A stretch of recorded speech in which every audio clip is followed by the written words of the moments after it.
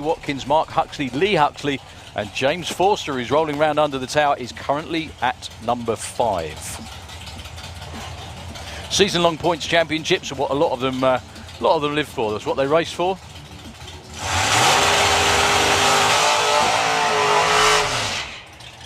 And it really does show who is the best over a full championship season.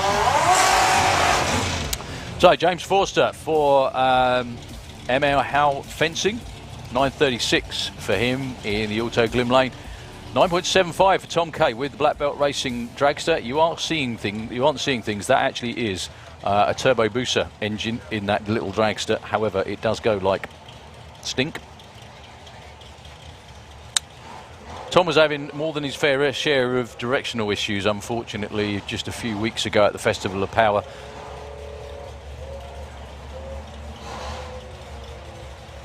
Let's see if he gets a nice straight run in this time. Again, the name of the game in Pro ET is run as close to that dial-in as you see without going too quick. Yeah, Tom's car's still having a bit of a wiggle, but that's a little bit more like it. James goes 9:35 with a 1, breaks out by just about 100th. Tom Kay 9:94. That is a lot more like it for the Kay family. Nice straight strong run all the way. Great to see him back. Mr. Keith Herbert with the Mr. Furious Sport Fury in the Auto Glim Lane, 9:58. I remember when it was a massive struggle to get this car into the 9s, let alone the 9.5s. Taking on Lee Morris, Green with Envy, 10.40 for the Jag in the Kestrel Beer Lane. Top Fuel Bike, 90-minute warning, please. Top Fuel Bike, 90-minute warning. Nice, we're giving out warnings already.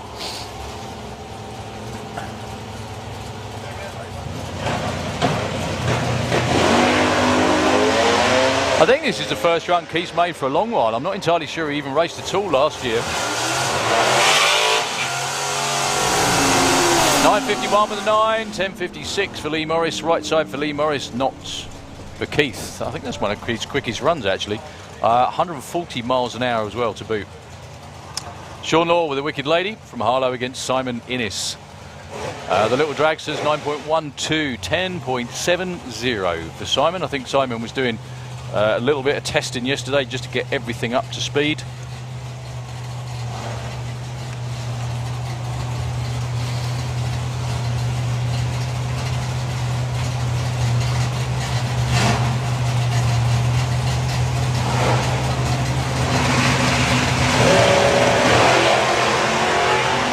Both pretty good on the tree. As you would expect, Sean Law is out in front. Oh, 9:11 with a 3 for Sean Law. And Simon Innes breaks out as well with a 10:68. Bit of a surprise, actually, because obviously it's a warm morning. I don't need to tell you that. You're sat out there in it. Normally that means things slow down a little bit. Not so far. John Turner with the Greenfish, 10:20 for him. Bob Moldham from Leeds with the White Noise, 9:61. Bob also runs in Super Gas as well. In Pro ET, he runs it all the way through.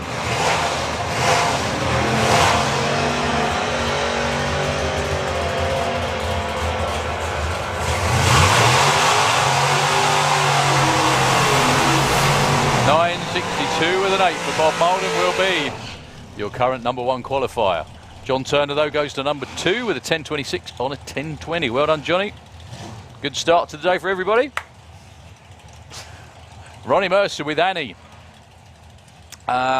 Unbelievably, 8.82 is the dial-in for that little, that little full pop in the Kestrel Beer Lane. Runs 880s. Quite exceptional stuff. He actually, just a couple of weeks ago, I think, at the Festival of Power, he was dialing 11.2. That's what a difference sorting the combination out and some nitrous oxide will do for you. Against Jeff Cowley from Evesham with a Nova in the Auto Glim Lane. 9:35 for Jeff.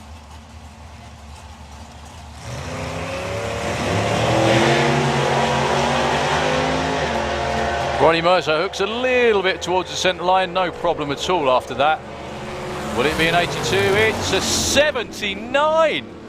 150 miles an hour. I think that's Ronnie Mercer's quickest ever run. Well done. It is a breakout, but I don't think he's really going to give a monkeys when they go up there to get him. 9.52 though for Jeff Cowley, the right side of the number, and the number 4 spot for the moment. There's lots of breakouts going on here.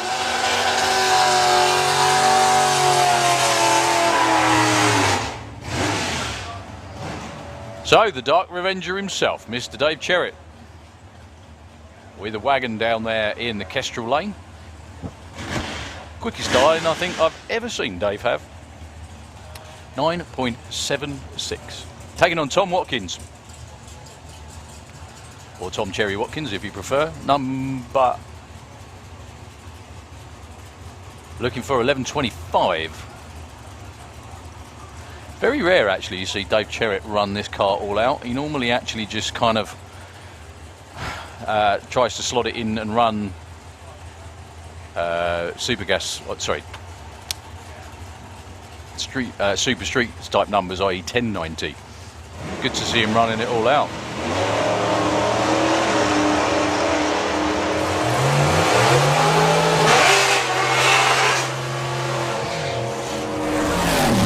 Dave goes 971, 500's too quick, 11.26 over Tom Watkins on a 25. That will be your new number 1 qualifier at the moment. So the Huxley family with Brian at the wheel in the dark, back in control of the dark horse instead of his lad's Toyota. That's Brian in the Kestrel lane, 9.49, going up against your points leader in Pro ET, 9.82. Another one of these little bike engine dragsters. I think there's 3 of them in the class now. Will Clark. Will Clark really didn't do that great in qualifying a few weeks ago at the Festival of Power. However, come race day, he was deadly. That's all that matters.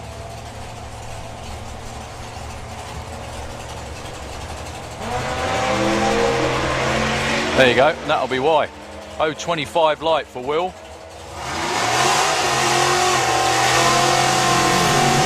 Ryan goes 9.61. Will goes 9.87. That'll be number 3 for Will Clark. Number 5 for Brian Huxley. Another member of the Watkins family, that is Amy down there in the That a Bird Pontiac. Currently Amy's near the top. She's actually number 2 in points in Pro ET. Taking on Al Schofield. It's so good to have Al here racing with us. I think Al might even be double entered. He's in Pro ET and he's in Super Comp this weekend with the Black and Luminous dragster down there in the Autoglim lane. This is only Al's second ever competitive event with this car.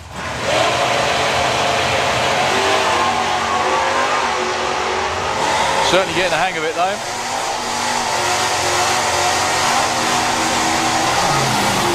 $8.91 for Al Schofield, $9.50 for Amy. Both of them break out by about 500s. Al Medley with the Olds timer from Scunthorpe. 10.72. Taking on Ollie, James Oliver, with a much more normal dialing, I would say, for now. 9.18 on the back of the beautiful Pontiac. If you like wheels up door slammers, check out the car in the Kestrel Beer Lane. It flies past the Christmas tree. Can we have Outlaw Anglia into the lanes, please? Outlaw Anglia for Q1, please.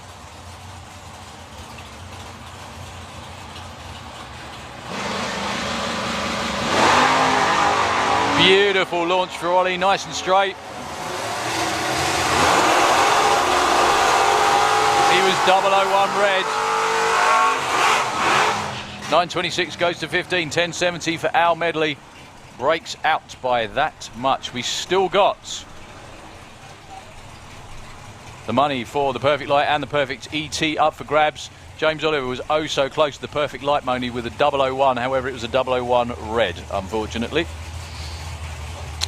So Brett Featherstone with Nova Scotia.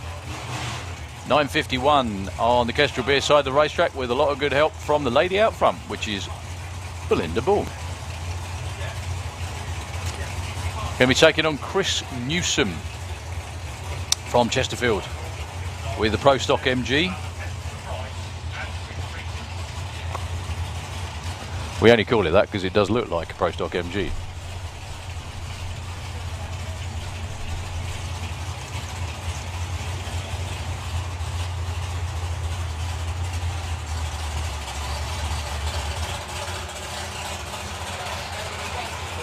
Well, actually, what they thought they could just clean up a little bit with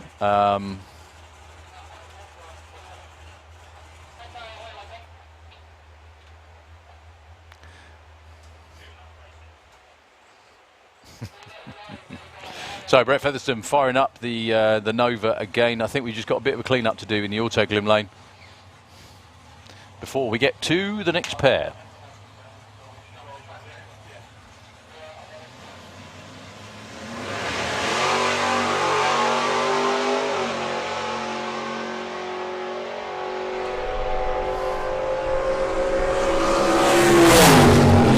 .950 with a 6. About 700ths of a second too quick. Should we have stuck with the 951? What do you think? Anyway, we'll never know. So, a little bit of clean up in the auto glim lane for now. Qualifying positions in Pro ET after 19 cars. Tom Watkins is number 1 with 11.26 with a 5 on 11.25. Bob Bolden 2. 962.8 on a 961. Will Clark's number 3, John Turner 4, and James Oliver is currently number 5. We've still got about 7 or 8 cars to go, or I think there's about 28 entered in Pro ET, something like that this weekend. So we will run them as a 32-car ladder or a 32-car field. While the track crew are out there just doing, it won't take very long, bit of a sweep. After Pro ET, we've got quickest of all our bracket classes, Super Pro, ready to go. There's a few more pairs to go in Pro ET before we get there, though. So, going to be back to the radio station for a few moments. Hopefully, yeah, that is a little bit more of a clean-up than just a bit of the Billis and the mops, unfortunately. So, Nitro FM, if you wouldn't mind, just for a few moments, and I'll give you a heads up when we're back to racing.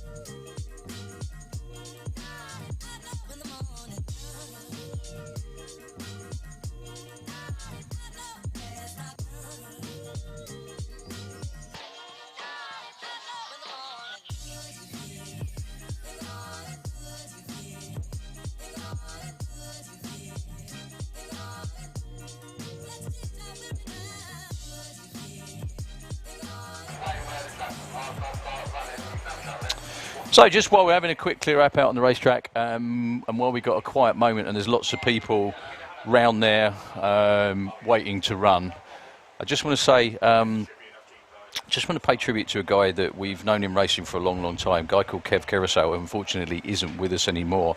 There are so many people that he's actually helped out. Kev was quite a private person. Jeff and Belinda have known him for about the last 15 years. His main race car and hot rodding business was RCCS. You may have seen that name on many cars in the Watford area. He built hot rods, all kinds of different things. He built Tony Rose's 34 Ford, Paul Letchford's 68 Camaro. Martin Jones is another small fortune just coming up in Super Pro. Kev's own 27T Roadster that was driven by Paul Letchford. And he did so many other things. He also did a lot of transmissions for a lot of the cars as well and helped many people. Morris Boys, John Giles, John Morton, Simon Goff, Brett Featherstone, Jed Guy, Nigel Hale, Mark Todd. You know, it's just very unfortunate that Kev isn't around with us. So just want to say to Kev's family and everything, we're very sorry for your loss, and obviously also all the racers waiting around there over the years that Kevin actually helped out.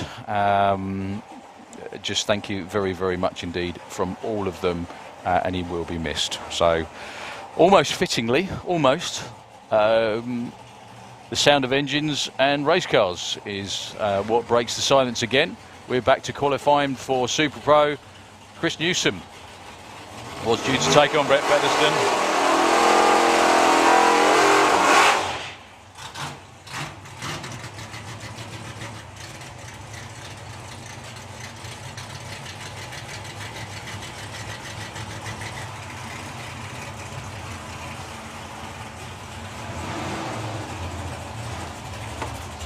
So, Chris Newsom, dials 9.52.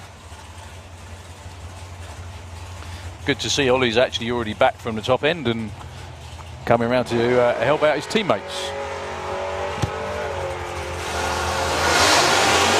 So, Chris Newsom dials a 9.52. Goes 9.33, 0.2 of a second quick.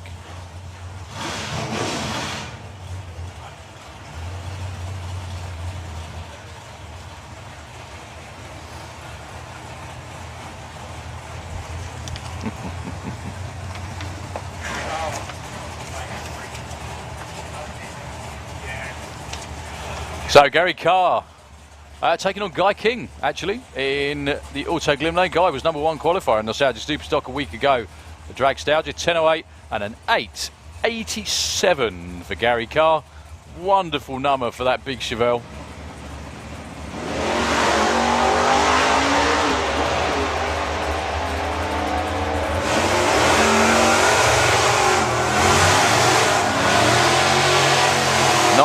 A bit off actually this morning for Gary Carr. 10.14 on an 08 for Guy King. Goes into number 4, 11 at the moment for Gary Carr. So Ian Brown with one of the original, I think the original, That To Do Camaro. Lad Harrison helping him out in the Auto Glimlane 10.83 against the package himself, Mr. Simon Goff. Kind of ably assisted by Mike Lacey. Definitely assisted by Jeff Ball. Just get him, Michael. 8.86 for Si.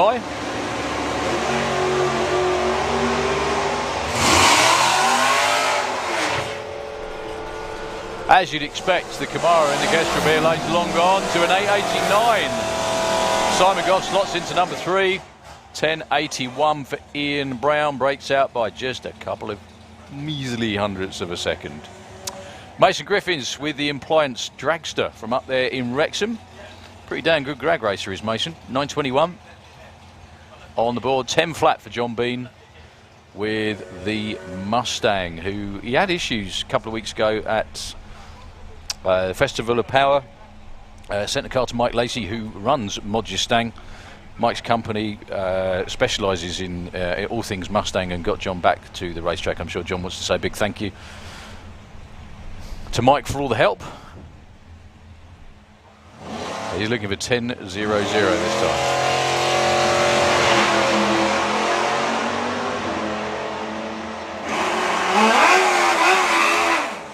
Well, again, as expected, Mason is way out there in front. The 920 breaks out by only 4 thousandths. 10.009. John Bean goes to your number 1 qualifying position. Well done, John. Congratulations, John Bean. That's the way to come back, isn't it?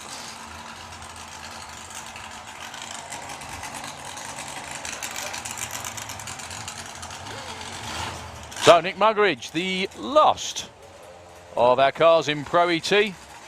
Car very similar looking, actually, because it's a junior comp car, to his little brother's junior dragster.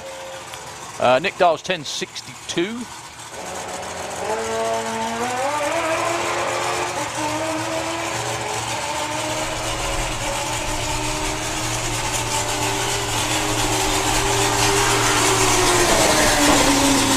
.11.66. I think a couple of hops and skips off the start line didn't really help that. He's number 14, number 1 qualifier at the end of that session.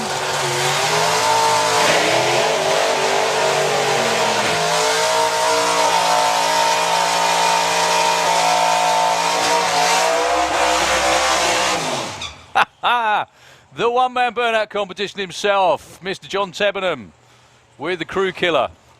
John sent me a very nice note up here, although now I can't read it because I can't see a damn thing. Johnny,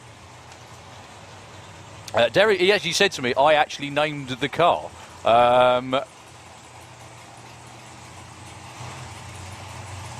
Which is very nice. I also named it Crew Killer because he nearly runs all his damn crew over every time, as you just saw again.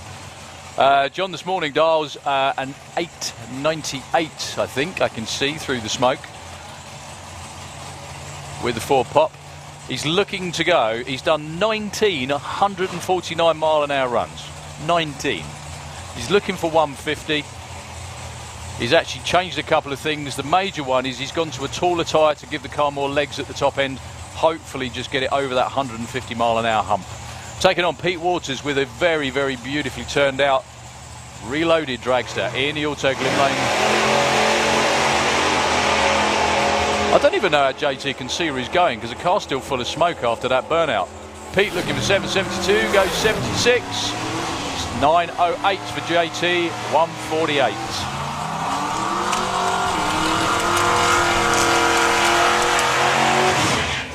VW Pro into the pairing lanes, please. Can we have VW Pro into the pairing lanes, please? A couple of door cars pairing up this time round. And we're live on the internet. Everybody at home, very good morning. Hope you're enjoying yourselves. Yes, it is a beautiful race weekend here at Sandsport Raceway in the UK. We're very happy to have you back with us. Bob Doyle, Brian Pateman. Bob Doyle does 8.68 in the Kestrel Beer Lane. 8.78 for Brian Pateman.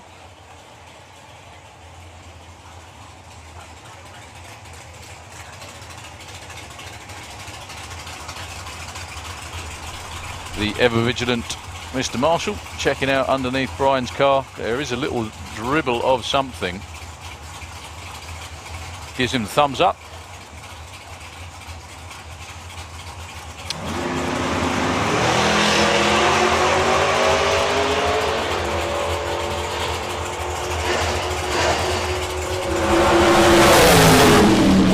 '83 and 72. Bob Doyle, 400ths off, goes to number 2.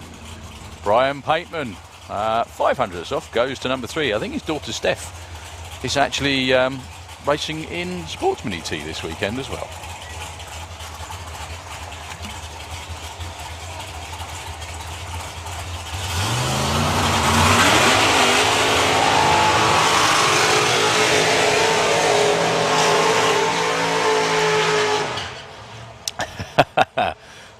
Two cars now doing what Ford never intended them to, frankly. Huge smoky burnouts on a drag strip. But we're very glad that they do. Tom Atkinson, Team Time is Money, Kestrel Lane. Taking on Mr. Unfortunately Not Quite a 7. Ron Bartlett. He did actually have a 7 come up on the board yesterday, but unfortunately that was due to some kind of timing error on the start line. The 60-foot was just that little bit too quick. Well, more than a bit too quick, which resulted in the ET on the board. This morning he dials an 8.28. However, if he does run a 7, He'll be very, very happy indeed. Let's have a quick look at the points, because I'm pretty sure he is number one in points from Bartlett with that little Anglia, would you believe, against all the dragsters, all the other Altereds and everything else as well. Number one in points in the UK Super Pro Championship. Scott Houser's number 2, and the man in the other lane, actually, well, the team, they're number 3. Still a long way to go in the season. Can we have John Debenham's crew to collect him from the shutdown area, please? John Debenham's crew, if you can hear this. John Debenham's crew, if you could collect him from the shutdown area, please. Let's see what Ron's got today. Oh, 8.27 on a 1. 8.89 on an 88 for Tom Atkinson will be your new number 1 qualifier. Again, if you didn't hear that, John Debenham's crew.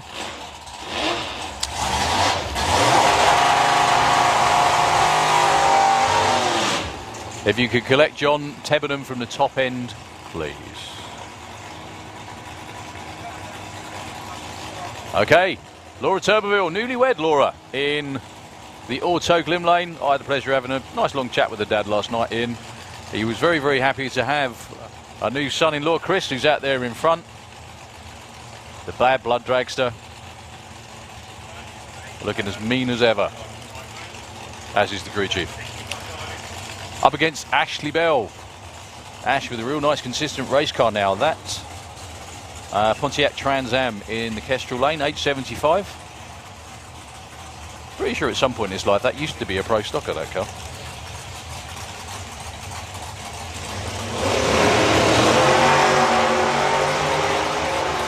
Laura with the monotail dragster is looking, or monostrut dragster is looking for a 7.88.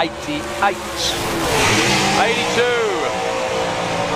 Ashley Bell goes way too quick as well. 8.63 on a 75. My goodness me.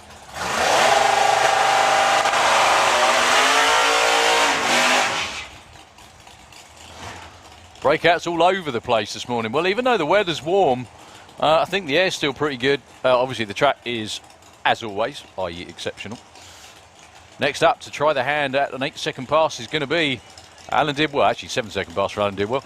Mark Turner, though, with the Supra, is immaculate as it's ever been in the Kestrel Beer Lane. Now, Mark tried to get the car down into the H with normally aspirated, i.e. with no extra help, no nitrous or anything else as well. And he ran a best of 9.19, so he had to. He ended up dropping from Super Pro into Pro ET at the last event. What they've done for this one, they've put the nitrous kit on, and hopefully that's what's going to be the difference and get them down into the 8s. 8.80 is his darling. If he runs that or quicker, it will be a new personal best. Actually, anything beginning with an 8 will be a personal best for Mark. 7.61 for Alan Dibwell with the immaculately turned out car from Widge Beach.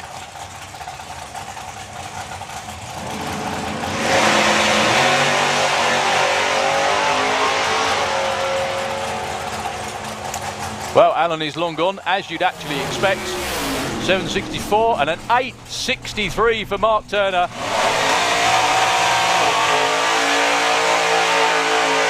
Alan Dibwell goes to number 2 with the 300th second off. However, Mark Turner lops over half a second off of his personal best with that one. 153 miles an hour as well. I just want to say a very good morning as we're in Super Pro to Chris and Becky. Probably watching at home. Hope you are. Hope you're all doing very well, both doing very well, and we hope to see you back sometime very, very soon. Plus, Chris, please come back. Talking about Super Pro ain't the same without you, mate. Phil Topping, Daniel Giles. Phil with the supercharged topless Corvette in the Kestrel Lane, 8.79. Taking on Daniel Giles, who was out in testing yesterday. I think he won pretty close to that number up there, 7.32. Well done to Mark Turner's team. Half a second off your PB. That'll do. So 7.32 for Daniel Giles.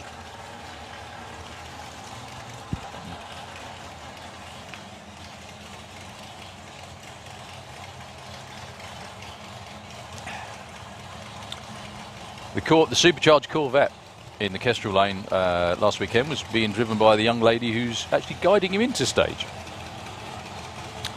That's Georgina after a few runs.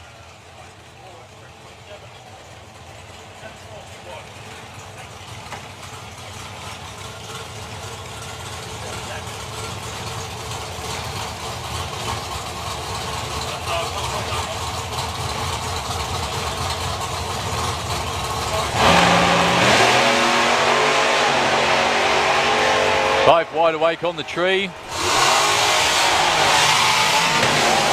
Oh, Daniel number 1.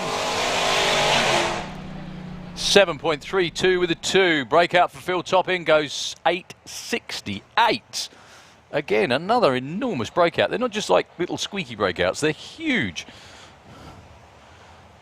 But Daniel Giles, your new number 1 qualifier in Super Pro.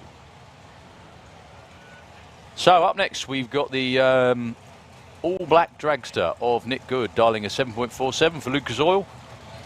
Nick's actually driving one of his own cars again, which is nice. Up against Callum Swingchat. Callum from Kingsbury with the Topolino. Now, last weekend seems like a lifetime ago. A partially amusing story was last Sunday. Callum was racing in the Wild Bunch, and he had to leave early to make sure he got home because he only lived 3 miles from Wembley. Good thing is, though, he came back this week. So the altered in the Kestrel lane, 8.83.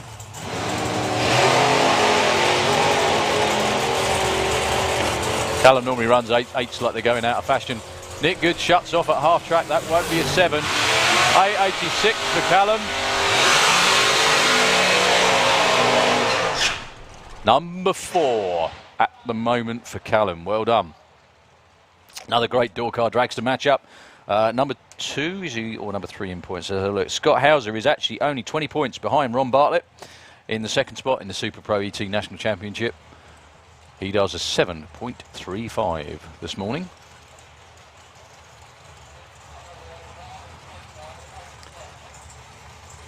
Taking on Billy Gain with the victor in the Auto Glim lane, 8.40 for Bill.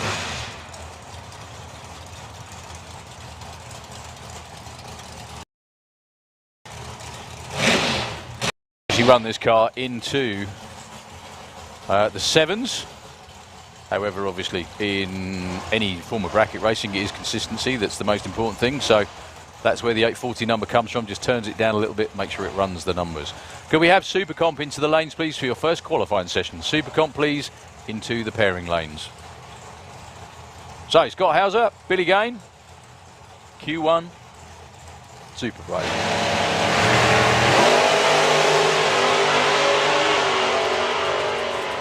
Scott goes red on the tree.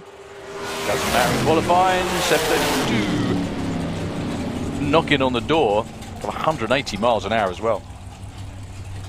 Billy Gain into the number 3 spot. 8.42 on an 8.40.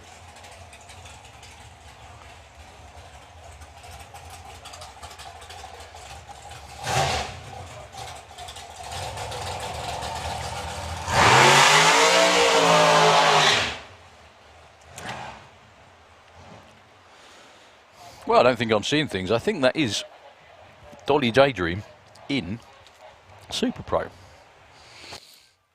That's Leah Kellett, who is actually has been national champ in Super Comp. The car always goes, or always has the capability of going way quicker than 8.90. And I guess throttle stop racing's fun.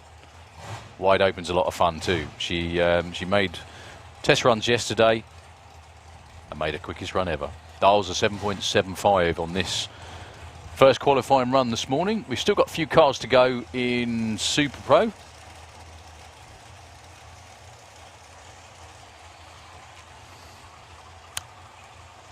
Current number 1 is Daniel Giles.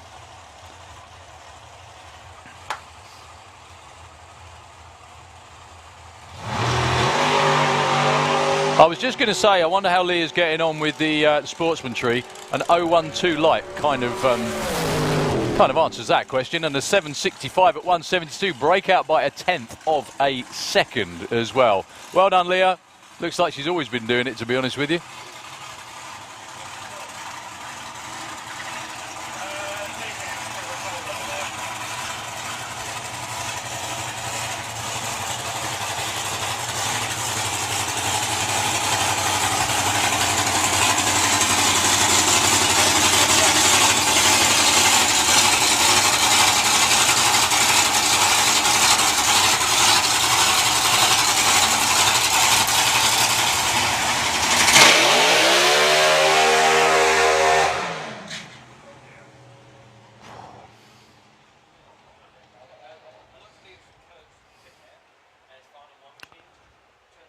Well, one very, very, very big burnout, and unfortunately a pop of it at the end of it as well. Just probably very, very high revving burnout as well. That was quite a bit of RPM going on there.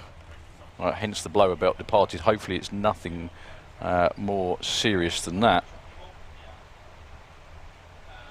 That's actually due to be Saskia Gell in the supercharged drag. So the car's been around in racing for a little while, but yeah, unfortunately a fantastic burnout for Saskia, unfortunately that ended with a pop. I think that is the last car for Super Pro for this qualifying session. So it will be Daniel Giles, number 1, 732 with a 2 on a 732. Tom Atkinson, number 2. Billy going 3. Alan Didwell 4. Callum Swinchat is number 5. Well, commiserations to everybody down there on the team. Sorry, Saskia. I hope everything's fixable anyway. It was a storming burnout. Maybe just slightly too storming. Nice to see Steve Ashdown watching as well. Just give him some encouragement, mate. Just give him a round. Go on, give him a cheer while you're doing it, you know. But yeah, commiserations to Saskia. That was a really, really strong burnout. I said just possibly slightly too strong. Hopefully it's nothing major anyway, and it was only the blower belt that let go.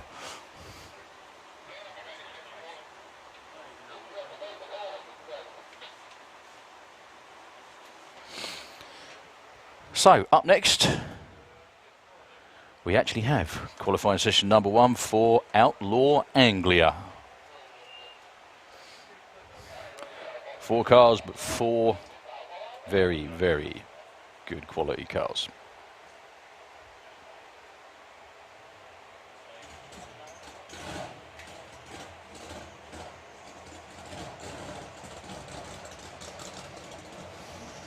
Once again, Callum, out there, thank you very much for sending me that photograph, sir. Perfectly timed shot, unfortunately, of the blower belt exiting off of Saskia's car that time round. So, Outlaw Anglia, clue 1. Underneath the tower, we have the Banshee of Mick Taylor.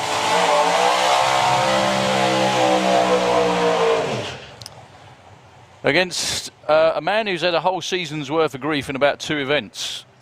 Up next, Ben Kennedy with the relentless Ford pop.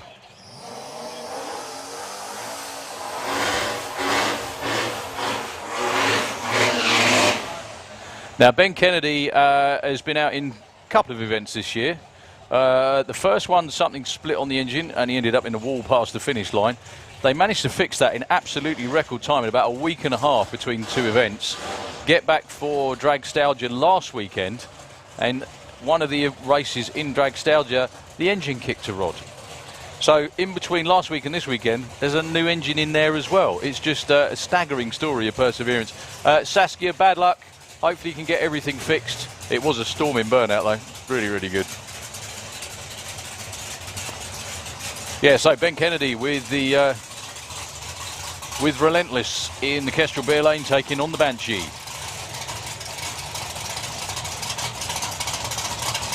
Of Mick Taylor. Mick Taylor normally good for at least low 8s, occasionally high 9s.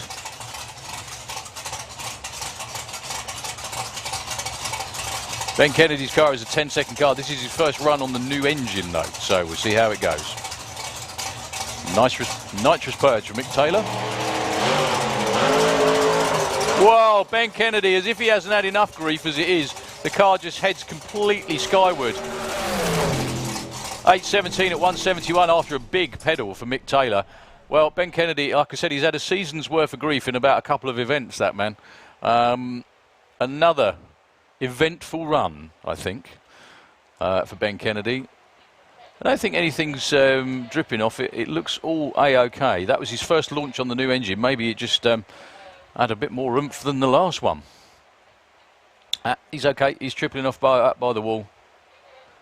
So well done to the whole Relentless team on getting him back again. And again. And you've got a bit more straightening out to do. I mean, that boy, dearie me.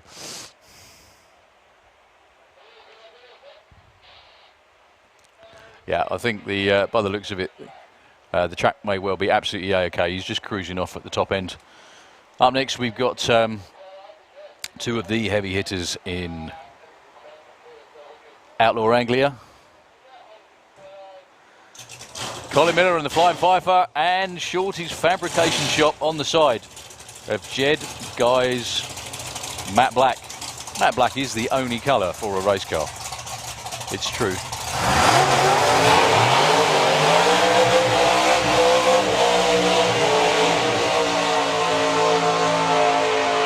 And that, kids, is how clouds are made. I must admit, I thought Jed's was good till Colin went by. I'm still going. So both of these two have been at the business end of the 7-second bracket. Colin Miller, towards the end of last year, went 7.04. Unfortunately, he snapped the camshaft on that run just before the finish line. Slowed the car to 7.04. So he knows there's a 6-second run in the offing if they can get it to hook up. Jed Guy, on the other hand, last weekend at Dragstalgia, got a lot of runs in. One of them was outstanding. The car left the line like a bandit. No shake, no problems. All the way through the top end, he went 7.01, 190 miles an hour.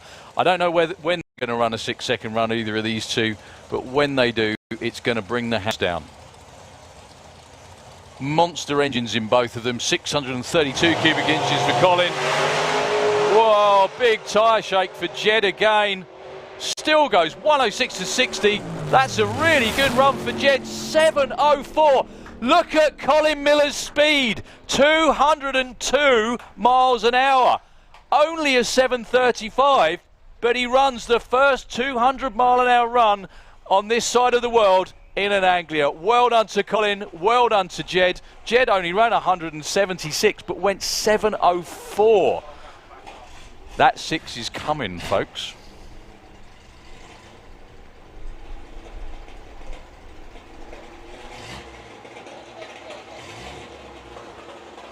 We're just checking the speed, actually, for Colin Miller, for the simple reason that he's put on an awful lot of speed in the last half of the racetrack. He was only going 141 to Jed's 156 at the 8th mile.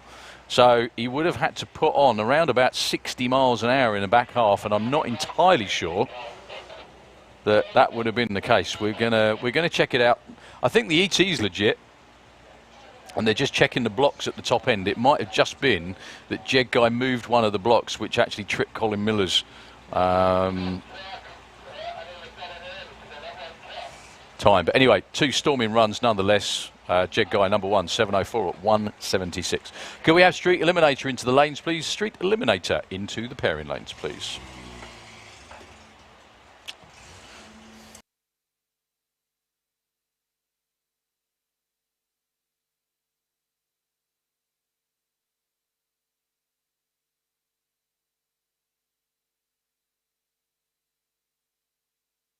Yeah, confirmed by the timing crew. He actually knocked the sponge over. Unfortunately, that wasn't a 200 mile an hour run for Colin Miller, although it was pretty spectacular nonetheless. Would have been nice. Rob Creswell, Morgan Wilson, we're on with VW Sportsman. Dial your own bracket class. Morgan with the misdemeanor in the Auto Glim Lane 1740. Rob Creswell with the 13. 14.60.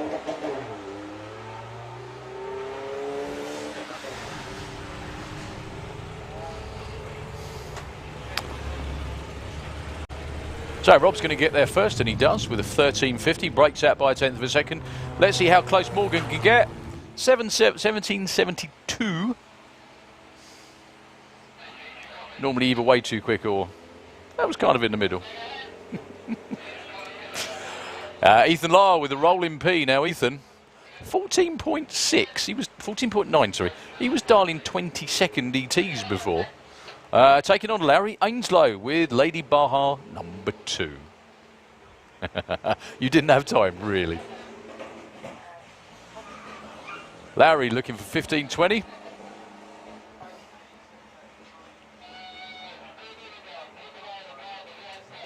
In the meantime, Ethan is long gone. I'm not entirely sure that's going to be a 14-second run for Ethan. I don't think it is. I think he's going to be closer to his normal 20-second dialing. There we go. 18.88, 69 miles an hour. Trouble for Lowry. That won't be a 15-second run. It'll be at least 15 seconds. Well, let's get us a number on the board. Still got a couple more goes chasing. It never stops, does it? No.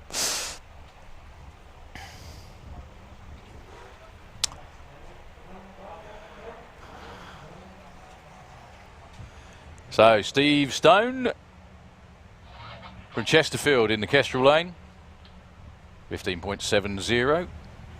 And Steve Metcalf, 14.90 with the Imposter Audi TT.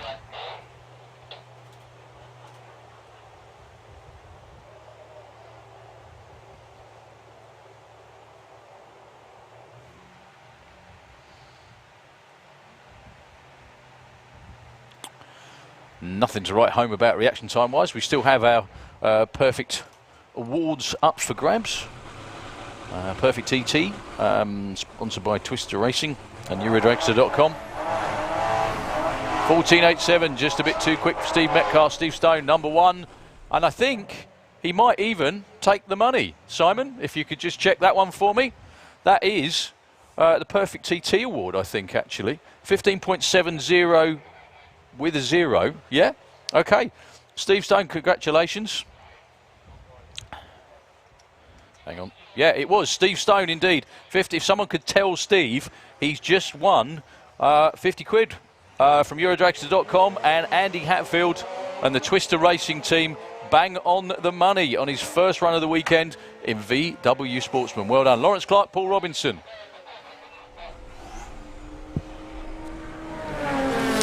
$13.31, just a nip too quick. And Paul Robinson, 14.16. So, again, if you can hear me out there, Steve Stone, Eurodragster.com, and Twister Race Team, perfect ET. That was the one. Lawrence Clark with... I beg your pardon, sorry. Wrong pair, just waiting for him to clear the top end. Gareth Bates and Bruce Harvey. Gareth with the Beetle in the Kestrel lane, 15.30, and Bruce Harvey, 14.12. Now, anyone that knows anything about the events here knows what these guys are going to be doing over the next week. They're going to do nothing. They're not going to go anywhere, probably not going to go home. They're just going to camp out for the week, enjoy the sunshine, and kick around and enjoy some racing this weekend. And then, next weekend is Bub Jam. 14.74, Bruce Harvey goes to number 4. Gareth Bates, number 3, with a 15.68.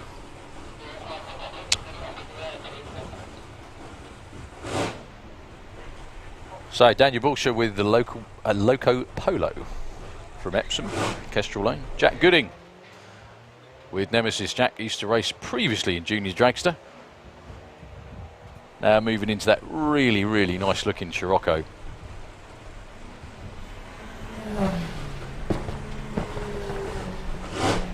$16.26, too quick for Jack, and too quick in the other lane as well. 14.04.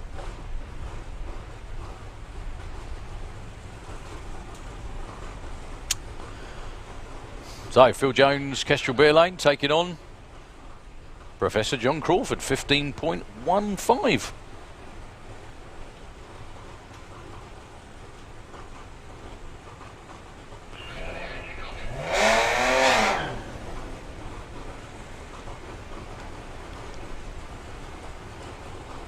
So in VW Sportsman at the moment, your points leader is Rob Creswell, Ethan Lyle, Jack Gooding. John Crawford is number 4. He still wears the number 1 on the car. I think that was from a couple of years ago, to be honest, but he's still very entitled to wear it.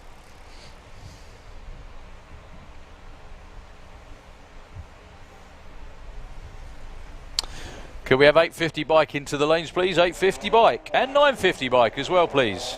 Into the lanes, thank you.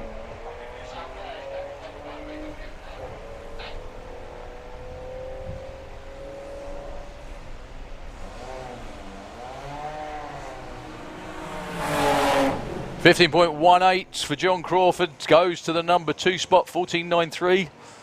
That will be number 3. So Simon Clare in the Black Pearl from Waterlooville in the Kestrel Lane, 13.95 against the one and only Polly. You know what I mean if you ever met Polly. 16.41 in the Autoglim Lane for Polly.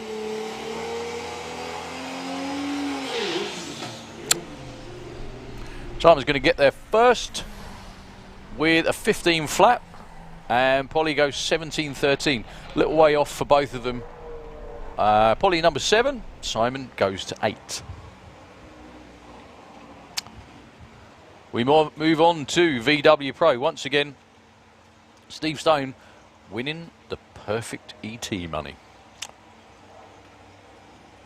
in VW Sportsman. So Paul Jackson with the little pirate. A VW Pro, obviously, as you can see, the elapsed times drop. Their dial-ins are much quicker. Paul Jackson, 10.45 is the number he's looking for in the Kestrel Lane. 11 flat for James Gould, sorry.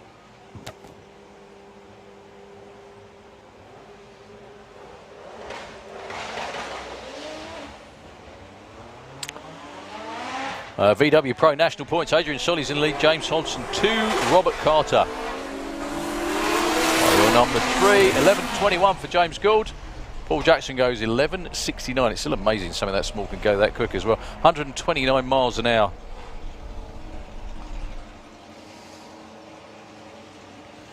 So the misfit on the Kestrel side of the racetrack for Graham Fairhead. Taking on John Brewster. 12.99 for John, 11.10 for Graham.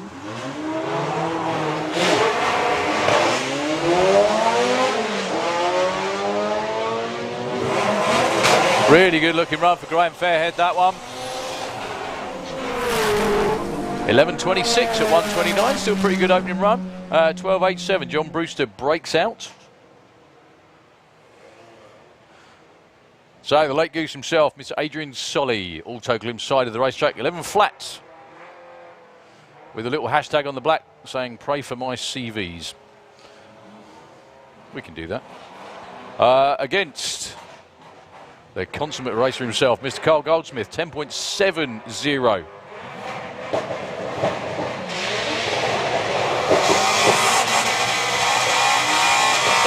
Well, Carl absolutely...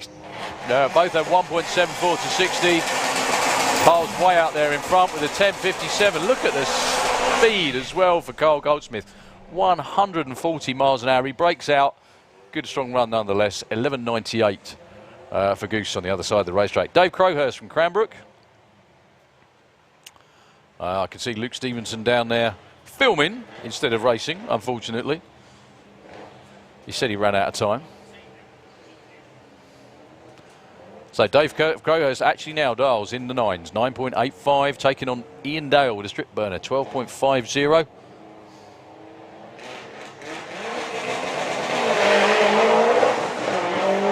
Well, Dave Crowhurst got just over towards the tree, but reined it in really nicely.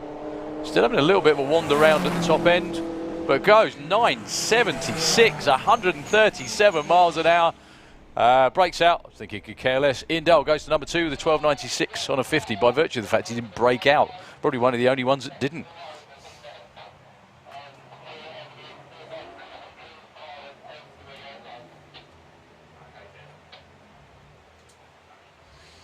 So James Rhodes and man himself, Mr. James Hodson. Good to see him back. 10.19. That Golf in the Auto Glim Lane. If you look at the mile an hour that those cars run, it's just incredible. Just getting them off the line, being front wheel drive is the issue a lot of the time. But once they pick up and go,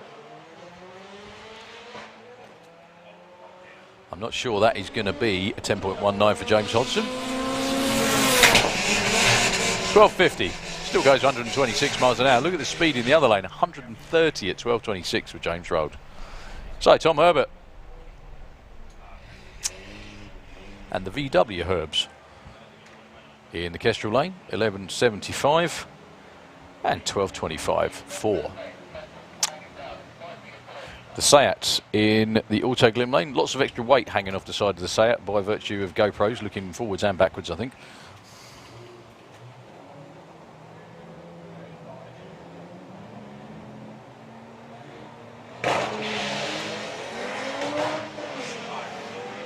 Couple of really good launches actually. It's a lot more like it. Tom Herbert will get there first, probably not by much though. 12.25, which was the number the guy in the other lane wanted.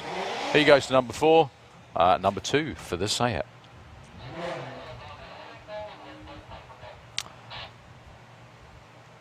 I do love that Audi estate. So unassuming.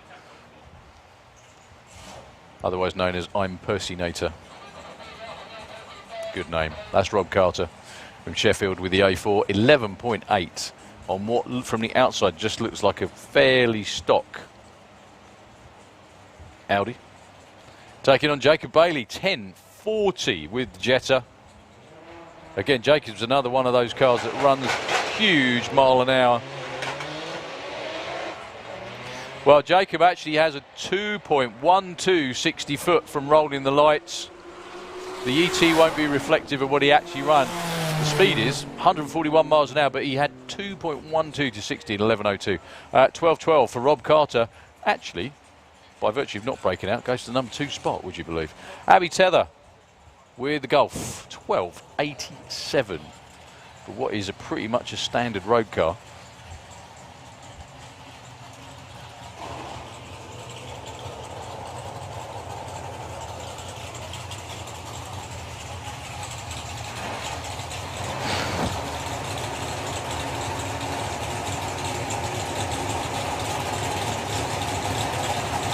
$12.93. Actually, Abby ends up as the number 1 qualifier. 600ths of a second off at the end of VW Pro. Abby Tether takes the number 1 spot. So we're on with Super Comp qualifying session number 1. Still got lots more to go. Still got loads more to go. So don't go anywhere.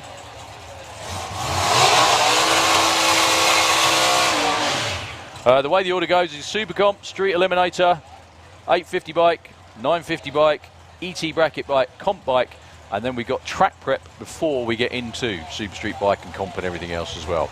Top fuel bike, 30-minute warning. Funny enough, now I've just said that. So, Paul Hudson with the pension pots.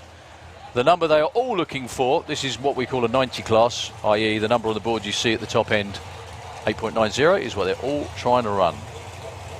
John Giles down there in the Blitzkrieg. Great to see John out here racing again.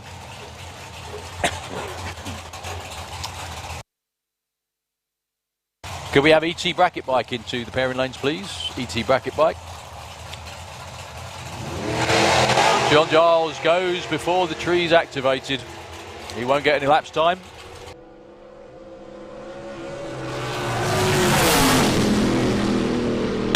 Paul Hudson does 9.32. Very, very big speed for a 9.32. 165. Again, 8.90 is the number they're looking for. So good to see the numbers picking back up in Super Comp again after a little while of, say, 2 or 3 cars. It was also almost a Hudson Trophy class for a while between Paul and Steve Hudson, who's down there with the intravenous Model T in the Kestrel lane. Steve seems to have not be racing Pro ET at all anymore. Taking on Paul Brown with the Barbecue Roadster. I'm glad he likes that name and he called it that. 1, 2, Breakouts. 876. That's a big one, actually. Paul Brown, 156. 884 for Steve Hudson. Yeah, the idea is not to go quicker than 890. That's not how you do it. Still looks good. Simon Fulton and Dave Fulton. Simon is in the Blitzkrieg Falcon. Kestrel Lane.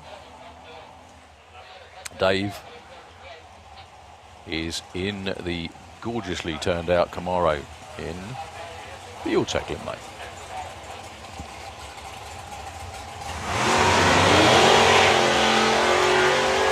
Problems with Simon. Dave's long gone to a 911. No, Ian was actually trying to send Simon back, but he toodles on through. Well, at least he won't break out. He will get an elapsed time as well, provided he gets there in the right amount of time. He's actually going to go to the number 3 spot with that, would you believe?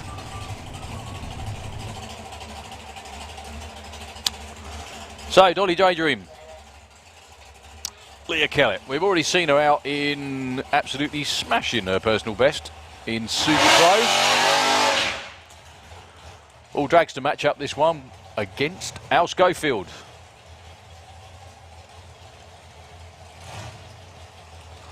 Got to be one big old throttle stop to get Leah to slow down from a 760. It's nice. What's nice to see about that is that it's nice to actually get to see what the potential of the cars are as well. However, those guys and that young lady is experts at keeping it around about the 890 number. Alan Schofield's car pretty much runs all out from one end to the other. Leah's, you will see, jump off the start line. It will fall silent, almost silent anyway. And it will just burble along for a little while. There you go. And now Leah's picks up again through the top end. That might be a bit too quick. Oh, 887, but an 891 for Alan Schofield. He's your number 1 qualifier at the end of this session. Welcome to drag racing, sir. Hope you like it. 148 miles an hour, just that little bit too quick for Leah that time round. Still goes 166 through the stripe. Okay, we're on to Top Speed Automotive Street Eliminator, I think, in just a moment.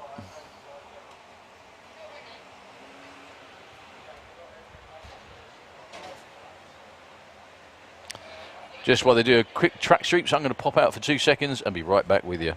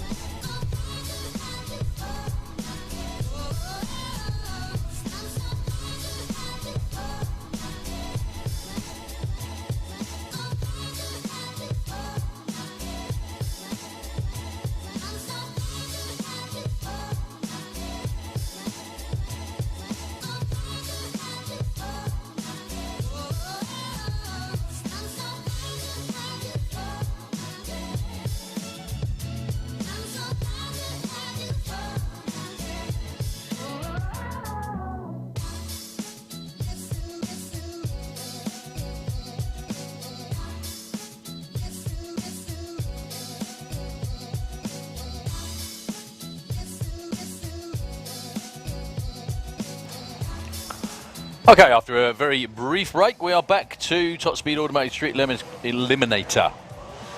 All these cars and the van and the pickup truck, before anyone says anything, are indeed fully road legal. They're going to be making a few qualifying runs today, then they're going to be out on their cruise this evening, which, as you can understand, might be a bit of a fraught affair, to be honest, because I don't need to tell you, it's a very, very warm weekend. Cruising around with huge horsepower door cars and trucks and pickup trucks in this weather is probably a bit of an effort to keep them cool, but we shall see anyway. Ashley Cooper in the Kestrel beer lane with massive turbo on the front of the transit van.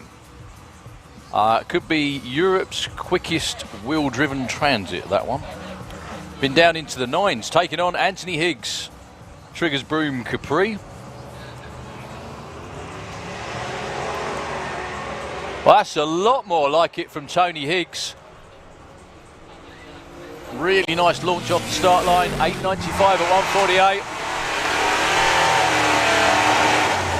Ash Cooper opens his account with a 9.98 at 1:43. I know we've got the guys from Transit Mania here this weekend with us, and my goodness me, there you go.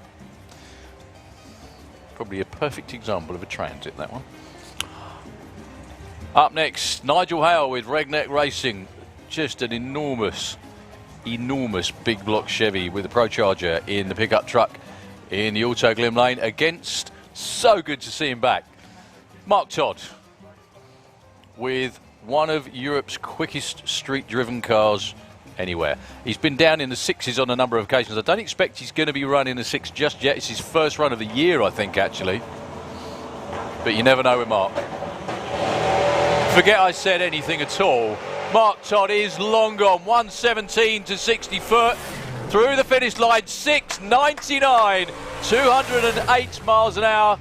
Mr. Bond, this is going to be fun this weekend. So much for a nice, easy run to open his account for Mark Todd. 10.72 at 1:29. That's a real good run for Nigel Hale in the other lane. 6-second, 200 miles an hour street cars. All you need to know, folks. We still haven't seen a side-by-side 6 at 200 from anyone in Street Eliminator. We've been close. Could this be the weekend? Elliot Day taking on Al McSweeney. I've been really looking forward to seeing Al McSweeney's revamped, rejigged and completely reworked Volvo in the Auto Glim lane. It's a great thing about drag racing. You just race what the hell you fancy most of the time. Up against Elliot Day in the coupe. His dad Dave. This is the car they actually built together at home. The really funny thing about this in the Kestrel beer lane is that the lad in there, he's not old enough to drive on the road, so his dad has to drive it on the cruise. Al McSweeney's bump through stage.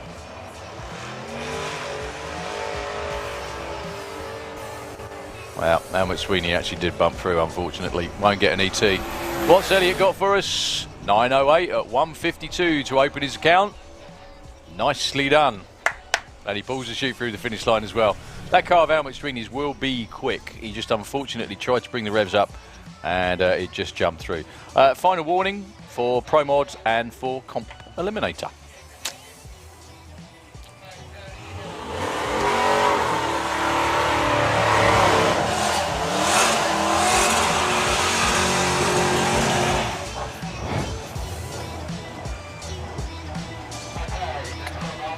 So Damien Halliwell with the Biscayne from up in Wigan. One of those postcodes on wheels. Really, really good looking car in the Auto Glim lane. Against possibly the smallest and quickest car. Sort of pounds per cubic inch, if you will. Rests all with Joe Stevens. Such a nice guy.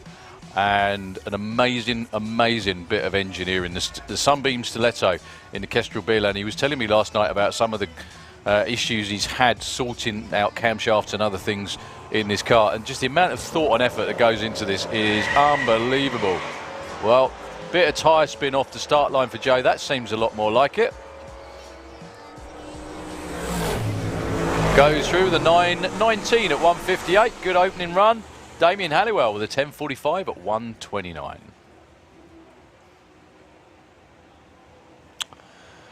Okay. Other 6-second 200-mile-an-hour street car coming up in the Auto Glim Lane. Andy Bond with the Ugly Sister. We've already seen Mark Todd run 6.99 off the track. That's Mark Todd's first run of the year, I think. And he runs a 6. Just outstanding. The man is something else. Probably celebrating being 50 last week. So Andy Bond with the Ugly Sister on a bye run, as Ian just reminds him.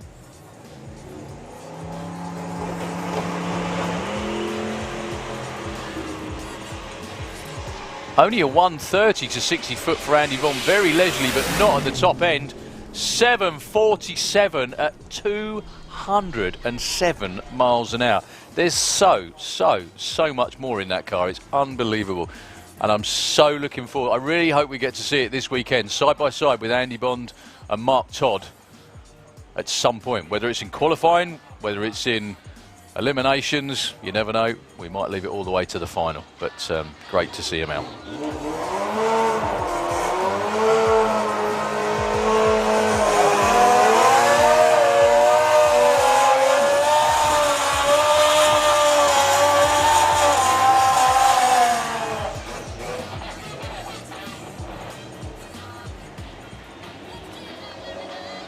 We're on to 850 bike. Patrick Rawnsley from Hebden Bridge in the Auto Glim Lane against Alan Morrison.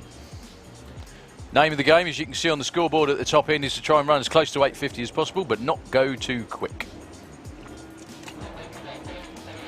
We do a lot of this in drag racing. However, there are plenty of heads-up classes as well. It's just a good idea to keep everybody level, keep the cost down, and the fun up.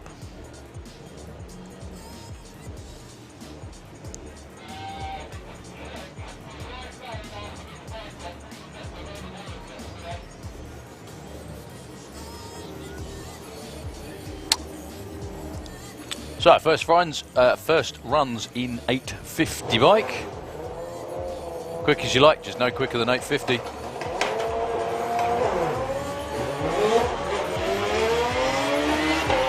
Alan Morrison long gone in Kestrel Beer Lane. To an 853, that's a good opening number. Patrick goes 895 at 162. Apart from the bobble on the start line, that would have been pretty much bang on as well. Look at that, first run off the trailer, right on the money.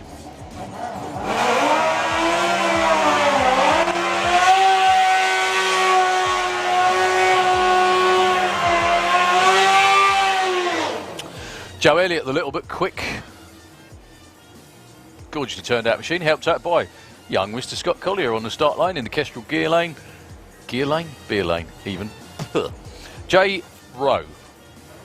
J. Rowe's another one of these that can run bang on the numbers. Can we have Comp Eliminator into the lanes, please? Comp, would you please join us? The Q1. 848 with a 5, just that bit too quick for J. Rowe. Joe Elliott, though, goes 858. He'll be number 2. I do apologise. I saw Scott. I didn't see Sky. Good morning, Sky. Half the Collier family helping out an 850 bike. So Jasmine Cordell. Did have a quick chat with Scott yesterday, and he said he was helping out a few riders this weekend. It's good to see him back. Taking on Chris Reed, Boyce, with the 2-2 in Kestrel Lane.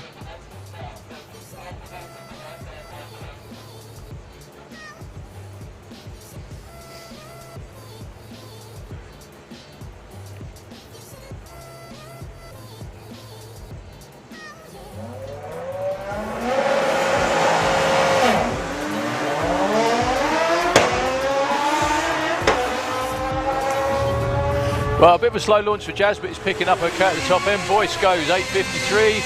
Jasmine 986 at 133. Boyce drops into the number 2 spot for now.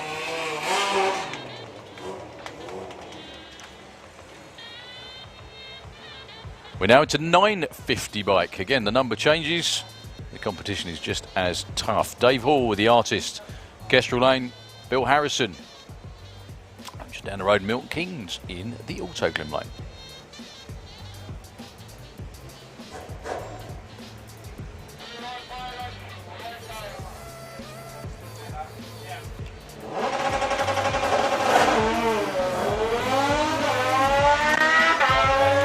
Yeah, Phil Harrison's run won't count because you're not actually allowed to, the crew aren't allowed to touch the rider once it's gone into stage, which he'd done. He goes 995, 993 for Dave Hall.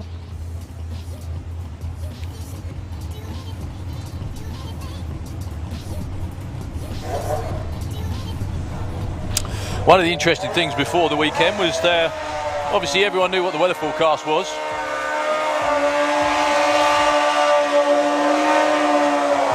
So everyone in the bike classes was sharing tips on how to stay cool in their leathers and how to get in and out of them without sticking to them, which was nice. Talcum powder, I think, was the most favoured answer. Craig Wright in the Auto Glim lane. I think I'm right in thinking Craig's actually in the lead in the championship. Taking on Bradley Head. All of these guys well capable of running bang on that 950 number.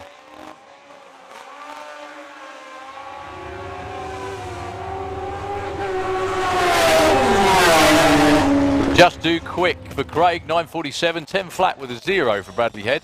Unfortunately, it's not a 10 flat class, it's a 950 class.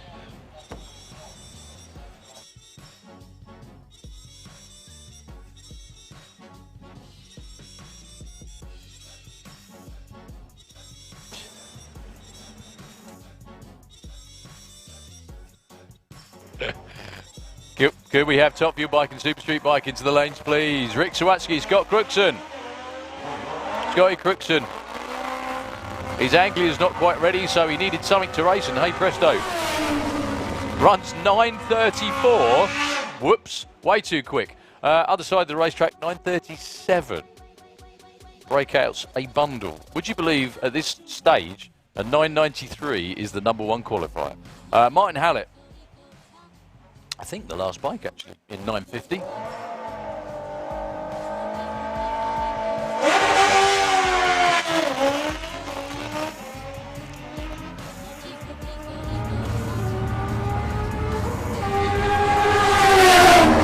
Hit the limiter almost every time, goes 960 with a 0. That actually takes him to the #1 spot for now. Right, just got a little bit of track work to do.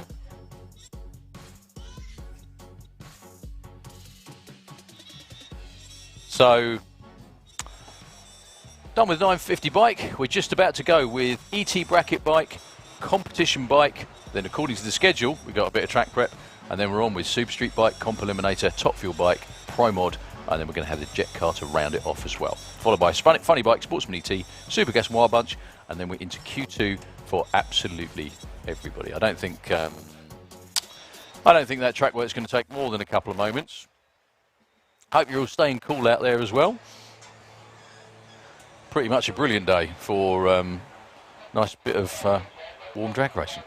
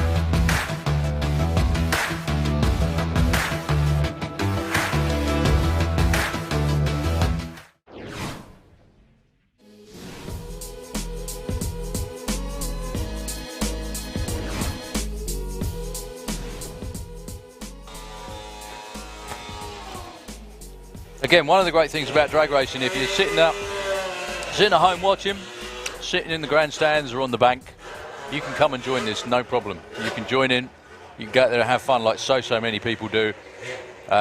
Whether you have a street bike, you have a street car, whatever you've got, you can get it out and we'll find a class for you, definitely. Gary Hester. This is a dial your own bike class, this one.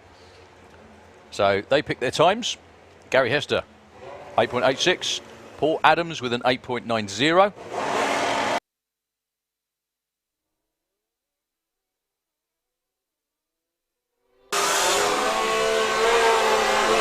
Paul Adams will get there first with an 8.97. Gary Hester goes 9.40, bit of a bobble off the line, didn't really help that time round. So Phil Pratt with Satan's Lady in the Auto Glim Lane, 8.88. That is that's a very, very quick dial in for Phil. Against a 9.85 for Matt Jones. Matt Jones might just have the perfect ET bracket bike, mainly because he can sit up and he can see it all around him.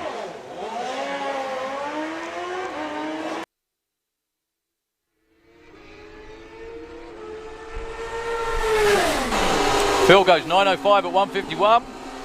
10.31 for Matt Jones on a 9.85, about half a second off. Apologise for the crunching, I've been given treats and they're very nice. So Justin Morton against the Hobo Gang without their trademark hoodies, obviously because it's a bit hot for that. 11.70, 9.30.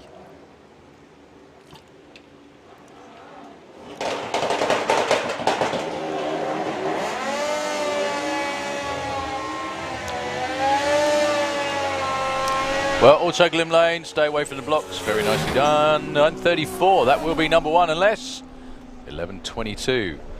009 reaction time as well for Justin Morton.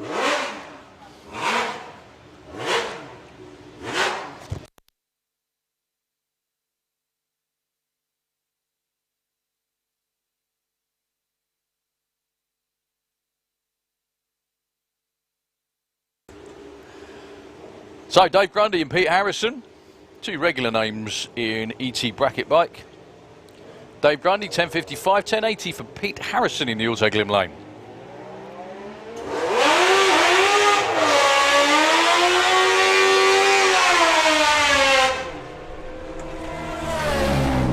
$10.67, 10.80. Pete Harrison goes to number one with a 10.80 with a 2.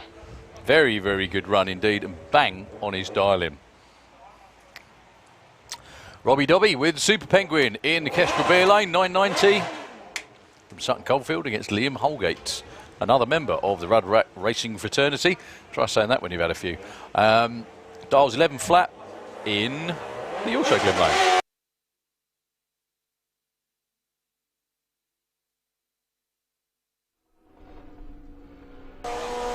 Well, both with issues, both sitting up on the bike. These won't be 9 or 11 second runs. Robbie Dobby goes 11.30.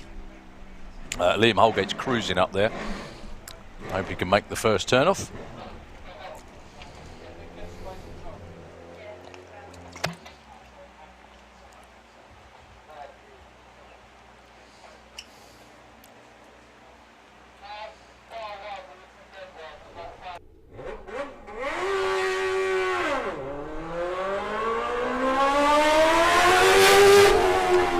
I think Liam, he's just trickled across the finish line. It's hard to see from here, obviously. Moving on to, even though it doesn't look too far to the first exit, I think he might make it actually.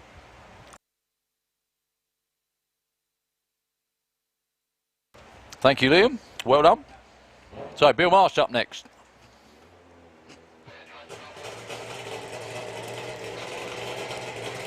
Should be against Jane Kay. Going to be a buy run. Jane's up coming.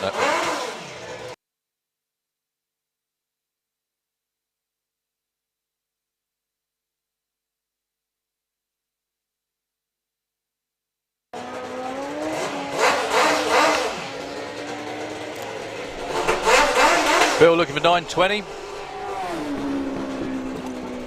9.60 with a 0. Still gets him the number 6 spot for now.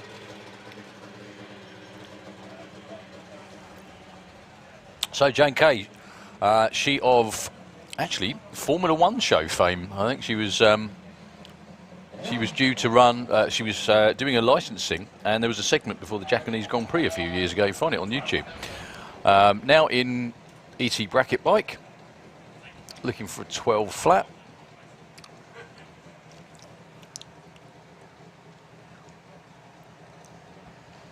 Also ran in Super Pro for a long while, both the Altered and the Funny Car too. Good to see Jane back in drag racing.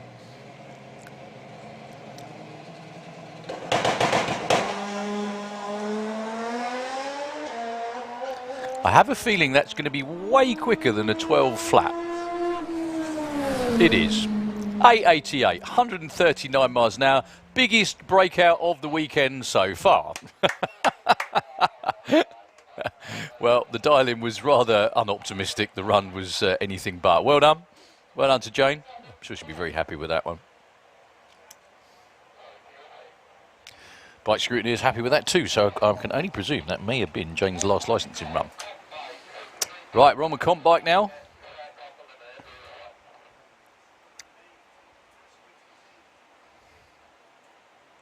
This is going to be fun.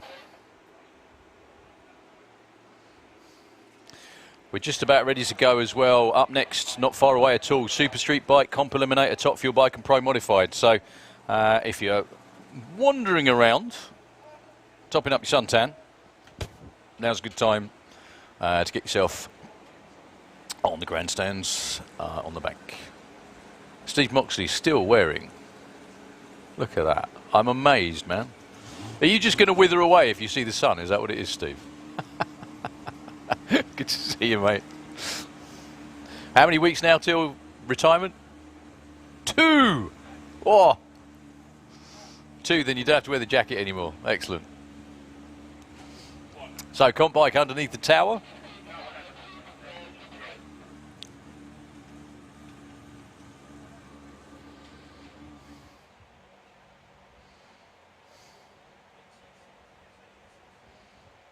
You have a little bit of cleaning to do in the Auto Glim lane.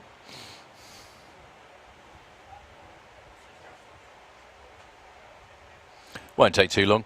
If you've never been before, first of all, obviously, as I say many times, what you've been doing yourself before now. But we can't race with any kind of fluid on the racetrack. That's why days like this are a gift from God, because we know 100% we ain't going to get any rain. So it's just if any other fluids are deposited, that's what has to be sorted out. It's not like we can just put some grease sweep down on it and they run over it, because the amount of horsepower in the cars and bikes that you've seen already and are about to see is way beyond the limits of just running over a bit of grease sweep. So that's why the track crew pays so much attention. I also want to say as well, a very big hello to every one of our Santa Pod Raceway track crew, all the way down from the start line crew. What always amazes me as well is I get up early in the morning, go for a wander. At 7 AM, they're actually, Paul, the guy that stands down here and does the pairing lanes, out this morning with the quad up the top end at 7 AM, brushing over everything, making sure it's all ready to go. They never ever stop working. So they're the reason the race events are on. Back to comp bike qualifying. Basically, anything goes. Bike class, this one. Chris Neary, Sean Mills. Chris Neary with the Hobo, member of the Hobo gang in the Kestrel Lane. Sean Mills, the big CC Outlaw. Now, I don't know if you can see this from the grandstands or on the banking, but Sean always points his bike over towards the wall at about 3:30. He's staged completely squiff, as my nan would have said. However, when the power kicks in, it drags the bike round into a nice straight line. Two very good runs indeed. Sean long gone, 7:46 at 1:95, 7:87 at 1:80 in the other lane. Two brilliant 7-second runs. Start the day. Good to see Paul Hambidge back in the Auto Glim lane. He's got a big old task against Louis Davis with the Wicked Wench. He won the Thunderball just a couple of weeks ago. Had all sorts of gremlins and problems and even a busted engine as well. That didn't stop him. Down in the 7 O's in the end. This bike absolutely goes like a rocket in the Kestrel Lane. Louis, part of a racing family, and he knows how to ride.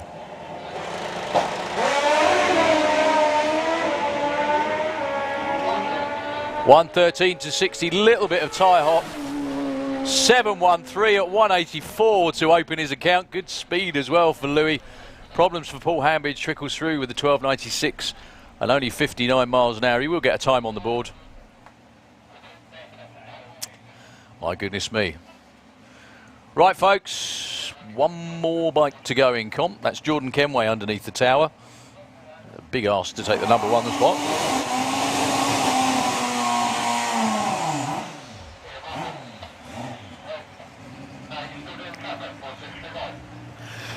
Right after this rolling round, we have Super Street Bike. If you like 200 mile an hour street type bikes, now's a good time.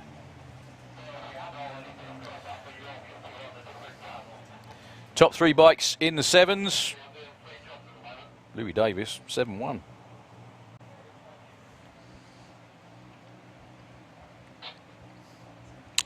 I'm not sure what Jordan Kenway's quickest elapsed time is. I think the bike is new to him for this year.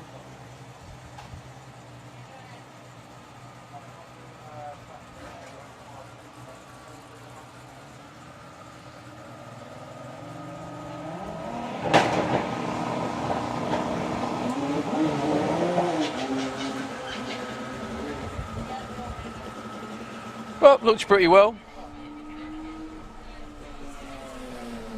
I think you're still getting used to it. Still goes 10.09 at 110 miles an hour. Louis Davis ends up #1 qualifier at the end of Q1 for comp bike. We move on with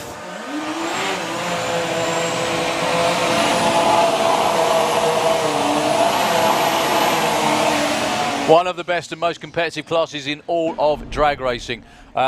Super Street Bike has just become a phenomenon in Europe. There are so many bikes from so many different countries that normally run the series. We are blessed to have loads of them in the UK.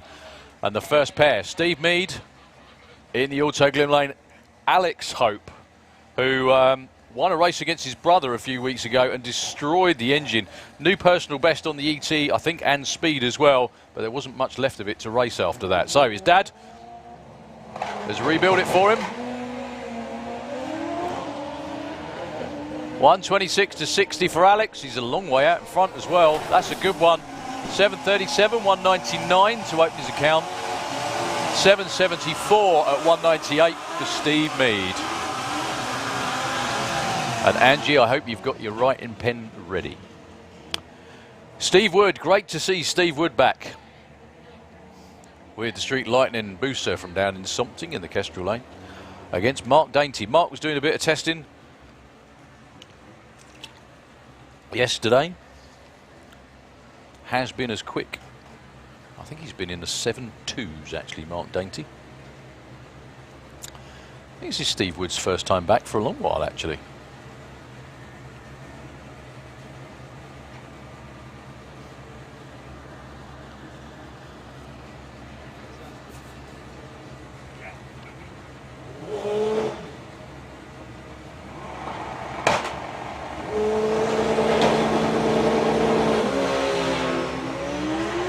$124 for 60 for Mark Dainty. This will be a good one. 7.17 for Mark Dainty. 197 miles an hour. One of his quickest runs ever. Fist bumps a go-go down here on the start line. Steve Wood trickles through with a 18.53, I beg your pardon.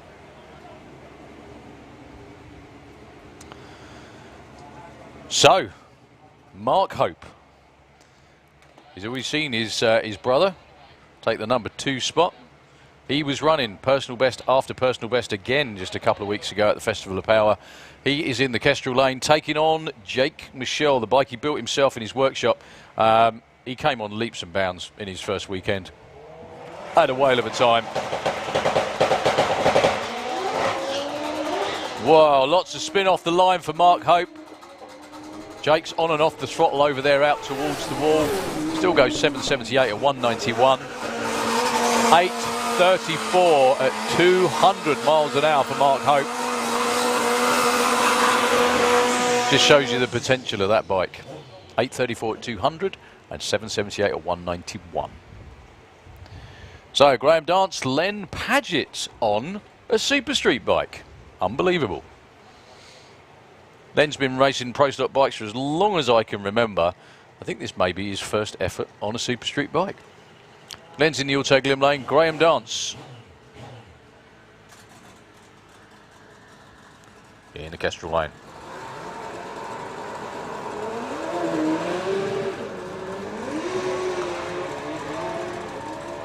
Well, Lenny actually kind of left before the tree ran. 8:41 at 177 for Graham Dance. And 9:61 at 146 for Len Padgett.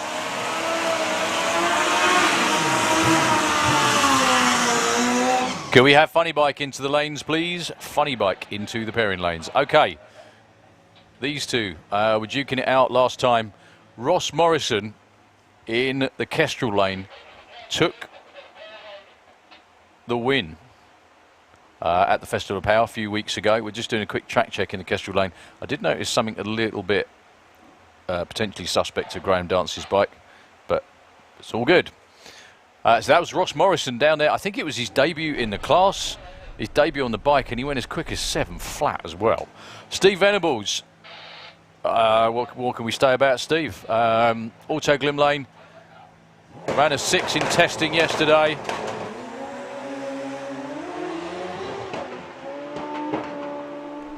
Well, this is all Steve Venables. What can he do? 7:11 at 202 miles an hour.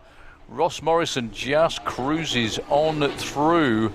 Steve will be number 1. 13:91 at 51 miles an hour. Ross Morrison won't really want that timing ticket.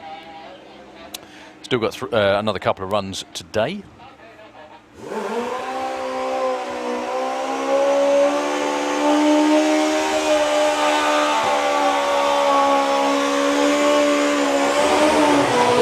Okay, Al Morrison Jr. Angie, I will try and say it loud and clear, I promise.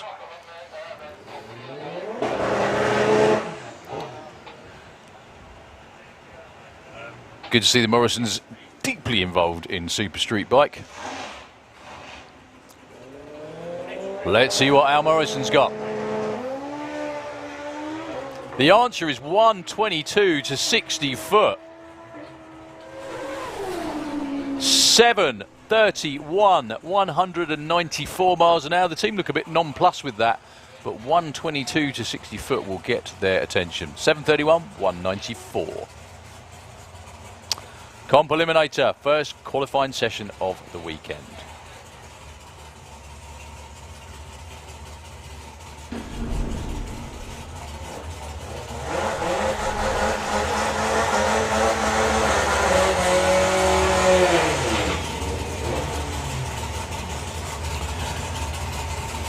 Kev Jenkins with the Fraudster in the Kestrel lane. This car, obviously, it is an Escort.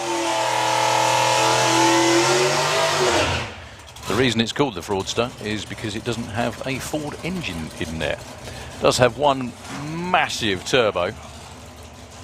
Taking on Jordan Payne, who had pretty much a career weekend a few weeks ago at the Festival of Power. Running the super modified family Corvette, if you like. That's Dad Nigel out in front.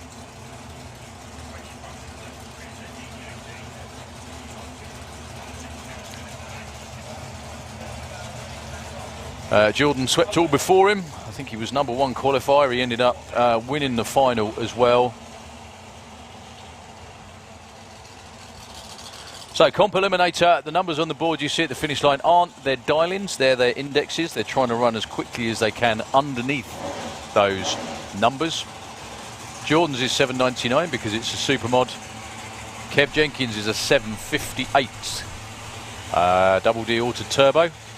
Sportsman ET, please, could we have you into the lanes?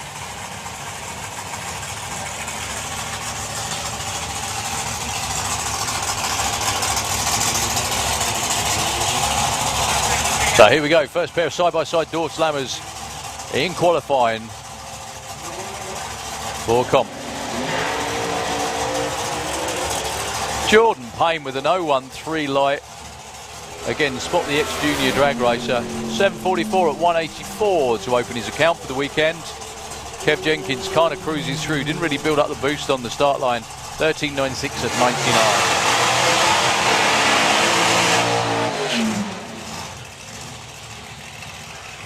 So good to see Elaine Hancock back out there on the start line with the blown supercharged Zephyr. What a car. I don't think I've ever seen it look better. It just looks absolutely immaculate out there. Wonderful, wonderful paint job. Really pops in the sunshine, and with a supercharged V8 under the hood as well. 743 is her index. Going up against Kev Perkins with the Soul Man. 799 for Kev. Another supermod car. Now, Elaine had an unfortunate doink off the wall a few weeks ago. That all got repaired. I know the team want to say a massive thanks to Mr. Wayne Allman, and I'm sure who is looking in. Wayne did an awful lot of work to get the car ready and get the Hemi in it as well. So Elaine has run a 7 with this car already. Let's see what this one does. She put in a checkout pass yesterday, just to about 60 foot, make sure everything was okay. She needs to get comfy in the car again, I think.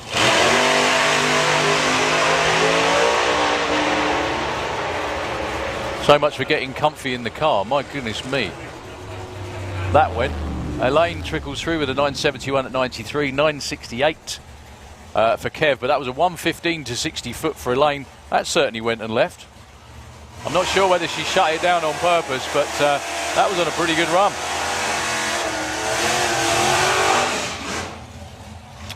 Dan and Nick Williams, cars you would normally see in Superstock, but they're in with Comp Eliminator over here in the UK.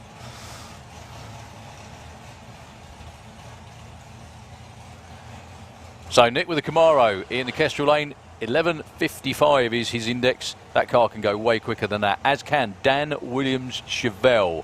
10.70. It's pretty easy for these guys to surpass those numbers.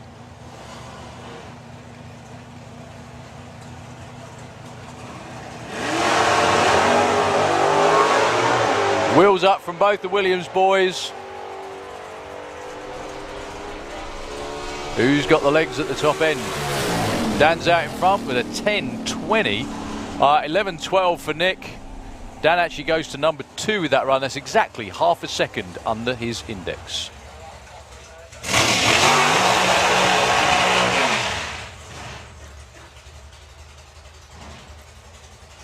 Last pair in comp, I think. It is indeed. Spencer Tram taking on Robin Orthodoxy. Robin, oh so happy to be back in the 6s. I can't remember the last time he ran a 6-second run. It was a good couple of years ago at least, maybe even 3 years ago. That's with the Chaos Brothers altered in Kestrel Lane. They finally got back there in testing yesterday.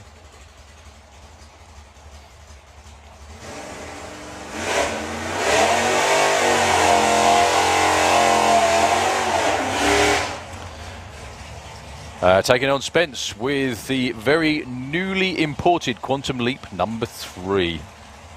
Spence was out racing in Nostalgia Superstock last weekend, as were Dan and Nick, I think, as well. Enormous class, 47 cars, I think, and we were still missing a few.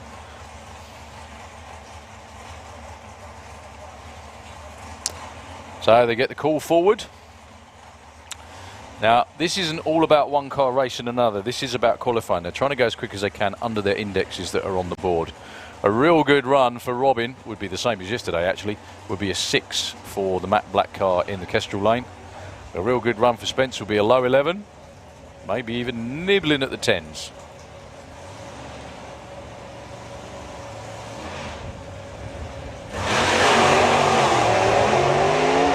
No tyre shake at all for Robin Orthodoxy. That hasn't happened in a long while. He's way out in front. 7.21 at 190. Spence goes 11.16 with an 02 light as well. Spence Tram goes number 4. Robin goes to number 5 with that. So at the end of that session, not the world's biggest surprise, but we've got Jordan Payne is your number 1 qualifier after that session of Comp Eliminator. So, Top Fuel Bike up next.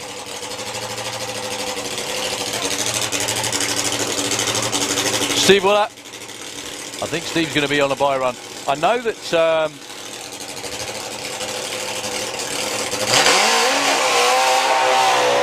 I know that Alan Davis was entered this weekend. I hope Alan did actually get it fixed after what happened at the Festival of Power a few weeks ago, because that looked fairly catastrophic, to be honest. But if anyone can fix it, that man can. Steve Willett. A fixture in Top Fuel bike racing for a long while.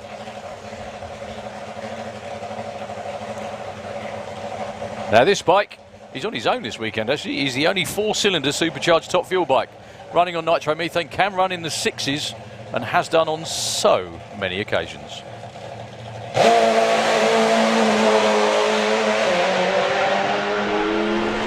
Very, very soft launch for Steve. Takes it all the way through to a 6.56 at 2.04. I say soft, but he wears 1.11 to 60. 4.27 at 1.76 at the 8th. He's been a couple of tenths quicker than that to the 8th before. Through the stripe, 6.56, 2.04. Now the unbelievable thing is, the supercharged Super Twin that's firing up underneath the tower now has been quicker than that. Neil Midgley.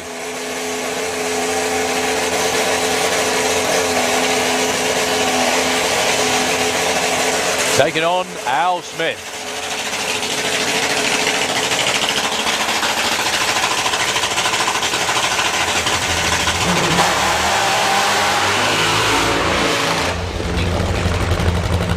Neil Midgley's bike seriously shaking now. What a lovely noise. Actually, every combination here this weekend is completely different.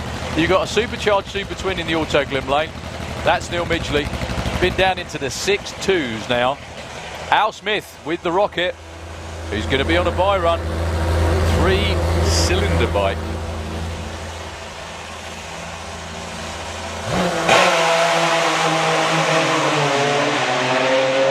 That looks a lot stronger from Al Smith. Pooping out a little bit at the top end. Still goes 686, 174, going in the right direction. Yeah, they're much happier with that. The bike actually left the line too. They had ignition issues a few weeks ago, and it was just the bike was not itself. Not sure what the issue was for Neil Midgley.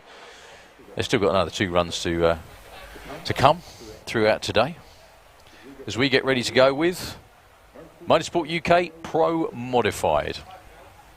Before we start, just want to say big hi to Paula and Stan Atkin, who I know are tuned in. Paula wanted to wish Annie Wallace all the very, very best of luck. Annie's actually trying to complete her licensing, which in a pro mod car is a fairly terrifying thing to be doing. She's trying to get her last part of her licensing done so she can race with us tomorrow. She did run a 6 yesterday, I think 6.95, over 200 miles an hour in one of the family's few pro modified cars, actually. And so if Annie can get it done today, then hopefully she will be racing tomorrow. The rest of the field, top quality all the way through, and it's going to be really interesting to see what they can do. So, the Wallace family with Annie.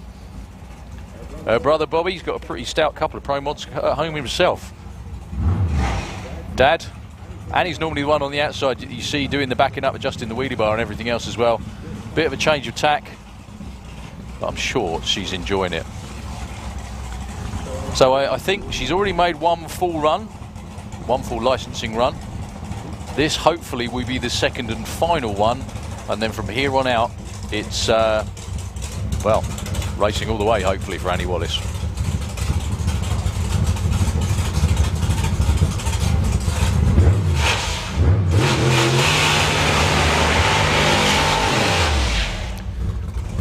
Nice strong burnout. This car has been around in European pro mod racing for some time. I think it was originally run by Jürgen Karlsson out in Sweden, part of the MSS, the Mondale Speed Shop team from the west coast of Sweden. It was brought over here. I think Dave Townsend had it for a little while, and then the Wallace family bought it. Bobby's driven it a few times, Annie's driven it a few times too. It's a very, very quick car indeed.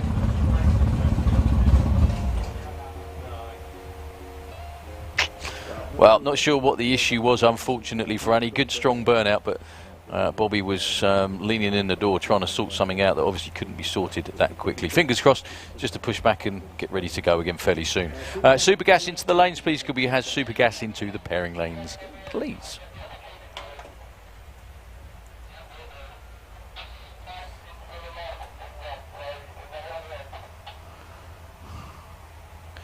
Yeah, so the Mustang that Annie Wallace is sat in at the moment, the car has been as quick as a 6.2 with her brother at the wheel. Hopefully, whatever the problem is,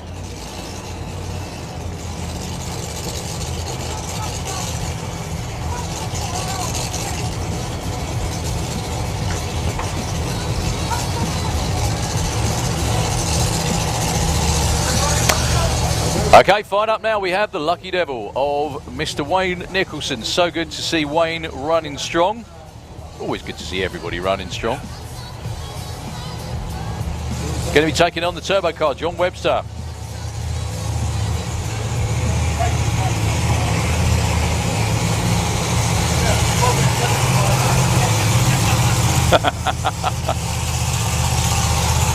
I'm just giggling because I saw the sign on the...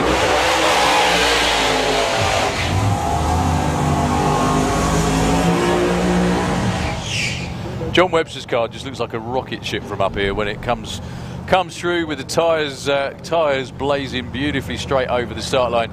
John Webster, master chassis builder, actually built both of these cars, and unbelievably Wayne's car, I was chatting to Wayne yesterday, and his car now is it's not as new as John's, and it's actually the quickest door car John Webster has ever built, is Wayne Nicholson.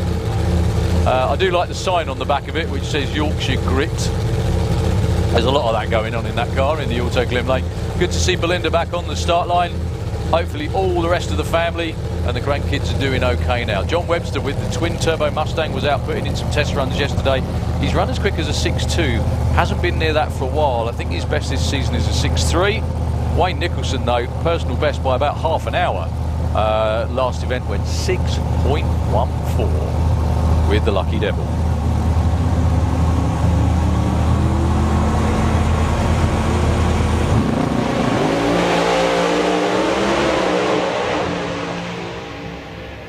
John Webster with a bit of a wiggle, but still going very strong. 661. Look at the speed for John Webster. 238 miles an hour. I think that's pretty much his fastest ever one. Wayne Nicholson was 102 to 60 foot, 278 to 330, which is actually about 0.3 of a second quicker than John Webster was going that time round. But the car shook the tyres around about where Bobby's right, standing there in the Auto Glen Lane. Wayne's car shook the tyres and he thought, best lift and make sure that we save it for the next run. Still a real good tune-up run for Wayne Nicholson. The car's running pretty much better than it ever has. Now I've said that, I'll probably put my foot right in it.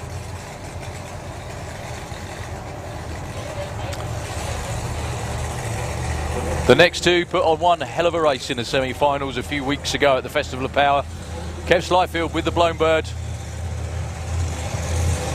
taking on Nick Davis for US Automotive, Ice Automotive, BUA Motorsport and the Turbo Gang.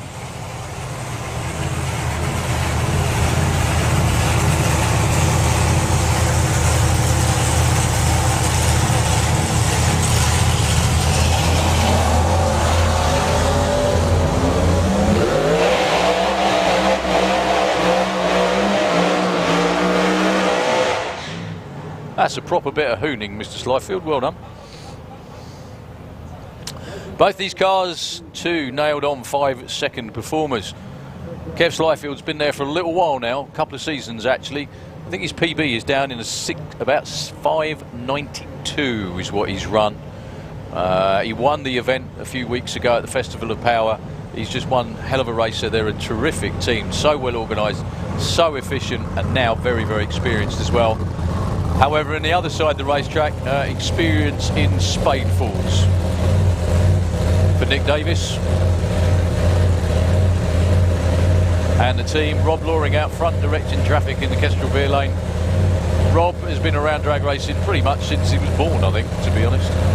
And he was the the tuner of Europe's first 6-second door car pass. Now they're all in the 5s. So, twin turbo Hemi for Nick Davis in the Kestrel lane. He was doing a bit of testing yesterday as well. Went 5.97 into the 5s for the first time at the Festival of Power. Kev Slyfield has been there a number of times, and they put on one hell of a race in the semis back then. Nick Davis, Kev Slyfield.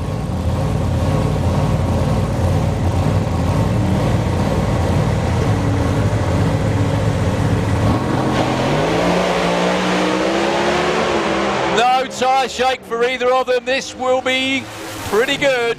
6.08 and a 6.04 for Kev Slyfield at 2.38. The chutes don't come out till about halfway down the shutdown area. 6.08 at 2.41 for Nick Davis. Any time you see no tyre shake, you know it's going to be good. 106 to 60 foot for Nick, 101 for Kev, 3.99 at the 8th for Kev at 190, 4.04 at 191. For Nick Davis, great side-by-side run, #1 qualifier so far, Kev Slyfield. Can we have the wire bunch into the pairing lanes, please? The wire bunch, please, into the pairing lanes. Okay, we're going to give Annie Wallace another go with the family Mustang. I say the Mustang, they've got a family Mustang, they've got a family Willis, and they've got a family Camaro as well. And they're all Pro Mod cars.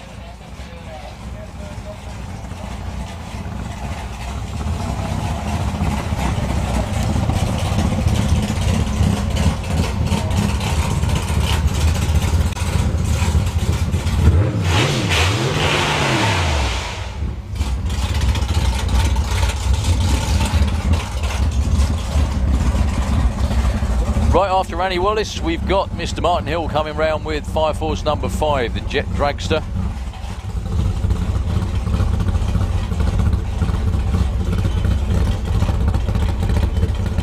So Annie trying to finish up her licensing once again. Very best wishes from all of us. These cars are an absolute animal to drive.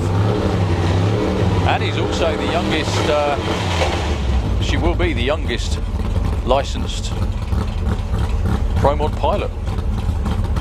22 years old, I think Annie is, and only the second ever UK female Pro Mod driver. We've got loads of ladies in all sorts of different classes.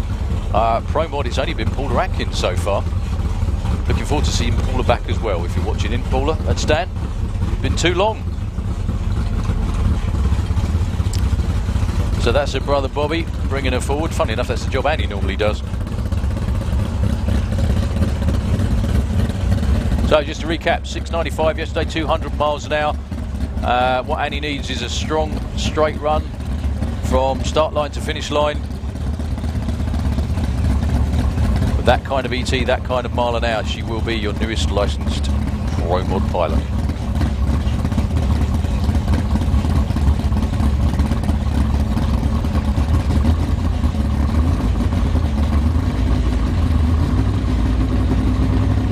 Good luck, Annie, from everybody.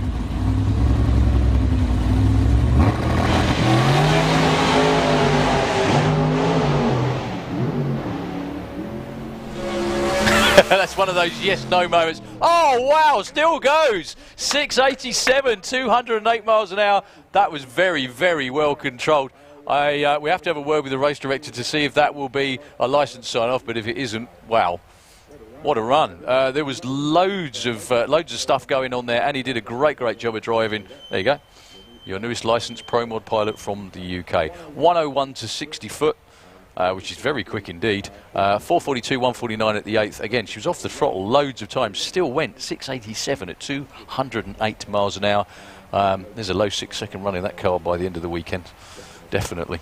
So, Pro Mod wrapped up for now. We're on with Martin Hill with Fire Force. Pretty much bang on time, actually. We've got Funny Bike coming up after that.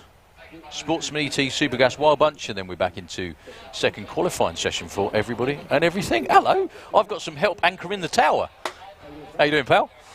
I've been joined by the Williams brothers T-Boy for the weekend. Or new speed PB for Kev. Thank you very much indeed. Yeah, that's always nice. Thank you very much indeed. I've been joined by Mr. Theobald, who's not talking, which is most unusual. I'm only kidding, mate. It's all right. It's good to see you. It's a shame it's not with Streetcar, but there we are. It'll be fixed. I know it'll be fixed. He's very kindly come up here to join me in the tower to hold stuff down while Martin Hill runs. So once again, if you've never seen a jet car, folks, first of all, what you've been doing with your life for the last, all of it, virtually. And secondly, it's about to get very, very loud, very smoky, very flamey as well. And we need as many hands up here to hold everything down because it rattles the tower around. Well done to the Wallace family. Give them a round of applause, ladies and gentlemen. That is one seriously cool young lady driving that car. On and off the throttle that many times and still goes 6.8 at 200 plus miles an hour. So Martin and Richie and the gang. We always have to put a lot more water down on the burnout box and behind it as well, because Martin tends to scorch things a lot, like us, most of the time. But it's been a great day of racing so far. I'm not going to say out loud that we're bang on time, because if I do, we won't be. So, but right on schedule. I know. That's right. Well, I thought, why not? At the moment, it's fine. It's all right. I'm just admiring my new air conditioner.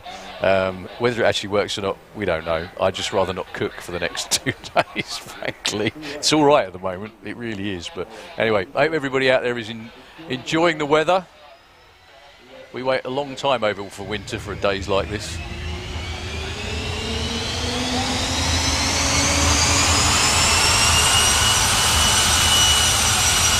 And my Guinness fridge as well. So if I get too hot, look.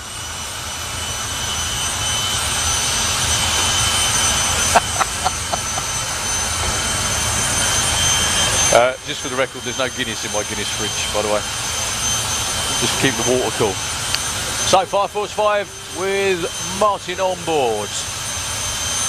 What a day to be wearing a fire suit.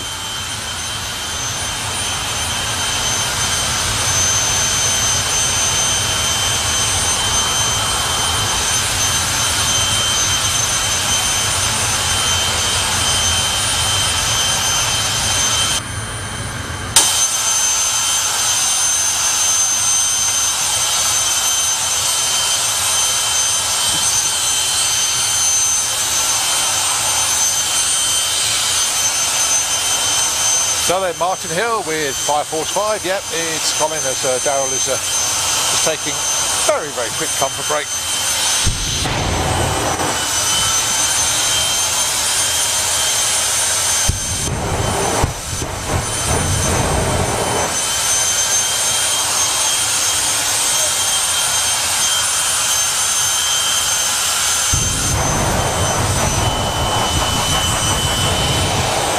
Well, slight difference this weekend to some of our previous weekends. We've got a little bit of a headwind.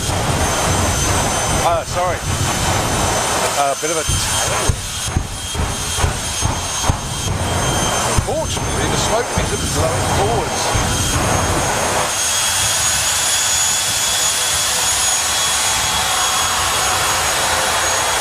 So Martin's going to be building up that RPM on the turbine when Richie gives him the wind it up signal. Here he goes. The pops and the bangs will get a little bit louder.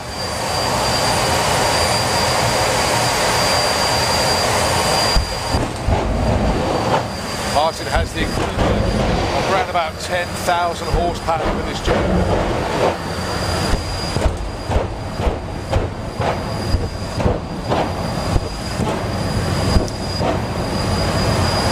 And we'll run 5.4, 5.3, maybe even quicker. So, give him a cheer. That's Richie, your front man. Martin Hill with Fire Force 5, the jet dragster.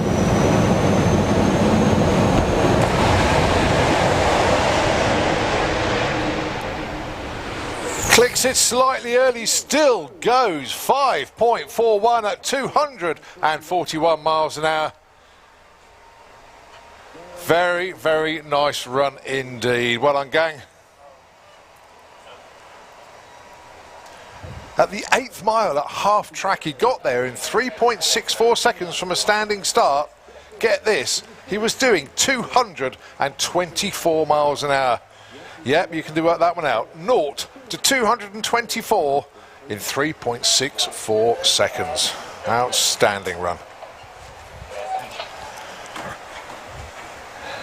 Junior Dragster into the pairing lanes, please. Junior Dragster, can we have you into the pairing lanes, please? Thank you very much, Mr. T. You're a lifesaver. No worries, mate. No worries.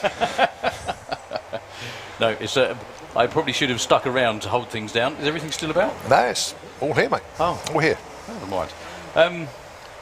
So you're you are literally pit boy this weekend. Is I that am right? indeed. Yeah, pushing cars in the lanes, losing a few pounds. However, you're still having the time of your life. Always am. What do they say? I'm not having a bad day. But a bad day at the drags is better than a good day anywhere else. You bet it. You bet it is. Well, it's brilliant. Absolutely brilliant. It's still tinged with the fact that your car should have been here. However, it's being fixed. And yeah, hopefully it won't be long. The silly thing is, we could have got it ready. Right. We had all the parts, but 2 days to turn that round, it'd just be a little bit too much, especially when the team are running 6 cars already this weekend. So it'd just be a little bit too much. They're running 6 cars already. So yeah, but I'm glad, delighted to be up here, delighted to be able to, help the team out, and it's a nice weekend off for you as well, isn't it? It is, isn't it? Well, considering we've got quite a busy schedule coming up, so. Well, we're in the middle of it. I don't know about coming up. I mean, you've been here for just about every single. I have, yeah. You've been here for most weekends, but anyway. So you still riding on a high from your win last weekend? Of course. Hopefully. Yes. How many of those were celebratory cocktails, and did you send him the bill? No, but I think I saved the receipts. Just in case, okay. But no, it was great fun. Really enjoyed it. No, it was really good fun to call it, and thanks for you and Keith for doing it. Yeah. We'll do it again, I'm sure. We will. Yeah, I'm not quite sure you'll have such an advantage next time. No, I definitely don't not. think so. Definitely not. Right, funny bike. Qualifying session number 1. No problem. Mr. T, thank you very much. No worries. See you later. See you as always.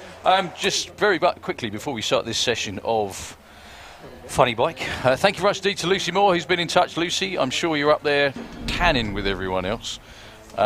Just in touch to say, unfortunately, Rogers broke the bike yesterday on a test run. It was a 7-second run, and it would have been really good to see him out here in qualifying today. They can fix it, but not here. It's going to be back at the workshop. So commiserations to Roger, Dave, Lucy and the whole Moore family, obviously.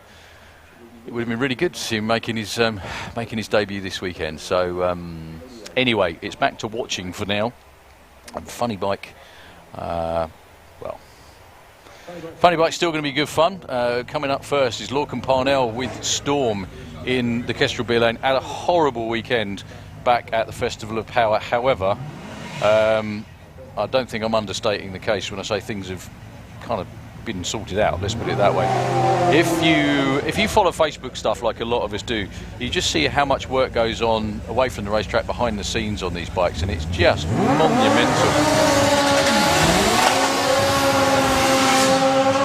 There never seems to be a time when they don't have one issue or another or something else that needs sorting. But when you actually have basically all this stuff is groundbreaking, a lot of it is one-off, it's purpose built, so there's just an enormous amount of testing goes on. Lorcan Parnell yesterday was well back into the 6s in the Kestrel with the bike in the Kestrel Beer Lane, taking on Jerry Lukes. Good to see Jerry and the Two Brothers team back. Yeah, Lorcan had all kinds of horrible things go wrong. Everything went wrong. The one decent run he made, he rolled the lights so he didn't get any teeth. None of that today, please. Wow, that is a flying run for Lorcan Parnell. Look at that. I think he's off the throttle though before the finish line. Still coasts through to a 765 at 123. Jerry Lukes goes 847, 159 in the other lane. Lorcan was 436 at 151 to the 8th mile. He may have even been off it by then though.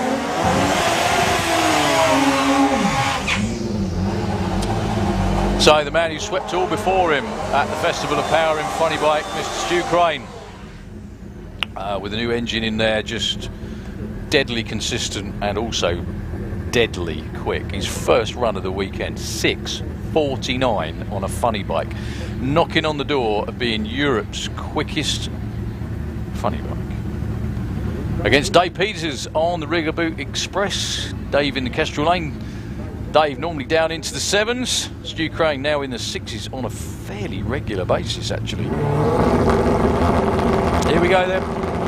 Next pair, funny bike. Look at that from Stu Crane. 106 to 60, 4:15 at the 8th. Quarter mile. Oh, another new quickest run ever for Stu Crane. 6:47, 207 miles an hour. 8:46 at 1:41 for Dave Peters. That is another leg towards a new ACU UK record for funny bike. Nudging ever closer to the magic numbers owned by Mr. Rickard Gustafsson for too long, I think, in Stu's estimation. Anyway, I'm only joking, Rickard.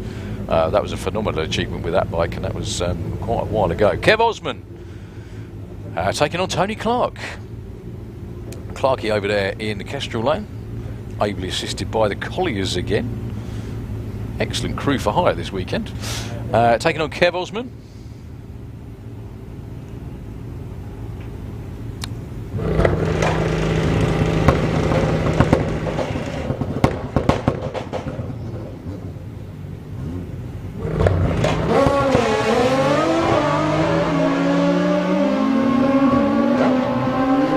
On the start line for both of them. Tony Clark goes 7:30 at 185. I think that could be his quickest run on the bike. 9:59. Big speed as well, though. For Kev Osman, 179 miles an hour. Big news on that one. New leg of an ACU UK record again for Stu Crane. Okay, again. Another perfect example of entry-level drag racing. Sportsman ET. Many of these drivers have come as a result of our dial-in days. Carl Magera is one of them in a Kestrel Lane with Cookie the Tesla. 12 flat is what he dials in this time against Rob Creswell with the Beast. Rob's already run in VW Sportsman, double class him for the weekend.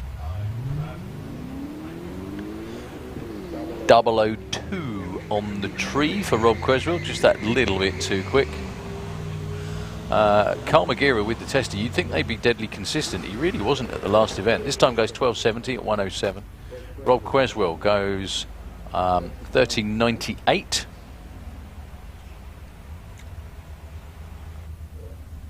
Kirsty Tram with another borrowed car. This time an AMG E500 Mercedes in the Kestrel Lane. It's against Gary Lake with the Arabian Night. 13:98 for Gary Lake, 13:90 for Kirsty Tram.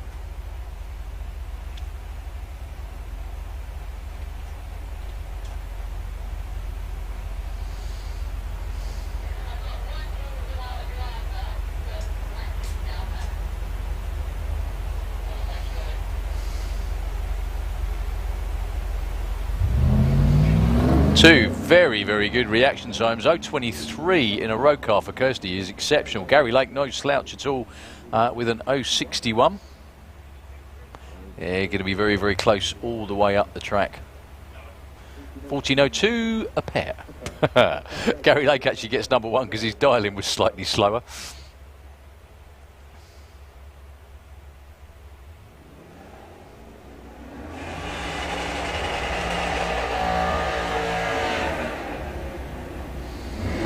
So, a pair of Mustangs of different vintages, obviously. Debbie Taylor from Northall in Kestrel Lane, 13:35 against Holly Walters.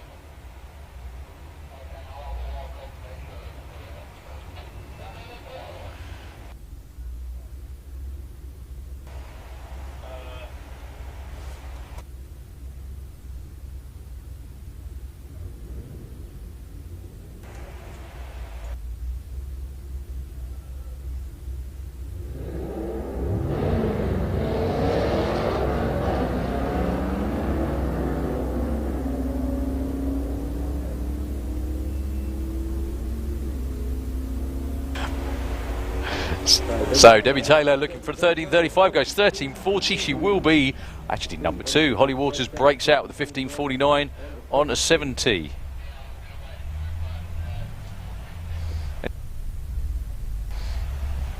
So Jill Medley with probably the quickest Jeep you will ever see, 12.31 for basically what is basically a grocery getter is quite unbelievable.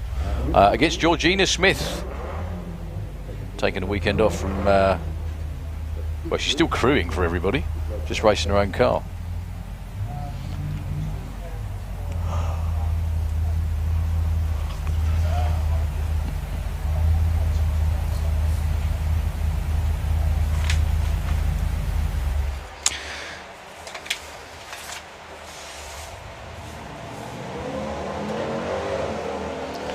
Jill Medley way off into the distance. You wouldn't normally expect a Jeep to beat a Supra.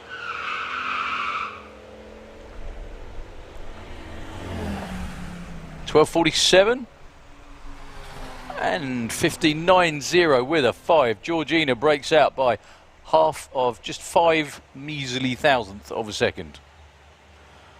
Felicity Gibbs with Little Miss Rampage, Kestrel side of the racetrack, taking on Dan Holloway with possibly the best name for a race car ever, Chuck Norris. I'm sure Chuck himself is impressed. I would be. Dan Dahl 16.25, 16.90 for Felicity in the Mustang. Those little GMC pickups are actually really, really quick. And it's nice to see Dan out here racing it.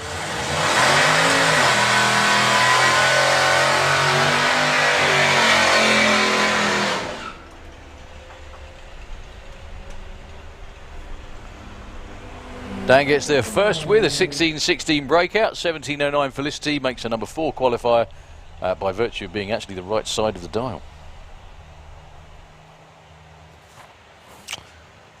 Tig with Ruby the Barracuda, his other car, in the Kestrel lane. 13.98. Up against Ben Newsom, still with the roof rack on, Ben. That's impressive. Tig with 006 on the tree. That's pretty hard to do in a street car. It will be Ben Newsom over the line first with a 12.87. Tig though goes to number 1 with a 13.98 with a 5. That is almost one of his best runs ever. He was 006 on the tree and he was 13.98 with a 5 on a 13.98. You can't get a lot better than that. Well done. Congratulations. Very, very good. And number 1 qualifier, of course, goes without saying, really. Steve Mellors with Hulk MX-5 in the Auto Glim lane, 16.2. Up against Steph Pateman with, I presume, a slightly more standard Jeep Cherokee at 15.50. Am I right in thinking this is Steph's first ever competition event? Could well be. Obviously, her dad, we know, has been round racing for a long, long while. Steve Mellors had a great time a few weeks ago again at the Festival of Power. Went deep into eliminations. 15.51 for Steph. Believe it or not, she only gets the number 2 qualifying position. Still very well done. 16.21 with a 7 for Steve Mellors. He gets the number 2 spot. That's seriously close. Seriously close at the top end.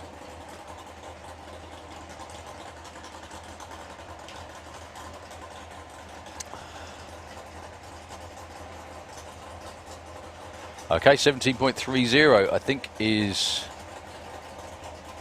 the dial-in for Ashley Clark down there in the Kestrel lane.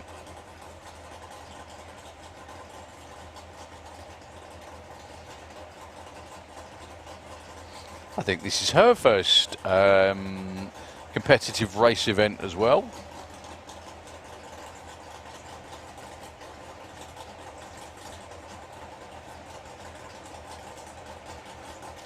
And once again goes to prove you can race whatever you like.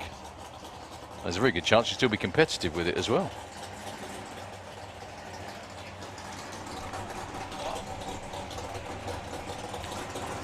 So looking for a 17.3, goes through with the 17.25 with a 5. That was a pretty good guess, first run. Only 500ths off. Chosen Dialing, you can see Dad scrubbing the number off the board right away.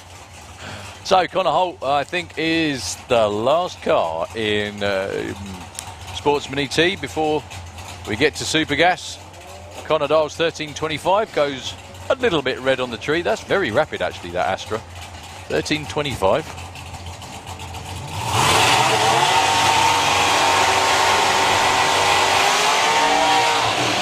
Well, we got the right numbers. 13.20 with a 5. Just got the last two numbers the wrong way round. Excellent qualifying session for Sportsman ET. Last couple of classes before we start it all over again with Junior Dragster. This is Super Gas. 9.90 is the number you see on the board at the finish line. Everybody has to run as close to that without going too quick. John Turner with the Greenfish. John's been a little off horsepower wise. Been running 1020s. Not really going to cut it for Super Gas, unfortunately, for JT. Paul Brown with the Roadster. 993 with a 0. 154. Actually, 1012 for John Turner's a lot more like it. 135 miles an hour. I think they might have found something.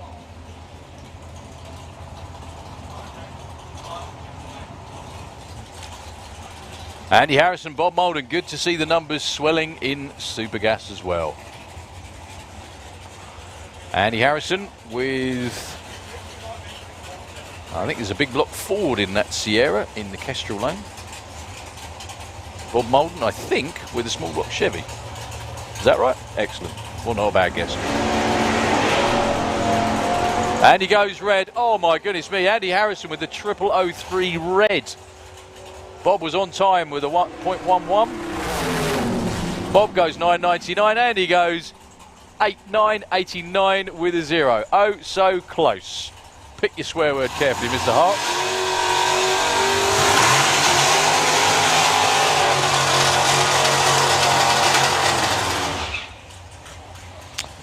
The magic rat of Andy Dibley. This car's been around in UK drag racing for some while and Andy has definitely made it his own. Very, very nicely turned out indeed. Got Spence out front helping as well. Taking on Dave Fulton. We've already seen Dave in Supercomp before. Just changed the throttle stop. Sounds easy. It's not that easy at all. It's much more difficult than that.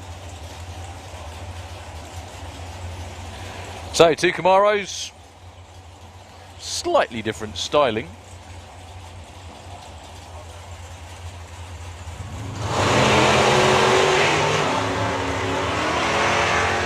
.04 for Andy, 07 for Dave.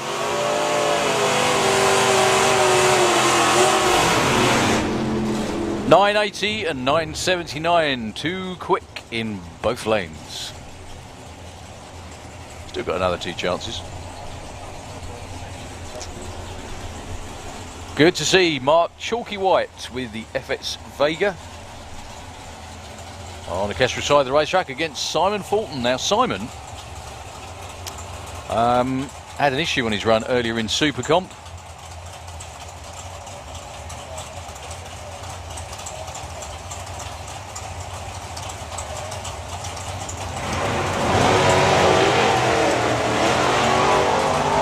Nice 34 light for Simon.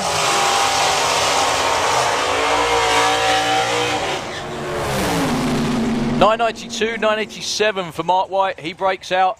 Number 1 qualifier at the moment is Mr. Fulton.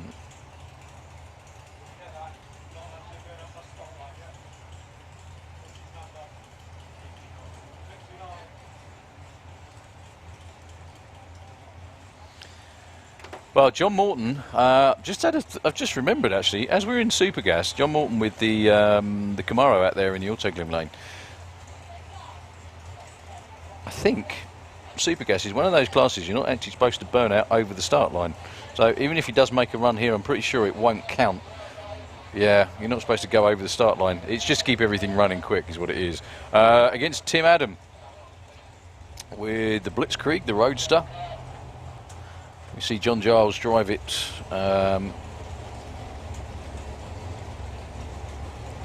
In another class this time, it's Tim.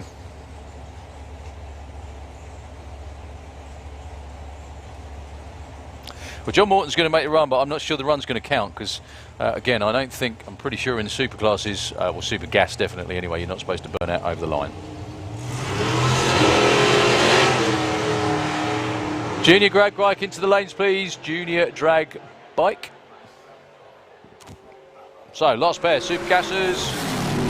972 and a 990 with a 5 for Tim Adam will be your new number 1 qualifier at the end of that session.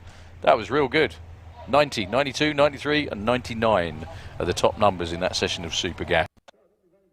One more class to go, which is the Wild Bunch. After a very, very, very brief week off, not even a week off actually, they barely went back to work like most of us.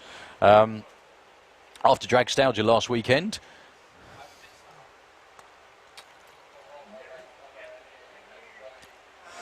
This will be the last class at the end of our first qualifying session.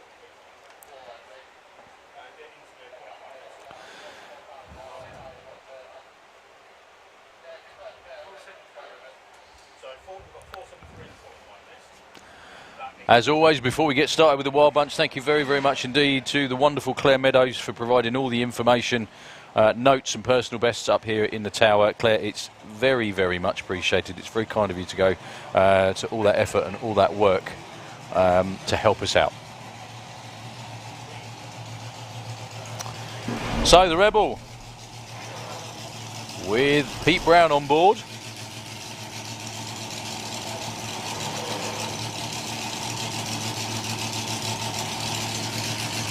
He's going to be taking on Mark Carousel with the ball breaker.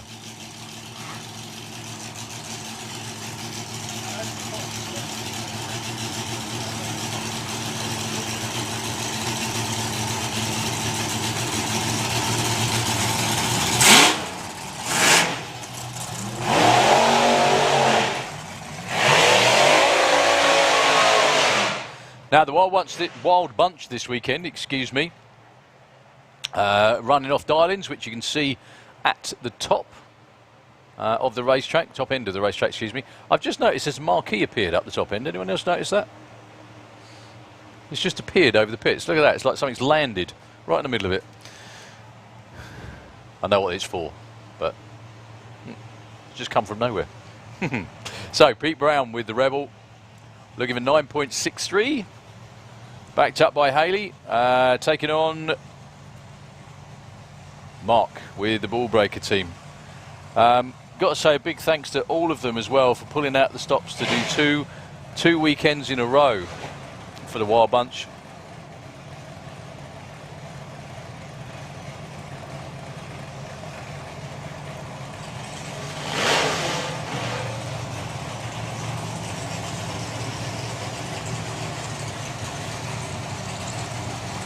So Pete Brown.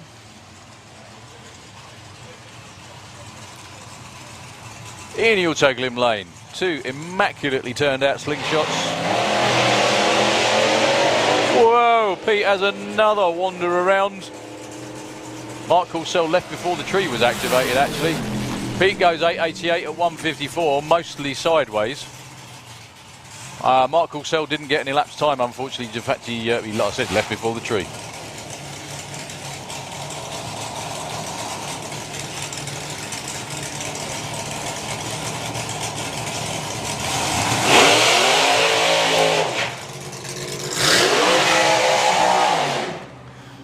Next, another side-by-side pair of slingshots for your viewing pleasure.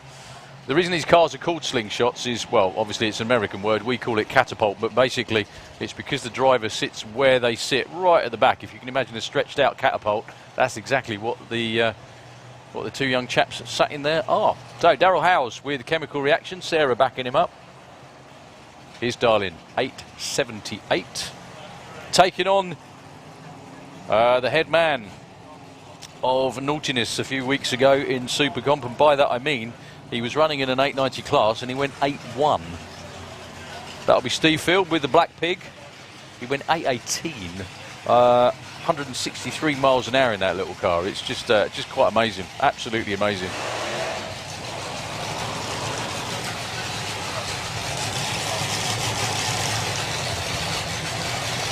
I've just realised, apart from 2 cars, it's all slingshots this weekend in the Wild Bunch. So here we go then. Steve Field, Darrell Howes. Thing is, if Steve Field's car runs as it can, it'll be way quicker than 8.75. And it is 8.37 at 160. Unbelievable. 9.27 at 150 for Darrell Howes.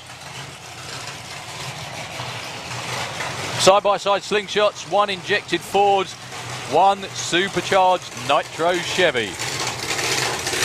Bob Hawkins.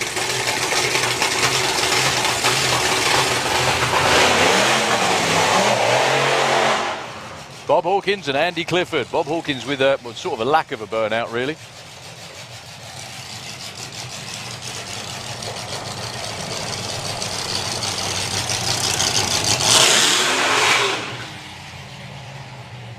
Going to be going up against Andy Clifford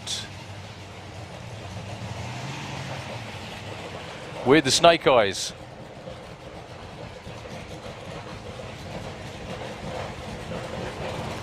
Now, Bob Hawkins in the time traveller in the Kestrel lane was out here a week ago at Dragstalgia. Had a horrible, horrible weekend. Everything, they had ignition problems that they just couldn't solve. I don't think Bob did anything more than a burnout, actually. Went home, he dug out his old ignition system out the garage, put it on, and all being well, it will all be okay. There's a lot of popping going down on that in that fuel Chevy in the Kestrel lane. His dial-in is a 666. He's actually been quicker than that before, but with the new engine combination and everything else as well, I'm pretty sure he wants to take it as easy as you possibly can anyway. Oh, not again. Not again. Bob's had to click it off again. It's going to be Andy Clifford on his own. Dials at 919, which I think is his personal best as well, actually. 8.94, his first ever 8-second run for Andy Clifford. Well done. 146 miles an hour. That's his personal best mile an hour by 0.01 of a mile an hour. Oh, just huge commiserations to Bob Hawkins again. Unfortunately, getting pushed back. Well done to the Clifford family. They're all one big family down here with the Wild Bunch. They're all congratulating each other. They're all congratulating Andy Clifford's crew.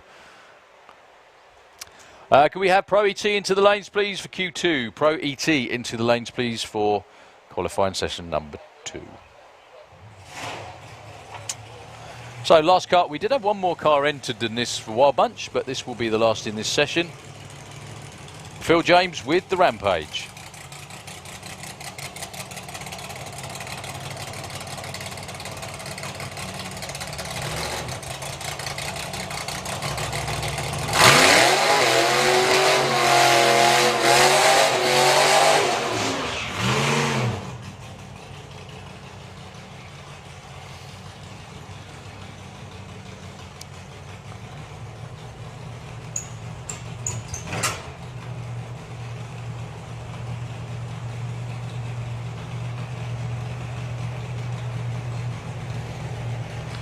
Yeah, Bob Hawkins trying to restart Time Traveller, still with problems again, unfortunately.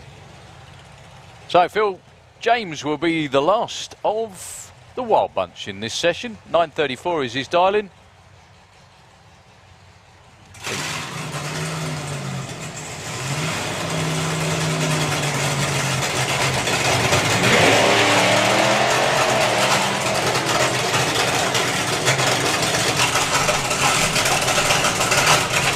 Well, Bob Hawkins is fired up again, as you can hear. 9.38 for Phil James goes to number 1 on a 9.34 dial-in.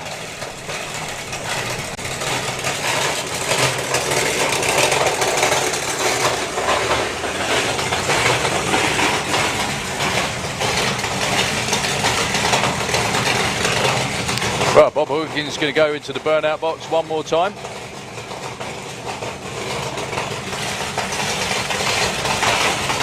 Certainly something about it that doesn't sound quite as happy as usual.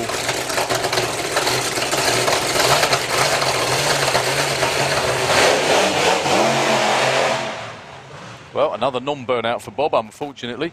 Still be enough to clean the tyres off and warm them up.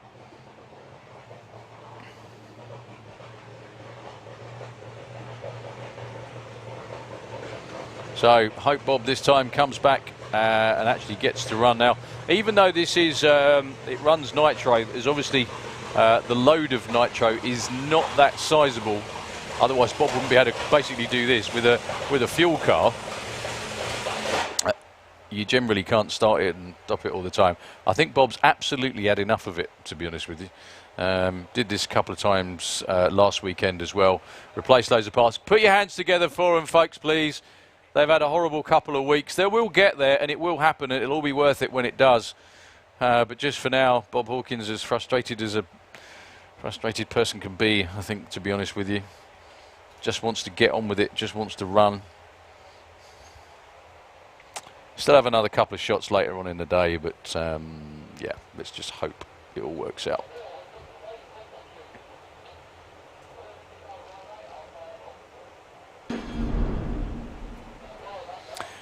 So I think that was the first qualifying session done for everybody in all of our classes. We've got junior dragster ready to go, and I think it is junior dragster coming around right now.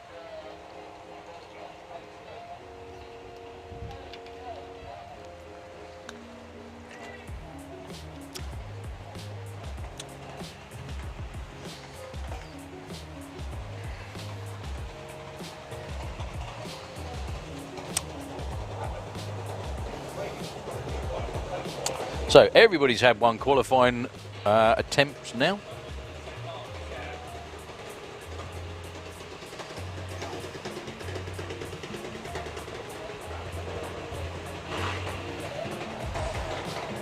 And we're on to the second session. So Daniel Weir and Freddie Taylor, I think these two were first out last time as well.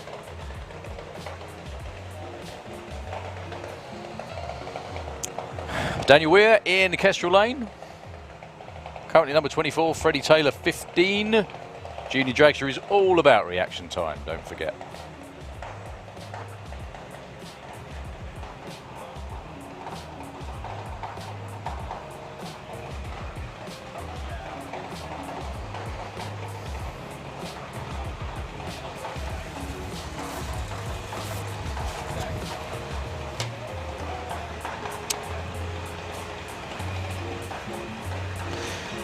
Again, they race to the 8th mile, half distance on a normal quarter-mile racetrack, obviously.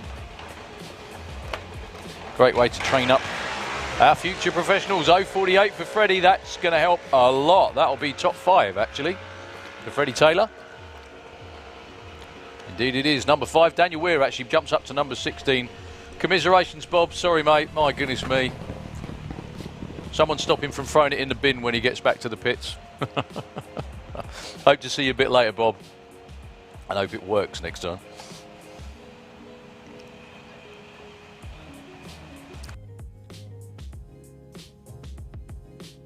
Jacqueline Bartlett with the Slick Tricks Racing Junior in the Kestrel Lane. Taking on Luke Fulton. You've seen that name before, Blitzkrieg. That's because the Fulton family are very prevalent in all classes. Super, as in Super Gas, Super Comp. Jacqueline goes red, big red that was as well. 0.14, 0.16 for Luke. I don't think that's going to help either of them, unfortunately.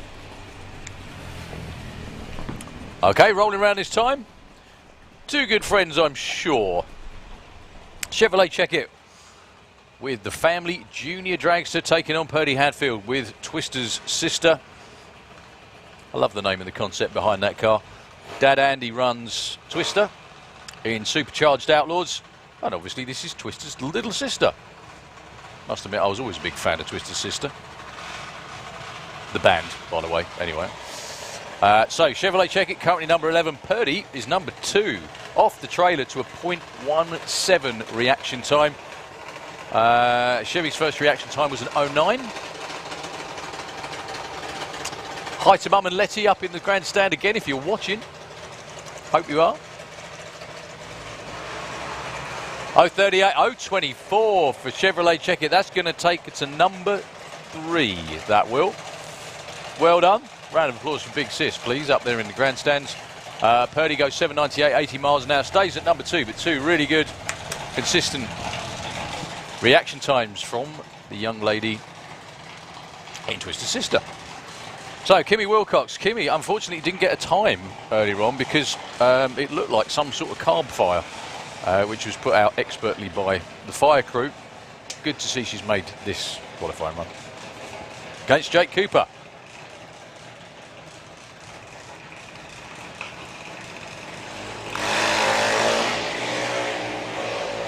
Well, Kimmy makes up for the disappointment of the first qualifying run by going 07 on the tree. Red light for Jake. Kimmy goes to the number 11 spot for now.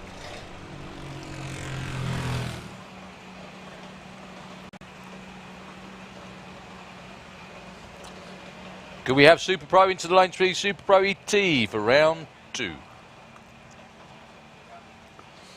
Lola Bell Kent. Brought in stage by Grandad out front. The one and only Tony Pearson. Against Jessica Bishop in the Kestrel lane. These two numbers 16 and 22nd at the moment, respectively. Normally they have about 5 or 6 qualifying runs. This event being a 2-day event, they get 3. Not that it makes much difference. They're still very, very cutthroat and they're still very close together. Moving first was Jessica. That'll help a lot. I think that'll be about number 7.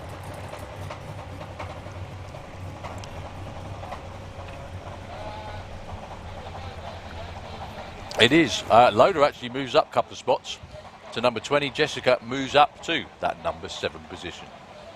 Kai Cooper, Kestrel Lane. And your current number 1 qualifier, Mackenzie Love, on the Auto Glimpse side of the racetrack. Mackenzie's number 1 with a 0-1-0.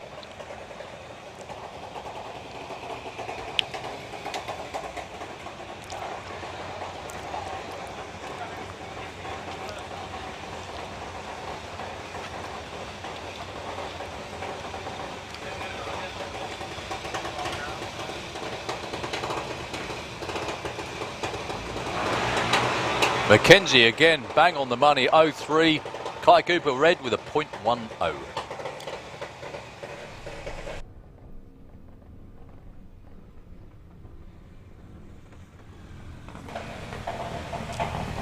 So Thomas Cabot with the whole family down there. Lil sits out front directing in the Kestrel lane with Tominator. These two are currently number 9 for Tom. Caitlin Wilson with the misdemeanor is number 18, most unlike Caitlin.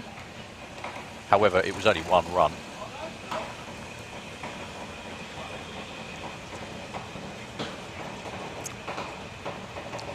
That's what you were born to do, Tony. Definitely. Put your hand in the air, go on. You need to look like Superman riding that.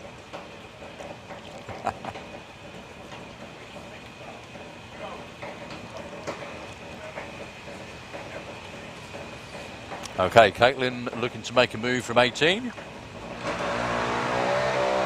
Well, it's going to bring her up a little bit, but not normally where we're used to seeing her. 0-3 red for Thomas Cook Abbott.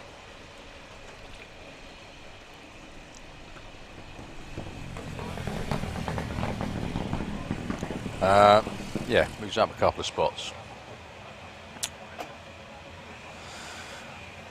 So Harley Coulsell with Bandit number 1 in the Auto Glim lane, taking on Ellie Brown, Miss Stig.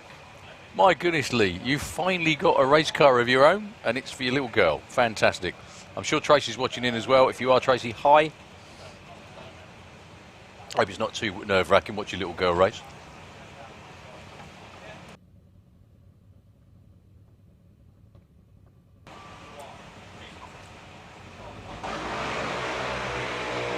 I don't think that's going to help either. And .23 for Ellie, .19 for Harley. Harley's normally a lot better than that. No. Actually, Harley moves up a couple of spots to number 18, but not quite what he was looking for. Ellie stays at number 17.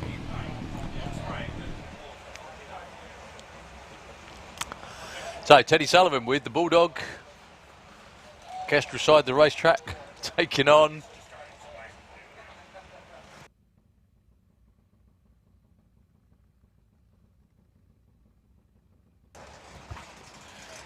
Katie Ellis. Again, number 22 and 14 respectively. They can do a lot better than that, have done before.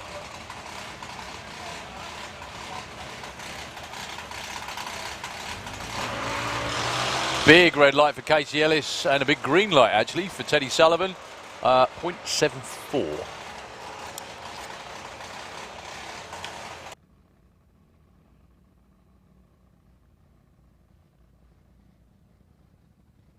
Yep, both stay put where they were. Good to see you finally got a race car, Lee. Well done.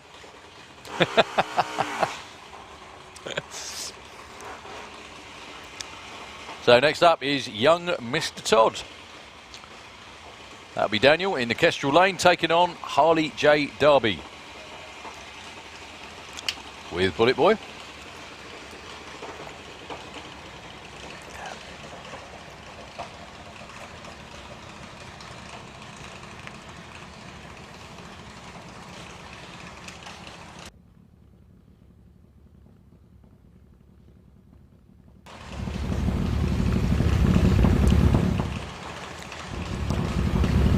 So Daniel Weir with the junior stock car, junior modified for Harley Derby.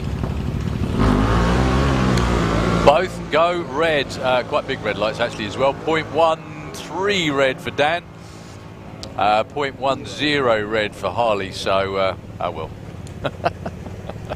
They got to learn.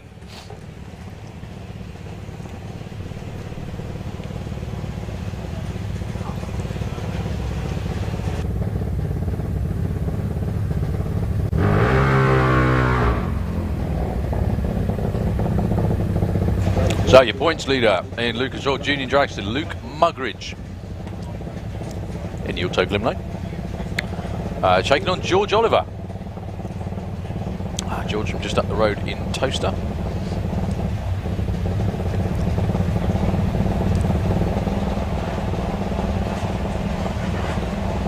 As you'd expect from OCS paint, immaculately turned out.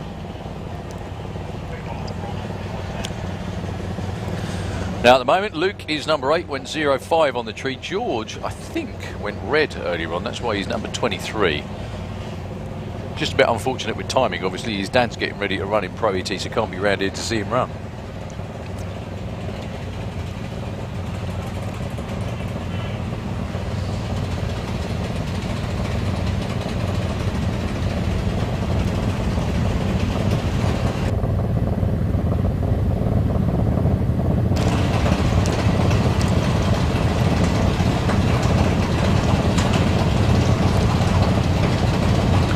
George trying to pump into stage, there we go.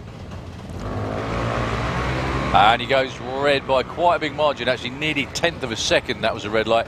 Luke Mugridge, 0.7, no improvement, but still 2, really good.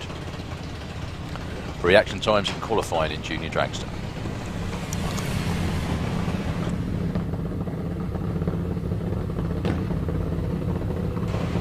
Well, the Redshaw boys out there side by side. Harry on the Kestrel Beer side of the track, and Damien in the Auto Glim lane. Round 1 qualifying, they were 10 and 20 respectively.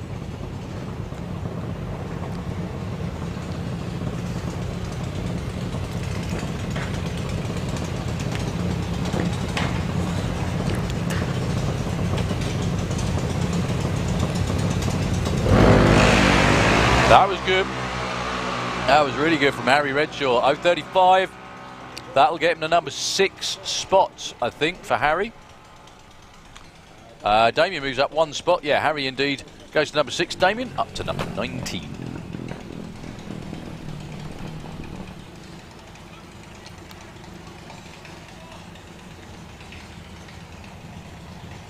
Last car in junior drags are going to be Ada Cassisi.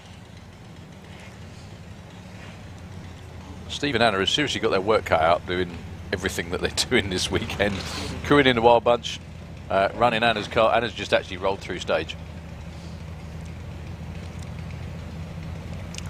Right, Ian does it, it's okay. There we go. Well, Anna goes red, 0.2. But she's certainly learning junior drag racing very well.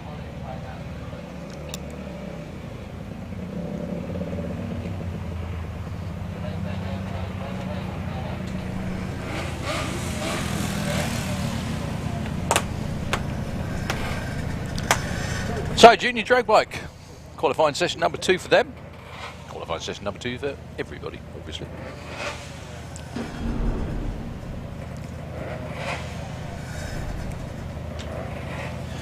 Holly King, Casey Holgate. Casey in the Auto Glim Lanes, current number 1 qualifier.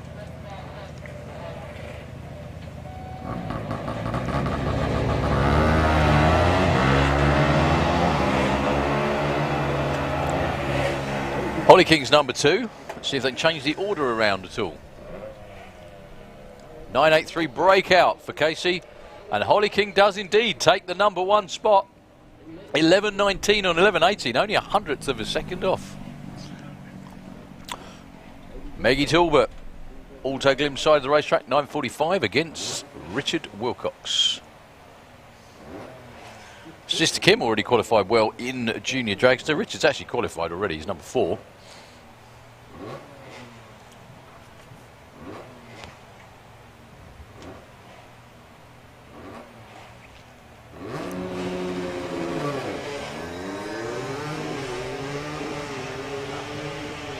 Again, running to the 8th mile, as all the juniors do.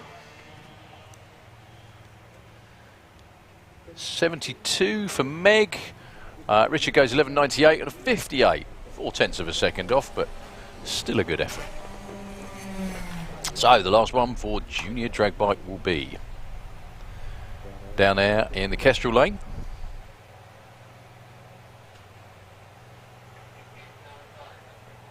We're just waiting for the dial in, actually. 1750, there we go. That's Lara Humber.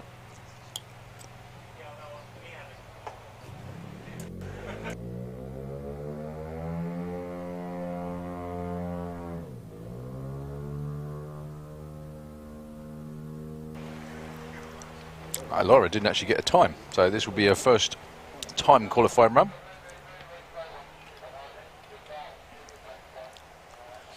$18.64 slots into the number 5 spot, but she got a run on the board, which is the most important thing. Okay, we're about to get going with Pro ET session 2.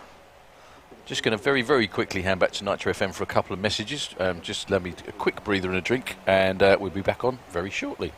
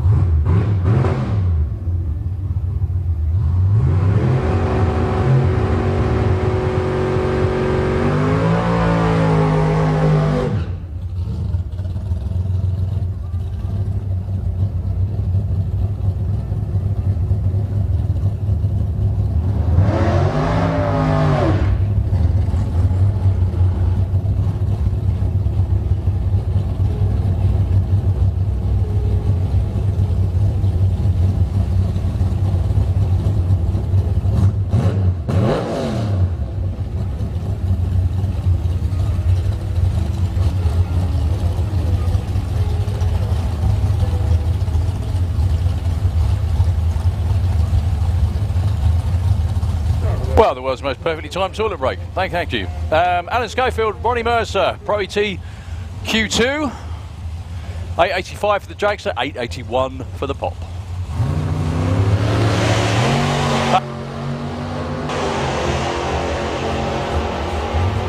So Ronnie Mercer though dials 881, he went 79 earlier on.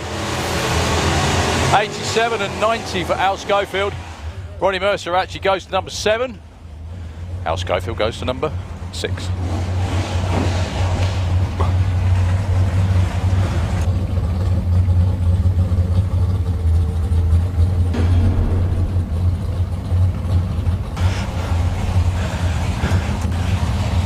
So Keith Herbert with Mr. Furious 952 in Kestrel Lane against Brett Featherstone with Nova Scotia.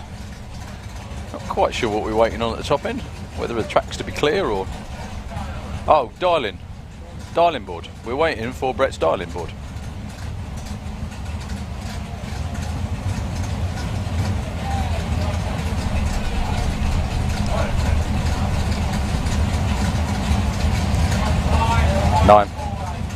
Yeah, 9:49 for Brett. Sorry, 9:48 for Brett Featherstone. There we go. So this is actually going to be a pretty close race between these two.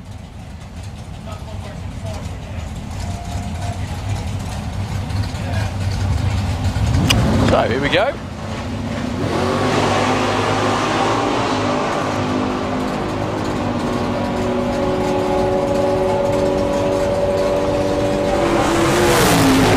.960 and 53 for Keith Herbert. Keith moves all the way up to the number 3 spot.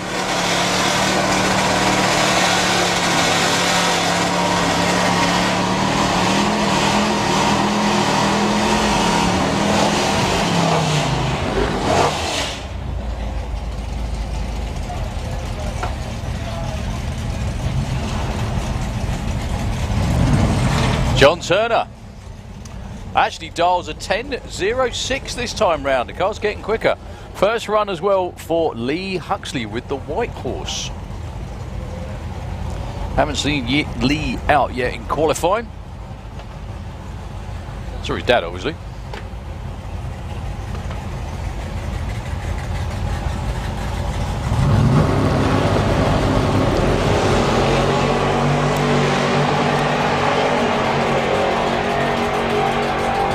Lovely wheels up launch for Lee Huxley. Looking for 922. Oh, wow. Off the trailer, 922 with a 0. Your new number 1 qualifier is Lee Huxley, 10.28 for John Turner. Bump back 1 spot by virtue of the guy in the other lane going to number 1.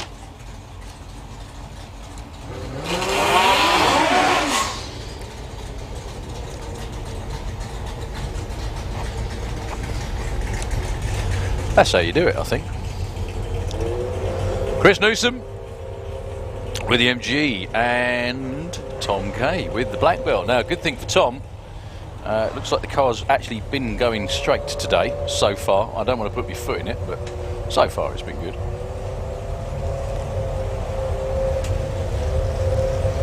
Chris Newsom, 933. They're both, Chris broke out, he's number 28. There's lots and lots of breakouts in the first run.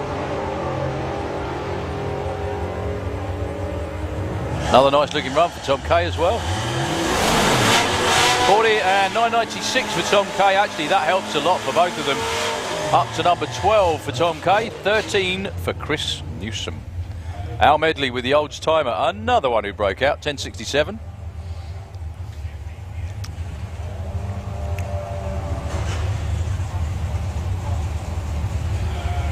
Taking on Lee Morris.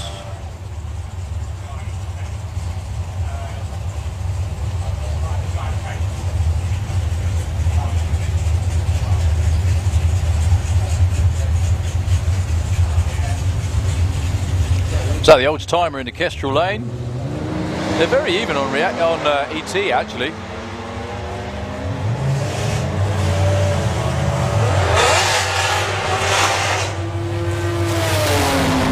Oh, 10.52 with a 2 for Lee Morris. Al Medley goes 10.73. He goes up to number... hang on a minute. Where are we looking at? Number 10. With that run, though, Lee Morris goes up to number 2.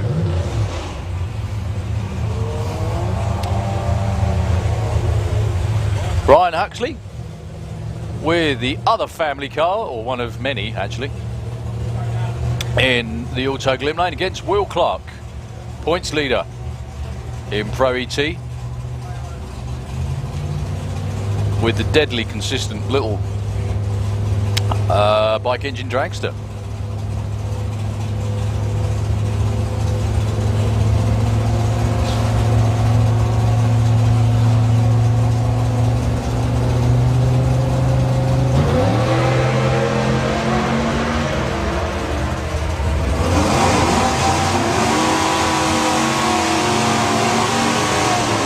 Brian's out in front, goes 9.60 with a 2. They both break out. 9.84 only just breaks out for Will Clark. So 8.84 dial in this time for Gary Carr, another member of the Williams Brothers Racing Team. Against Mr. Bob Molden from Leeds in the Kestrel lane with the white noise.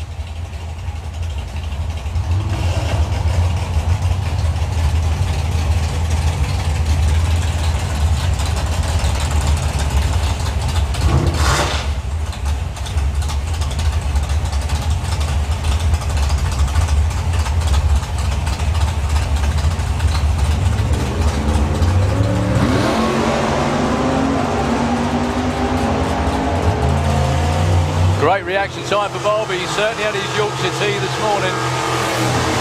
8.97 and 9.61 for Bob.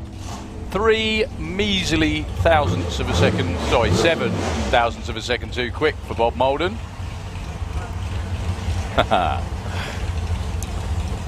Package himself, Mr. Simon Goff on the Auto Glim side of the racetrack for Polytech Powder Coating, CCS, Jester's Diner, and everybody else that helps the package himself with racing, including Mike Lacey, guide him into stage. 8.87 for Si. We're looking for 9.35 for Jeff Cowley, around about half a second. Oh, look at those reaction times. 003 for Jeff Cowley, 0005 red for Simon Goff, 8.92 for Simon Goff. He stays number 7. Jeff Cowley stays number 20. Just very quick hi to Sharon, if Sharon's watching in from home. Thank you for letting him out to play again for the weekend. Mason Griffiths with the appliance. Mason is a pretty damn good bracket racer, to say the least. He's in the Kestrel lane, 9.20 against a 9.23 for Ollie. Ollie's number 16, Mason's number 22. This could really shake up the order, this one. Outlaw Anglia into the lane, Q2 please. Outlaw Anglia, please.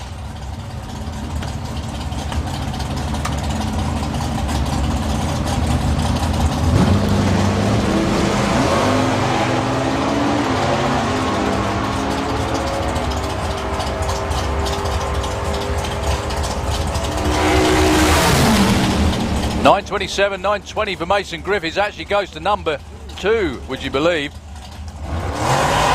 Told you he was good. Ollie moves up to the 9 spot.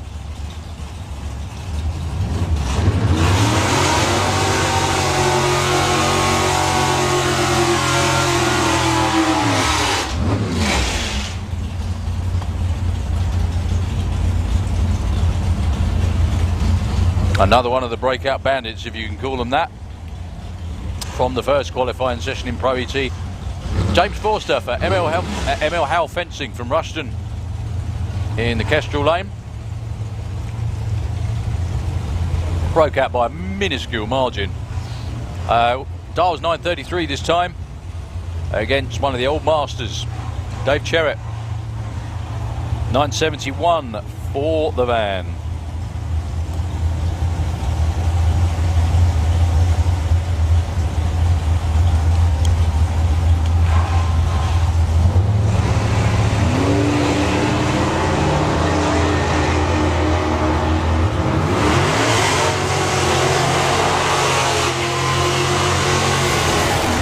936 with a 0 and a 970 breakout. James Forster actually moves to number 8. I think the crew are slightly upset with that because that was the previous dial-in, wasn't it? Yep. They changed the dial-in and he runs bang on the number that they would have run before. Bracket racing's always like that. I.e., it's a pain. The Wicked Lady of Sean Law, number 25. Amy Watkins, currently number 28 with the Firebird. Again, that reflects that they broke out big time in round 1.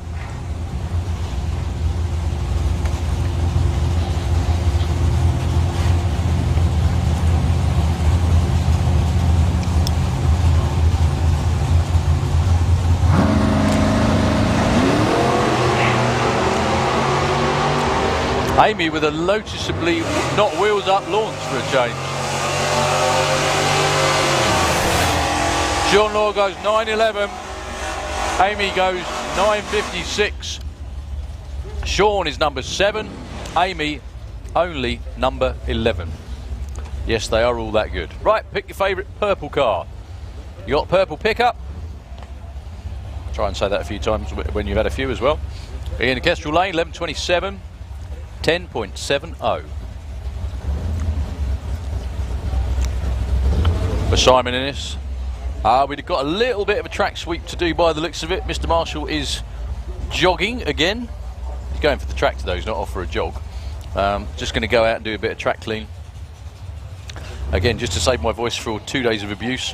Nitro FM, if you wouldn't mind for a few moments. Just a little bit of a sweep in the Kestrel Beer Lane. Hopefully it won't be too long.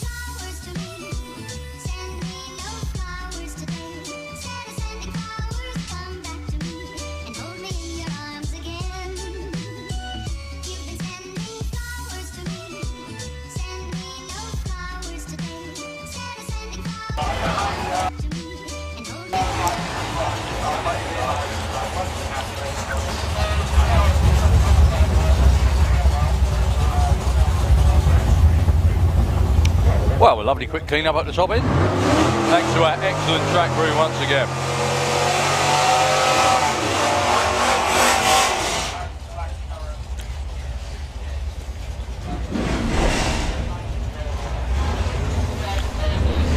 So, they're back with the Purple Gang.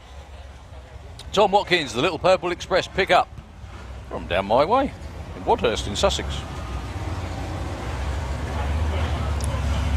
Taking on Simon Innes with Plum Crazy.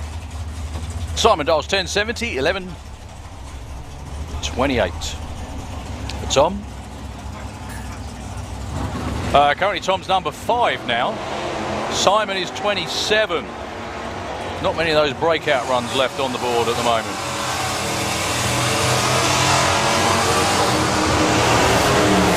Oh, wow. Simon goes to number 4. 11.25 breakout for Tom Watkins. Number 4. They are unbelievably tight at the top again. Let's have a just have a quick look. Top 10, 018. That's how close they are to being bang on. Let's have a quick look. Yeah, 28 cars, and they're all just so closely bunched together. So, Guy King for the Williams boys, 10.08 for him. Taking on Mr. John Bean, who was number 1 qualifier actually at the start of the session. He's now number 5.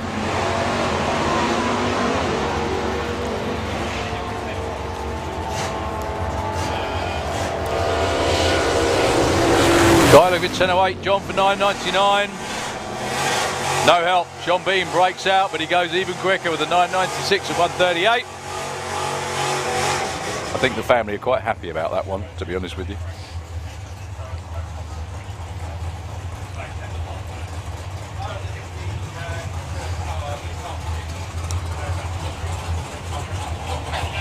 So I think last car actually in Pro ET. It's going to be Ian Brown with one of the family Camaros. They do have 4, I think, altogether. 10.82 in the Kestrel lane.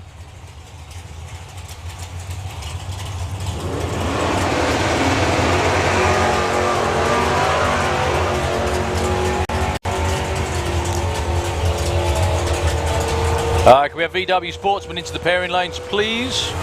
Not sure whether Ian actually rolled the lights or what happened that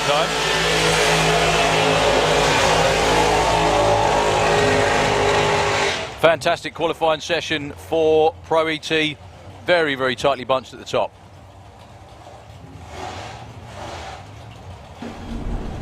As you would expect from the UK's best bracket racers.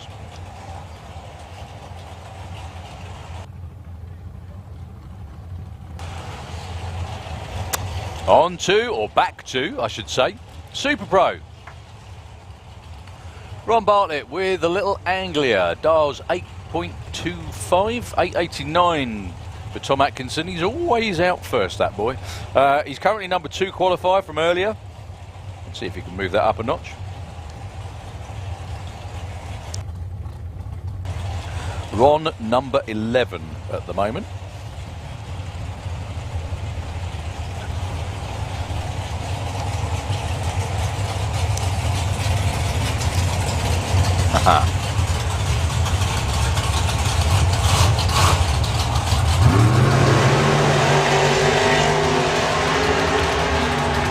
So Rod in the Little Anglia will get there first. Goes 8.28, 8.92. Ron actually goes up to number 6 with that run. Staying put will be Tom Atkinson. What a great pairing for these two. Two very, very, very, very, very good friends. Laura got married just over a week ago. And one of her honoured guests was the lady in the other lane, Leah Kellett with Dolly Daydream. This is actually one of, if not the first time they've raced, I think, because all the time Leah's been racing so far, she's been racing in Super Comp, which is the 890 class, and I don't think they've got the chance to race in Super Pros. Laura's never raced Super Comp. She always runs in, or with Super Pro, I should say. So this is the first time they've ever matched up together.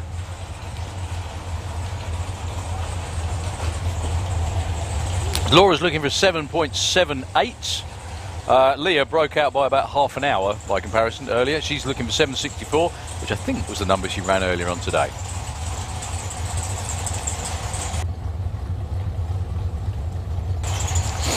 Going to be bragging rights off the line as well between these two.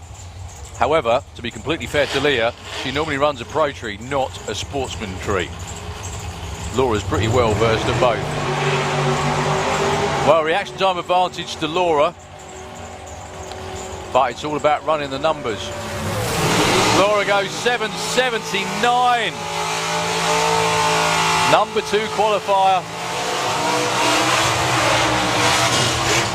Leah with a 71 on a 64.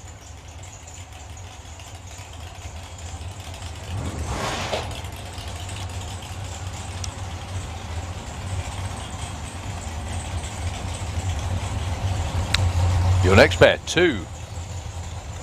Door cars coming up. John Debenham. VW Pro, please, into the pairing lanes. Yeah, John Debenham with the crew killer. I was worried actually earlier because Johnny had to be retrieved, JT had to be retrieved from the top end, which is not normally a good sign, i.e. he broke something. They put bigger tyres on the back of it to try and get it though extra bit, just the extra small amount of legs it needs to go over 150 miles an hour. He's run 149 18 times, I think. Taking on Brian Pateman. Brian does 884.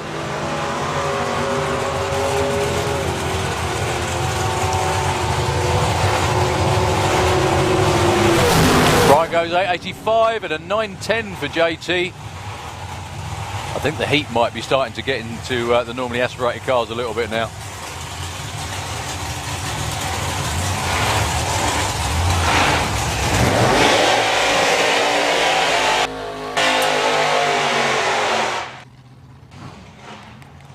Pete Waters, Phil Toppin. Pete is number 9.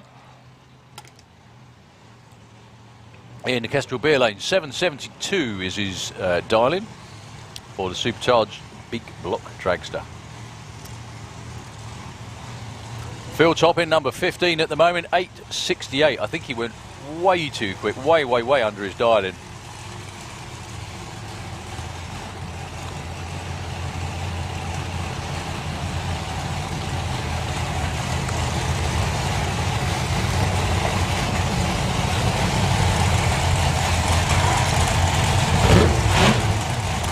Mike Murray also helping out on a weekend off too. So 2 very different ways of going supercharged drag racing.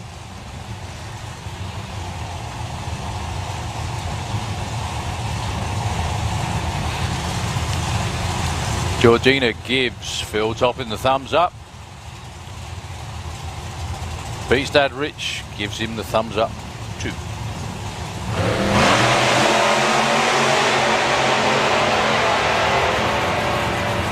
Well, Pete is long gone, as you'd expect.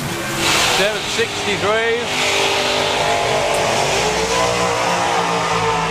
That's way too quick for way too quick for Pete Waters. Phil Toppin though goes up to number 12 with an 878 on a 68 by virtue of not breaking out, basically.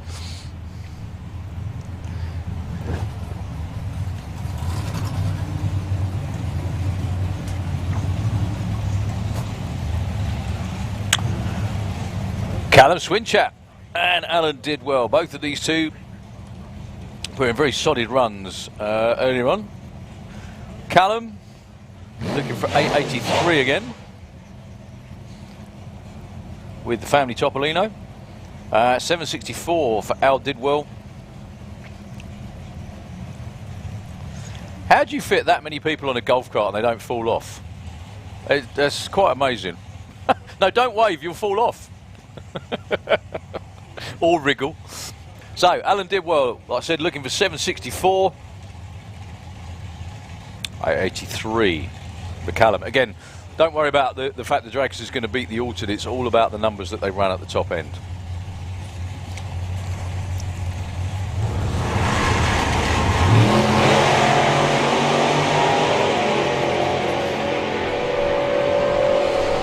Nice 03 for Al on the tree. 66 and an 66. Actually, Alan Dibmel moves up one spot. He's very consistent this weekend. 8.66 on a 64. Callum, I think he improves his time, not his qualified position. Still very, very good indeed.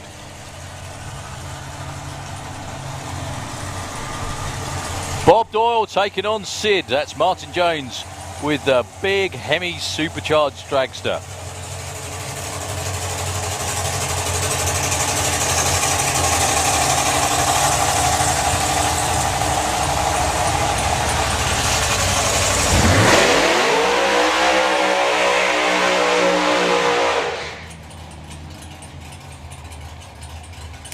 Nice big burnout from the dragster, rolls to roughly 8th mile.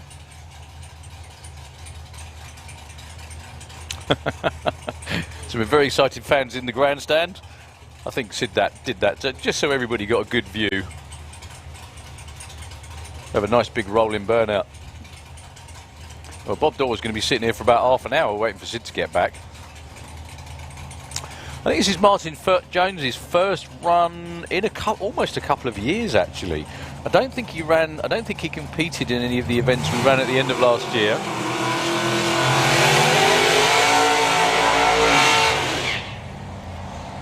So this could well be his first run in a long, long while, actually.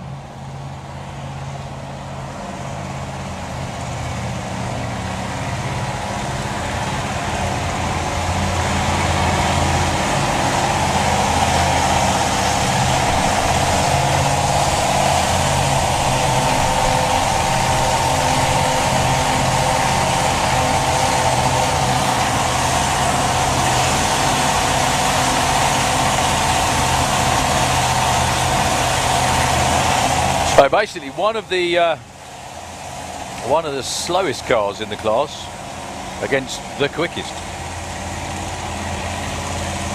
One of the world's quickest Super Pro cars, actually.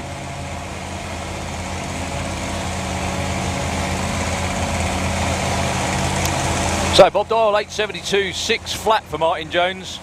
If it's a good run, he'll click it off just before the finish line, try and peg it back to 6 flat. That's actually the quickest number that you can dial in Super Pro.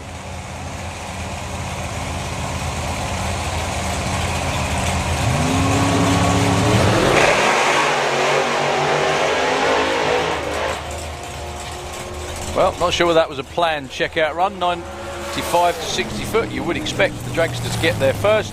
8.72 with a 5 for Bob Doyle, number 2 qualifier for the little Datsun. 10.41 at 72 miles an hour for Crunch. Sorry, Sid. Crunch is the other guy. Sorry, mate.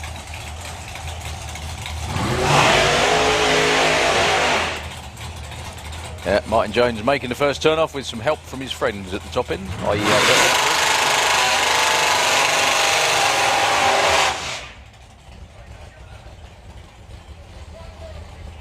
So your newest member with the 8-second door slammer club, Mark Turner, with the Supra. This time round dials 8.61, which is by far the quickest he's ever dialed in.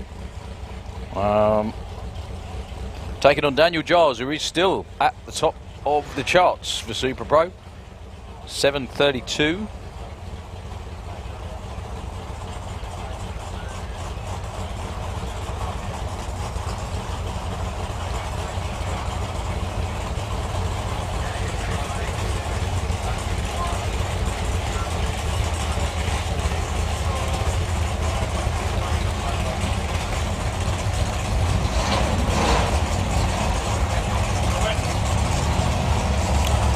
So Mark Turner is number 18 qualifier at the moment by virtue of the fact he broke out by a good couple of tenths from his dial-in. To be fair, I don't quite think they knew what the car was going to run. The dial-in to start with was the best guess. The one now is going to be a bit more accurate, I think.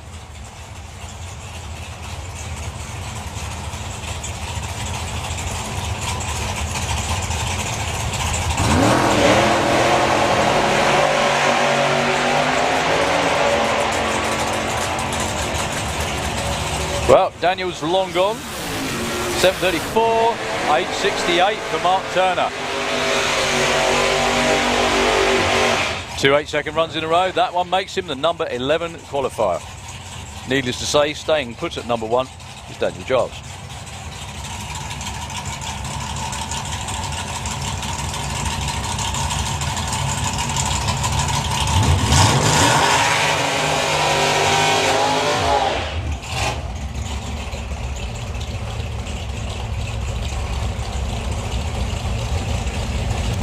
So Billy Gain taking on Ashley Bell. Billy's number 7, Ashley is number 18. He broke out by, again, a country mile in bracket racing. Good couple of tenths of a second, I think it was. This time round, Ashley does 8.63.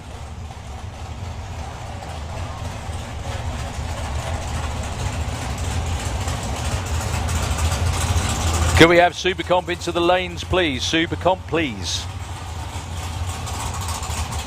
Billy Gain looking for 8.42, which I think was actually what he ran earlier today.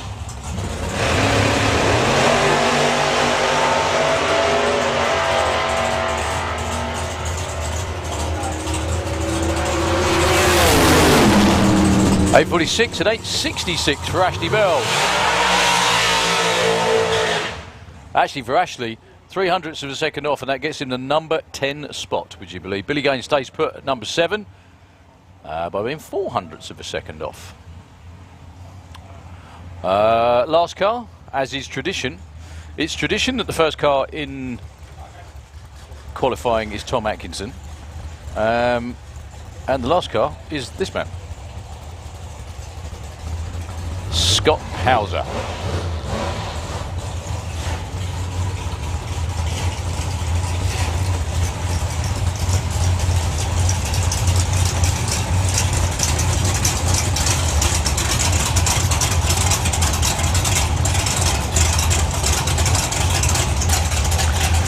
Scott looking for 7.33.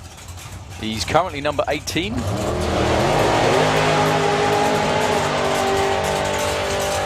That car certainly hopped up from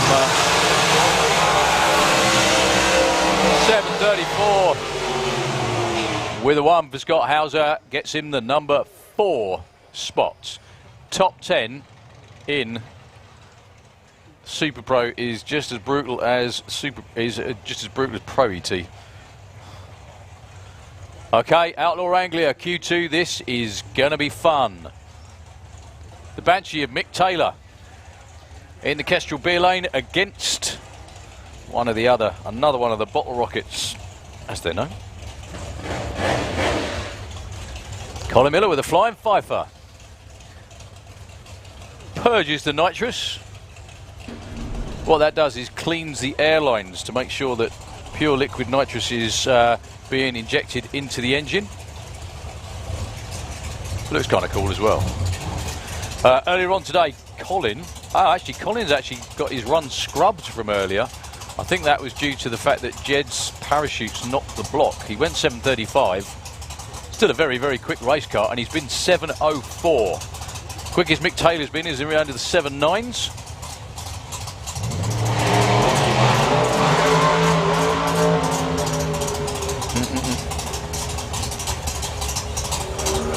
Colin Taylor actually rolled through stage. 8.12 at 171 for Mick Taylor.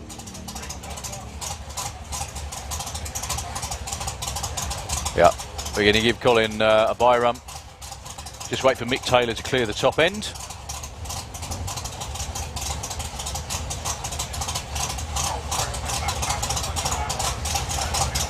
So, all on his own, the flying five for Mr. Colin Miller.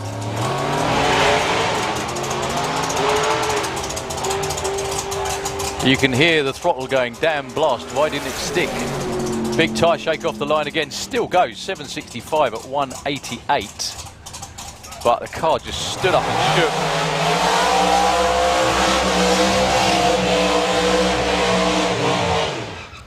I hate to tell him there's no burnout competition this weekend, but the more he does that, I don't really care.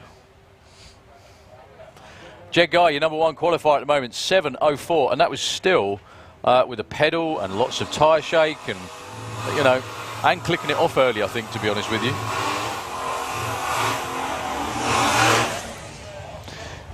Taking on Ben Kennedy. I'm trying to think of a nickname for him. Ben the Entertainer, I think. Definitely the Entertainer. Hitting walls, blowing engines up, pulling massive wheelies. You never take your eyes off this lad in the Auto Glen Lane. You've got to admire him though. The car's called Relentless because that's what they are. They just never stop trying. He's in the Auto Glen Lane, your current number 1 qualifier, and probably still will be after this run, actually. unless some sort of racing miracle happens. Jeg Guy. If this car hooks and goes off the start line and he keeps it nailed, we're waiting for the first 6-second Outlaw Anglia run on this side of the world. Could happen. Won't happen on that one. Lots of tyre shake for Jeg Guy off the line. He drove through it though. 720 at 189. Still pulls out a stunning run. But yeah, just ouch. Ben Kennedy goes 10.51 at 120. Congratulations, team. Well done. It's in one piece. It's not up in the air. It's not in the wall. It's a result. Now pack up and go home quickly while it's still in one piece. You all right?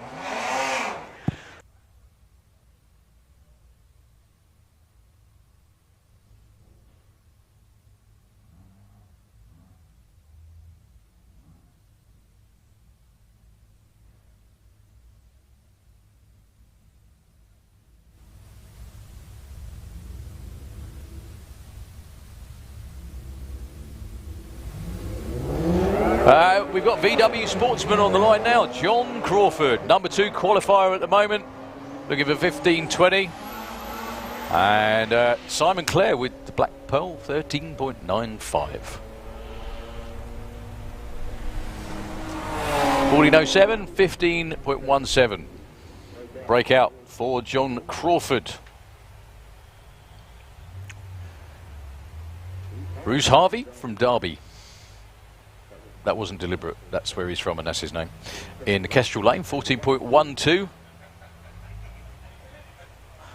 Against Rob Creswell. Rob 2 classes Creswell. In the Auto Glim Lane with Audi.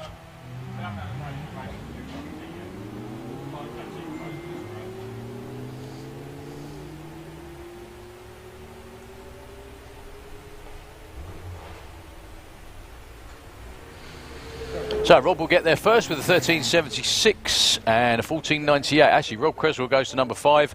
Bruce Harvey gets bumped back 1 spot. Paul Robinson from Toaster against your number 1 qualifier and winner of the Perfect TT Award. It's going to be very hard to shift him off the top spot.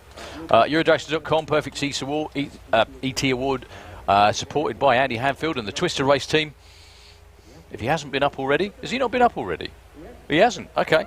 Someone tell Steve Stone he needs to come and collect some pennies from Mr. Simon Groves at Eurodragster, sitting to my right up here in the tower.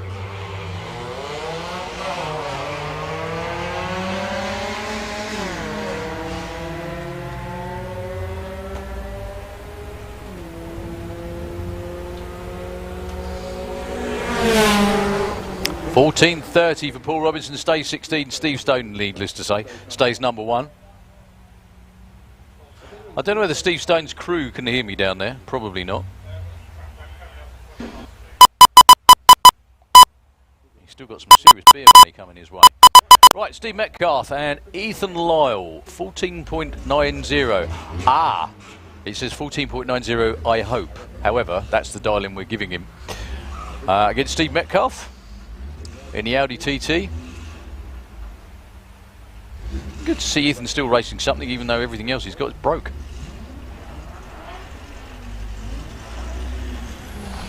$14.82 breakout for Steve Metcalf.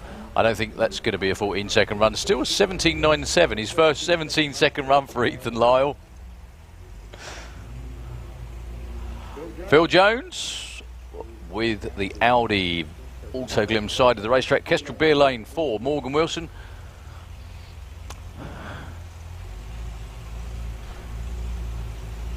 $17.40.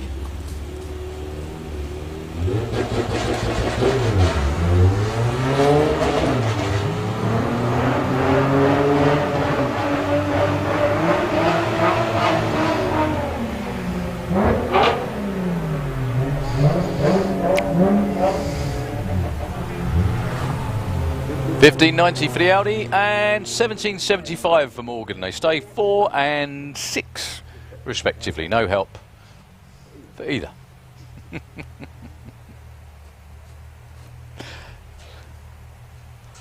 Jack Gooding with Nemesis, the Scirocco. in the Kestrel Lane with the 16.19 darling. 13.3 for Lawrence Clark with Thunderbug.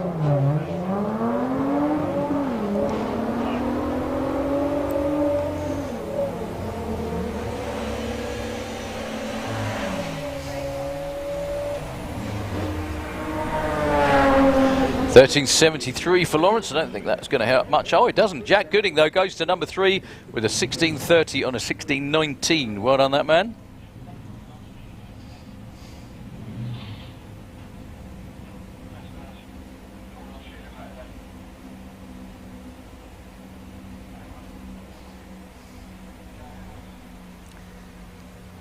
On the line next is Gareth Bates in the Auto Glim Lane, and the one and only Polly Judge. 16.41 from Polly. Garrett's number 8 at the minute, needs to get close to that. 15.3 goes, 15.92, 16.36 for Polly, breaks out by 0.05 of a second. Could we have Street Eliminator into the pairing lanes for Q2, please? Street Eliminator, please.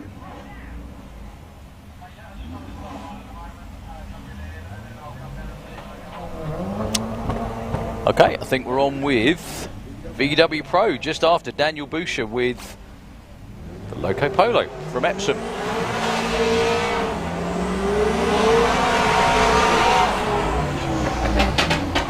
14.73, actually does move up a few spots to number 12 with that run. Well, the big question is, will Mr. Stevenson be out in this qualifying session of VW Pro? He said he ran out of time last time. I can't see him on the start line filming, so you never know. John Brewster in the Kestrel Lane, 12.65. Graham Fairhead, 11.10 for the Misfit Type 3.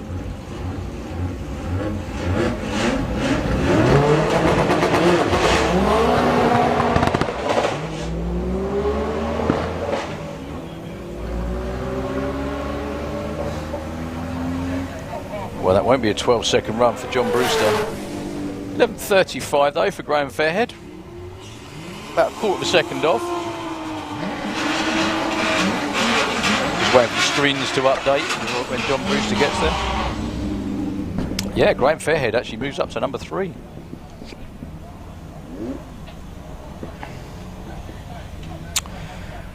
James Gould from Norwich with the Mark III Golf in Kestrel Lane, 11.10. Jacob Bailey with the Jetta. Jacob does 10.40. This Jetta, check it out, what runs enormous miles an hour, 140 miles an hour plus.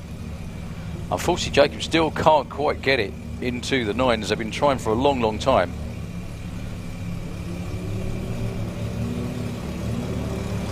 The speed kind of dictates he should be going a lot quicker than that.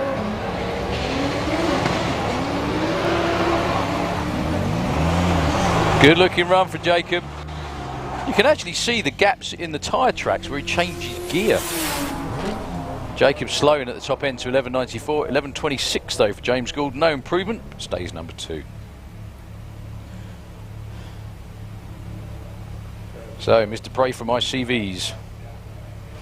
One thing with front wheel drive cars, obviously everything's up front, so it gives the drivetrain, and there's a lot of standard parts on these cars, a lot of abuse. And they're regularly something that goes pop, unfortunately.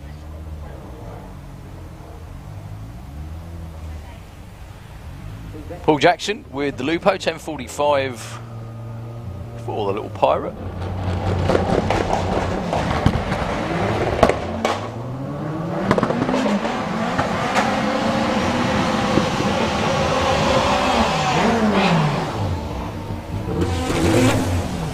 Goose goes 11.26, goes up to number 4. Paul Jackson, number 8 with a 10.93.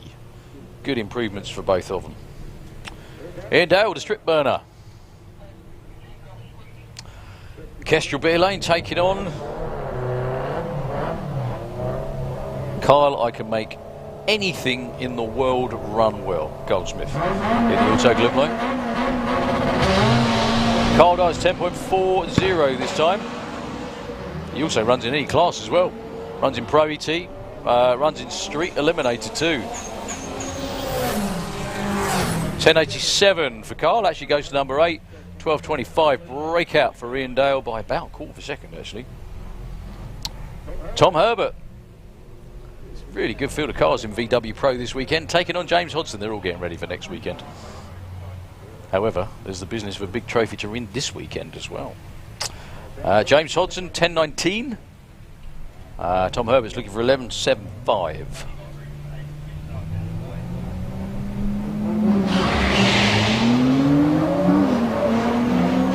That's more like it from James Hodson.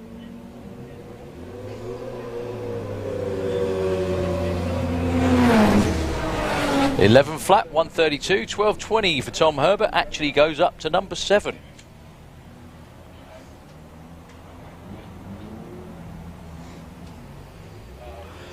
Rob Carter, number 5 qualifier with that insanely quick Audi S4 out there. Looks like it shouldn't go anything like as quick it does. Against James Rhodes with a 10-second lupo, would you believe? Yep.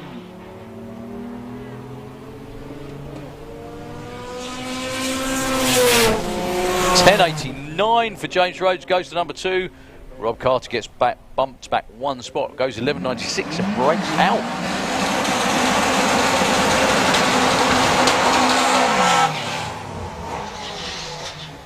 Well, the most amazing news of the year so far is Luke Stevenson might have made it down for a qualifying run.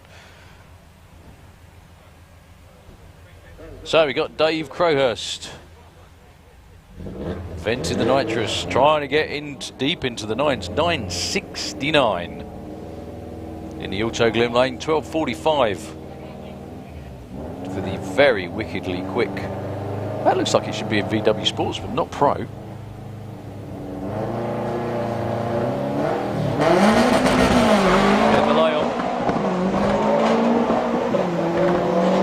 Well, Dave Crowhurst, as you'd imagine, is long gone.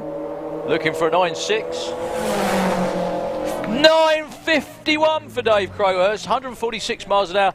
Big, big plume of smoke in the Kestrel lane for the Seat. We're going to have to check that one out. Hopefully it's only a hose. Poor Luke Stevenson's in his race car behind the start line for the first time in 8 years.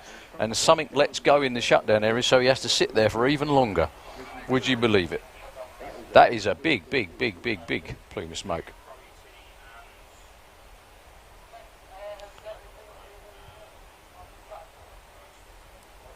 To the point he actually looks like he's on fire going around the top end. We have, unfortunately, the fortunate news, or unfortunate news is, we have a track crew with legs akimbo through the top end, which means we do have a clean-up to do in the Kestrel beer lane. Hopefully it shouldn't take too long. I do think that's rather ironic that the first time Luke makes it down in 8 years, all the brand new stuff on the car, everything else as well, and he has to sit there for even longer just to stew that a little bit more. Anyway, track crew going to be doing their thing, get everything back up and running as soon as possible. Going to hand back to Nitro FM. Hopefully, again, it won't be too long. We have been pretty much running on time so far this weekend. It'd be nice to keep going like that. So, Nitro FM, and I'll try and get an idea how long it's going to be for you.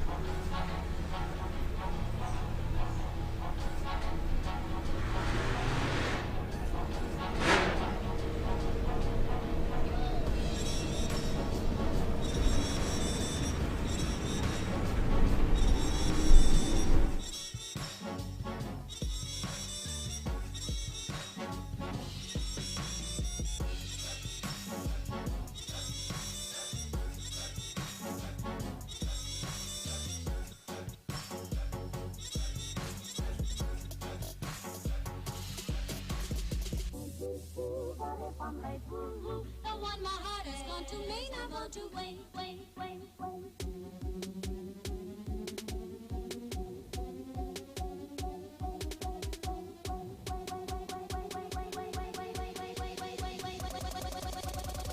not want to wait. Tico, oh tico, tico, tico, tock. Tico, tick. Oh tico, tico, tico, tock. Tico, tick. Oh tico, tico, tico, tock. Tico, tick. Oh tico, tico, tock. This tico, tico, he's a cuckoo in my car.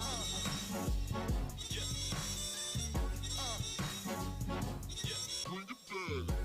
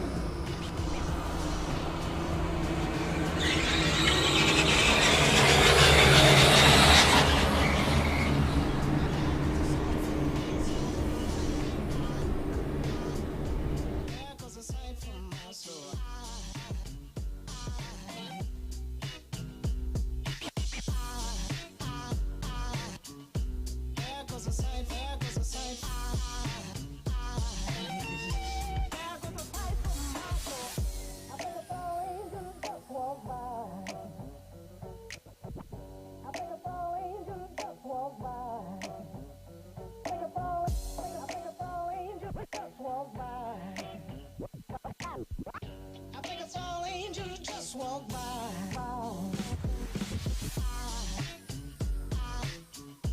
There goes a sight from my soul.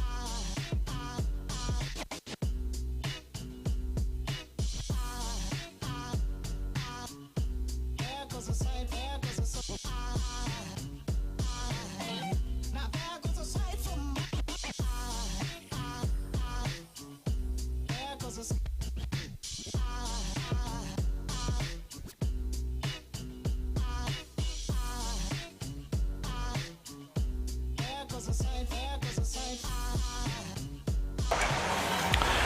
Back to qualifying, superb job as always by the incredible Santa Pod Raceway track crew.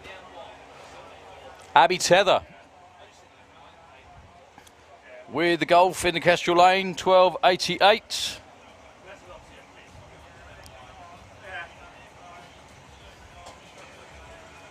$13.08. Actually, she's number one. She stays at number one.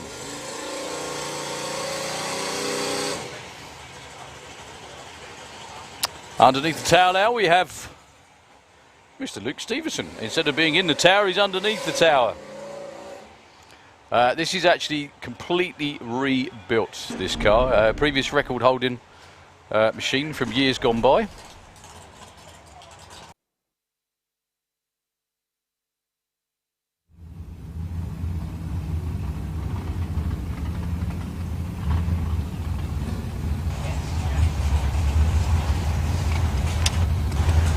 So Luke, with this is the first time out for about 8 years with this car. He ran it very, very briefly just after he bought it. He spent a tortuous 8 years with it in various bits. Completely changed the engine combination, which is the main reason it's taken so long to get it for him to get it back together. Good luck, Luke. I hope it all goes well. Just wants to get from one end of the track to the other, make sure everything works, stays in one piece. The $12.99 dial-in is kind of arbitrary because that's the minimum you can dial in for VW Pro. Well, he's building a little bit of boost.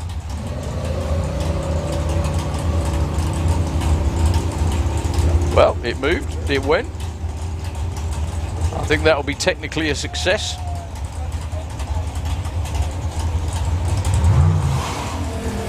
Trickles through with the 1494, 88 miles an hour.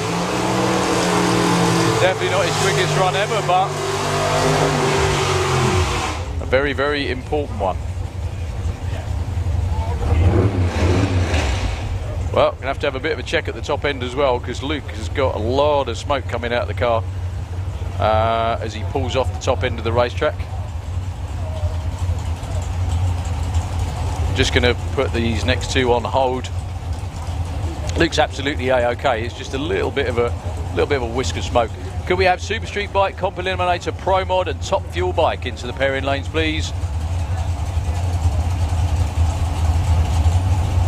I think Luke might have actually, yeah. Unfortunately, he stopped on the racetrack right down there at the top end.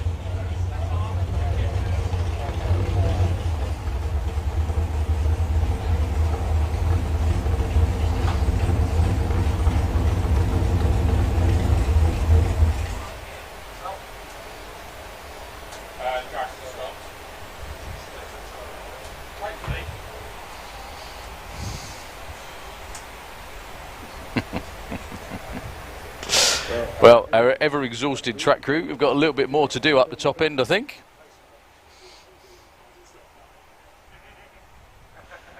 Luke's car just been retrieved from right at the end of the shutdown area.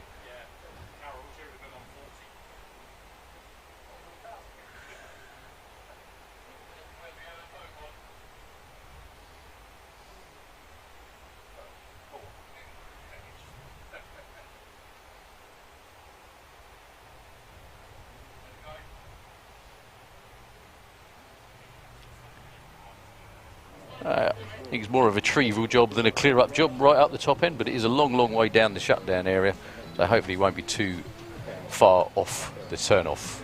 Once again, we can kick back in with Nitro FM just for a few moments. We've got Supercomp underneath the tower at the moment. We're not far away from Street Eliminator and loads of other good stuff too, so don't go anywhere at all.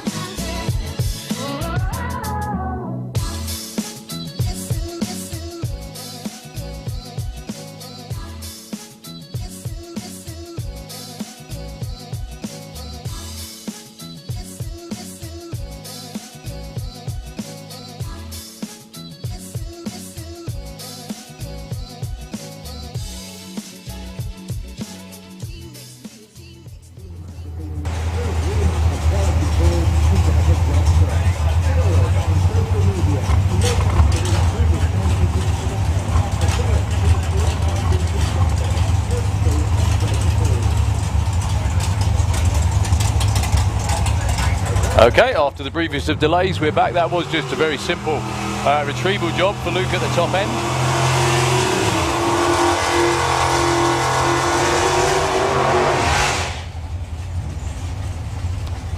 So, Supercomp qualifying only one car in the 890s earlier on. That was an 891.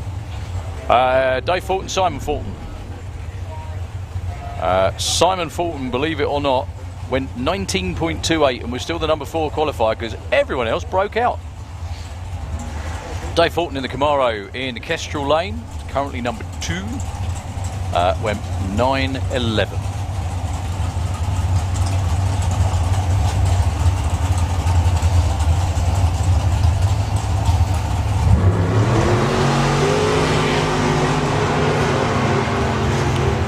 Well, Simon Fulton, not really a representative run earlier.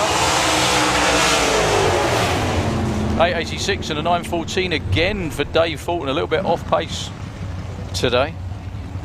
Well, believe it or not, his 19-second run from earlier will count as his best qualifying run because it's the one that he didn't break out with.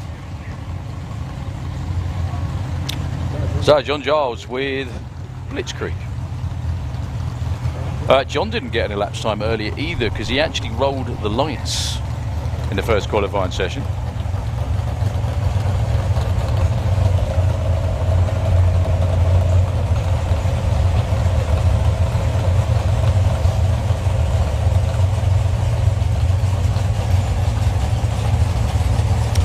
So Paul Hudson with the pension pot went 9.32 earlier. He can go way quicker than that. Well, the good news of this pair is John Giles will get an elapsed time. He will be in the ladder. Will it be the right side of 890? It will. Look at that from Paul Hudson, your number 1 qualifier. 890 with a 1 at 165. A really good 895 by John Giles. But not as good as the guy in the other lane. Okay, the guy that was number 1 qualifier, Al Schofield. In the Scud Dragster in the Kestrel lane. He's already run 891. Steve Hudson, another one of those that went too quick, 8.84.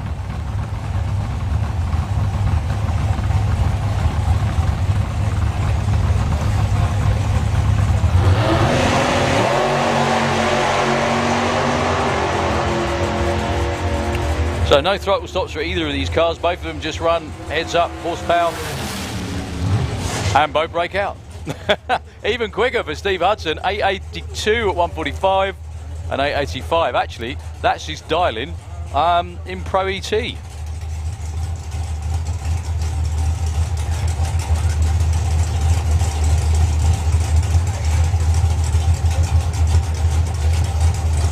Well, the next pair should be Leah Kellett against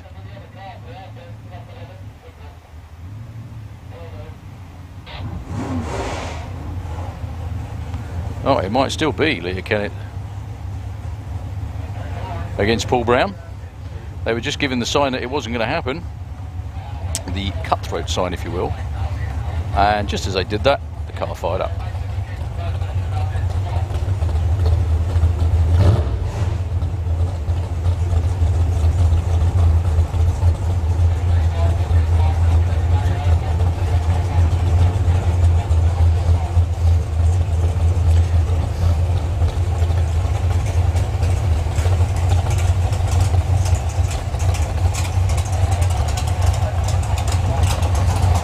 Well, it's going to be just a bye run for Leah Kellett, and then we'll get to Paul Brown in just a second.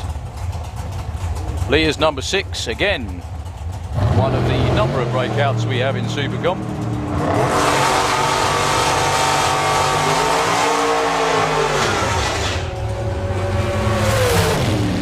$8.93, 166, the right side of the number. Number 3 spot at the moment for Leah Kellett. Paul Brown with the barbecue roadster. We only call it that because it looks like he's got a barbecue going in the cockpit because all the smoke just constantly comes out up and in his face. I think the first competitive weekend for Paul in this car. Very, very nice machine. 0001 for Paul Brown on the tree. That will be the perfect light money. Congratulations, sir. Goes 8.93, number 4 qualifier, and the Eurodragster.com Bad Habit Racing Perfect Light Award is going to Paul Brown. Well, there we go, halfway through day 1 and we've got rid of it all already. Was right, wasn't it, Simon? That was just cool. 0001, look at that. Just one measly 10,000ths of a second away from being perfect. Okay, Top Speed Automotive Street Eliminator qualifying session number 2. Your number 1 qualifier, he needs no introduction, Mr. Mark Todd. Anthony Higgs in Triggers Broom. Kestrel Lane went 8.95 earlier against Ash Cooper with the van. Sorry, with the transit van. That's a lot more like it for Pigsy.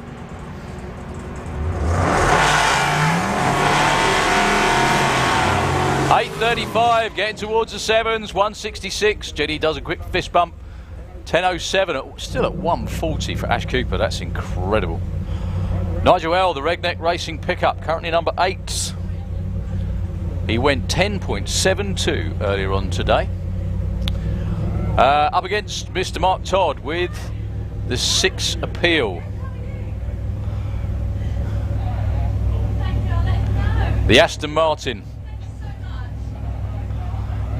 Looking to consolidate his number 1 spot. He went 6.99 earlier today. Mark is in the Autoglim lane.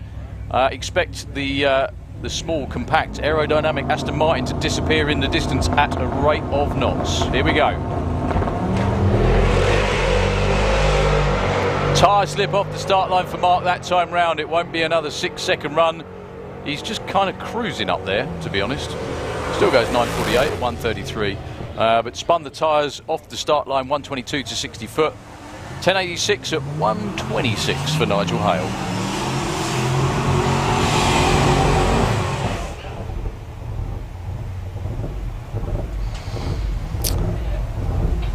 Next pair will be Al McSweeney with the revamped and twin-turbo big block Volvo. Do you know what? I've just been watching everything on Swedish Drag Week. This would be the car for that competition. In the Kestrel beer lane, taking on Joe Stevens. Again, another car that would be fantastic for that that round Sweden tour. Well, around the south of Sweden tour. Joe with the Sunbeam went 9.19 earlier. Al McSweeney didn't get an ET, unfortunately, because he actually tripped through the beams. 2 twin turbo cars, 1 Volvo, 1 Sunbeam. What? Joe Stevens with too much off the start line. Al McSweeney settles himself. Nails a very nice 136, 60 foot. 10.49 for Joe. And a 9.77, only 102 miles an hour for Al McSweeney.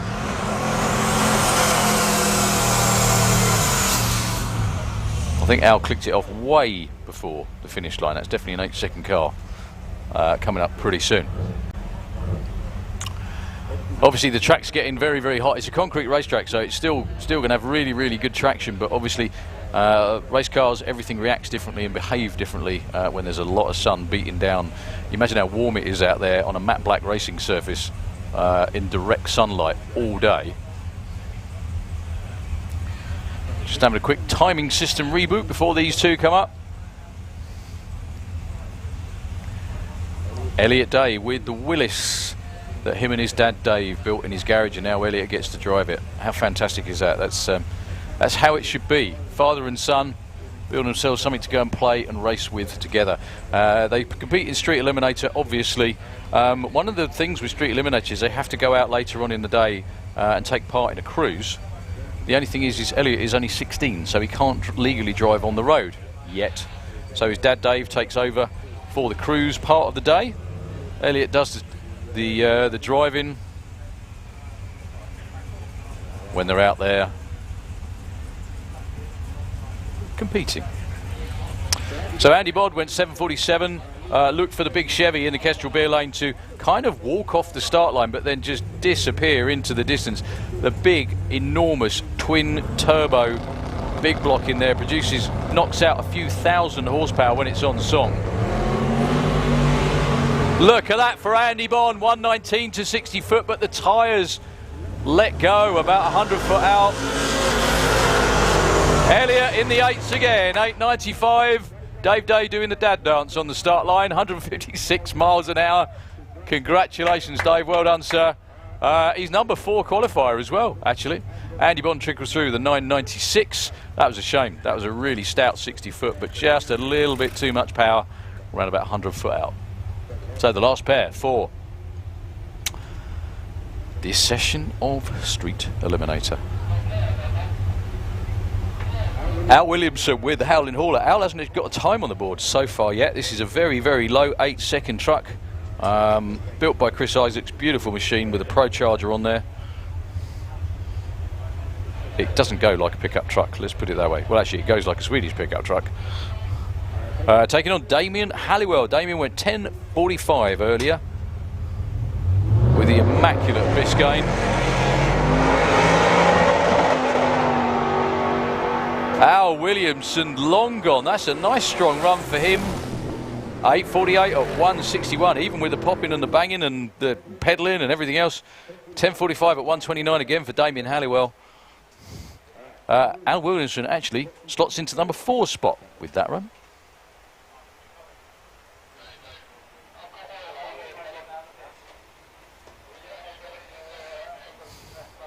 This is also the first proper hot week. I mean, we've had some warm weather. We haven't had proper hot weather here so far this season anyway. It is mid-July, so we are about due for it. Going to be doing a little bit of track prep before we get on with. We've got Super Street Bike in the lanes ready to go. Comp Eliminator, Pro Modified as well. Don't go anywhere at all. Nitro FM for a couple of moments. We won't be long.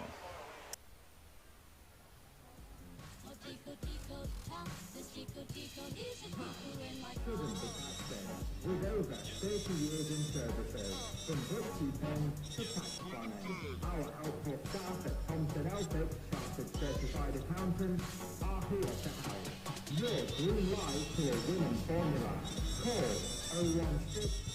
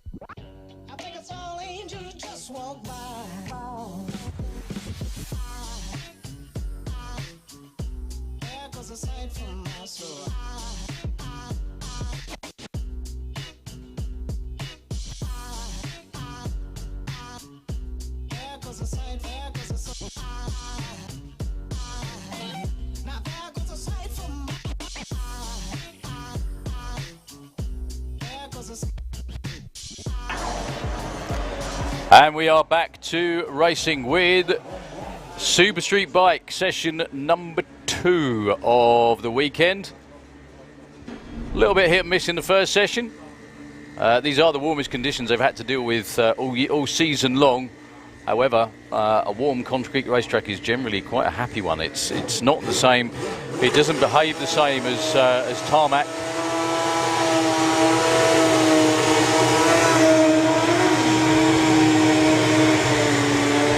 In a nutshell, it likes a bit of heat in it, and that's definitely what we got today. Steve Venables out there, first up in the Kestrel lane. The number you see on the board at the top end is the bump spot for the 8-bike field. We've got 11 riders trying to get qualified. He's taken on Mark Hope. Now, Mark was deep into the 7s, went well over 200 miles an hour. Wow, Mark instantly blazes the tyre off the line. No problems at all for Ven. Straight and strong. 698. Look at the speed as well. 217 miles an hour for Ven at 698. 838 at 202 again for Mark Hope. Big speed, just can't seem to get off the line. He's going to get a bit nervy towards the end of the day because he's right down the bottom of the order. Not a big surprise to see Ven at number 1. The speed, though, gives away the horsepower in that bike. Al Morrison Jr. in the Kestrel lane, number 3 qualifier from earlier on, went 7:31. Ross Morrison with problems, 13.91. Ross is in the Auto Glim lane. Couple of good low 7-second runs, hopefully. No tyre spin at all. Al Morrison Jr. with a very, very slow 60 foot because he rolled the beams. He goes 7:46 at 163. Ross Morrison 7:72 at 189. Yeah, Al Morrison lost quite a bit off the start line there just by rolling the lights. Jake Michelle. Jake's number 7 with a 7:78. He's in the Kestrel lane. Up against Steve Wood with Street Lightning. Steve's number 11 at the moment with a troubled run of 18.5. Really, really good to see Steve back.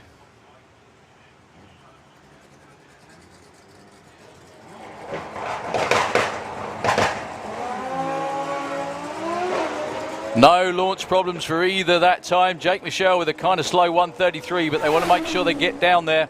7:57 at 187 for Jake. 9:89 at 119 for Steve Wood. 850 bike into the lanes, please. 850 bike into the lanes, please. So Len Padgett will be taking on Alex Hope up next. Len is number 10. Problem for Alex, whatever it might be. He's not going to make this one. He's well qualified at the moment at number 4, but the last session for Super Street Bike is going to be a bit nervy because there's bikes on the outside of the field that can definitely make it in. Len Padgett, number 10.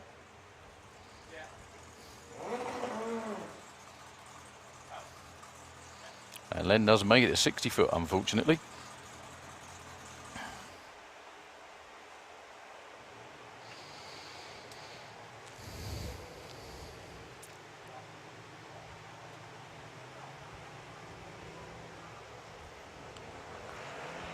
Starts the bike, he will... yeah, the run won't count anyway. He had a 23-second 60-foot time, which is, I think, some kind of record in the wrong direction. Could we have comp bike into the lanes as well, please? Comp bike into the pairing lanes.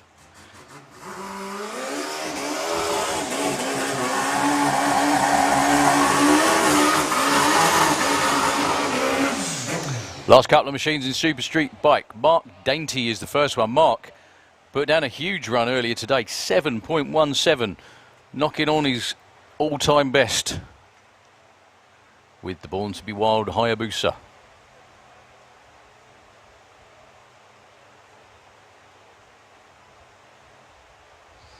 Well spotted.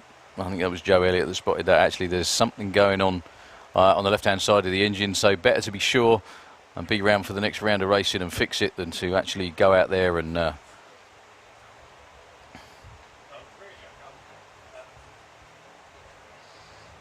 blast on through the quarter mile and end up destroying stuff. So the last thing you want to see. Well spotted that man on the start line.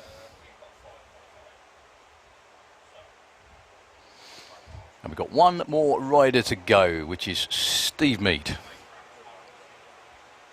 Top 7 are in the 7s. We'd expect more than that normally, to be honest, but everyone's having trouble hooking up today. There we go. Signal given to Steve Mead to bring it forward.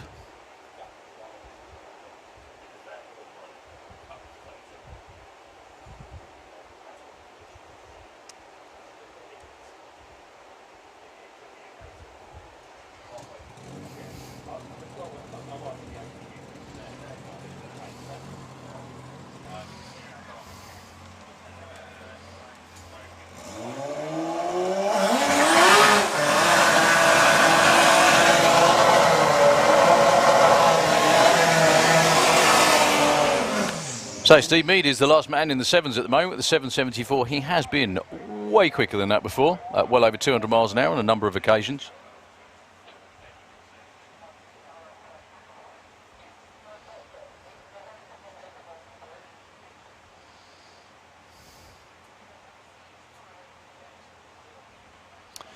So Steve Mead, the last bike to run in Super Street for this session.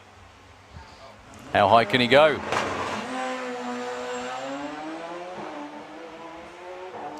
$119 to 60 foot for Steve Mead.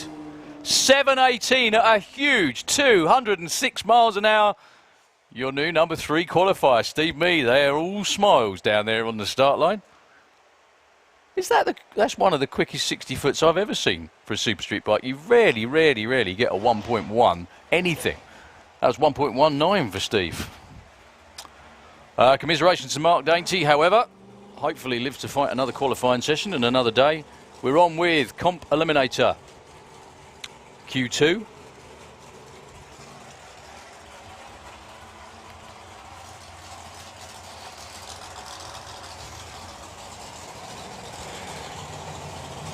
It's fair to say the normally aspirated cars are really going to suffer in this weather because it's warm, it's hot. I've already had one racer come up and say that we've had to change classes because the car just won't run what it would normally do.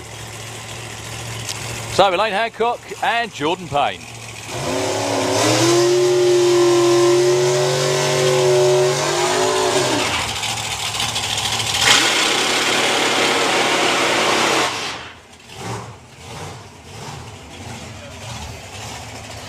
So Jordan Payne, currently number 1 qualifier, went 7.44 on the 799 Supermod Index.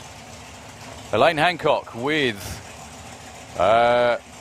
honestly, in this sunlight, that car has never looked better. Absolutely immaculate show quality paint job on Elaine Zephyr. Well, it's actually Dave Smith Zephyr, but you know what I mean. She is qualified already with a 9-second run. However, she's been down into the 7s before. The index for her is 7.13. I think if she can get anywhere close to that, they'll be doing handstands.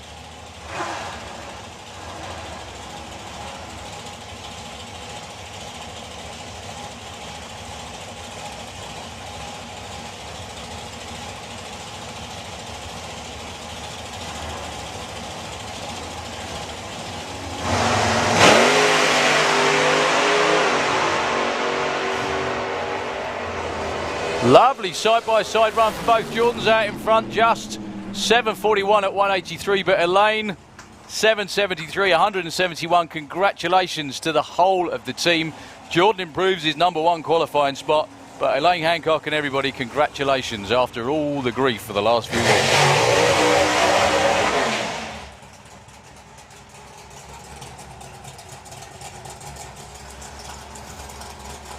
Nice speed for Elaine as well, 171 miles an hour at the stripe.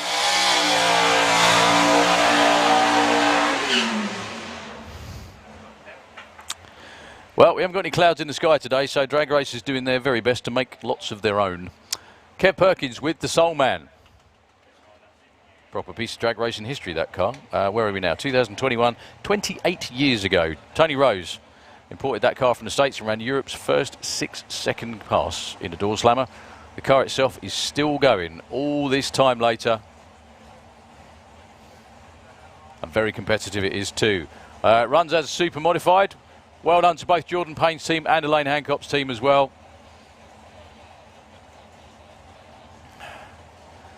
So 799 is the Supermod index, which is that number up on the board. It's an index, so they can run as quick as they can underneath that time.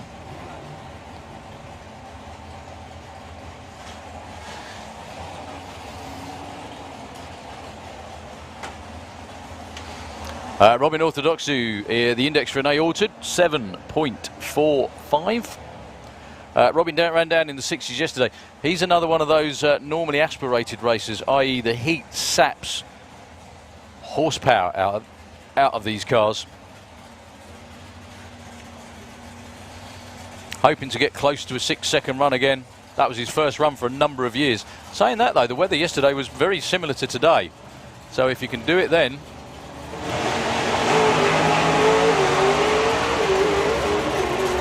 One thing I noticed about Robin, dead straight on the launch, 105 to 60 and a 714, only 169 at the stripe.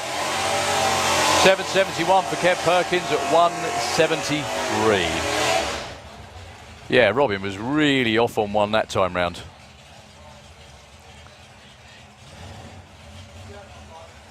So the Williams boys. One more time, I don't think we got... Oh, I beg your pardon. Sorry, it is Spence down there. Oh, we're missing one of them. We're missing Nick. Dan Williams with the Chevelle. Kestrel side of the racetrack. And Spencer Tram with Quantum Leap number 3. Spencer's index, 11.55. Dan's, 10.70. Dan is number 2 at the moment. He went 0.5 under at 10.20.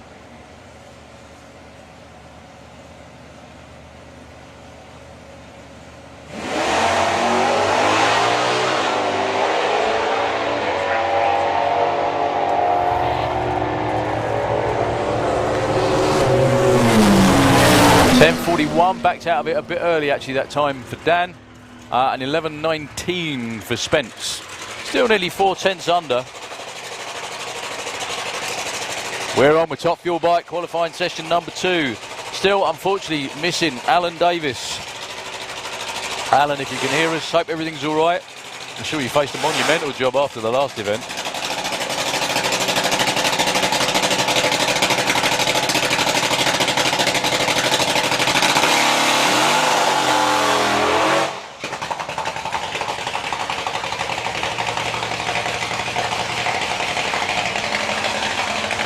So Neil Midgley with the Canon, Chris Hannum doing the tuning on that huge bike. Finally, the bike really starting to get towards its potential.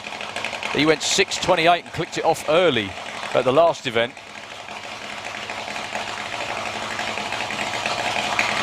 Did a little bit of damage. Let's see what he can do this time round.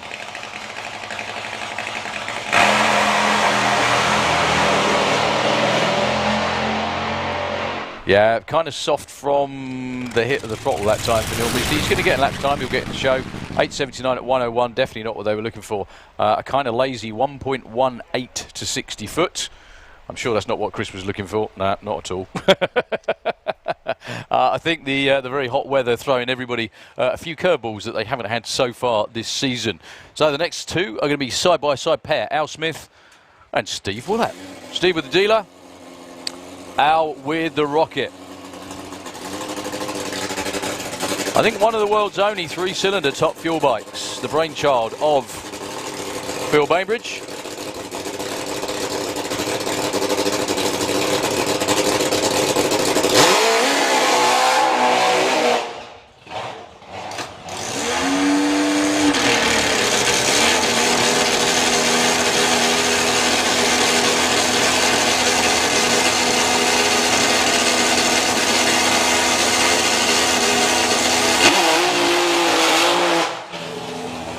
I don't think there's ever been a rider more suited to ride a top fuel bike than that man out there, Mr. Al Smith. To say the bike does what he tells it to, otherwise it knows it's going to be in trouble. Steve Willett at the moment, number 1. Both these two ran 6s in the earlier qualifying session. Going to try and step up in Q2.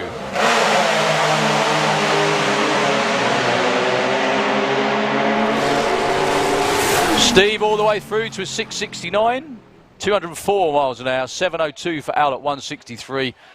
Al with a better run, actually, 109 to 60 foot, still a little bit down on where they normally want to be, kind of pooping out a bit at the 8th mile, 4.4 at 165, 436 at 173 for Steve Willett, 669 at 204. The one difference I've noticed actually this time round with, specifically with Steve Willett, he normally makes flying early numbers and then clicks it before the finish line. This time he's running it all the way out the back door, hence the 204 miles an hour terminal speed for Steve Willett. So we've got Motorsport UK Pro Mod coming up now, and I'm pretty sure this is going to be Annie Wallace's first ever qualifying run as a licensed Pro Mod driver. I'm just going to check actually very quickly out there in the Williams brothers or Williams boys pits. I know there's plenty of you about. However, Dan needs picking up from the top end, please. Dan Williams needs retrieving from the top end. He's not going to make it back. He's not up there sunning himself. He would like to come back.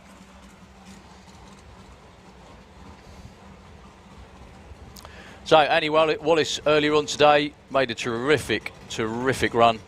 On and off the throttle a number of times, excuse me, tripping over my teeth. Still went in the 680s, about 208 miles an hour. And I think these are actually her first full passes in the car.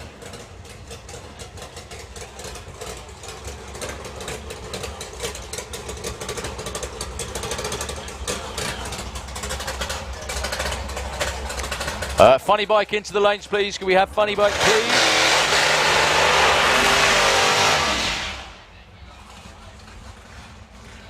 So the Wallace family, who do have a number of Pro Mod cars actually at their disposal, unbelievably. This car in the hands of brother Bobby has been down into the 6.2s. Very, very competitive indeed. Annie's normally one of the crew. Normally setting the wheelie bars, doing lots of different jobs. However, this is the first competitive weekend for her as a racer, as a driver. So backing her up nice and straight. If you wonder how they do that without anybody directing traffic, Bobby's got the headset on and he's telling her in her ears to go left or right. They're now turning the air bottles on for the shifters, making sure the chutes are packed. Bobby's actually adjusting the wheelie bars, making sure the height's correct. Annie's in the car. Very well practiced routine, this one, just a slightly different order normally because Bobby's normally the one in the car.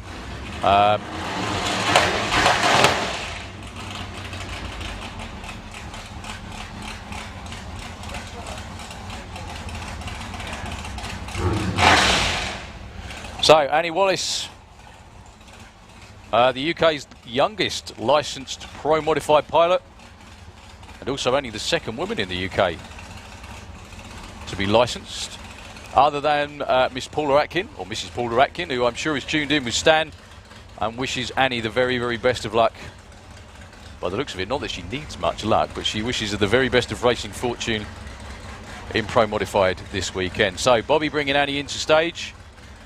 If she keeps it nailed all the way through, it's going to go way quicker than a 680. So best of luck again to Annie Wallace, run number 2 of the day.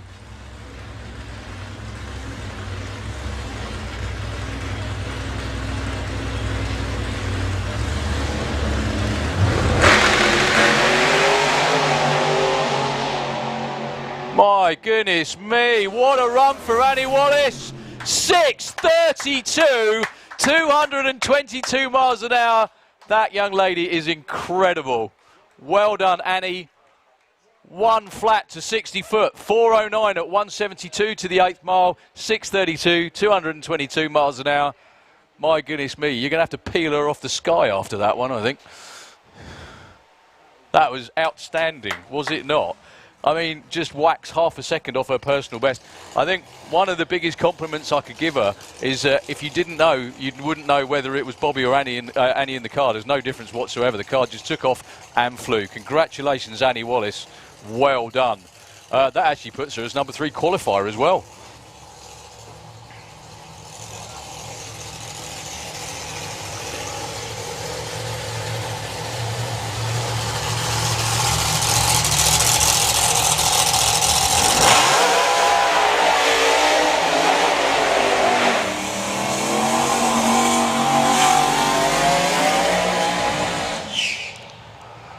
Well, the rocket ship that is Mr. John Webster's Fast Company Mustang, built just about half a mile behind where the main spectator bank is. His workshop's just outside the main gate. Beautifully turned out machine. John Webster produces some of the finest race cars and finest engineering on the planet. He's in the Auto Glim Lane, number 4 at the moment with a 661. Taking on Mr. Wayne Nicholson. Wayne, really nice launch earlier on today. Got to about 100 foot out. The car started skating around and he thought better of it. A few weeks ago at the Festival of Power, set a new personal best down in the 6.14. So, supercharged car for the Lucky Devil in the Kestrel Lane. Turbo car of John Webster, the Fast Company Mustang. Two completely different staging procedures. Wayne Nicholson would just bump in and then get it onto the two-step. John Webster will bring the revs up, get the converter ready and bump it into stage. Here we go.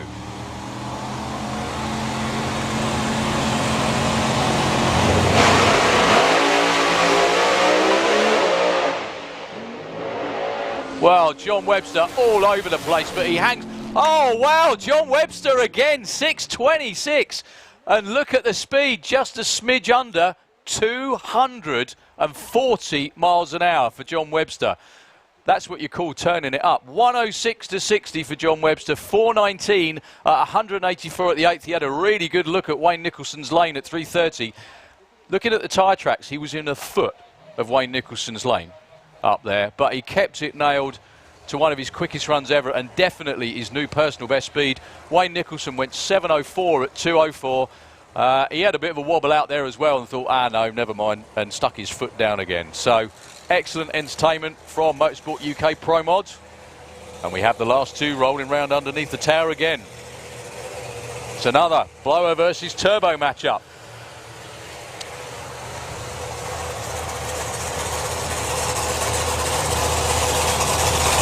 Kev Slyfield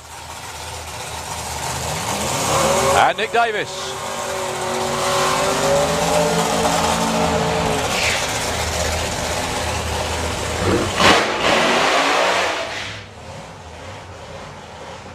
Well, just as Kev kicked the tyres into the burnout, the car stepped sideways. Well done to John Webster's team and to the Lucky Devil crew. That was fantastic. Thank you very much indeed, Dave. So, earlier on today, Nick Davis, number 2 qualifier at the moment, went 6.08. He has been about a tenth quicker than that before, into the 5s. He's in the Auto Glim Lane with the twin Turbo Firebirds. Taking on Kev Slyfield. Now, one thing that I still need to work out, we've had loads of 5-second runs in UK Pro Mod. I'm not sure we've ever had a side-by-side 5-second run in UK Pro Mod. It's going to happen soon. Hopefully happen this weekend. Maybe even happen in this pair. Kev Slyfield went 6.04 and a new personal best speed at the top end as well. So Rob Loring walks away. Woody puts Kev Slyfield in the beams. Here we go.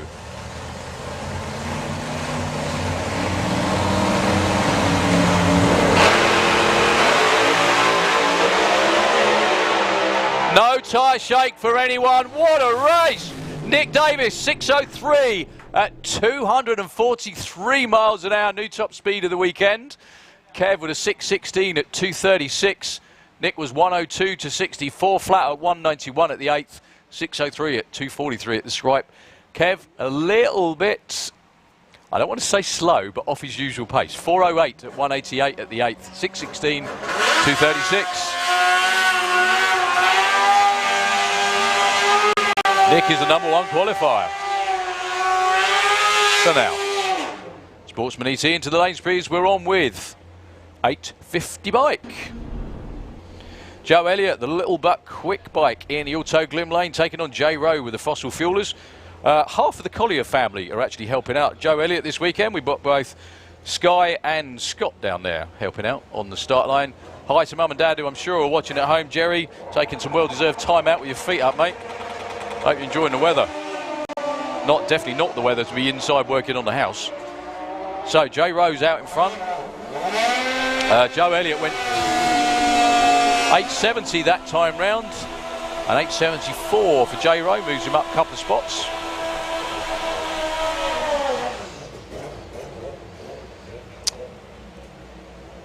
So Jasmine Cordell went 9.86 earlier. She's taking on Al Morrison, another Al Morrison, Alan Morrison, if you will. Autoglim side of the racetrack. Earlier on today, he went 8.53 off the trailer. Last call for Funny Bike, please. Thank you.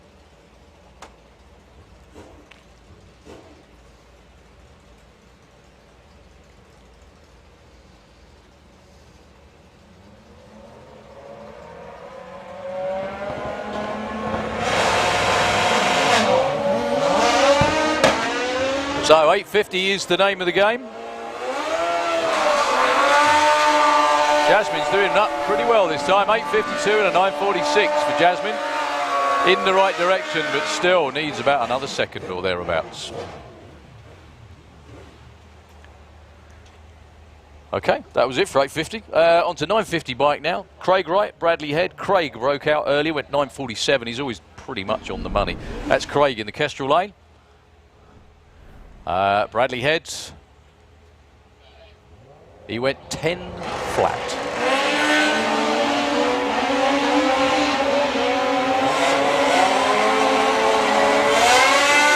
Well, will Craig break a little bit just to make sure? Well, a little bit too sure for him. 9.67 at 1.40. He's normally much closer than that. 9.90 that time for Bradley Head.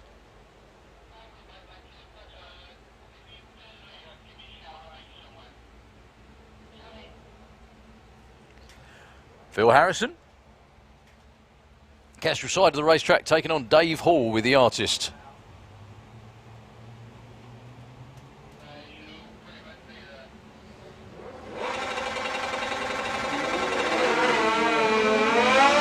Nice reaction time for Dave Hall.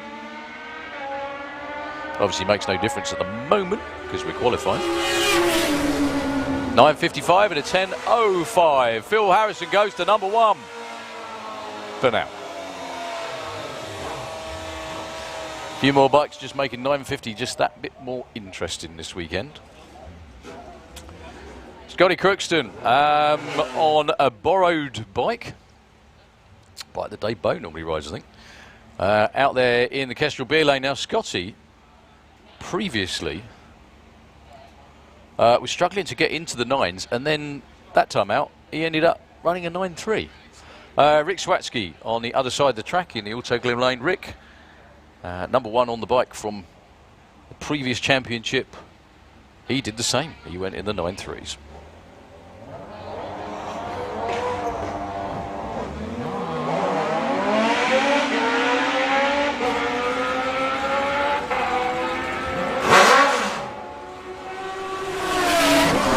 Scotty a lot closer that time with a 9.47 with the 3. 9.88 for Rick. Actually the right side of the number. I think the last bike in 9.50. And then we're on to ET bracket bike. Indeed we are.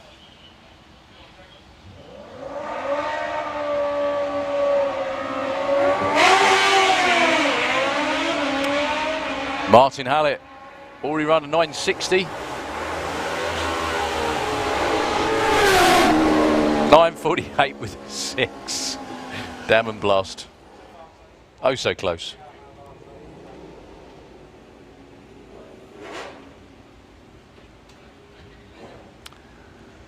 So, Robbie Dobby with the Super Penguin. We're on to ET Bike.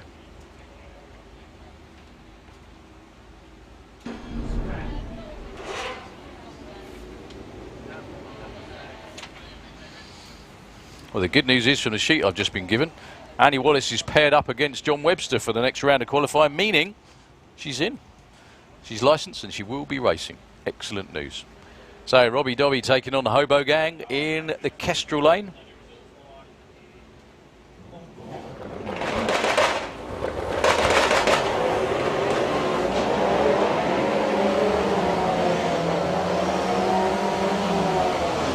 Looking for 9.30, 9.20, tenth of a second too quick. Robbie Dobby though improves a bit, 10.15 on a 93, takes him up to number 6.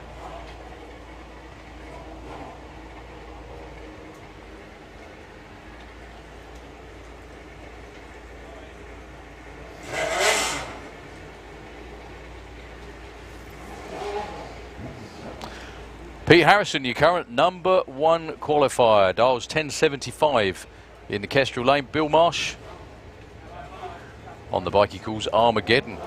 922, Auto Glim Lane.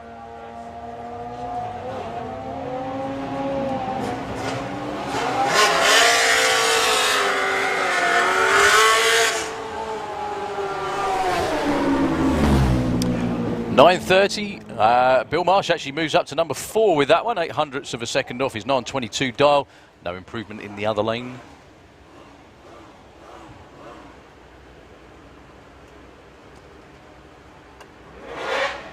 Phil Pratt, Satan's Lady, 892 the dial in this time. I think he went 9.0 earlier. Yep, 9.05. Justin Moulton.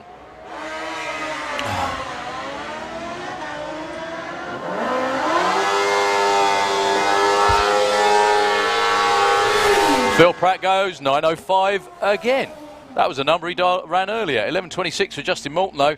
That takes him up to number 3, 0.06 of a second off.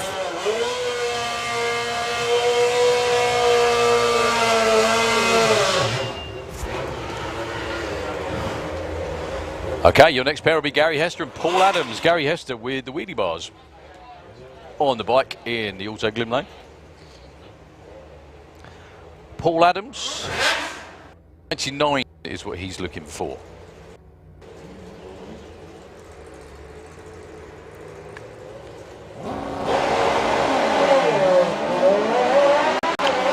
Could we have super gas, please? Super gas into the lanes. 9.02 for Paul Adams takes him to number 2. Gary Hester moves up slightly with a 9.14 on an 8.86.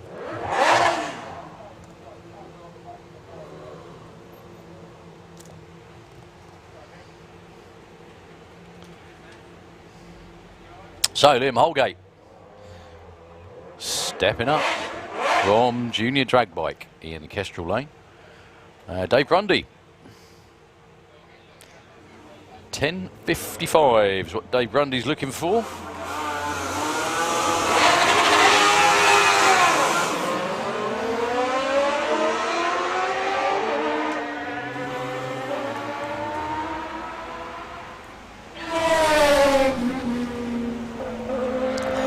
.1071 for Dave Grundy, and that won't be an 11-second run, unfortunately, that time for Liam. He does get a qualified number on the board, so he is number 11.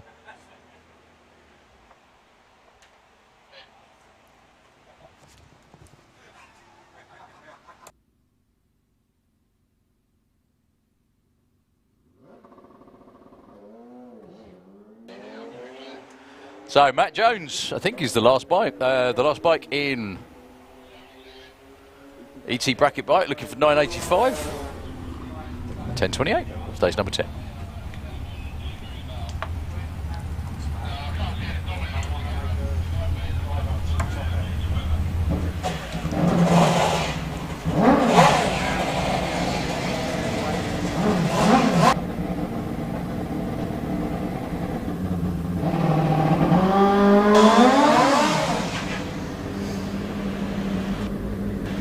I apologise, not the last bike because we still have Jane Kay. Jane put an unoptimistic 12-second dial in earlier and went 8.88. So she dials 8.50 this time. Breaks out again. I think that was the biggest breakout we've had, full stop.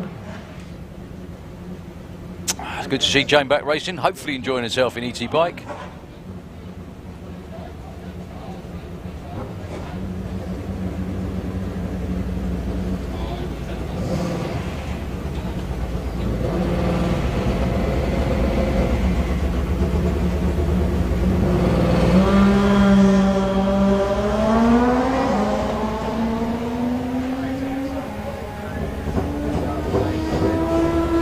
Nice leisurely ride to a 9.46 at 1.52.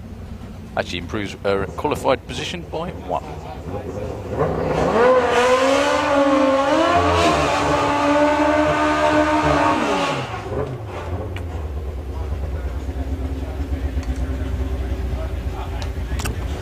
Good to see Blake King as well. I do apologise, I really think we were done with ET bike. Obviously not. We're on to comp bike in just a moment.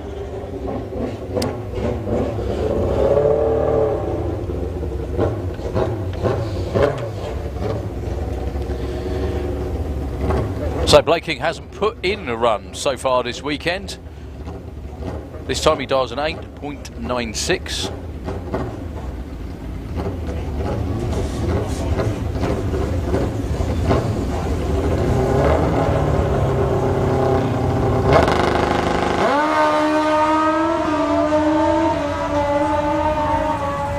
Really nice run. Well, there's a lot of smoke going on behind that. 929. He gets on the board at number 10. However, I think it may be wounded. They're going to go and check the racetrack. They'll check the bike when he turns around the top end as well.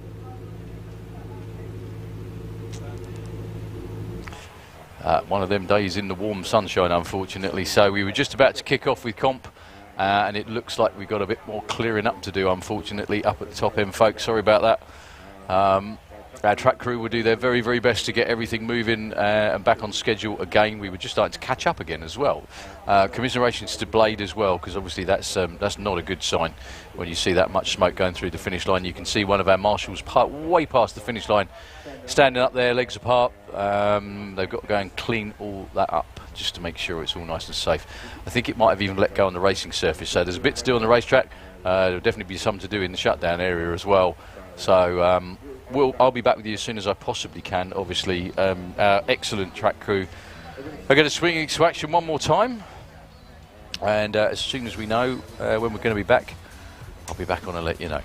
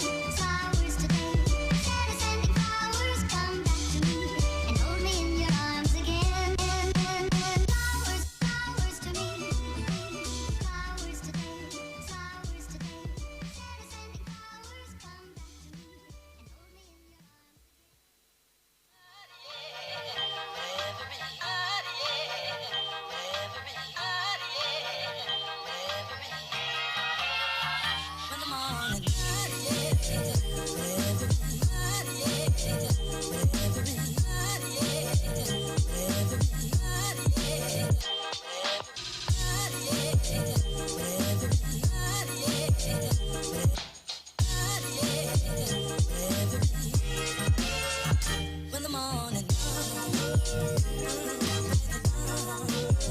baby,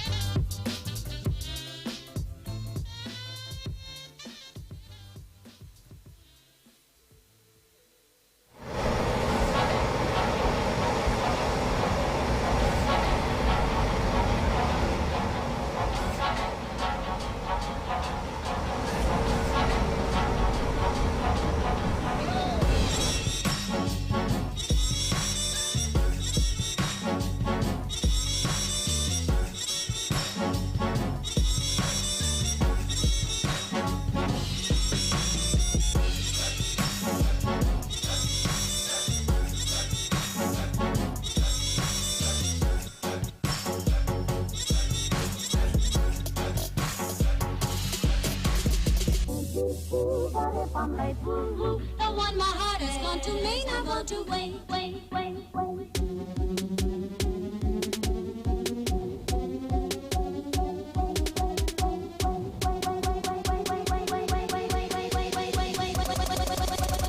May not want to wait. Deco, tick. Oh, deco, deco, deco, top. Deco, tick. Oh, deco, deco, deco, top. Deco, tick. Oh, deco, deco, deco, top. Deco, tick. Oh, deco, deco, top. This deco, deco, he's a cuckoo in my car.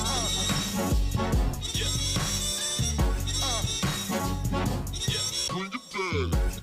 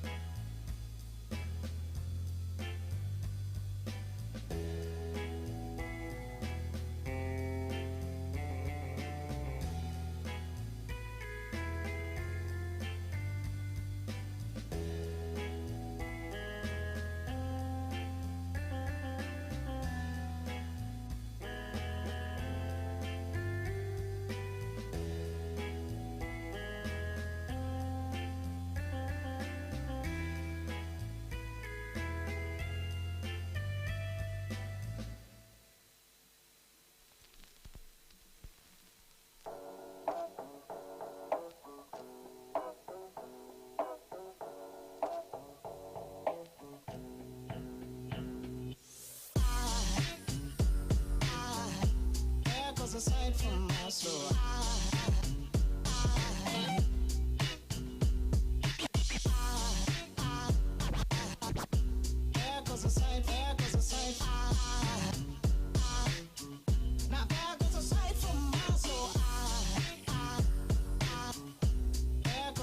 from my soul.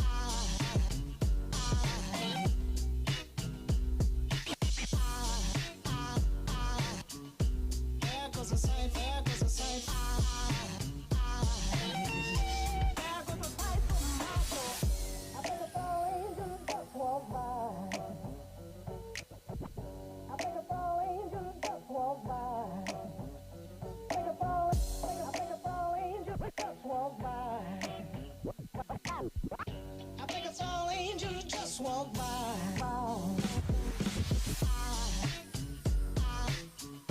There goes a sight from my soul.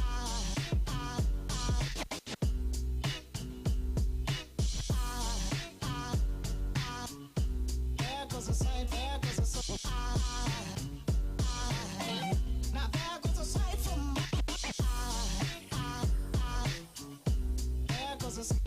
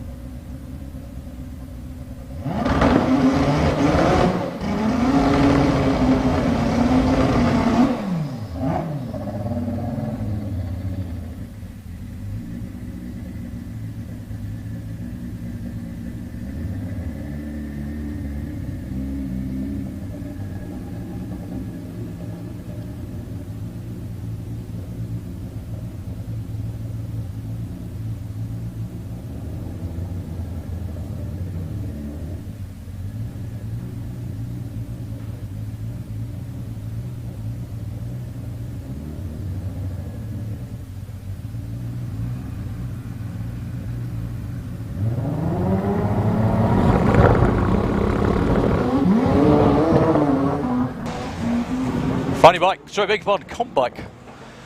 Last bike of the session. Jordan Kenway cruises through. I just said, damn you, Centre Pod Racers Club, because I just sorted myself out and I heard bikes. So I sprinted. Apologies about the out of breath. I'm not panting, honestly. So we're on with Funny Bike.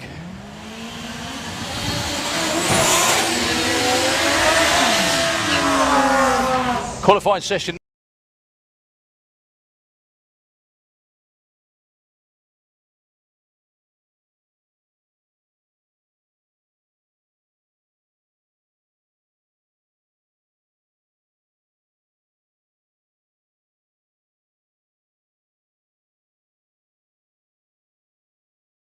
Lane taking on Stu Crane, Warp Speed Racing. Now, if both of these bikes hook and go, this could be a new side-by-side record for Funny Bikes in Europe, let alone a new ACU record for Stu Crane. He's on the first leg of it. He's run 6:47 earlier. Lorcan ran 7:65. He's been in the mid-sixes and he was in testing yesterday.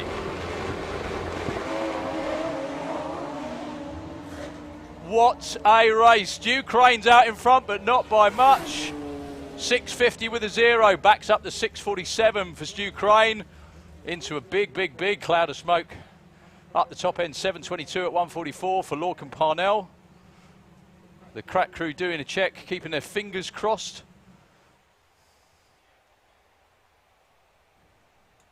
.418 at 1:72 to the 8th for Stu Crane. Lorcan Parnell was 4:31. So not far off at all. As predicted, that was a pretty close race. Lorcan Parnell actually moves up to the number 2 spot. And fingers crossed. Yay! There we go. The Santa Pod Racers track crew get a bit of light relief. By that I mean they don't have another clear up, thank goodness.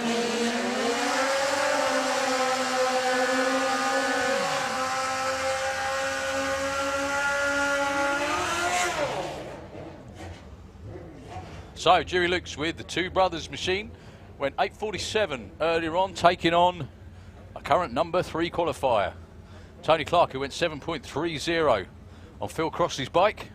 I think Phil's been as quick as a 7.1 on this machine, but no quicker than that. So, Tony running right on the edge of what it can do. The ever-present Collier's helping out again with Tony Clark. So Tony Clark's number 3 at the moment. It's going to take a 7:22 or better to get that number 2 spot back.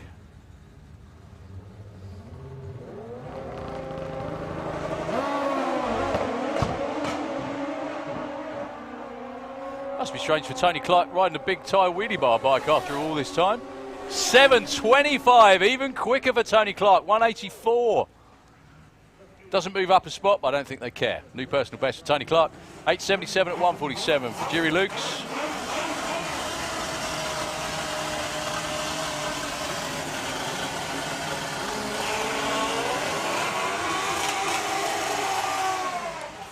Okay, Kevin Osman in Kestrel Lane taking on Dave Peters with the Rigaboot Express. Dave at the moment is number 4 with an 8:46. That's a good mid to low 7-second bike most of the time.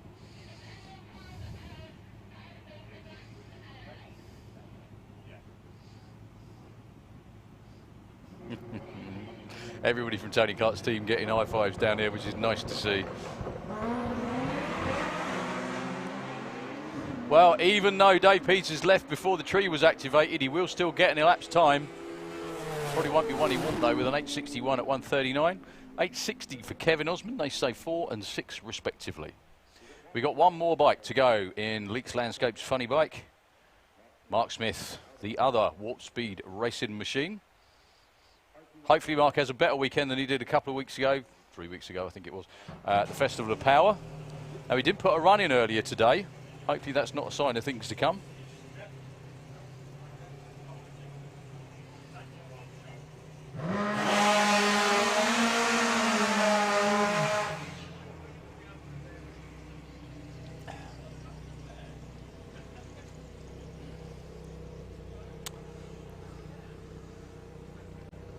So Smithy will be the 7th rider to put down the time in Funny Bike.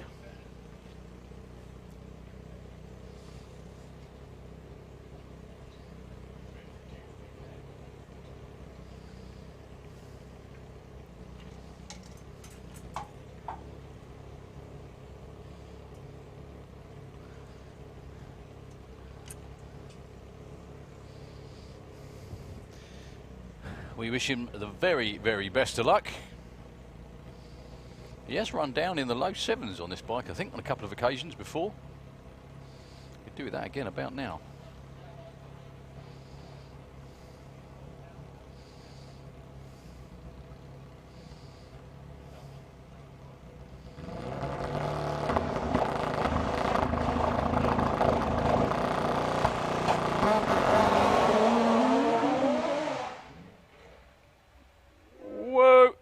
Expertly missed, sir. Well done. Just missed the block. That wasn't a bad launch, unfortunately, apart from the stutter. He's going to get an elapsed time of 17.79.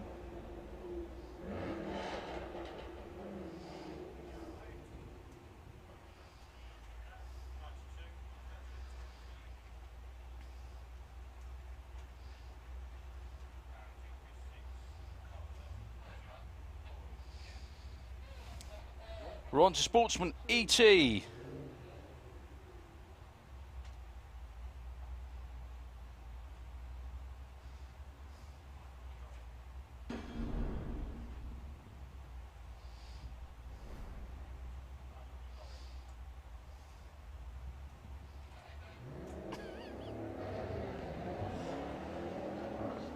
So Connor Holt with the Astra in the Kestrel lane. 13.20, and Debbie Taylor from Northall with the Mustang, 13.40.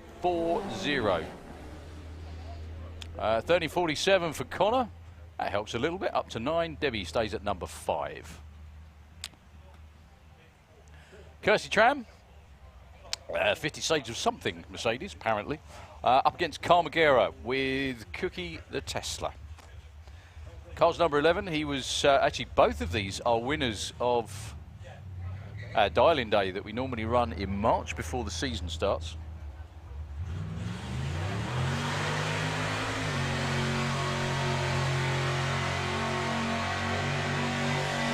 Carl Magera goes 12.81, 4/10 off. Kirsty goes 14.01, 0.04 of a second off, and she's still only number 5. So, Tig with Ruby the Barracuda in the Auto Gloom lane, 14.05. He's currently your number 1 qualifier, went 13.985, and I seem to remember it was with a 00 light as well. Taking on Gary Lake, the Arabian Night, 14.05 for Gary in the Kestrel lane. If this was actually in eliminations, it would be a heads-up race. By that mean there'd be no staggered start on the tree or anything at all. They'd just be off and running.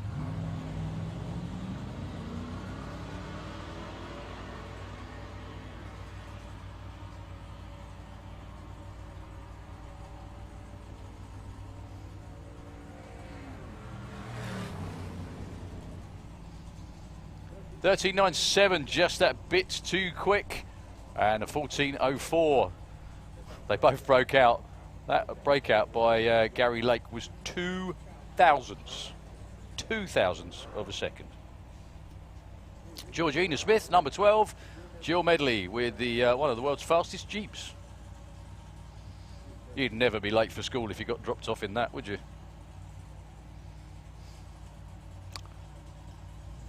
Still find it quite incredible that the Jeep seriously outpaces a Supra.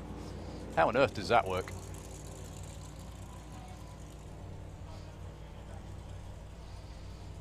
Jill's going to get there first, obviously. 12.57, not bad. That's going to help her. She moves to 9. Georgina, though, goes to 8 with a 15.97 on a 15.89.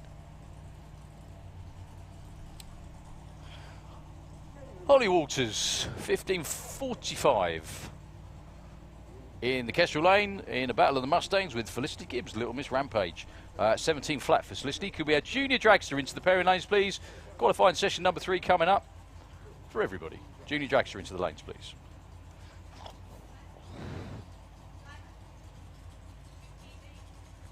Is that 2 PBs?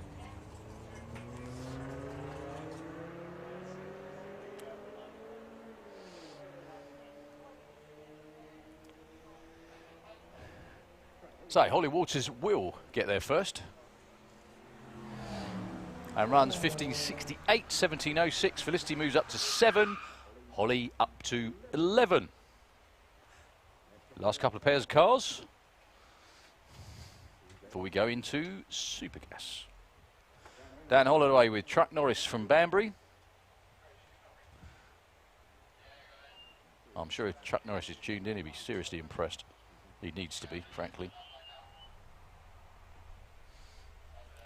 Taking on Steph Pateman. Steph is currently the number 3 qualifier in her debut in any kind of racing.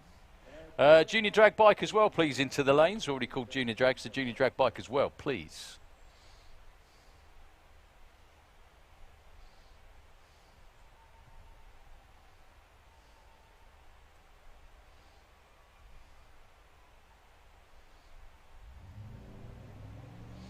Very nice reaction time for Dan Norris. 0.16, which in a street car takes some practice.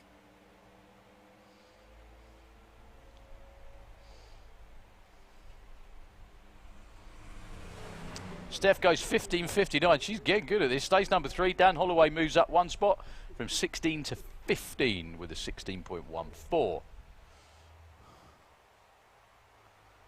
Okay, last couple of pairs of Sportsman cars again. Rob Creswell taking on Ashley Clark. I think it's Ashley's debut in any sort of competitive race event as well. 17.23 for the BMW estate in the Auto Glen Lane. 13.60 for the Beast.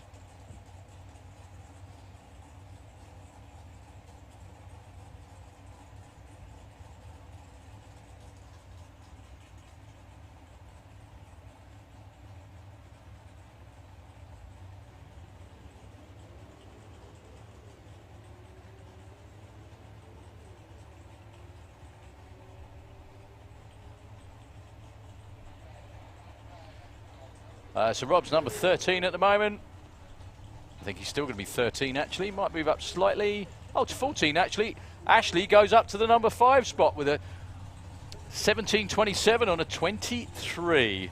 It must be a Clark thing.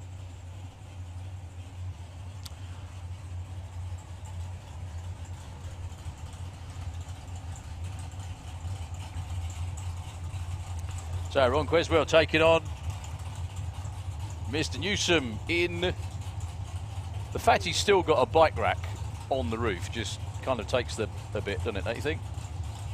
The fact he also runs 12s with the bike rack on.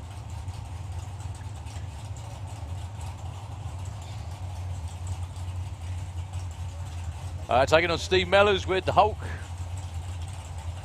down in Brighton. 16.21 for Steve, 12.80, 12.88.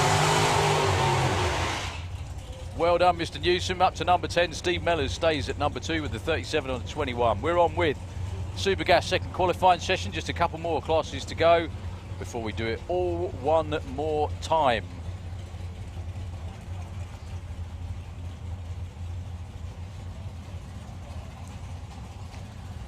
So Tim Adam in the Blitzkrieg with John Giles looking on as well. Tim's currently number 1 qualifier, went 9.90 with a 5 earlier today in the Kestrel Lane against Andy Dibley with the Magic Rat. There were lots of breakouts in Super Gas as well. Good job that wasn't eliminations for Tim Adam. Rolled the lights. Andy Dibley goes 9.93 at 1.45. Takes him to the number 4 spot.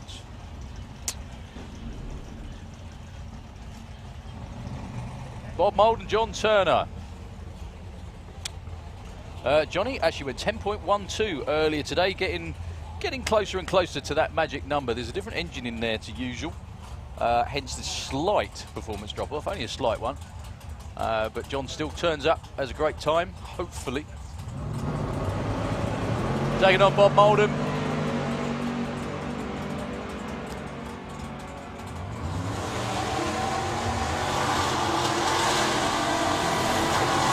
.10.03 and a 10.06. Well, no help for either of them. That is John Turner's quickest run in quite a while, actually, to be honest. That's very, very well done. No help, unfortunately, for Bob Moulden. He stays where he was. So Dave Fulton, Andy Harrison. Dave Fulton, actually both of these two broke out in round 1 qualifying.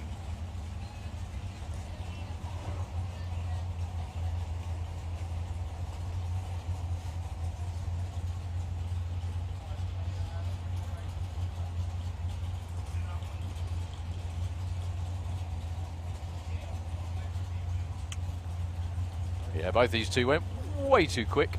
Andy Harrison was the closest with a 9.89. He's in the Brute Force Sierra. Lots of throttle stops going on.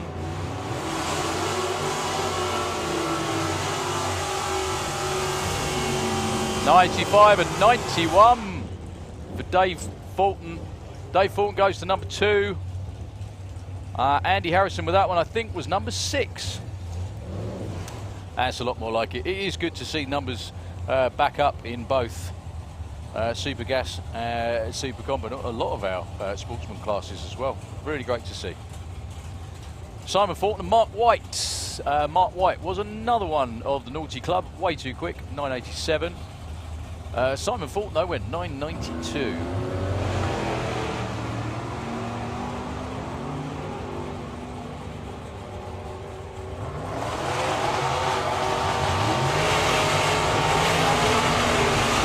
.96 and an 07. No help for Simon Fulton, no help for Mark White, actually. He went 10.07. Even though he had it was the right side of the number, didn't move him up at all. Paul Brown with that beautiful Roadster. And the reason we call it the barbecue Roadster is if you look down there, you can see it looks like he's got a barbecue in his lap. All the smoke from the burnout comes up through the body and basically up in his face, which is nice. He won the Perfect Light Award a little bit earlier on. Currently 4 qualifier with a 9.93. John Morton went way too quick with a 9.72. That's John. Welcome back, Johnny, in the No Hair Camaro in the Autoclip lane.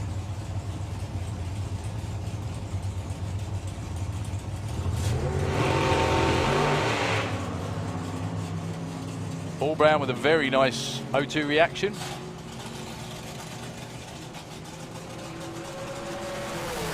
Paul Brown with a 9.92. Stays at number 4. John Morton stays at 10 actually with a 10.16. At least it's the right side of the number. Paul Brown's going to be tough in Supergas, I think. I also think this is actually Paul Brown's first event in Supergas. Pretty sure he's run, because he ran Dragsters before, and I'm pretty sure he ran in Pro ET, possibly Super Pro and Super Comp as well, but never, that's right, yeah, never in Supergas. But you'd never know it looking at the results.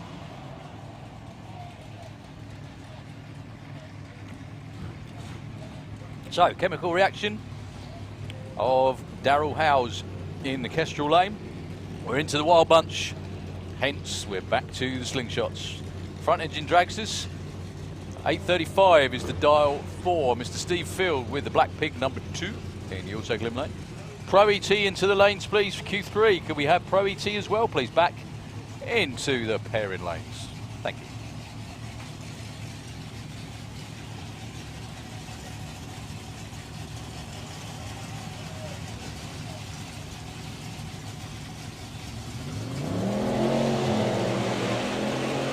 So Steve Field, if he runs 8.35, he ran 8.37 earlier actually. Another nice run. 8.44 for Steve Field, 8.52, way too quick for Darryl Howes. Steve Field though moves to the number 2 spot. Well done, sir.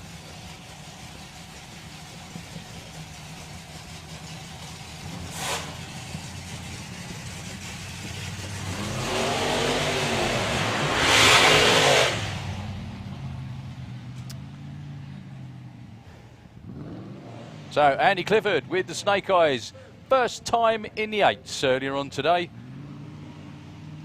Went 8.88 with a 1.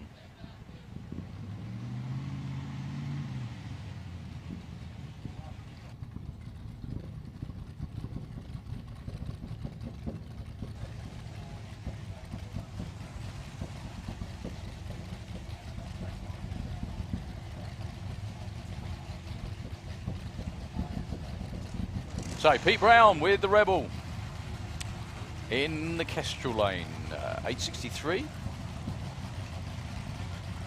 And Andy Clifford, the first time he's ever dialed an 890 or an 8-second elapsed time as well. Went 894 earlier on.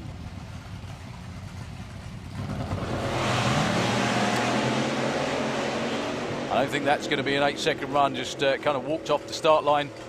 Pete Brown is long gone in Rebel to an 8.49 with a 9. Way too quick. 9.54 at 147, no help at all for Andy Clifford.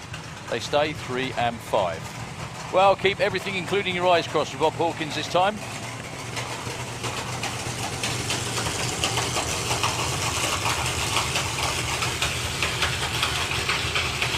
Going up against Phil James.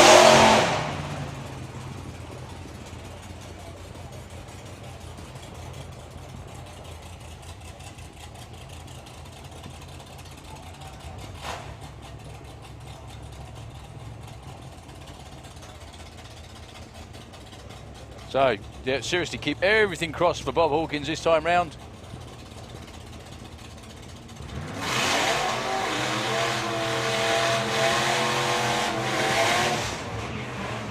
Phil James is currently number 1 qualifier. That was the same number, actually, not 9.34.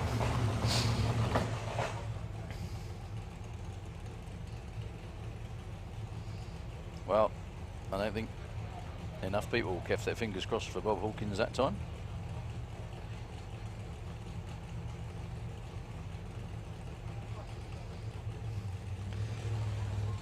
Phil James on a bye run.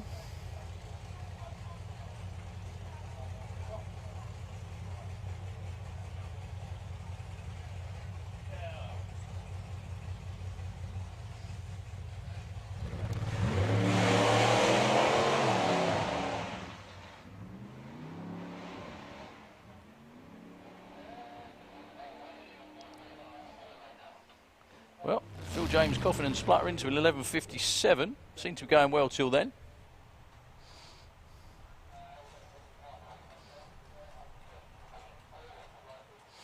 Well, this is Bob Hawkins' second weekend here in a row. And every time he's been to the start line, that's happened.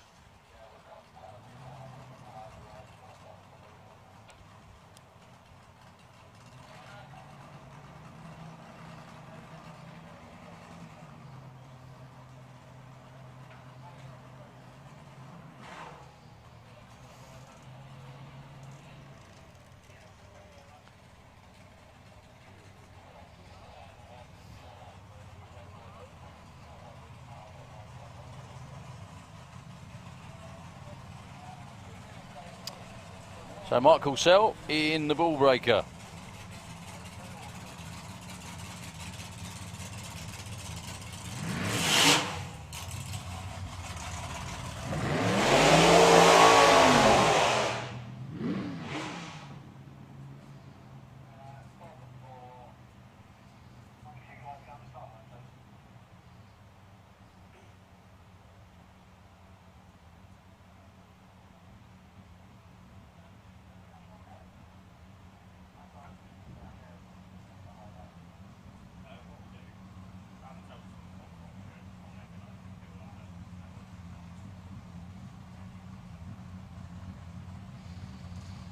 So I think this is the last car before we get into the third cycle of qualifying for all of our classes again, starting with Junior Dragster very shortly, or Junior Drag Bike actually, I beg your pardon, very shortly.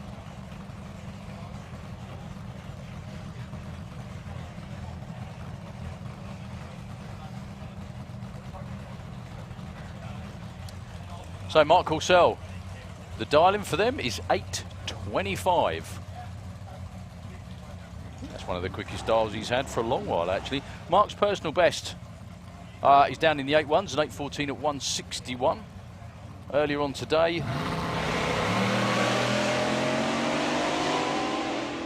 pretty sure he ran an 8.2, hence the 8.25 number on the board.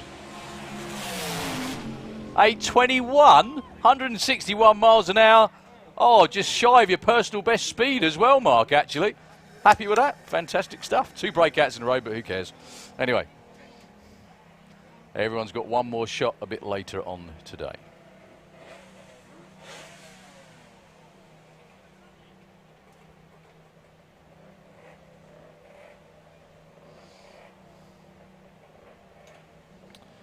Junior drag bike, last qualifying session for everybody coming up. Holly King is currently number 1 in the Kestrel lane. 11:18 Darlin. They race on Darlins to the 8th mile against Richard Wilcox.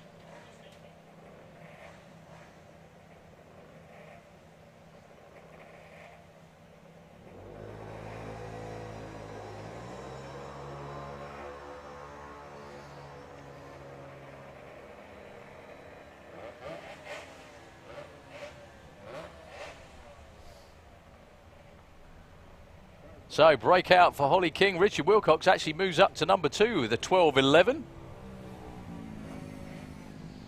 Bad luck, Bob. Keep at it, mate. It'll happen eventually. I hope.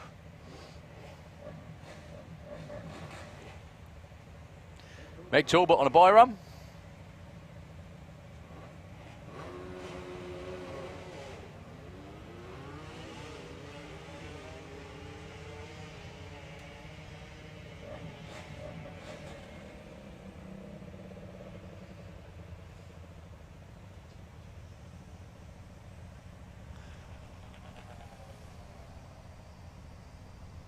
And Meggie goes 9.99.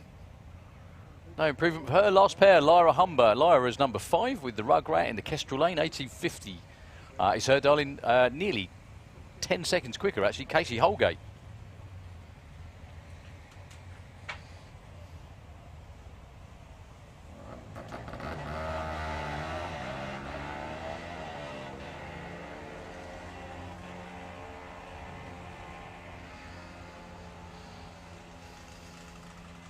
$9.85, nicely done, Casey. I think that's going to be number 2. We just got to wait till Lyra rolls across the finish line.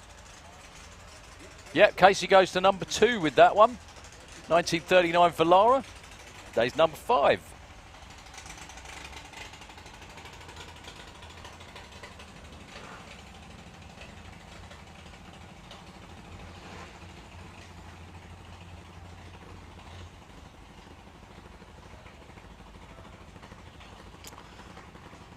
Lucas Oil Juniors tracks the final qualifying session. It has bunched up a treat. Top 10 will take a 0.5 light or better to get in there. They qualify based on reaction time, obviously.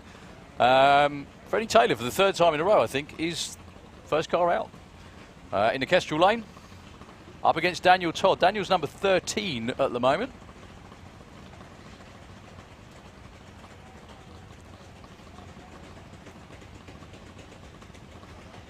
Daniel's also gone into deep stage, which I don't think is 0.26. That's not going to help, unfortunately, for Daniel. 002, though, for Freddie Taylor will be your new number 1 qualifier in the Kestrel lane. Fantastic stuff. Yeah, there we go. Number 1. Congratulations, fellas. Well done.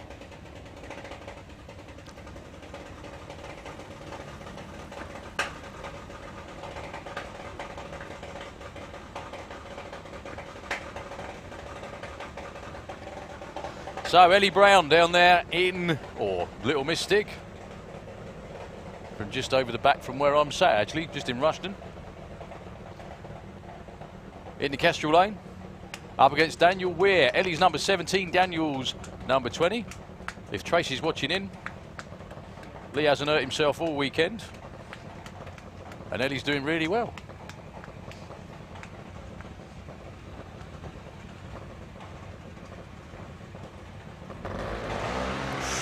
Ellie goes red. That was actually quite a big red light, nearly a 1/10 of a second. 0.10 for Daniel Weir. That's actually going to move him up. He was number 20. He's now number 14. The reason I keep talking about positions, obviously, because this is the last session, and we're going to pair them up to race tomorrow morning.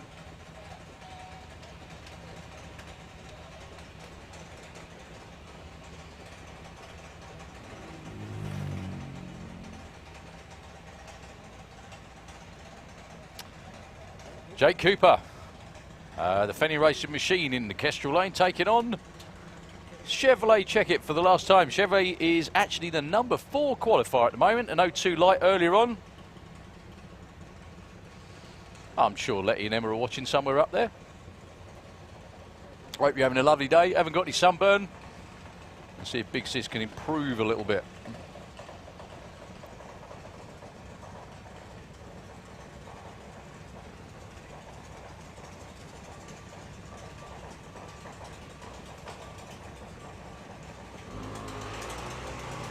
Oh, 27, bang on the money again. It's not an improvement for Little Miss Check It, but consolidates her position. Jake Cooper was 25. I think he may still be 25 after that. No, actually moves up to 21. Ada Cassisi with the cherry bomb. I don't think the team even bothered to go at the top end to pick Mark up, actually. Just stayed around for Ada. Against Caitlin Wilson. Very, very unusual to see anybody by the name of Wilson in the number 16 spot. However, that currently is where Caitlin is.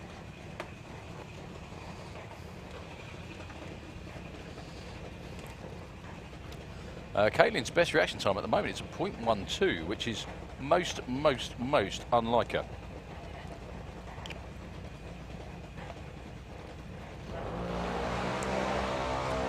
Well, that is as well an 07 red.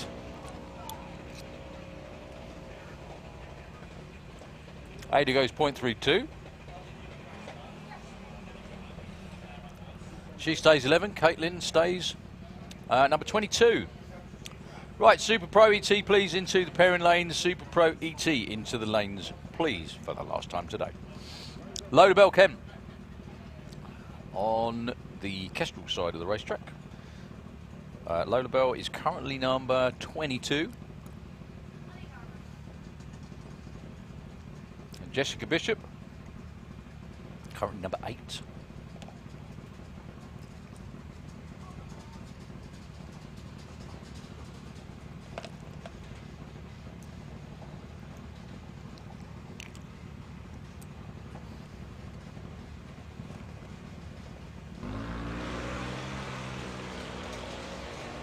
.09 for Jessica, that won't improve, and I don't think Lola Bell's 0.38 is going to improve her either.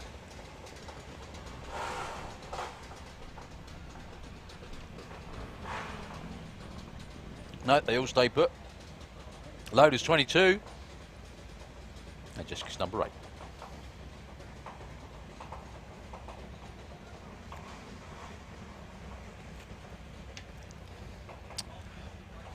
Young Spartacus himself, Mr. George Oliver, with the immaculately prepared junior in the Auto Glen lane, taking on Harley J. Darby. Number 5 for Harley, number 24 for George.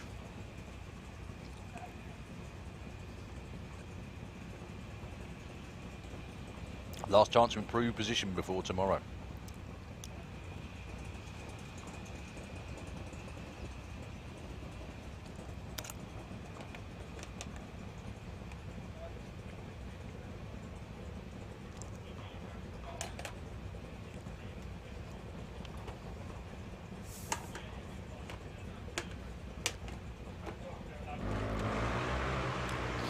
George Oliver 1 improved, went red.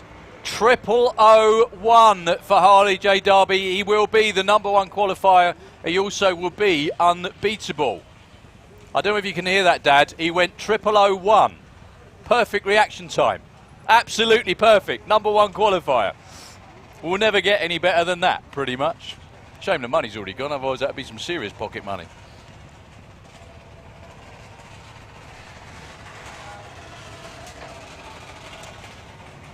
Casey Ellis in the Kestrel lane. Currently number 15, Kai Cooper. All the way down at 25 again. Kai can do better than that.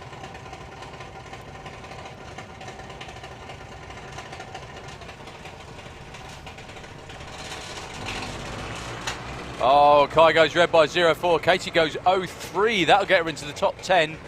She was number 15. I think she'll be about number 7 or 8 now. The answer is 6, actually. Beg your pardon. Well, even though Kai Cooper went red, he improved by 1 spot. That's impressive. So, Mackenzie Love, who was your #1 qualifier after the first session, I think. Kestrel side of the racetrack, now number 3 against Kimmy Wilcox, who did have a great start to the day. Ever since, though, definitely got a bit better.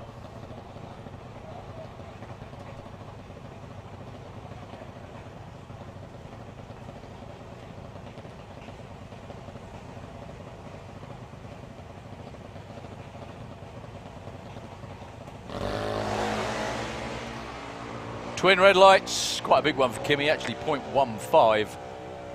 06 for Mackenzie. Both red lights. No help for either, goes without saying.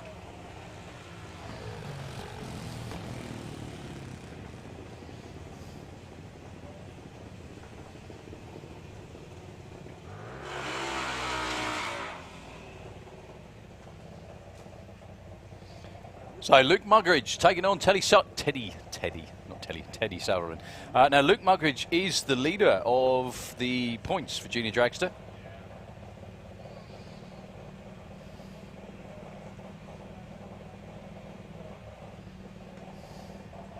Currently his best reaction time in the last 2 qualifying sessions is an 05. He can do a lot better than that, and so can Teddy in the Kestrel lane.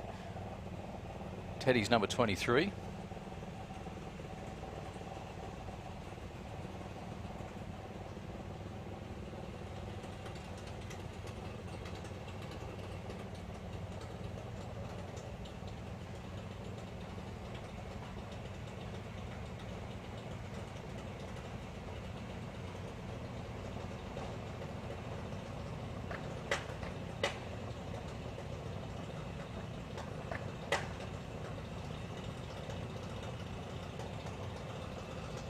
Luke Muggeridge, yes, trying to nudge the car forwards.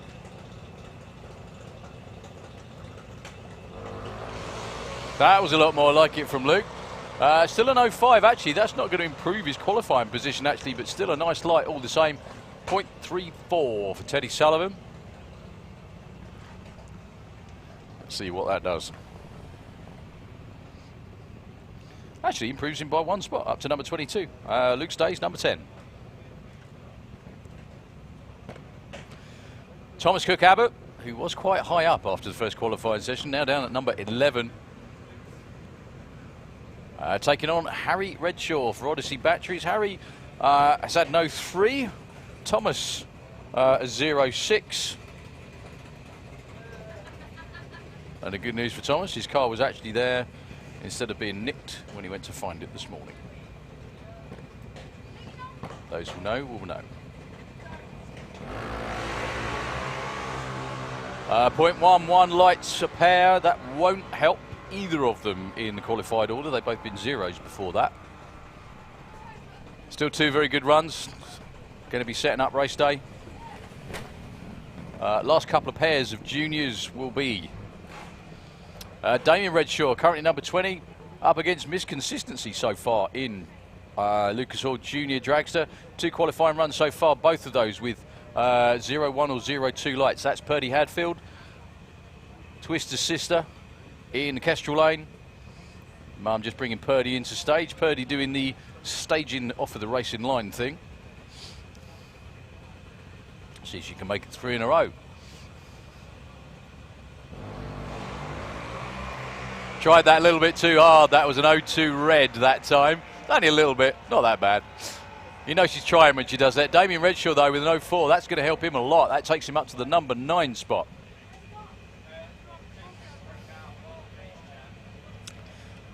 Luke Fulton with the Blitzkrieg.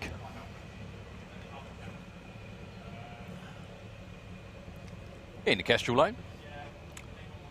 Going up against Harley Corsell with the Bandit number 1. Harley's number 20 at the moment. Luke is number 18.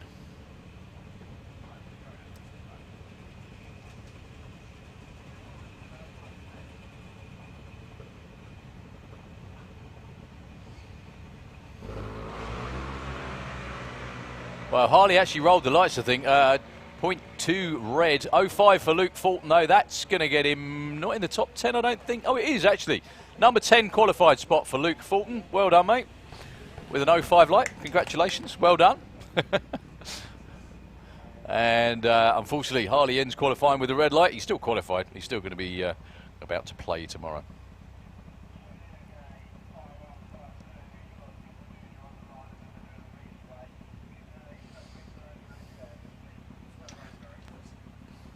So the very last car, I think. I just realised we got no Lara this weekend, who was the winner a few weeks ago. It's only Jacqueline. With Slick Chicks Racing, Draper Tools and Santa Pod Raceway. She's number 7. She went 0.34 in the first session today. The second was a red, I think.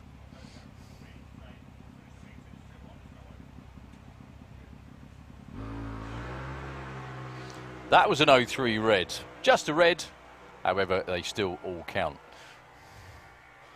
So at the end of qualifying for Junior Dragster, the number 1 qualifier with a perfect light, Harley J. Darby. Freddie Taylor, number 2, with a pretty good 00 as well. Mackenzie Love, 3. Purdy Hadfield got number 4. And Chevrolet Checkit got number 5. Well done to everybody in Lucas Oil Junior Dragster. We're going to pair them up and run them in round 1 tomorrow. I would say it's barbecue time, obviously, but they're kids. However, you never know. They could be doing the barbecues. We've got Pro ET qualifying session number 3, the last one. We've got a little bit of track prep to go, a bit of gluing to be done. Back to Nitro FM just for a couple of moments, just to pay a few bills, and we'll be right back with you.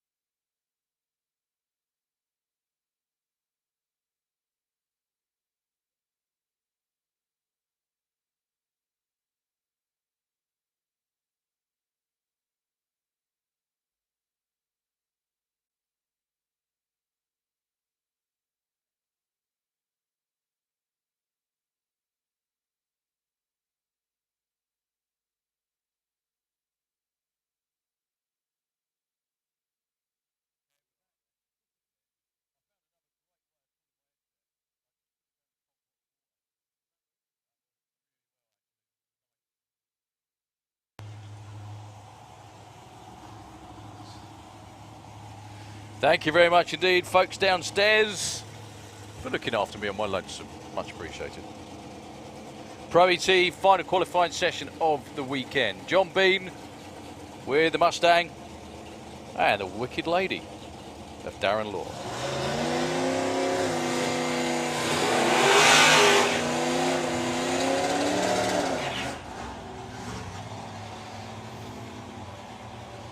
So 9.10 is the dial for the dragster, currently number 8. John Bean was the number 1 qualifier, I think, after the first qualifying session. He's nowhere near that now. Number 5, top 10 in Pro ET. Bob Molden is number 9, 018 off his dial-in. The top 5 are all 00 on their dial. Lee Huxley is number 1 with the 000, 4.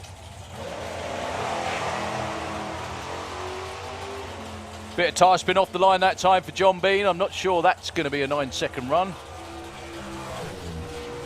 9:07 and a 10:03. Still a good run. No improvement. Darren Law breaks out by 0.03 of a second. So for Polyket powder coating, Churchwood Car Sales, Jeff Bull Racing Engines and Jester's Diner, the package himself, Mr. Simon Goff, the one and only Mr. Simon Goff, the unique Mr. Simon Goff. So unique, he knocked loads of my house down, bless him. He's in the Kestrel lane, 8.89 for the Camaro. We're just doing a quick track check out there in Darren Law's lane. The car was smoking a bit at the top end. It tends to do that though. Just waiting for word. Everybody's in radio contact, so as soon as they know, they'll tell everybody on the start line if it's okay. Bob Day around about half track, checking things out. Looks good. Wells hopping over the wall. There we go. James Forster for ML Howe Fencing. James spends. They're going to do a little bit more of a check, I think, because Darren Law's car stopped on the top end of the racetrack, right down the top end.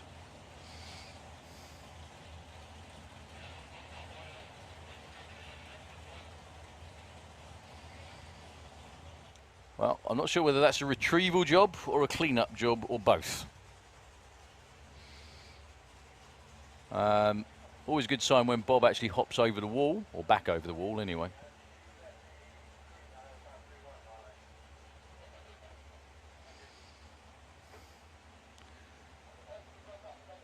Yeah, we're just rolling the clean-up crew again at the top end, unfortunately. Looks like it is all way past the shutdown area. It is mostly in the shutdown area. Bob's back on the racetrack. He did actually jump over the wall.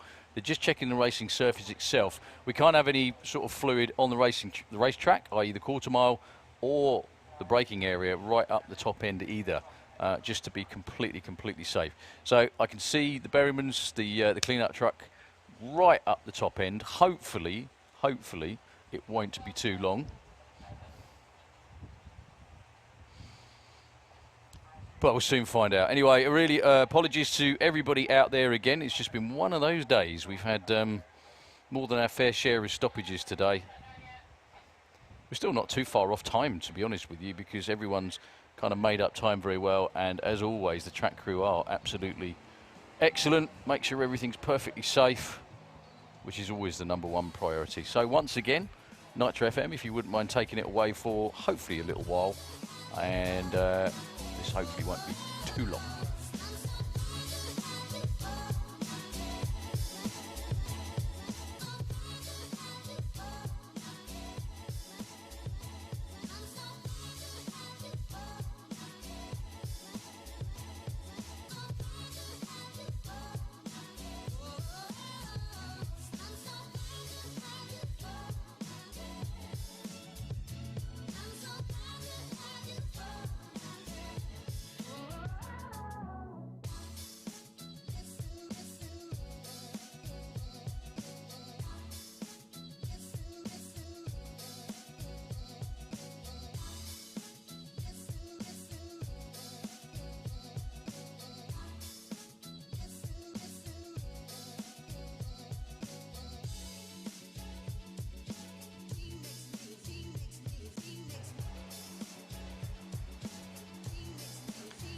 Well, the news from the top end is obviously there is some clean-up to be done. However, it's not huge. 10 to 15 minutes, something like that. So everybody on the bank, in the grandstands, try and keep yourself in shade. Make sure you're topped up with fluids, whatever the choice of fluid might be that you have. Obviously, well, yeah, you know, I mean, it doesn't always go that way, does it? But don't top up on that. Don't be drinking it. No, it won't protect you if you drink it. It probably sends you to hospital if you drink it. But anyway, yeah, sun cream as well. Obviously, goes with that saying. Please just take care of yourselves. Everybody's just getting out of the race cars for the moment. It'll only be 10 or 15 minutes, just simply because it's blooming hot. Imagine sitting there in a pair of shorts. Imagine what it's like actually inside a race car in a 5-layer fire suit with a crash helmet on and all the other stuff, gloves, boots, all the rest of it. It's bad enough sitting in a car with the windows closed and everything closed in without having all that on as well. So the good news by the looks of it is the tractor is coming back on station, which means that all of the clean-up to be done is past the finish line, which means there's nothing to be done on the racetrack. It's all just in the shutdown area. So anyway, thank you very much indeed, Pete. If I hand back to you for a minute, like I said, 10-15 minutes, not too long, and we'll be back on.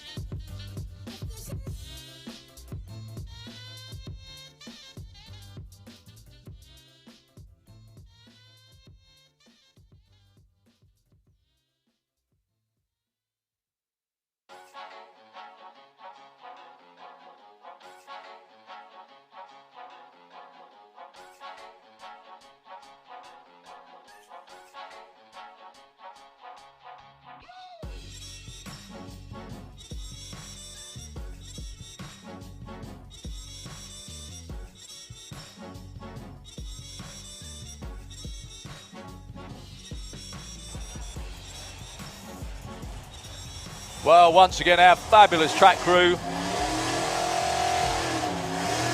after a fairly short delay,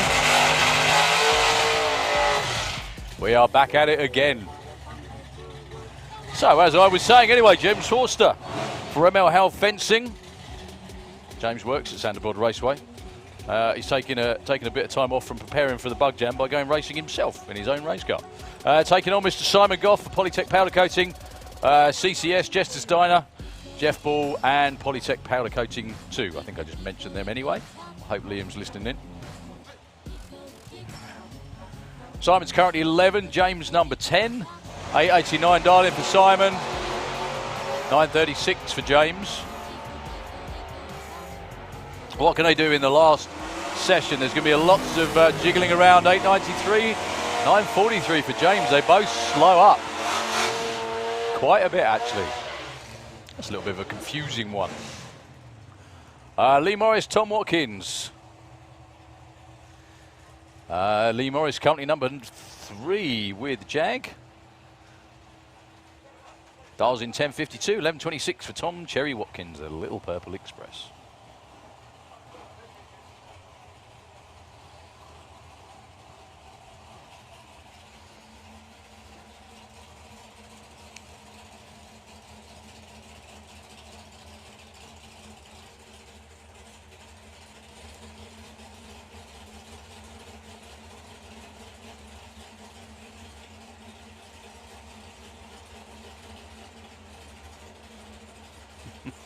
Even Sammy's saying, come on, Tom, let's go.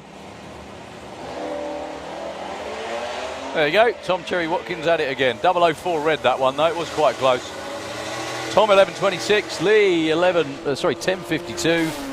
Lee goes 57 and 27 for Tom Watkins. On a 26, only a hundredth of a second off. Tom Watkins doesn't improve his qualified position, though. 955, the dial in for Brett Featherstone with the Nova. In the Kestrel Lane, taking on Al Schofield. Al dials 885. He was number 1 qualifier for a little while, actually, in Supercom.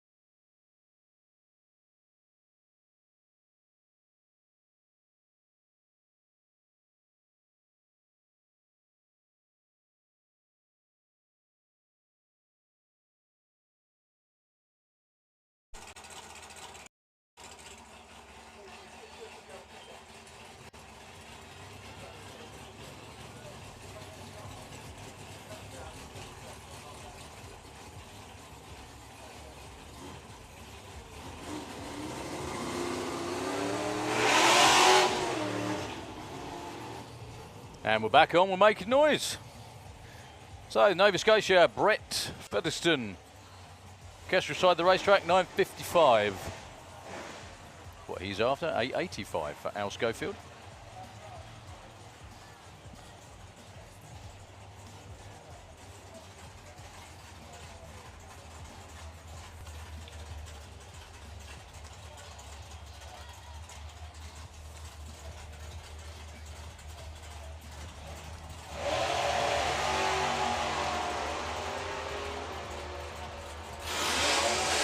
Currently Allen's 15, Brett's number 22. Al Schofield goes 8.91, stays 15. Brett Featherstone breaks out by 3 measly hundredths of a second. No improvement for Brett. Will go into race day at number 22. So one of the family Camaros from the Brown family stable. Ian going back to his roots with the original Latadoo Camaro. Against James Oliver. James is number 13 at the moment. Kept dialing 9.1s, dialed 9.19 a couple of times. But the car's been in the mid 9.2s. Obviously, the weather, normally aspirated car, the weather having quite a bit to do with that.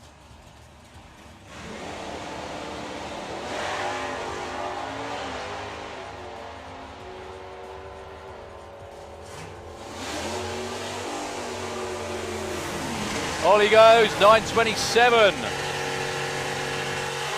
Ian Brown breaks out by 2 thou. James Oliver goes to number 7 spot with that run. Ronnie Mercer against the Herbs. Keith Herbert, 9.54.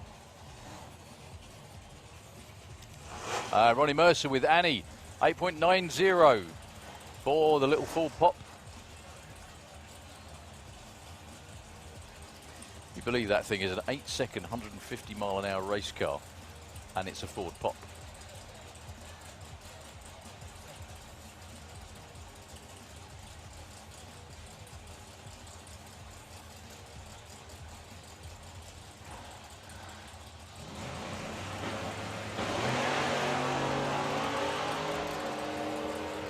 Well, Ronnie Mercer goes for the centre line, but expertly pulls it back.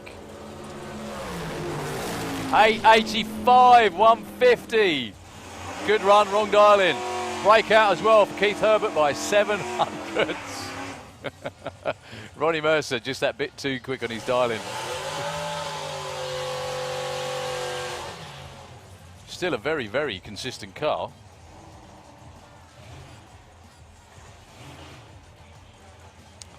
So Bob Molden currently number 10 with White Noise in the Auto Glimlane.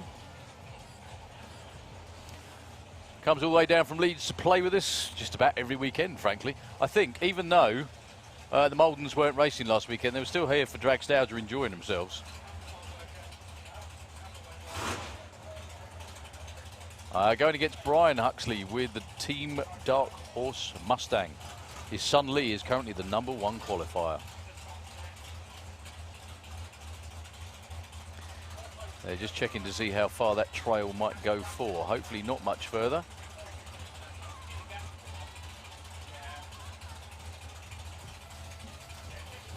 No, I think we're good. Or if I'm English, we're okay. Here Marshall makes a very, very athletic sprint back towards the start line. Bob hops over the wall. So Brian Huxley, number 23 at the moment. That's right down the bottom. Not the usual place you'd find a Huxley.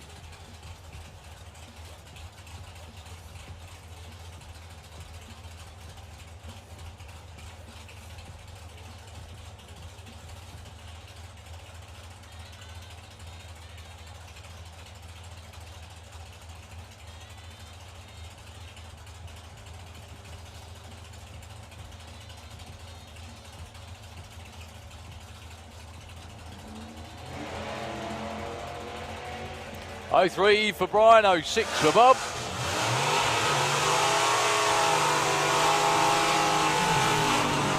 .960 with a 3, that's more like it, Mr. Huxley. Bob Molden gets bumped back 1 spot, but still a great run. .963 on a 61. Brian Huxley, though, goes to number 8 with a 9.60 and a 9.59. That was eliminations. That would have been a hell of a race.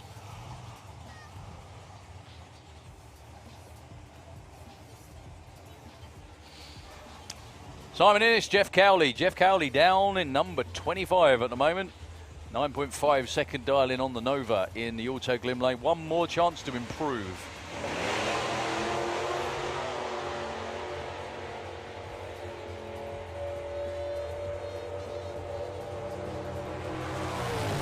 way out there in front goes 9.55. That'll help. Breakout for Simon Innes by 100th of a second. Jeff Cowley up to number 15 with a 9.55 on a 50.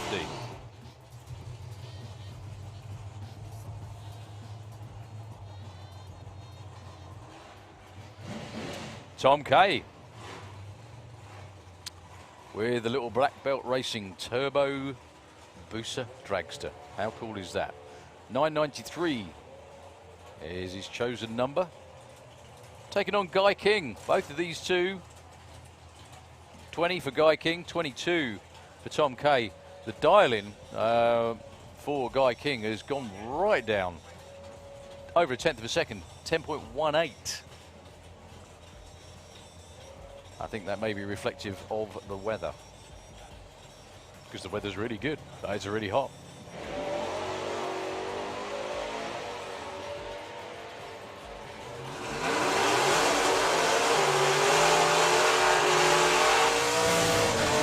.10.09 and a 10.20. No help for Tom Kay. Guy King goes from 20 up to number 12. Good effort, sir. Okay, so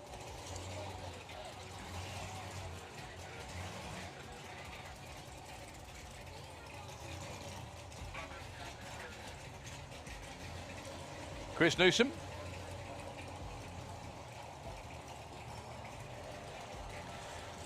Taking on John Debenham. Now, JT came up and saw us earlier and said that unfortunately all the trying to run 150 miles an hour has pretty much gone out the window simply because of the weather, because it's so warm.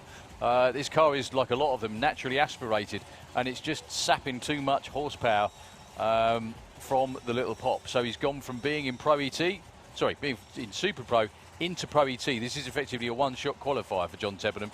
He's gone from being one of the slowest cars in the class to one of the quickest. Up against Chris Newsom.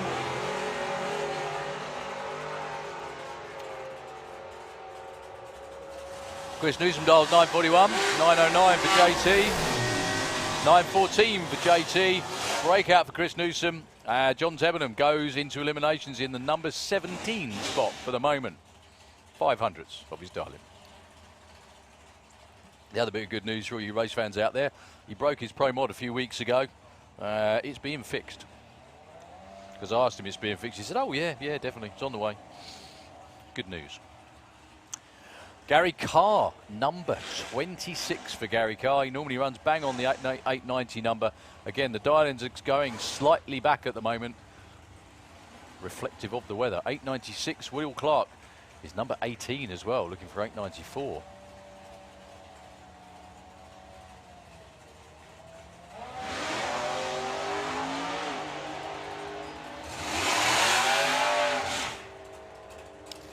As you'd expect, though, Gary Carr's out in front. 9.03 and a 9.89.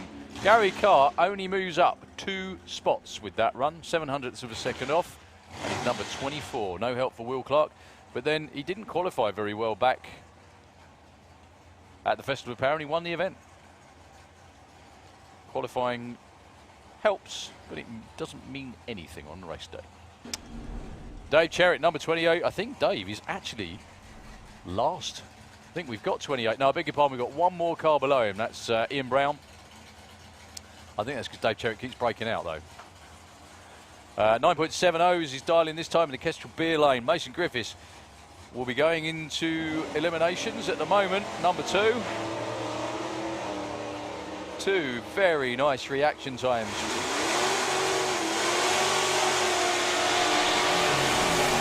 .921, 971. That helps a lot for Dave Cherritt.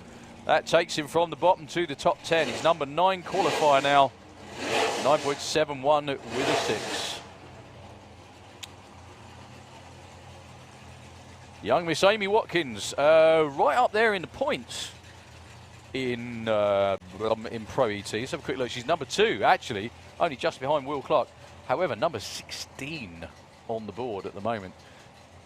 Taking on the current number 1 qualifier, Lee Huxley with the white horse.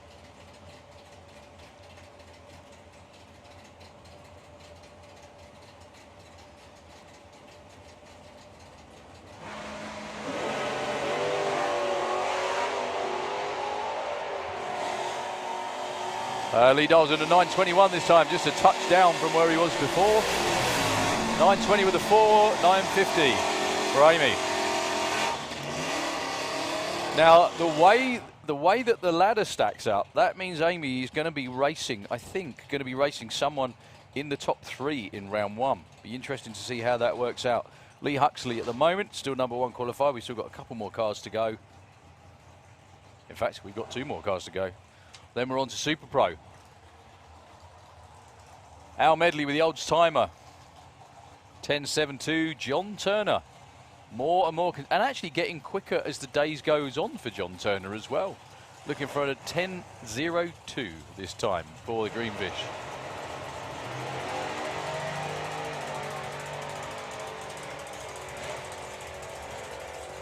Last pair, Pro ET, before we set the field.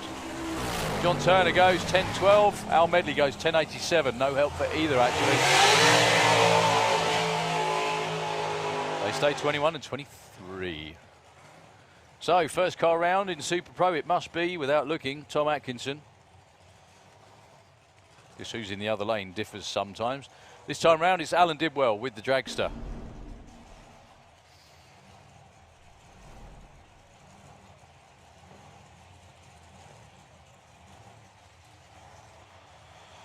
Tom Atkinson, this time dials 894. He's number 5. Again, this is the last chance for everybody to put in a run. Also, I spoke to Andy Thetford earlier on today. Andy, a bit dejected because he couldn't make it here with his new car this weekend. Been trying and trying and trying and trying. There was still a chance today he could make it, but unfortunately, no such luck. Last qualifying session. Andy, commiserations, mate. It's really good to see you, and just sorry that you couldn't get the car out. Mopars in a couple of weeks, I think, is going to be the next shout. So, Tom and Alan. Sounds like a comedy act. But then Tom Allen's not that funny, so probably not. 7.69 for Al Dibwell, stays 7. 8.95 on a 94 for Tom Atkinson. Well, even though he's number 5 qualifier, that's the kind of numbers that will take you a long way on race day. Well done, Tom.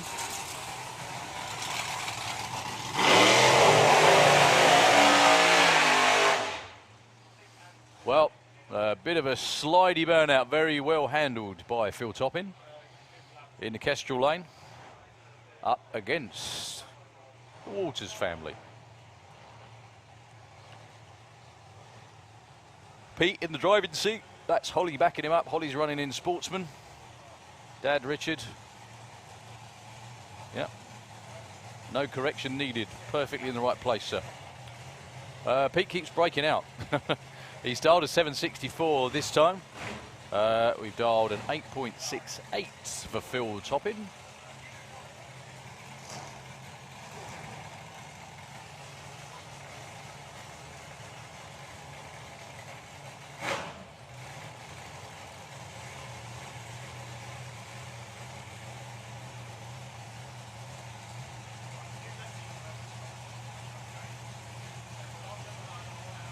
So Phil Toppin 15, Pete Waters 12.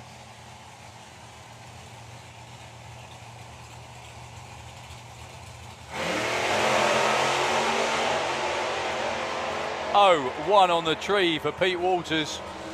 Not that that's a surprise. 7.63 with a 3. 8.79 for Phil Toppin. They stay where they were.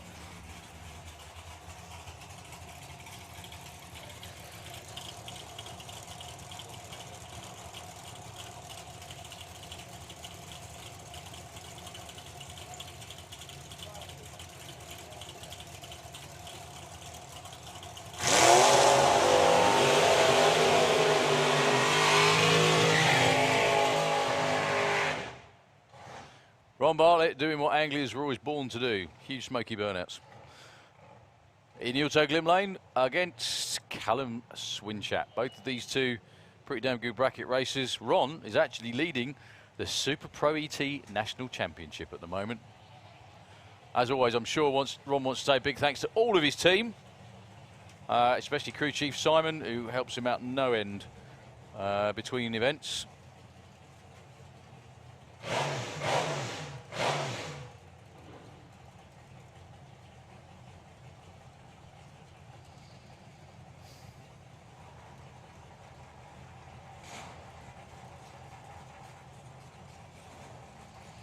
So Callum is currently number 9, dials an 886. Ron is number 10. An 827 is the number he's looking for.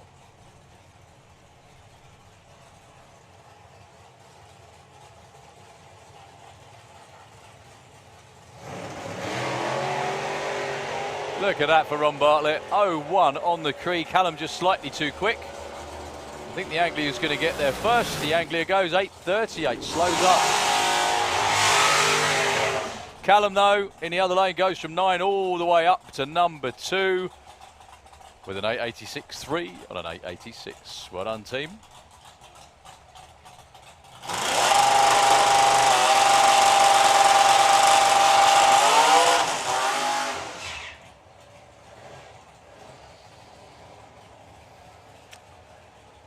Well, I feel the worst earlier on when Nick Good ran because he clicked it off and it didn't look good in the auto glim lane. I think he only put in 1 run actually earlier.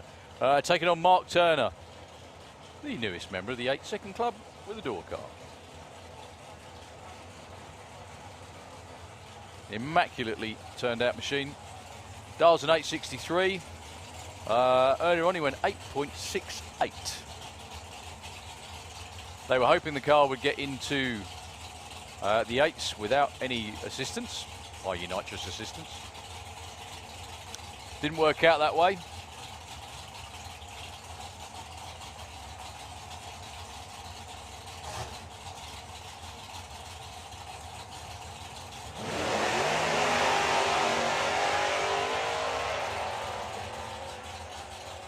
Nick Good long gone. Nick Good's backed off again. 866 for Mark Turner, improves a couple of spots to number 10. That's twice that's happened to Nick Good now. Most unusual. Cruises through with a 958.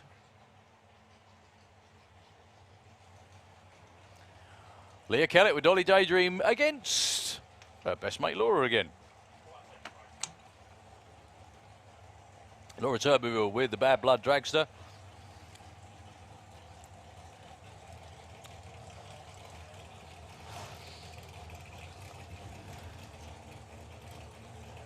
Laura currently number 4, Leah 14.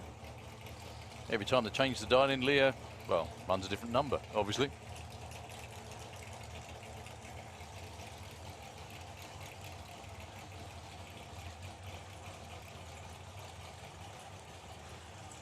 So now husband Chris guides Laura into stage. 779 is the number of choice for the Bad Blood Matte Black Dragster. The only colour for a race car in the auto glim lane. And for Dolly Daydream, 765.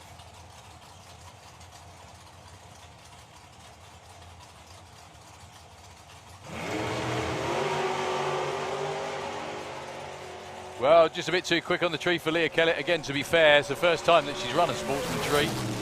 768 and a 77. Too quick for Laura. Leah moves up to number 10 with a 68 on a 65.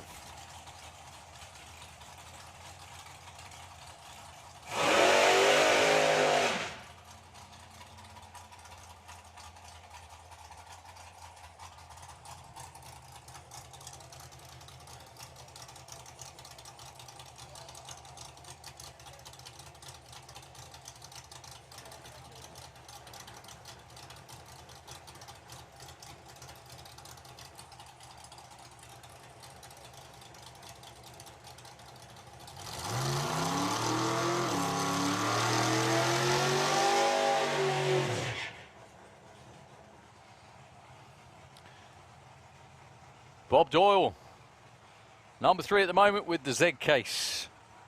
Nissan in the Kestrel lane, 875. And Daniel Giles still, his first run of the weekend. Earlier on today, still number 1 qualifier. This time dials a 735. Again, I'm sure that's pretty reflective of the fact that the air has got a bit warmer. The track's a bit warmer. Not that the track makes so much difference. It's a bit more, definitely a lot more to do with the warm air sapping horsepower.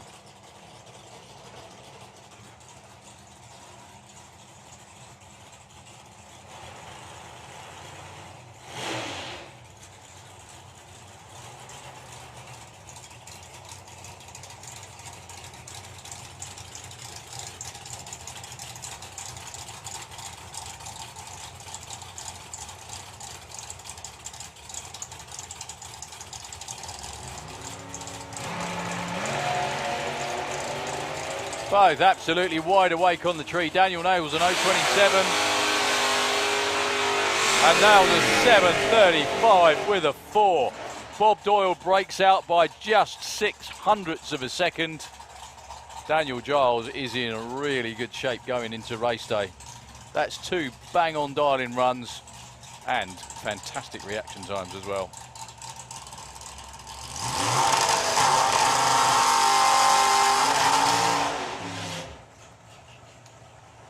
Billy Gain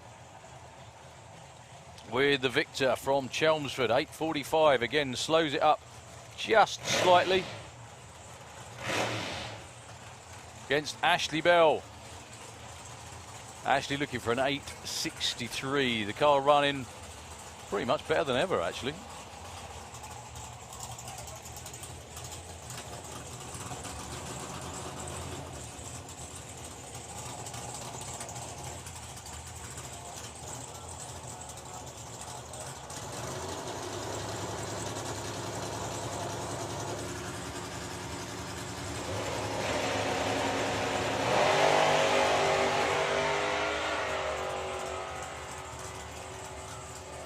Well, Ashley Bell's out in front still, even though he's got a slower dial-in. Goes way too quick, 0.2 too quick actually. They both break out. Billy Gain. They're pointing at each other down there. Billy Gain breaks out by 2 thousandths. Ashley Bell breaks out by 0.2.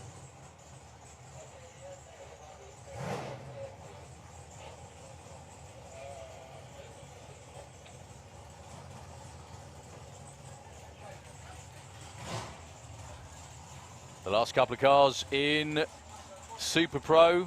We've got one more to go, actually, beg your pardon, after this. Brian Pateman with the family Firebird. It's been in the family longer than Steph, I think. Probably right, roughly. In the Auto Glim Lane, 8.87 for Brian. He's actually been down in the 7s with this car on occasion against Scott Hauser. Scott's number 5 at the moment. Brian's number 7. Last run to set the pairings for tomorrow.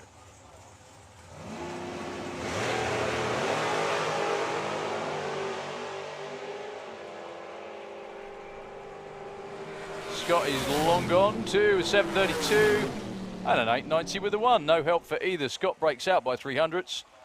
And Brian Pateman was already number 7 with a run earlier.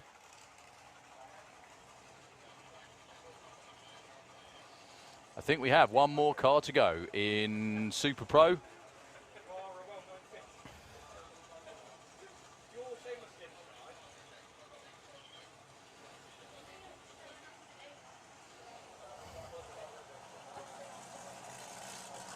Well, I'm very impressed that Saskia and the team actually got the car back together after pitching the blower belt on the burnout. The trouble is, when you pitch a blower belt on one of these cars, there's so many things around it that it can take out at the same time. Fuel lines, ignition lines, all sorts of stuff. It was a stonking burnout from Saskia, however, it was a little bit too stonking, I think.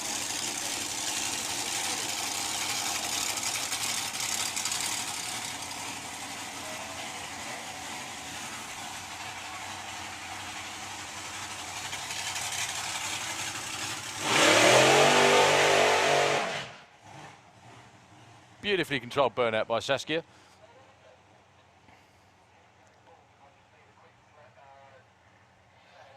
Now Saskia dials a 7.90. I am not entirely sure whether Saskia is licensed or not.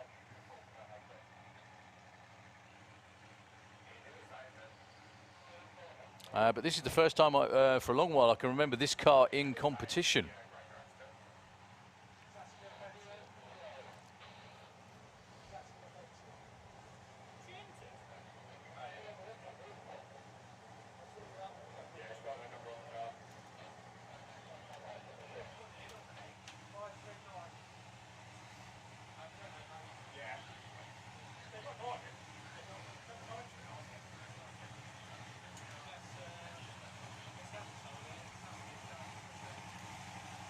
So Saskia Gell used to race not all that long ago in Junior Dragster, actually. First time out, as far as I'm aware, in this car for her and the team.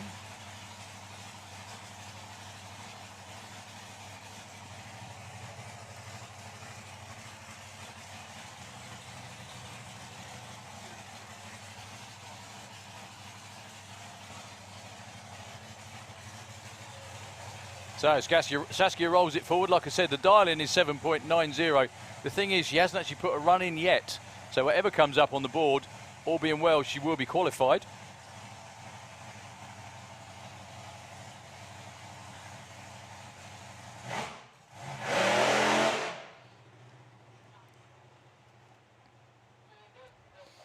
Well, as long as she keeps going, she'll be qualified.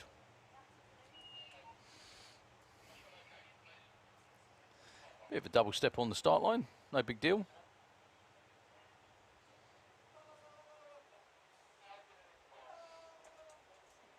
Yep, going to be a quick retrieval job, I think, for Saskia.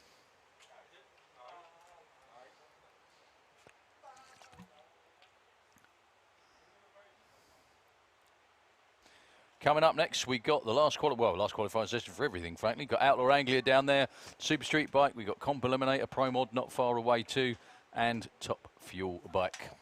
Yep, the quad making its way from the top end to retrieve the stricken young lady in dragster, just past half track.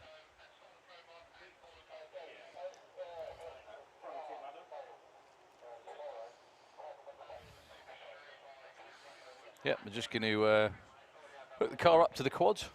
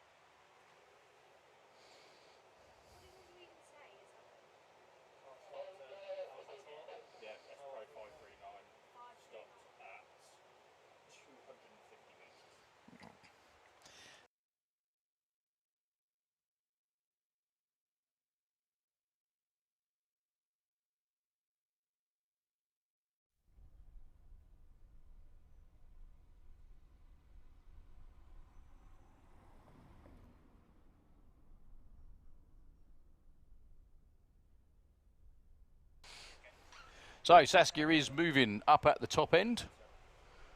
Won't be just a moment before she's off the first turn off. And we'll be on with qualifying. That is the field set in Super Pro ET. Our number one qualifier will be Daniel Giles, Callum Swinchat 2, Robert Doyle, or Bob Doyle, sorry, number 3, Laura Turbeville 4, Scott Hauser, number 5. So we've got lots of different classes lined up. I'm not sure whether it's going to be Super Street Bike who are ready to go, Outlaw Anglia who are ready to go. But whatever happens, we're about to find out. Looks like it's going to be Outlaw Anglia up next.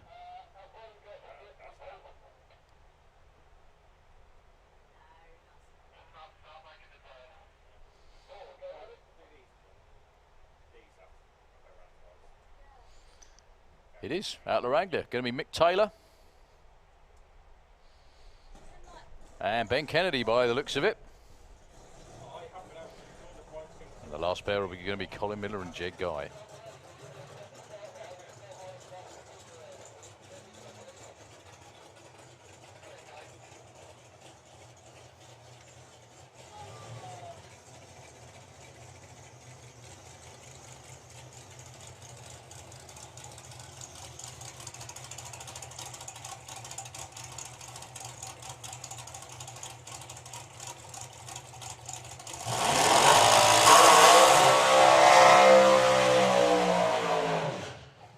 Nice big rolling bell out for Mick Taylor.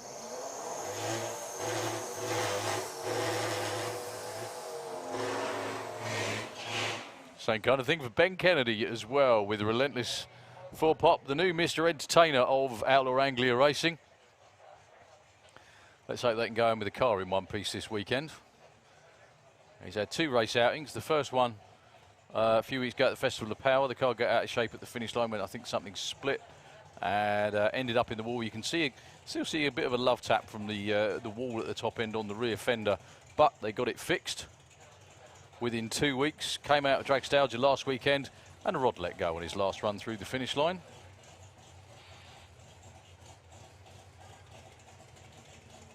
They worked all week, put a new power plant in there, and are back again. Third event in 4 weeks, I think, for Ben Kennedy, something like that. Let's hope, like I said, it goes home in one piece after this one. Taking on Mick Taylor. Mick's number 3 at the moment. He's run a couple of 8-1s. Both of them, I think, with double steps off the start line.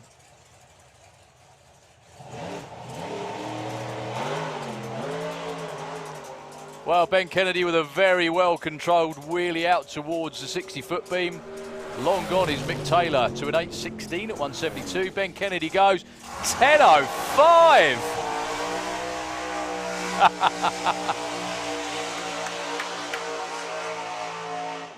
Congratulations to Ben Kennedy and the whole team. All the hard work.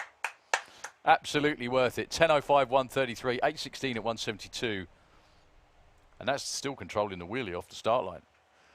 Okay, Colin Miller is on his own. Even though I see Jed Guy's tow vehicle down here, I can only see one car. So I hope everything's all right with Jed. He's currently number 1 qualifier with a 7.04. Let's see what Colin Miller can do about that. He did actually go 7.35 earlier. Jed is actually round there, but for some reason the car didn't start. So he's actually out, unfortunately. Looking a little bit warm. Not the day for a big beard, a big fire suit and big hair, Jed. So, Mr. Miller, one more time. Still chasing the right combination off the start line. Funny enough, actually, it was Jed Guy that sorted out all the new rear end and everything for Colin Miller over the winter. Because he felt that it was getting a bit beyond what was in the car. Also sorted out twin parachutes as well, which is what you need when you're knocking on 200 miles an hour, which is what he's doing. Colin's PB is a 7.04. If he runs that, he'll be right on the number 1 qualified spot. No tyre shake would be a good start. Well, Colin pedalled it off the start line about 2 or 3 times then. Still a strong run, still 7.22. Look at the terminal speed again for the Flying Five for 192.25 mile an hour.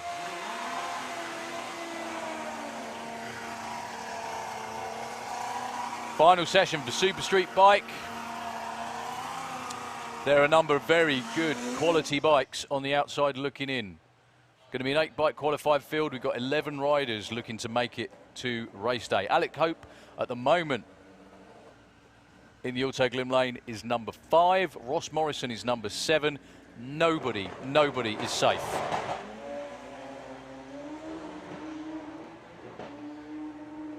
Problems on the run for Alex. Ross Morrison is long gone to a 7.51 at 189 miles an hour. Quickest run of the weekend for him. He's up to number 6. An 8.03 at 167 for Alex Hope.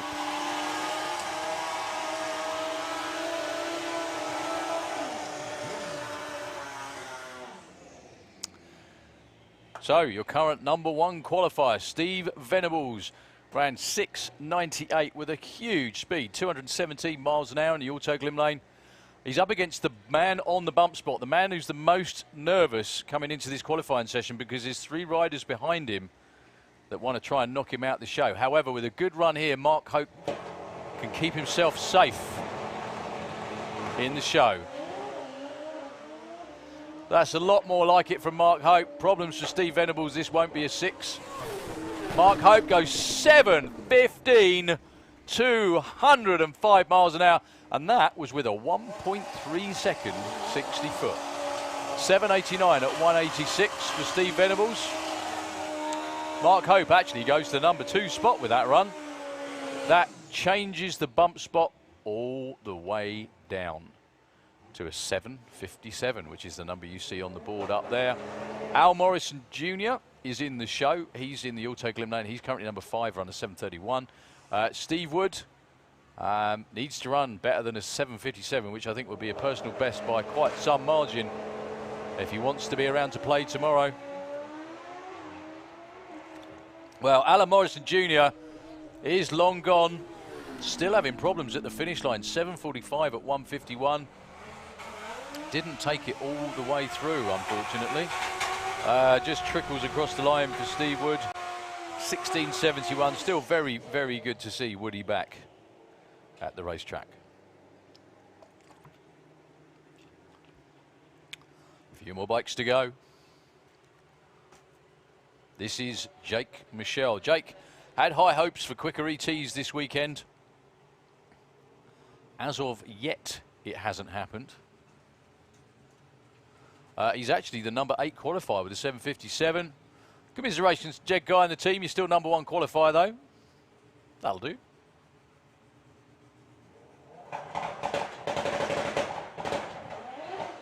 Whoa. The bike just instantly lit the tyre up and stepped out on him that time. Very, very well held, sir.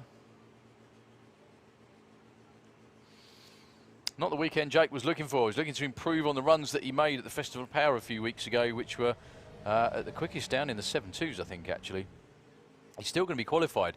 If he's number 8 qualifier, though, he will be against the number 1 man in round 1, Steve Venables.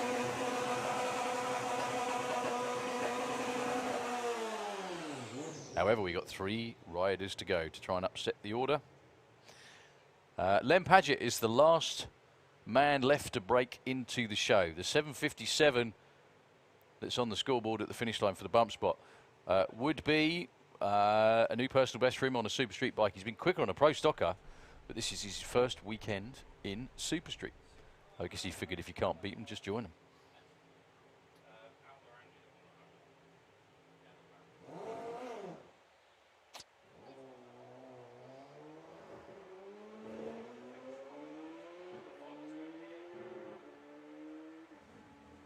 Well, picks up and goes pretty well.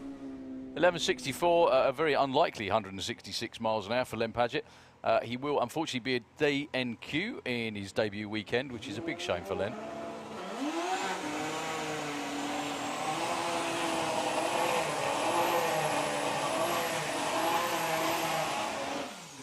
Two more to go, 2 bye runs. First one, Steve Mead. Steve Reed's currently number 4 with a really back-on form, 7.18 at north of 200 mile an hour.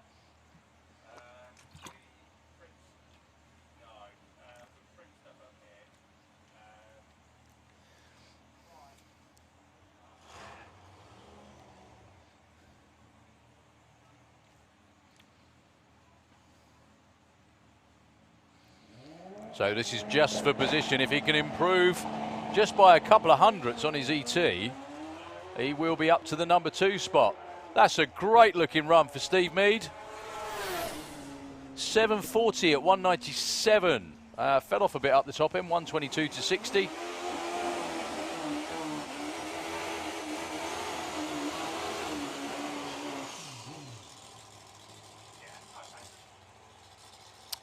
And last but not least, Mark Dainty.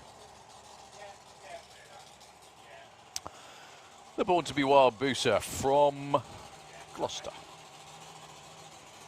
He's already number 3 with a brilliant 7.17.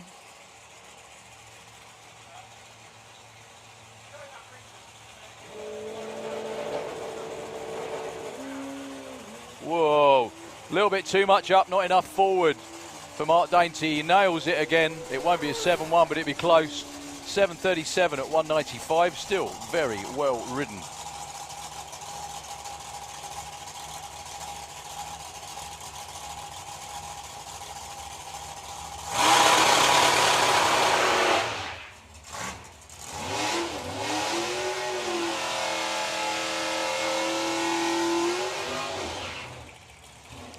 Elaine Hancock with Dave Smith just leaning in, checking on everything.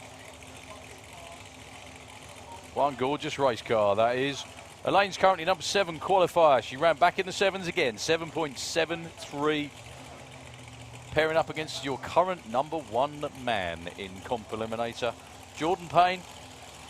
Comp Eliminator is all about index, not bracket racing. The number you see on the board at the top end is their index, and they run as quickly as they can based on that.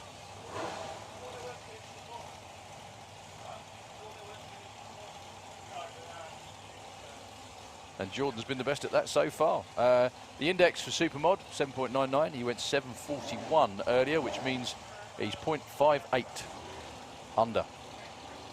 Elaine's index is 7.13. If she gets anywhere near that, I think she'll be overjoyed.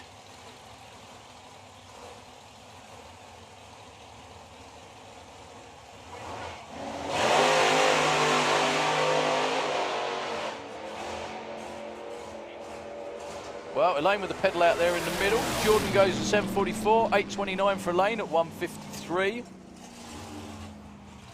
Nice move off. No improvement for either that time round.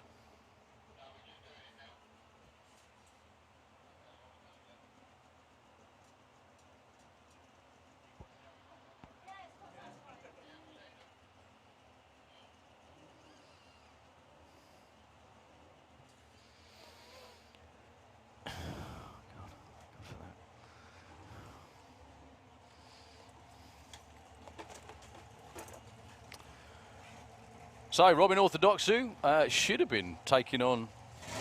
Oh, Nick Williams is down here in the burnout box. He's just sitting there waiting until Robin comes back. Making sure his pre-flight routine is done before he goes anywhere like forwards.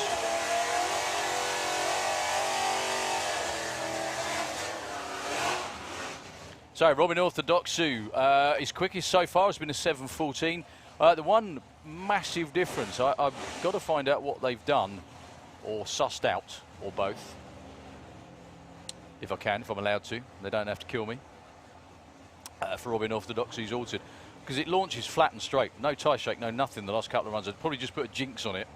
Against Nick Williams, number 3 qualifier with the Camaro. Another 6-second run for Robin would be brilliant about now.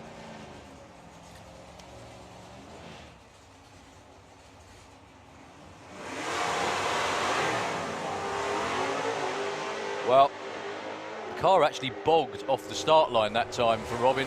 That won't be a low 7. Well, not bad. 7.36 at 191. Just didn't really go and launch. 10.55 though for Nick. That's, wow. Am I reading that right? That's a second under his index for Nick Williams. That's pretty damn impressive, to say the least. New number 1 qualifier, the Williams boys. Kev Jenkins with the Fraudster. He's currently in at number 8. He only put in one abbreviated run earlier. I don't think they made the second session. Hopefully this will be a bit more like it for Kev. In the Kestrel lane. Taking on Spencer Tran with Quantum Leap number 3. Spencer's 4. Kev is 8 at the moment.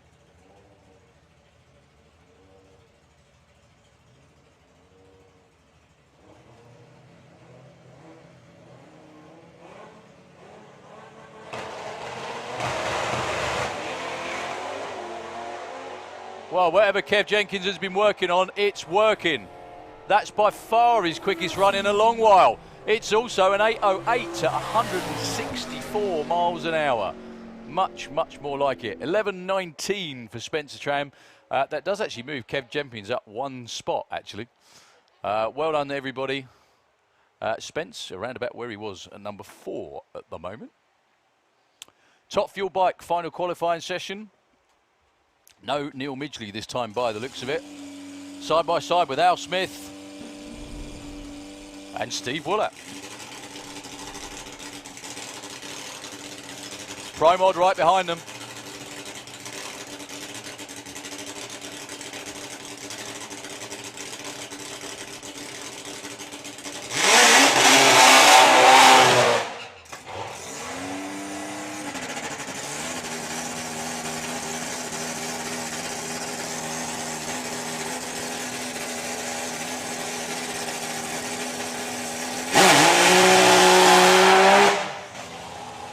Al Smith with the rocket.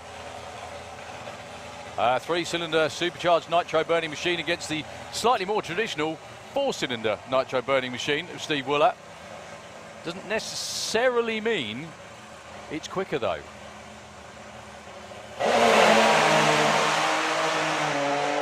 That's more like it for Al Smith. Still pooping out a little bit at the top end, but quicker still with a 672 at 178.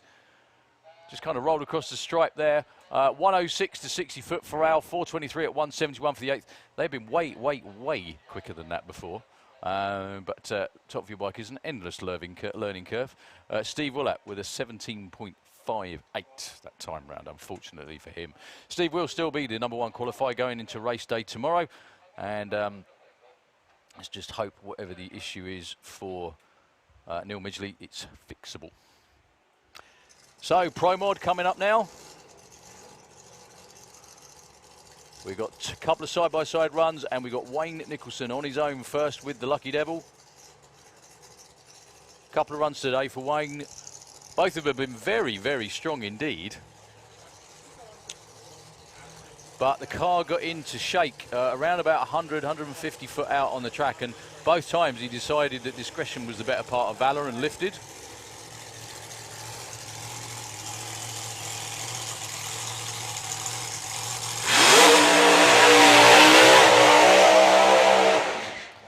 If Wayne keeps it nailed all the way through, look for a low 6-second performance.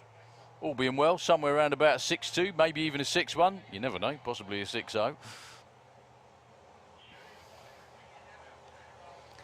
Obviously, warm weather's great because we got no rain, but supercharged and naturally aspirated engines do tend to suffer a little bit in the warm weather just because of the heat, basically. So Wayne Nicholson, currently #5, runs 7.04. He has been over 200 miles an hour.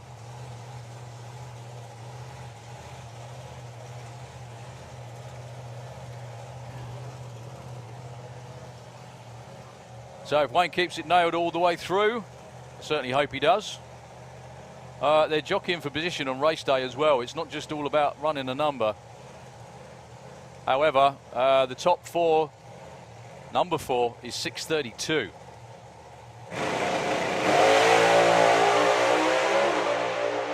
That's more like it for Wayne Nicholson. 4:16 to the 8th and 6:30 at 2:30 at the stripe for Wayne Nicholson. Moves into the #4 spot.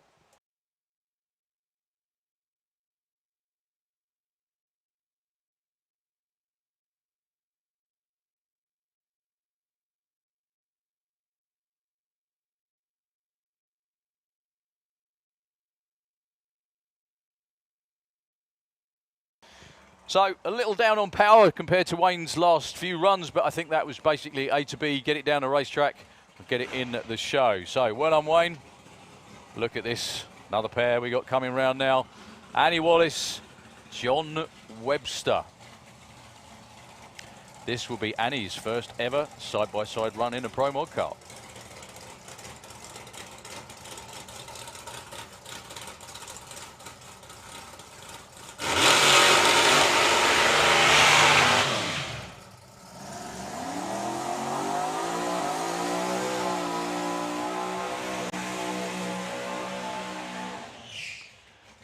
Now, I did pop up and see both of these two, which is one of the reasons I was late when we started racing again. Both very happy indeed. Annie absolutely overjoyed with the 6:32. She said that was the first run. It had, you know, everything went right, one into the other, hit all the shifts, and within a tenth of a second as well of her brother's personal best in this car on her last licensing run. Outstanding effort for Annie. Also, John Webster. I said, John, where on earth?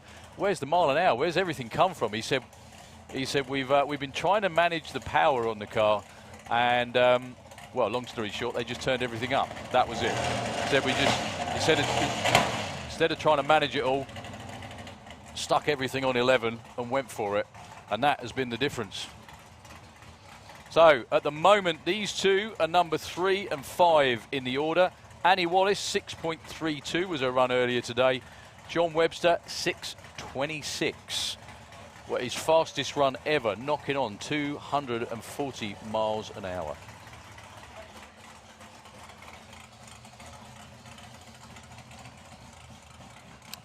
So, turbo and nitrous car. The one type of car that isn't affected by the weather nearly as much is the nitrous car, because effectively it makes its own horsepower.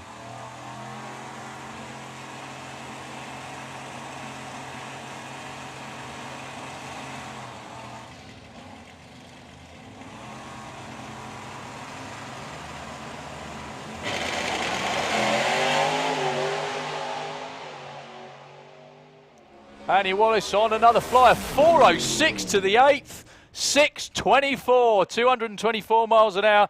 She moves up to the number 3 qualifying spot. She's 3rd in her first ever Pro Mod race. Well done, everybody on the team. And that almost equals the car's quickest ever run. John Webster with, not quite sure what happened on the start line there. He went into full stage and stuck it on the chip before Annie was anywhere near staged, unfortunately. So, yeah, just one of those things. He took it down off the boost, brought it back up again. So John Webster will go into race day with a 6:26. And we've still got one more car to go. We were hoping to have 2, but unfortunately Nick Davis hasn't made it down for this session. Hopefully Nick and Rob, it's nothing terminal. Bye run for Kev Slyfield. See what Kev can do about knocking on the door of the 5s. Now, the way it stacks up at the moment, Nick Davis is number 1 qualifier, but only by 100th of a second. 100th.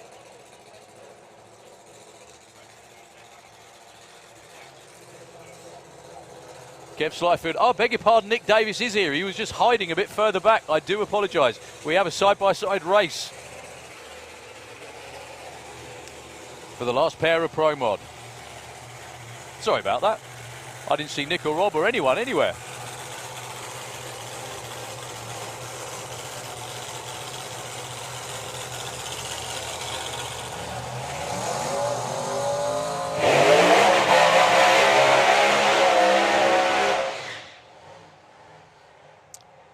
So these two are the front runners in Pro Modified at the moment this weekend. Well done to the Wallace team. Well done, Annie.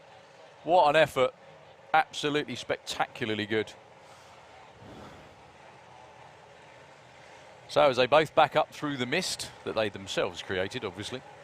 Nick Davis's PB is a 5:97. He ran that a couple of events ago. Sorry, a couple of weeks ago, not a couple of events ago. Kev Slyfield, 5:92. Both of these two well capable of getting back down into the 5s this time round. Obviously the heat. This is the warmest conditions they've raced in for a long while.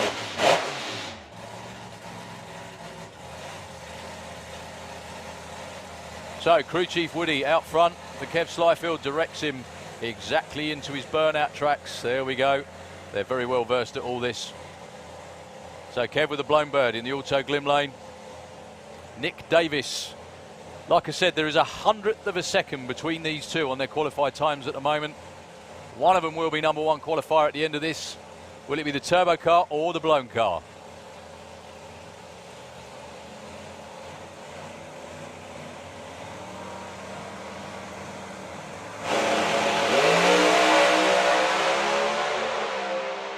Oh, I thought Kev was going to get out of it, but he stayed with it. 6:06, and Kev takes the number 1 spot with a 6:01 at 2:37. How cool is it to see side by side 240 mile an hour door slammers? Absolutely fantastic stuff. You are number 1 after that. Well done, fellas. Kev, 0.99 to 60 foot, 394. Much more like it to the 8th. 188 miles an hour. 6:01 at 2:37 at the stripe. 4:03 for Nick Davis at 191. 6:06 at 242 miles an hour. Stunning stuff. Also, everybody out there, I just want to mention it. It will be Kev going through into eliminations as number 1 qualifier. We just need to say as well, mention Transit Mania tonight at 9 o'clock at the top end of the bank over the back there. Please go and join them. So Transit Mania are having a bit of a do up there. So go and see them up there past the bank. We're back on with VW Sportsman. Well done to Kev Slyfield's team. Outstanding stuff. What a show. Absolutely brilliant. Simon Clare, Polly Judge. Simon's going to be there first with a 14:47. Quite a way off, actually. Polly breaks out by 0.04 of a second. Yeah, anyway, just to repeat again, Transit Mania this evening. 9 o'clock over there, behind the main spectator banking up the top end. Fancy going and joining them. You are everyone is very, very welcome. So, Daniel Boucher and Steve Stone. Steve is number 1 qualifier. We hadn't ran the perfect GT earlier on today.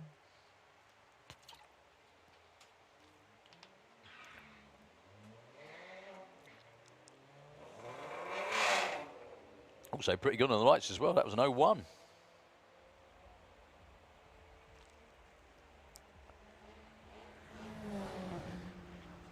$13.88 for Daniel Boucher. Breaks out. Steve Stone stays number 1. Pretty consistent on that number, actually.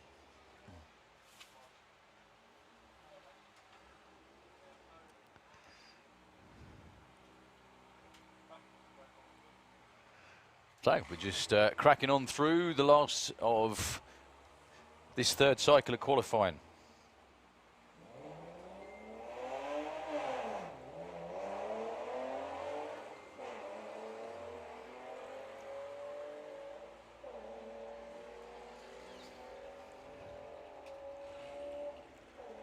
Rob Queswell looking 1370 goes, 1380.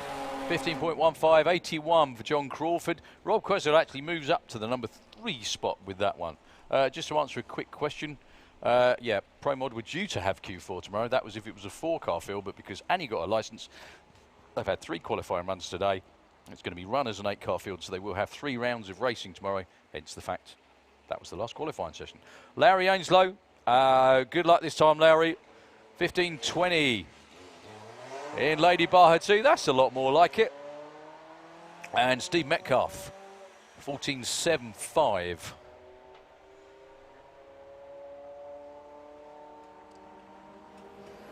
Good races it goes. 15.34, 15.59.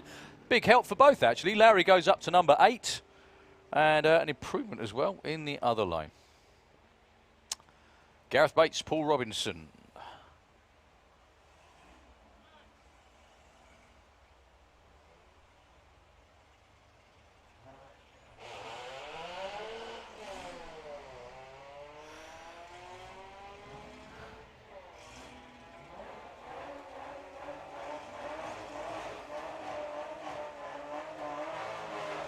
So Paul Robinson's going to get there first with a 14.56, goes up to number 10. Gareth Bates moves up 1 spot with a 15.87 on a 65.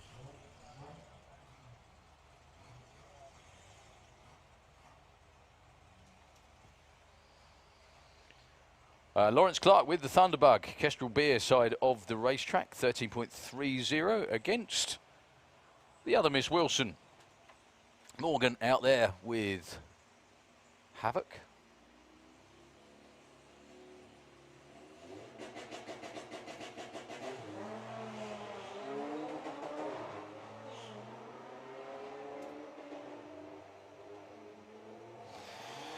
Morgan at the moment is number 7. Lawrence Clark is number 9. 13.80 for Lawrence. Let's see what Morgan can do this time. 17.70. Your new number 1 qualifier, and I don't think that's going to be beat as well. That is what you call a dad dance dunk. Well done. That's very, very good. Congratulations. Finally, I think is the phrase. Bruce Harvey, Jack Gooding. Jack with Nemesis.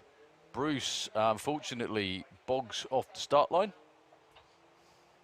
And in case you're confused and you're tuning in, that's a man called Bruce, not the car called Bruce. He refires okay. Jack Gooding goes 16.78, round about half a second off of his dial-in.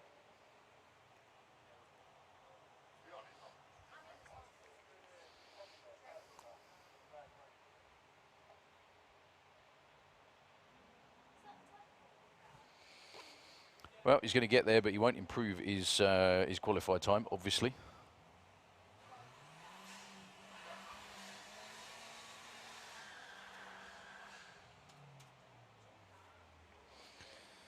Ethan Lyle with possibly the most optimistic dial-in we've ever seen.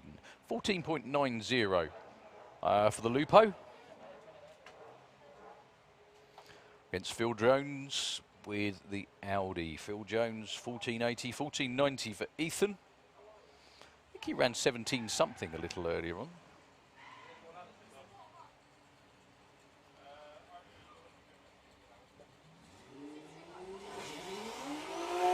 Well, I don't think it's going to be a 14-second run for Ethan unless Phil's going extremely quick. Phil goes 14.91. 16.23 though for Ethan Lyle. That's much, much more like it. His quickest run by a long way.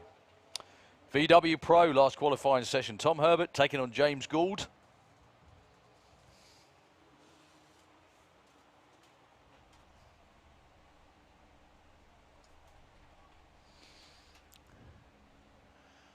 James Gould number 3 at the moment. Tom Herbert 8.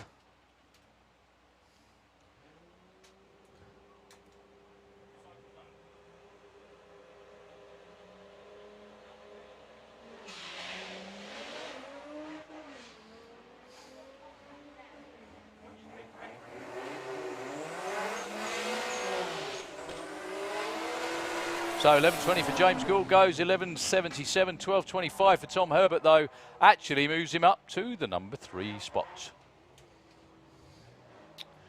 Graham Fairhead with the Type 3 called Misfit in the Kestrel Lane, 11.20.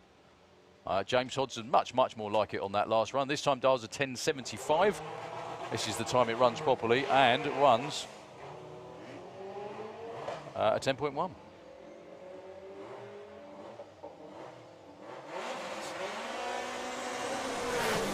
11.24 for Graham Fairhead. That's really going to help. Actually, Graham Fairhead's number 1. James Hodson stays at 13 with a 13-second run. So these two pair up again. It is Carl Goldsmith with the Golf. 10.40 is his dial-in. As you can see, it's very, very front-wheel drive for both of these two. Big tyres at the front, little tyres at the back. Adrian Sully, Late Goose. Two pretty good looking runs. Carl's looking for 10.40, 11.20 for Adrian Sully. Carl's out front. Carl goes 10.79 and 11.30. Sully actually moves up.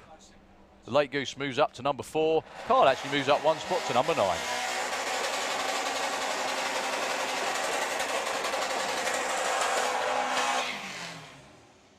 Okay, James Rhodes from Southampton with the Lupo, a car you'd not look at straight away and think, I know what I'm going to do with that, turn it into a race car. Against Dave Crowhurst from Cranbrook, broke out by a bunch before. He's getting quicker and quicker and quicker, and he's now down into the 9.6s. 9.69 is his predicted time on the board at the top end.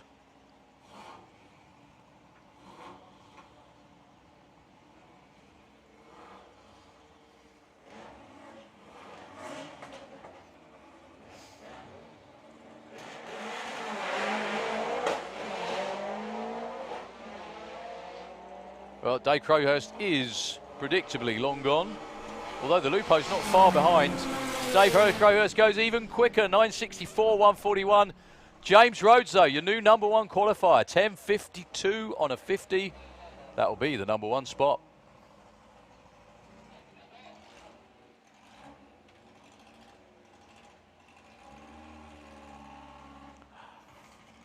John Brewster with the Beetle. 12.65 for him, and Ian Dale with the strip burner.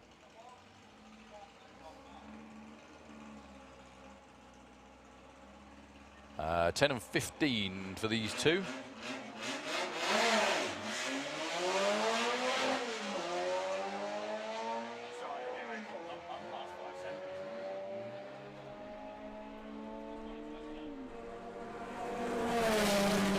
'57 Breakout. And Ian Dale moves up 1 spot with a 12.58 and a 12.20.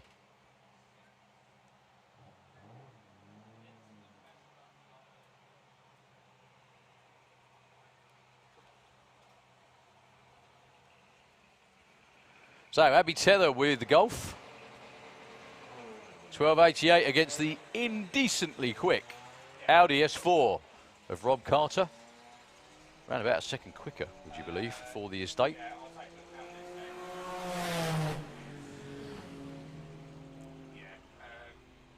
So Rob Carter goes through with 11.98. That improves him, actually moves him up to number 5. 12.93 for Abby Tether. Makes a number 3. Okay, last car for VW Pro. Luke sent us a note to say that the cables and the gear selecting, he launched in second unintentionally, managed to put it in neutral when he was going for second, and then the motor revved hard, tried to put it in gear again, and dropped it into first, which is what was the cause of all the issues on the car.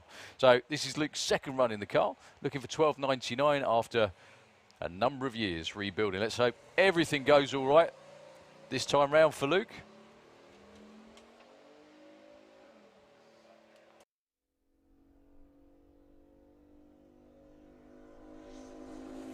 Well, Luke cruises through, actually breaks out by half a second.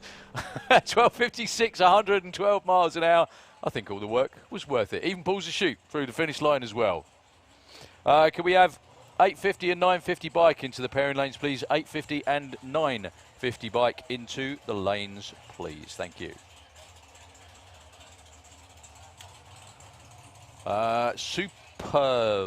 Where are we up to? Super Comp, I think we are.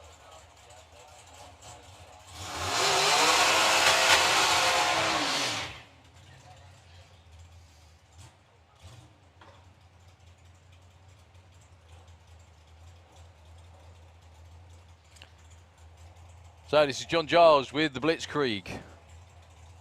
John went 8.95 earlier on today.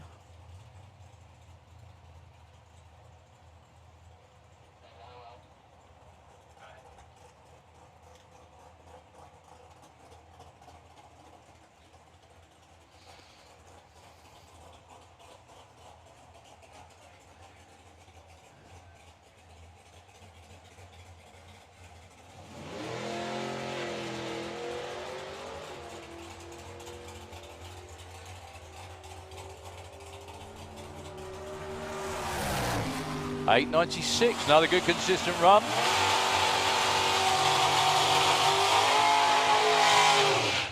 No actual improvement, but still very good, solid run indeed. 950 bike again to the pairing lanes, please. Thank you.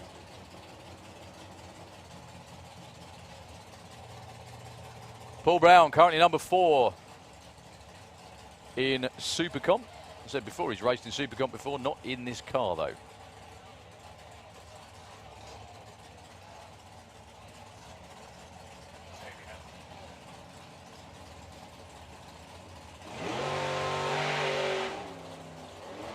He's going to be deadly this weekend in both classes. Another 03 light on the tree for Paul Brown. Will it be an 890 something? The answer is yes, an 895. Once again, nice and consistent, which is what you need in superclass racing.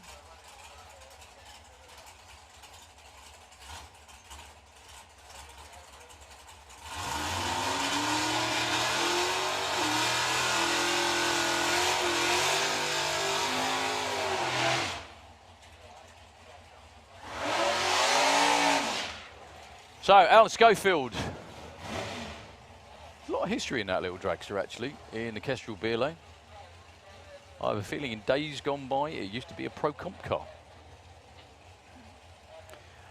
Taking on Dave Fulton. Alan Schofield at the moment is your number 2 qualifier at the moment.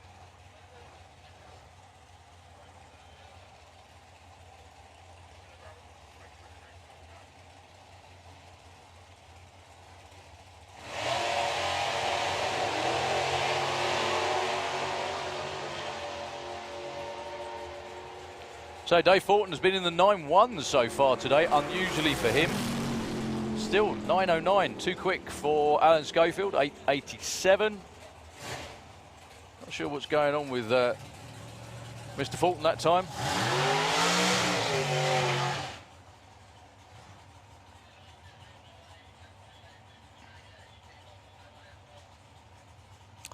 So Dolly Daydreamer herself, the one, the only, Leah Kellett.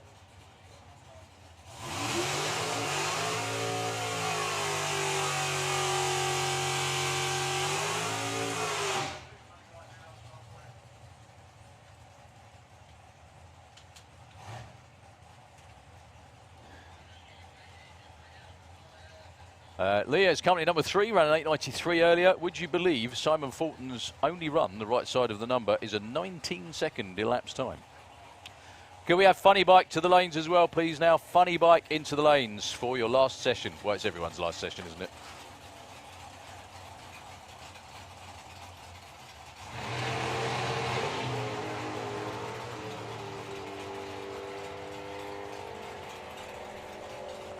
So, Dragster door car, Pickham, it is. Simon Fulton getting there first, but breaking out by just the most minuscule margin, 0.02 of a second. Another 8.93 for Leah, stays at number 3.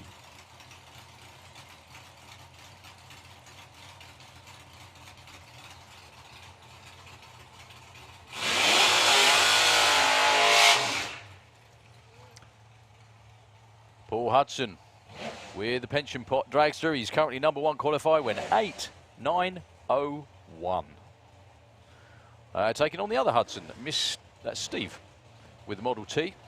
Steve's been too quick twice in a row. The closest to dial in was an 8.94.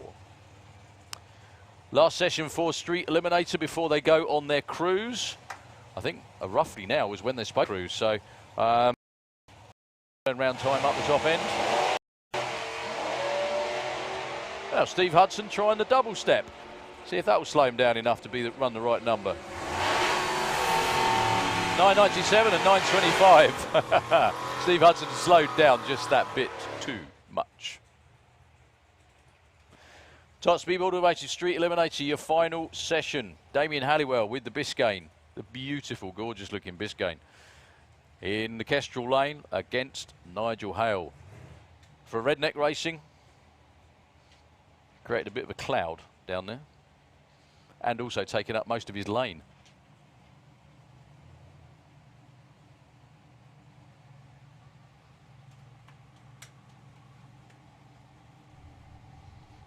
Well, Damien Halliwell's run a quickest of 10.45, ran 2 of those actually.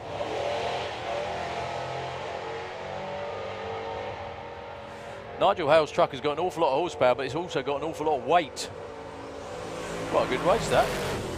10.50 and 10.91, 1.26 for Nigel Hale. No improvement for either of them.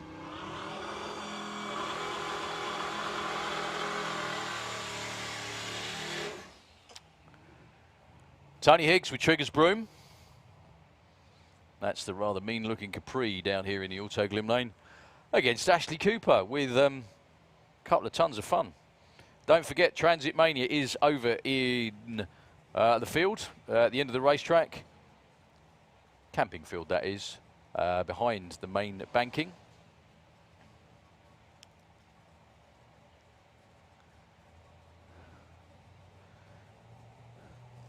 So Ashley so far has run a best of 9.98. Tony Higgs, his quickest run, 8.35, knocking on the door of the 7s, hopefully. That's a lot more like it for Tony Higgs on the launch, 1.18 to 60. That's really good for Tony. Backs off it a bit at the top end with an 8.58, but that car leaves like a bandit, 11.88. For Ashley Cooper, no improvement, unfortunately. Last 2 pairs of cars. It'll be Elliott with the family, well, the family built car, the family Willis. Dipped into the 8s, went 8.95 earlier, which meant his dad, Dave Day, got to do the dad dance on the start line. Joe Stevens, though, looking for a lot more than a 9.19, which is the quickest he's run so far. He actually spun the tyres off the start line. The good news for Joe is that it's actually making decent horsepower again. Now he's just got to tame it. That little Sunbeam Stiletto in the Kestrel lane, all these cars are street legal. They're all just about to go on a cruise. The Sunbeam runs 7s, which is absolutely incredible for something that big.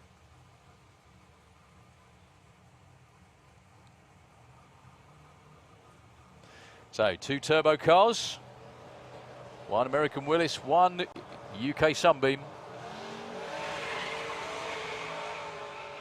Well, Joe, oh dearie me, Joe Stevens tried to hang on to that. nearly did. Oh, for Elliot, 888 at 156.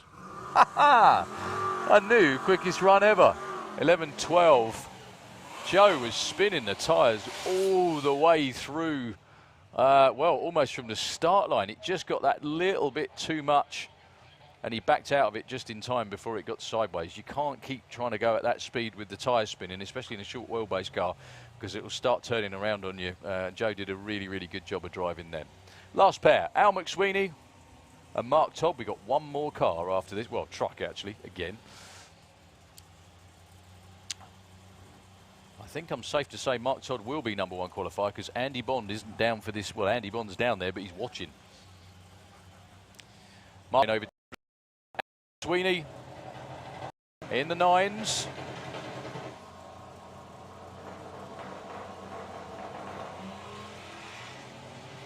Well, Mark Todd is off and running, 115 to 60 foot. This will be another 6.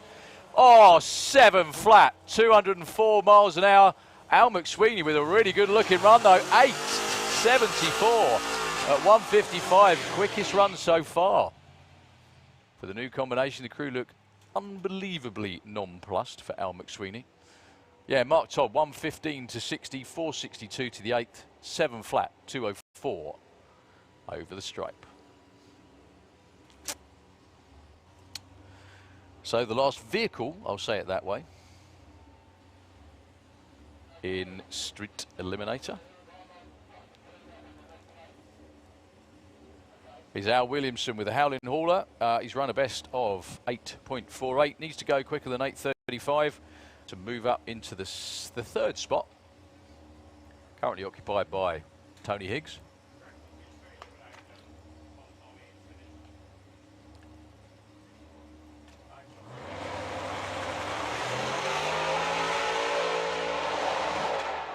Lots and lots of tyre spit, slip, shake, everything going on for Al that time.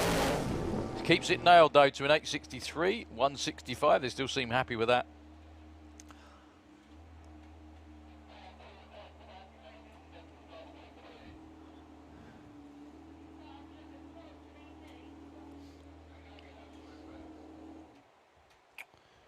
Well, we're just about to go with 850 bike. Just a little bit of clean-up after that run. Moving on through the programme, obviously the schedule calls for us to finish in around about 20 minutes or so, something like that. It's going to take a little bit longer than that to get everything run, but don't worry about it, we will do it. We've also got Martin Hill with the jet car around the back of the tower to finish out a wonderful Saturday. A little bit of sweeping by the tractor, so I'm going to be quiet again and give it back to the radio station. We really won't be long though, don't worry about it, don't go anywhere at all. We've got 850 bike coming up next.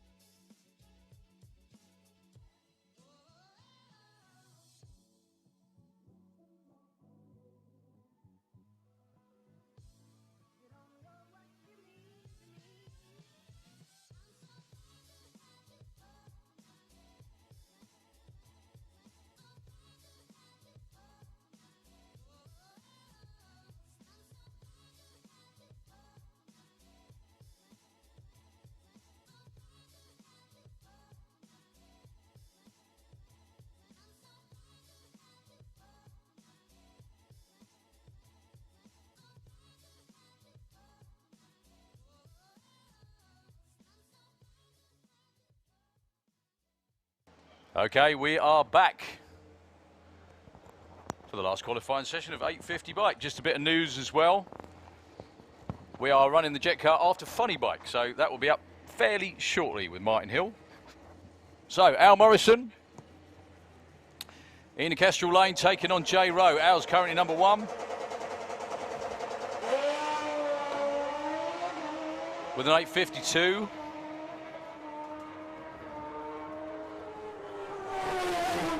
J Rowe goes 859 and 847, just too quick. They both stay put, actually. Alan Morrison stays number 1. J Rowe stays number 4.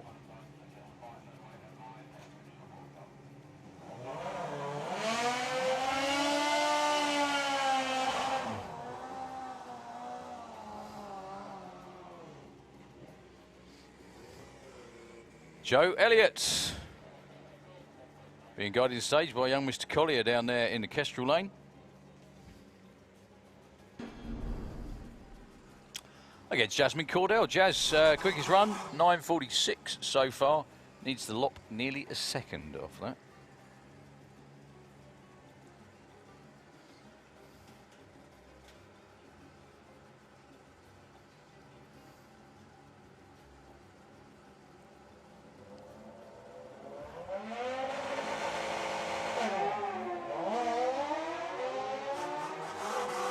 That's a bit more like it for Jasmine. Joe Elliott still in lead though. That's 861, 9:48 for Jasmine. 134 miles an hour. They stay at 3 and 6. Chris Reed, or Boyce if you prefer. Currently number 2, running 8:53 so far today. Last chance to nab the number 1 spot. There's not much of a window to drop it into. 200ths of a second. 8:68, still a good run. Could we have Super Gas into the pairing lanes, please? Super Gas into the lanes, please. Thank you.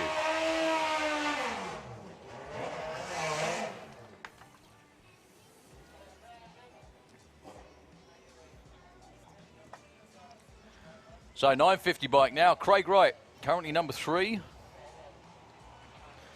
Craig is on the Auto Glimpse side of the track against Rick Sawatsky. Craig, very unusually for Craig, 9.67 has been his best ET so far. Normally much closer to the number than that. He broke out once. 9.79 this time for Craig, not having his normal clockwork weekend. Rick Sawatsky actually nicks his number 3 spot with a 9.66. Maybe the sticky leathers are what's doing it. You never know. So, Bradley Head, Kestrel Lane. Martin Hallett, all the way from Yeovil. In the Autoglim lane.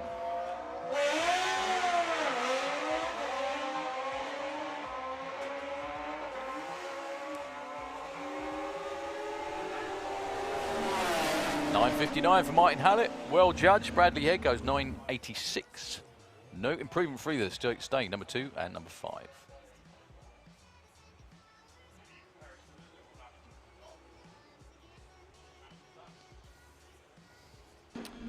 So, Scotty Crookston, I would say he's not trying to take a year out from racing Outlaw Anglia.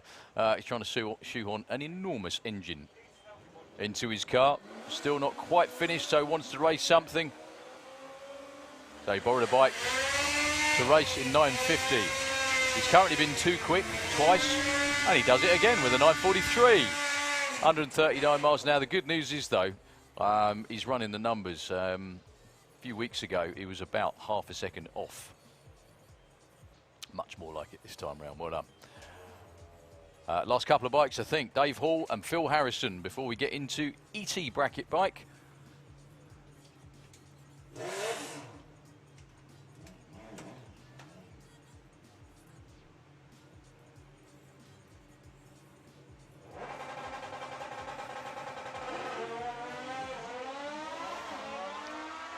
Dave Hall doing a lot of going up, not so much going forwards. Looking at each other going over the finish line. Phil Harrison stays 1. Dave Hall moves up 1 spot with a 9.82. 2. That's a wrap for 950.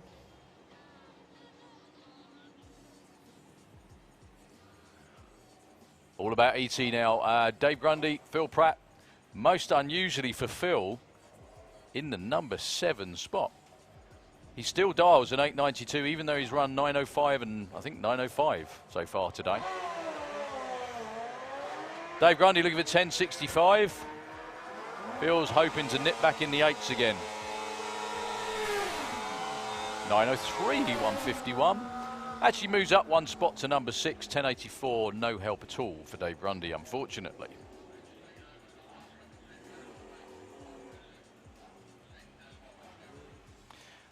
So, Justin Morton from Peterborough, Kestrel side the racetrack, 1124. 902 for Paul Adams. Paul is currently number 2.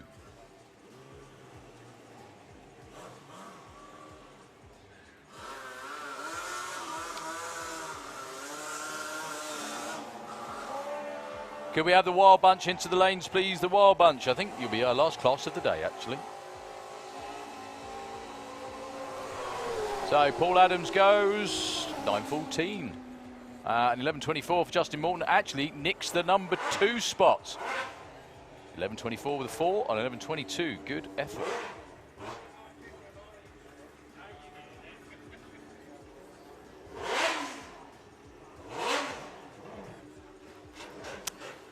Matt Jones with the very recognisable machine on the Kestrel Beer side of the racetrack, 985. And Michael Gooding, another member of Hobo Racing.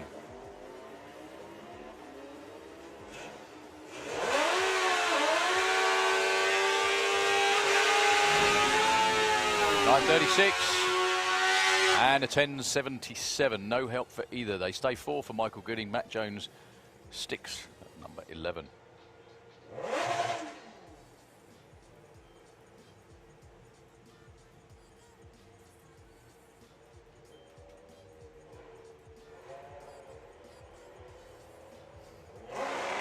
Gary Hester and Liam Holgate.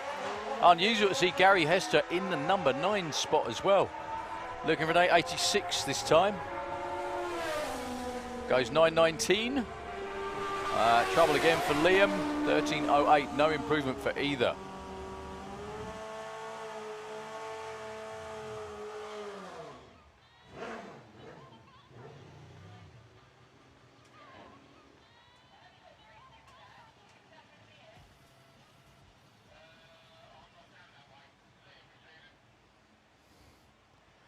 Bill Marsh, Pete Harrison. Pete is number 1 qualifier at the moment. Very likely chance he still will be. He's in the Auto Glim lane. Bill Marsh, Kestrel side of the racetrack.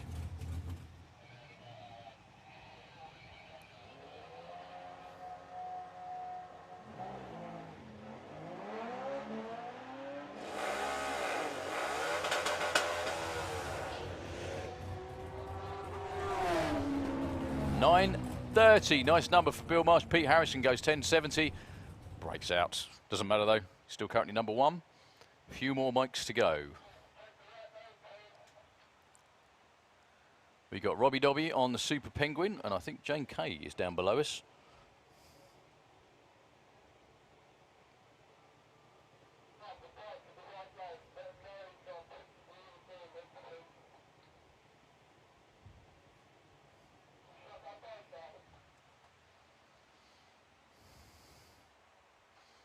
Well, that last run, unfortunately, it looks like there's a little bit of clearing up to be doing. Hopefully it won't be long.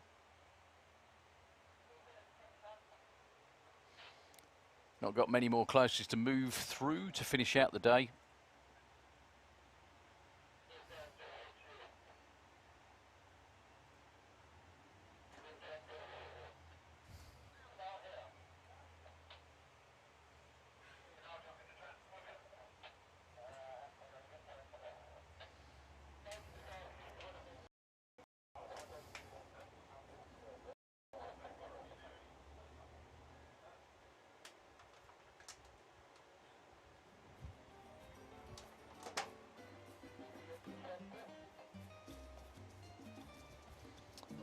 We'll have a quick sweep of the tractor, and we'll be on with ET Bike for the moment. Nitro FM, if you wouldn't mind.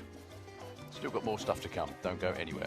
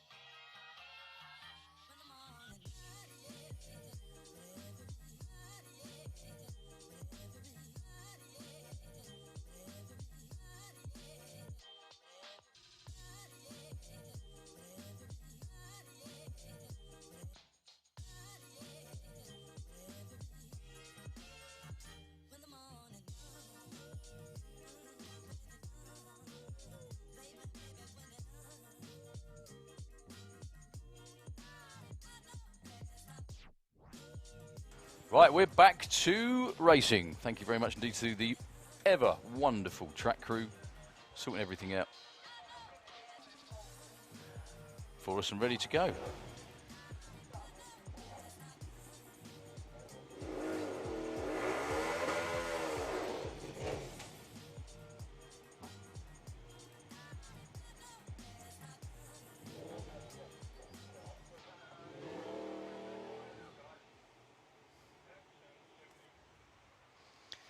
So it's going to be Robbie Dobby on his own with the Super Penguin. He's currently number 8. Only got a couple of bikes to go for ET.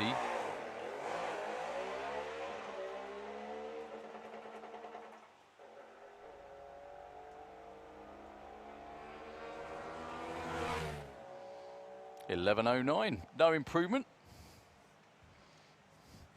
One more bike to go, and it's Jane Kay.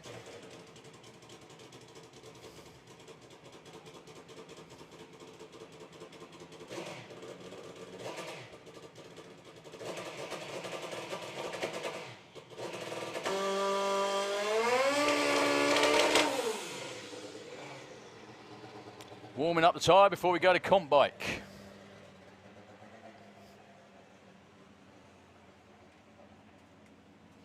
$8.70 is Jane's dial. I think they dialed like $11.99 and she ran in the 8s first time.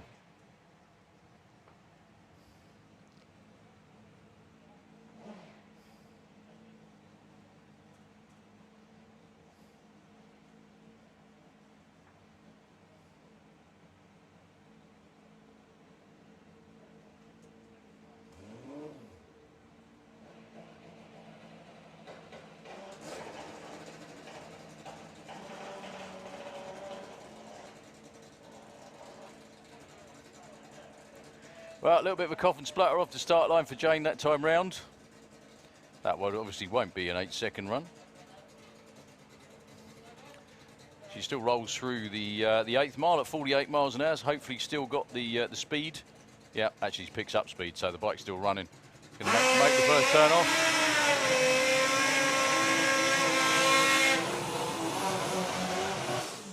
Comp bike, final qualifying session, followed by funny bike, followed by Martin Hill with the jet car. And then all our remaining classes after that. There's not many of them, actually.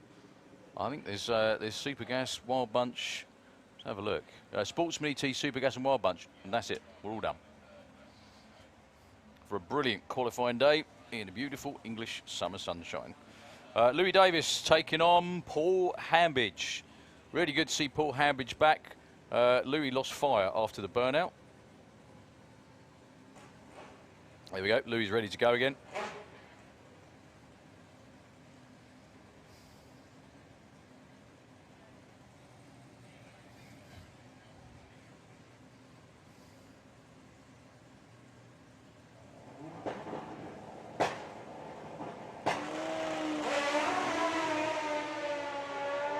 Way too quick on the lights for Paul Hambidge. Louis gone way past him, goes 9.17, 182 again, consolidates his number 1 spot, 8.73 at only 104 miles an hour for Paul Hambidge.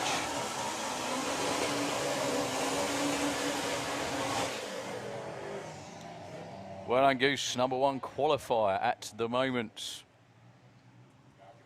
2 more bikes. John Kenway and Chris Neary. Chris Neary currently number 3 with a 7.87. I don't think I've seen Sean Mills since the first qualifying session either. He's number 2. Jordan Kenway number 5 with the best of a 10-second run in the Auto Glim Lane. Chris Neary's best is in the high 7s.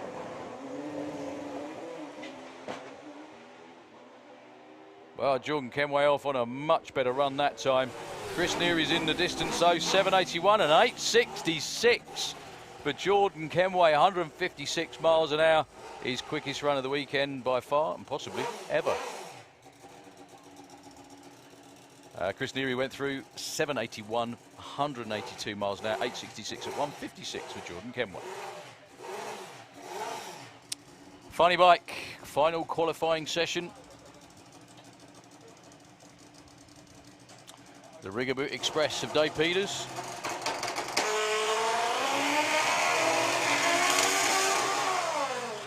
Taking on the completely space-aged compound turbo funny bike of Lorcan Parnell.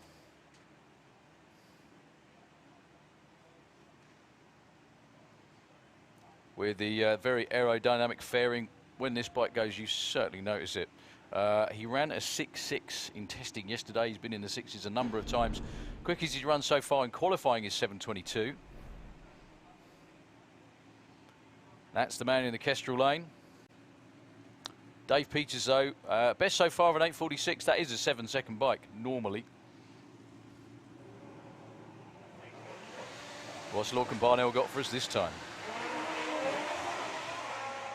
Whoa! 7:56 at 164 for Dave Peters. Lorcan Parnell tags the wall, but he's still upright on the bike in the shutdown area. Still managed to go 7:92. The bike did a bit of a wiggle left.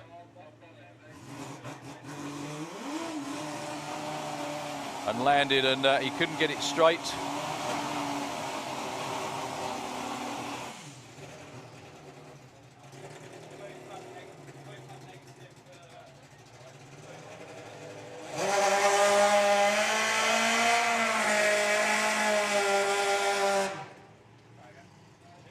Well, I hope Lucan's all right up the top end. The good thing is the foot pegs stick out a long way, so hopefully he managed to get his leg out of the way. And he's absolutely okay. He managed to ride the bike all the way through the shutdown area. That was just one of those unfortunate things where the bike wanted to go one way and he really didn't want it to. He was off on a hell of a run as well.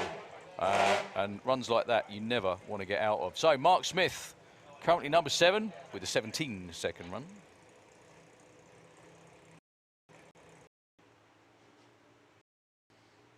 Should have been taking on Kevin Osman.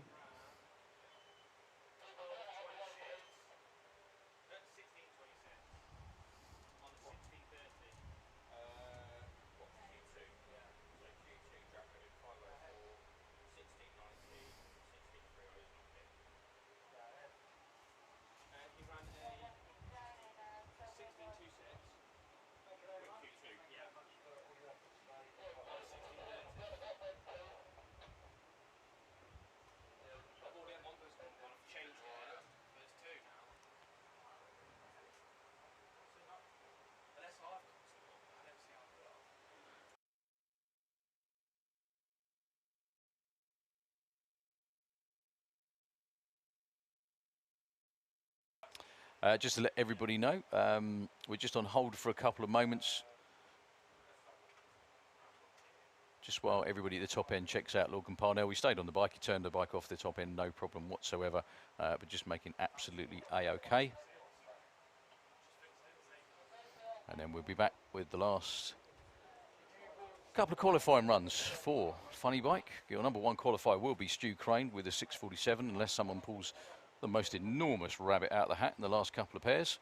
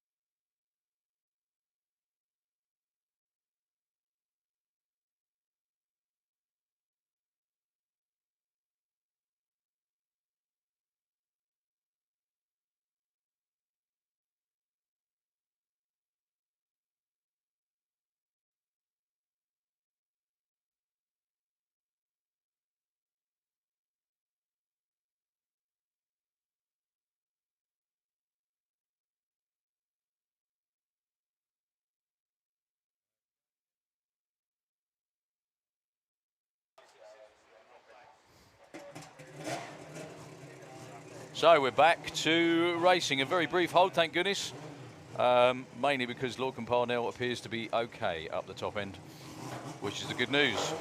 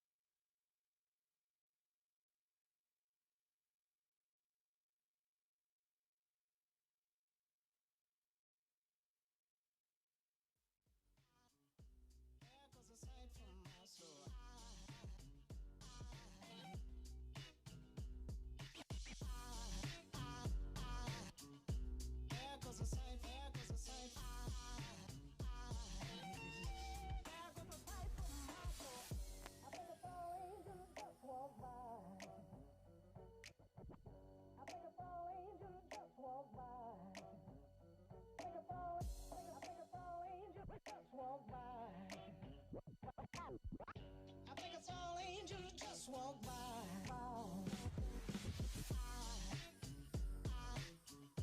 There goes a sight from my soul.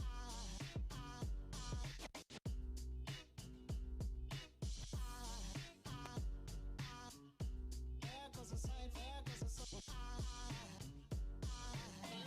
Now there goes a sight from my there goes a sight.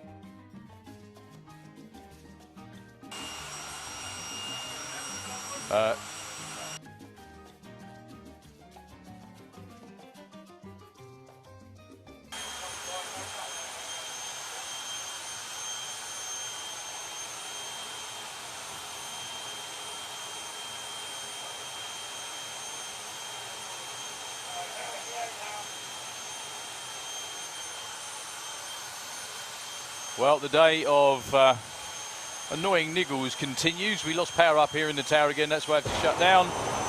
However, in the meantime, we brought around Martin Hill for your viewing pleasure.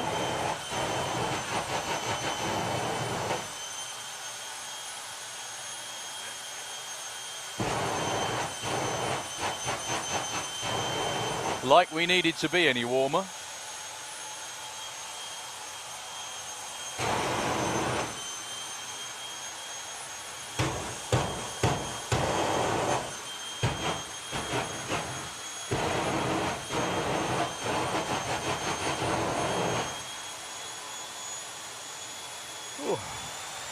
Right, time for me to hold on to everything again.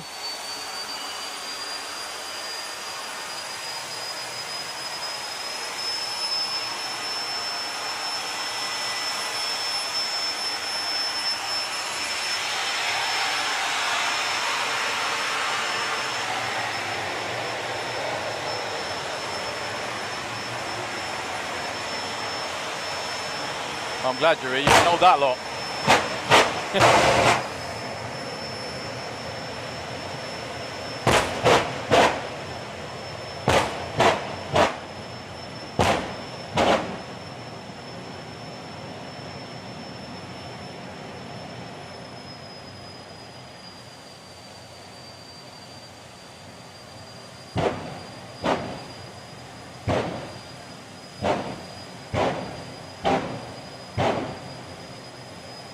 So Martin Hill in stage again, give him a wave, give Richie a big old wave.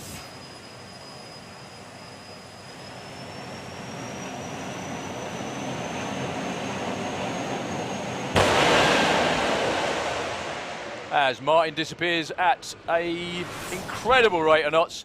Oh wow, look at that for Martin Hill, 5.31. Look at the speed, 300 miles an hour. That's what happens when he keeps it lit all the way through. I bet that was worth waiting for, wasn't it? Unbelievable. We hardly ever get to see 300 mile an hour jet runs. I know why, but wonderful, wonderful stuff. I would have thought to everyone up here in the tower as well, who's been working hard to sort out the issues, wouldn't it be ironic if he knocked the power out again? But there we go. Give him a wave.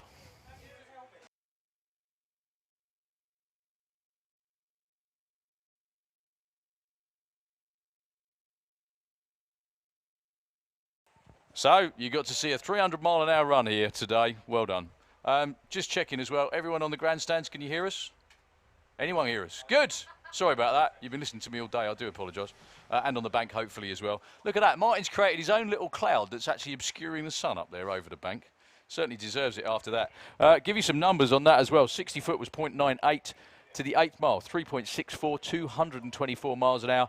He put on 76 miles an hour in the last 8th mile of the racetrack, basically by keeping it lit all the way through. 300 miles an hour, that was certainly worth waiting for. Again, we must apologise for the issues. We had our tech team up here working on everything in the tower. Something was, for no apparent reason, kept tripping stuff up here, which meant that we lost the PA, which I know is a bonus, obviously, but we lost the PA, we lost the timing system and everything else as well. That's what we needed to get back online. That's why it went completely quiet for a period of time with nothing apparently happening. It wasn't nothing happening, it was we were trying to sort out another issue. So we're going to try and get the rest of the day finished for all you good folks out there. And the good news is we ain't got long to go.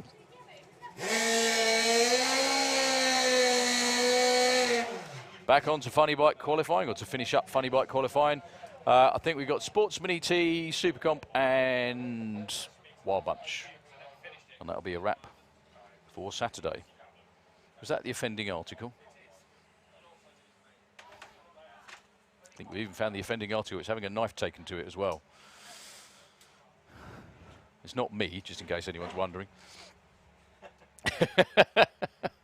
Although I'm sure a few people would like to take a knife to me on the odd occasion. So Tony Clark on the higher gun bike. He's number 3 qualifier at the moment, 7:25. He needs to run 7:22 or better.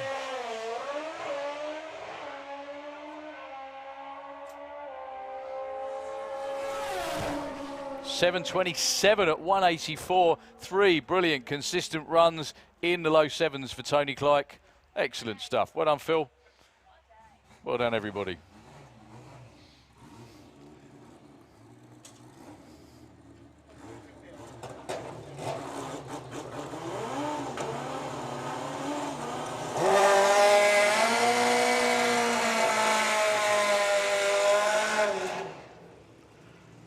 Last pair of bikes, I think, for the day. Kevin Osman and Mark Smith.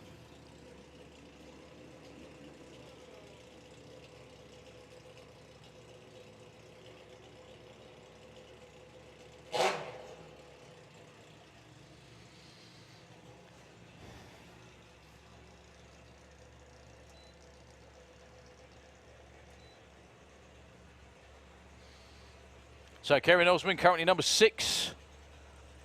Mark Smith, number 7, with around about a 17-second run. That was his only run of the weekend so far. He can improve on that by about 10 seconds at least on previous form. Now's a good time as any to do it.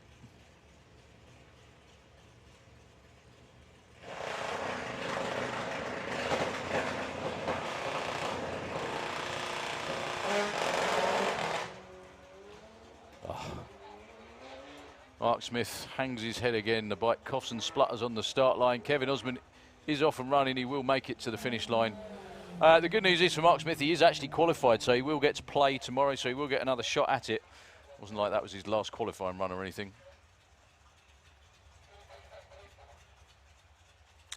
Just to let you know the order, we've got Sportsman, Super Gas and Wild Bunch, and we're done. On the order, it actually says jet car. However, you've just seen a 300-mile-an-hour jet car run. I think it might be a bit of a push to get Martin back again. Put your hands together for Mark Smith and the team.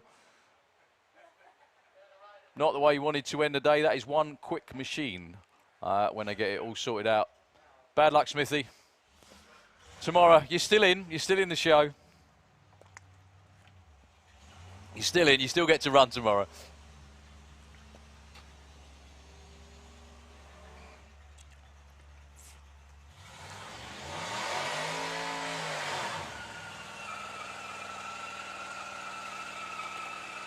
Sportsman ET, last qualifying session. Tig with Ruby the Barracuda in the Kestrel lane, 13.95. And Gary Lake with the Arabian Night, 14.07 for Gary. Very, very close to each other's dial-ins, these two.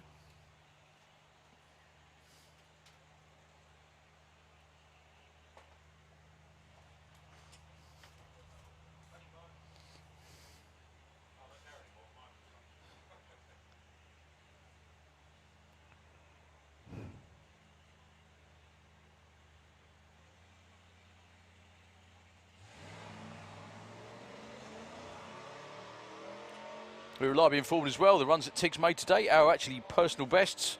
And the good news is he's still, at the moment, number 1 qualifier. I think if he runs 13.95, that'd be another one. 13.88 at 99 miles an hour. I think that's his quickest run ever with the Barracuda. 14.10 for Gary Lake. Tig still up there at number 1. So Rob Queswell. Blimey. I sound like the bloke out of Only Fools and Horses. Rob Creswell. I do apologise, Rob. Taking on Connor Holt. Can't pronounce me R's. This is a bit awkward when you've got names with R's in them.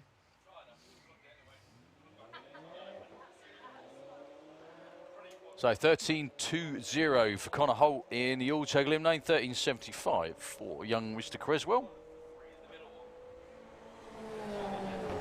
47 and 95, no movement for either of them.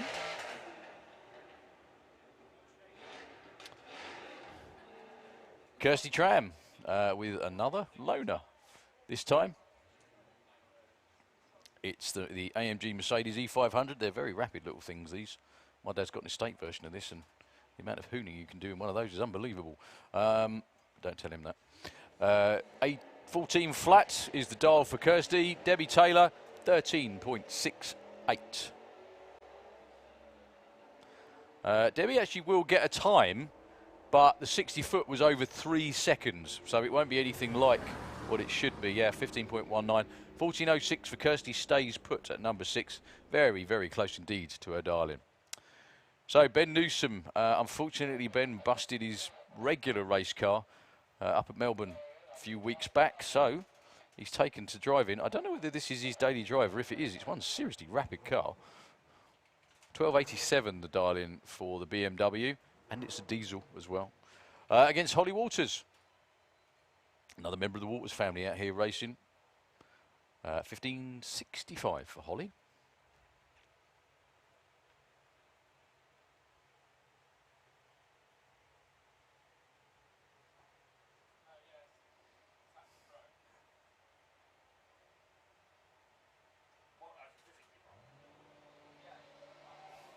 Both left pretty even. Now, you wouldn't really think that a BMW estate would be spanking a Mustang. Actually, frankly, it doesn't matter because it's all about the number. 12.96 for Ben Newsom. Holly, 16.04. Ben stays 9. Holly actually stays number 14. No improvement for either of them that time round. So up next, Georgina Smith in the Auto Glim Lane. A few more cars to go, then it's Supergas, then Wild Bunch for the last class of the day.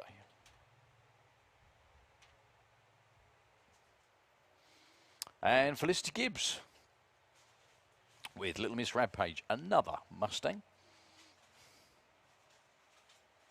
of the same era. I think those are about 94 Mustangs off the top of my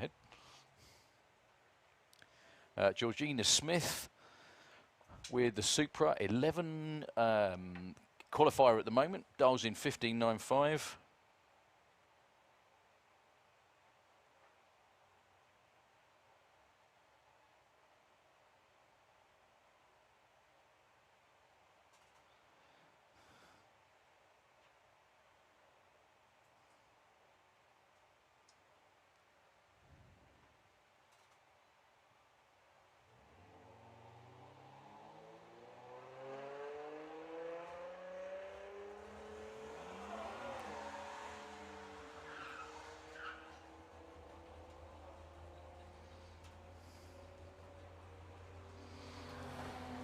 $59.3, just 2 hundredths too quick for Georgina. Felicity, 17.20, no improvement either. Dan Holloway with Truck Norris, Kestrel Lane, 16.10. Steph Pateman. Do you think this is Steph's first racing weekend? She's been to plenty. It's the fact she's competing this time that makes it that little bit different.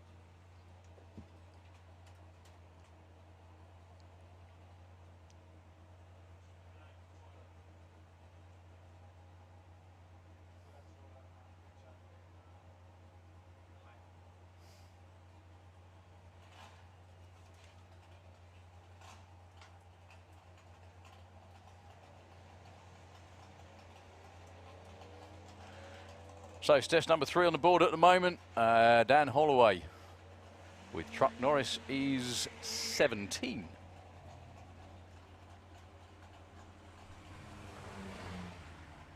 Dan Norris goes up to 13. Steph stays number 3, 15.67. Really good run though. Only 6 hundredths of a second off her dial-in. Steve Mellors with the Hulk MX-5 from down in Brighton. Auto Glim Lane. I went to Brighton the other week. Walked along the seafront, and frankly it's a bloody long walk. Not my fault. My wife decided to book stuff and didn't realise quite how far it would be, but never mind, it was a lovely day. Steve Mellors is currently number 2, 16.21. 12.45 for Jill. She's number 12. Jill's obviously going to get there first, and does with a 12.55. Good run. That might help. Well, it doesn't. Stays number 12. Stephen Mellors stays number 2, 17.33. Around about second off what he was looking for, actually. Last pair for Sportsman.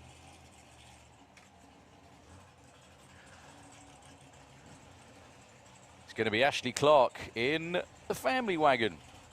One of many family wagons in Sportsman ET, actually. In the Kestrel Lane, 17.34, 12.76, about 5 seconds quicker for Cookie the Tesla. Now, Carl McGarrett, the guy in the Tesla, 12.76. He can still run, Teslas can run quicker than that. He just decides that's what he wants to dial.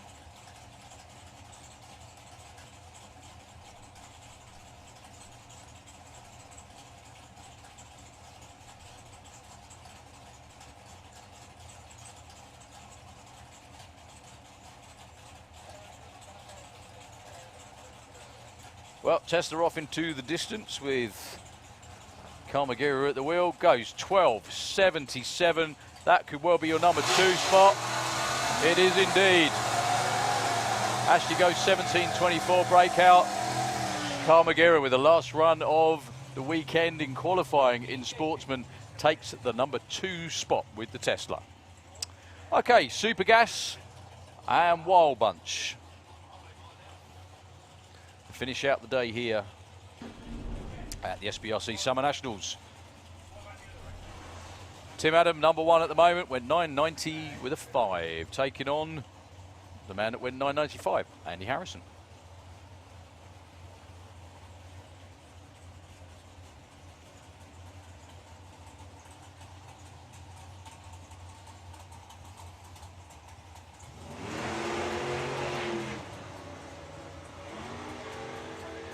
Cracking light for Andy Harrison again.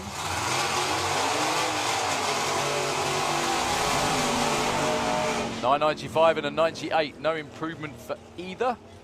Still 2 very good runs. If that was a race, Andy Harrison, frankly, would have won it by over 1/10 of a second. So the Magic Rat of Andy Dibley, as I mentioned before, 1 historic race car in UK drag racing, that one, and he's definitely made it his own with a really nice paint scheme and some really nice driving too. Taking on Mark White in the FS Vega. Mark White's only run the right side of the number was a 10.07. He went too quick in the first run.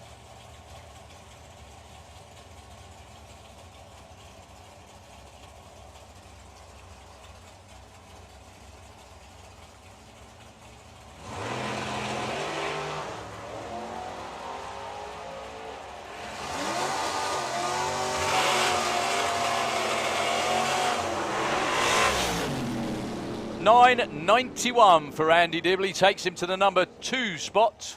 Mark White actually moves up to number 7 with a $9.99. Well done, Mr. Dibley, sir. Bob Molden with the white noise. Kestrel side of the racetrack, trying to run 9.90 so far today. He's run 9.99 against John Morton, who has been too quick and frankly too slow with 10.16. Still dialing in the new to him Camaro in the Auto Glim lane.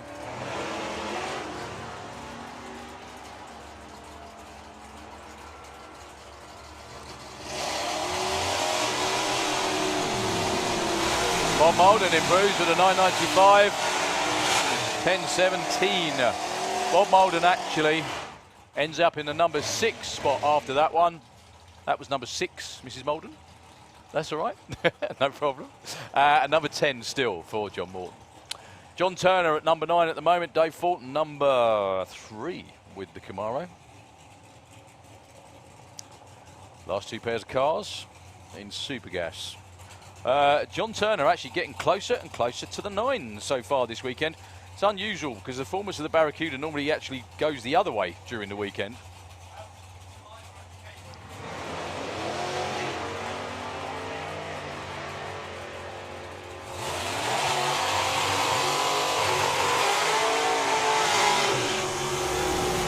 $9.89 and the 10.08. Just that little bit too quick for Dave Fulton. John Turner with the 10.08. Good run to be going into eliminations with. So last pair, Simon Fulton and Paul Brown. Last pair in Super Gas, that is. We've got one more class to go, known as the Wild Bunch. Simon Fulton, currently number 4, Paul Brown number 5. They both run 9.92. Watch Paul Brown on the tree. He's absolutely deadly already. As if by magic, 0.28 on the tree. There we go.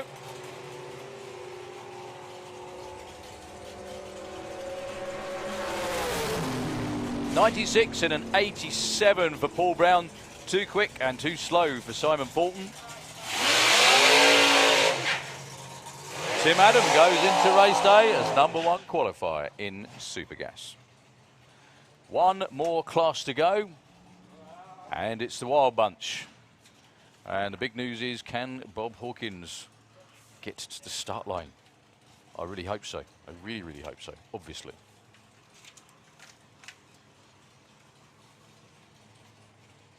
So the last, like I said, the last class of the weekend, or the last class of the weekend, last class in qualifying. All our fields will be set after this for racing tomorrow morning.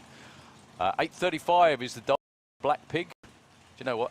I've rarely seen a car that's so, it's named completely opposite to what it is. That car is anything but a pig. It's absolutely gorgeous. Against Darryl Howes.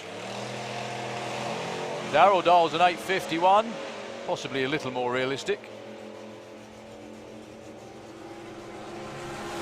The 2 slingshots go through the finish line with an 8.66. Well done, Sarah. That'll be number 3. Steve Field, 8.52 and a 35. Stays actually at number 2.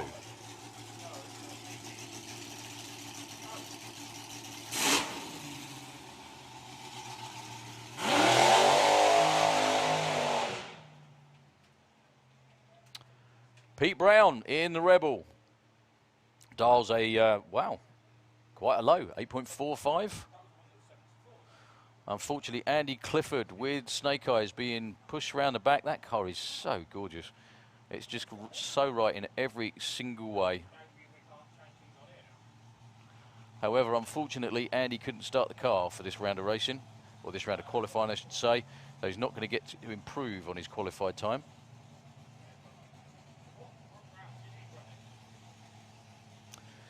Pete Brown's on his own.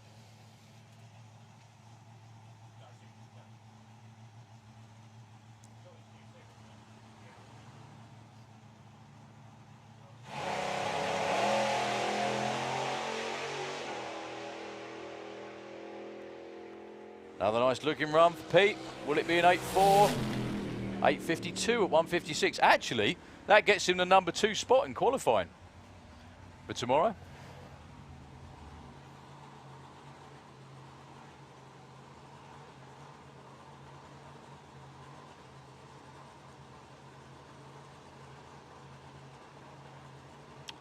I think that rattling roar is Bob Hawkins, going to be alongside Mark Coulsell. Just keep everything crossed for Bob this time round.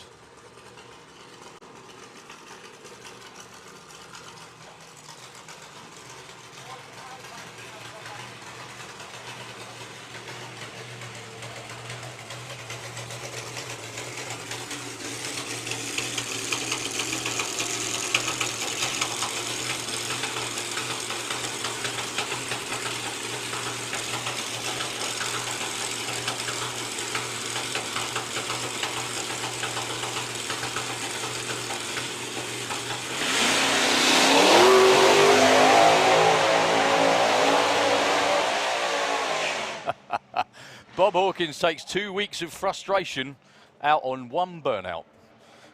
And what a lovely burnout it was too. It actually rolls all the way to half track. He's saying to all the photographers, I hope you got that one.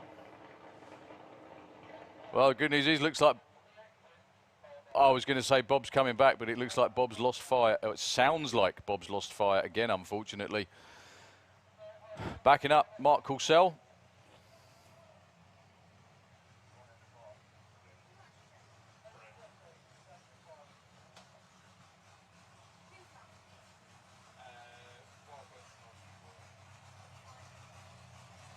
Well, absolutely stonking burnout for Bob Hawkins. However, I think, yeah, he's stuck. He's going to need to be retrieved off the racetrack before we can let Mark Coulsell go.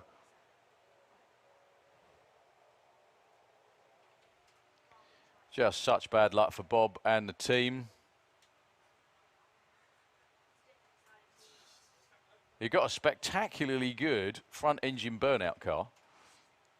However, it's supposed to be a race car. And it runs lovely. Every time Bob gets on the throttle, it sounds fantastic. It just seems to die at idle every single time. And no one is more frustrated, I think, than Bob.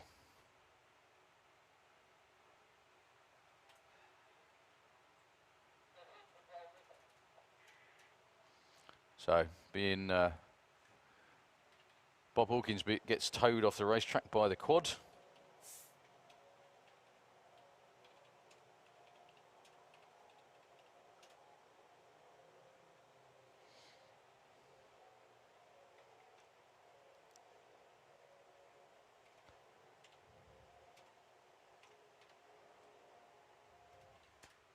Yeah, it won't take long for Bob to clear the top end.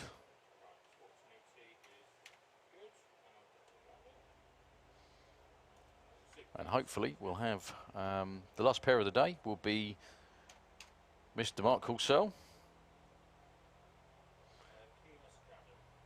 That's a very funky tune you've got going on in your head, Mr. Turton.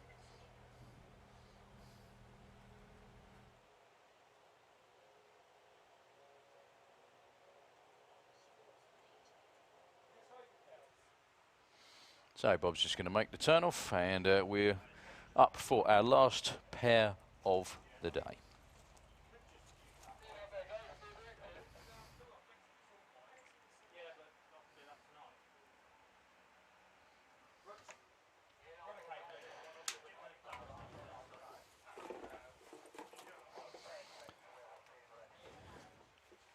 There we go. Bob's just about to go around the corner. We're just about to give the signal to fire up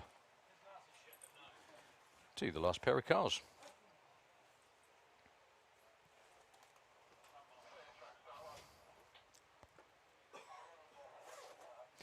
Thank you, all you good folks, for sticking with us out there. Bob's team, commiserations, dearie me. What a couple of weekends. Mark Carousel is fired up for the last time today.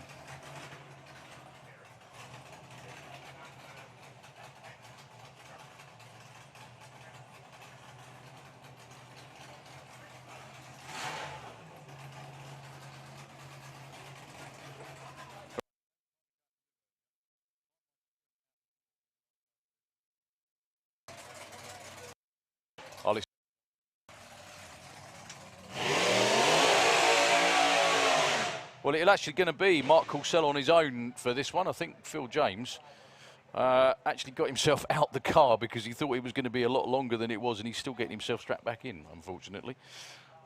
So he'll be round in just a moment. 8.20 is the dial-in for the ball breaker. That's one of the quickest dials I've seen for the Carousel family and the whole Low Funds team for a long, long while.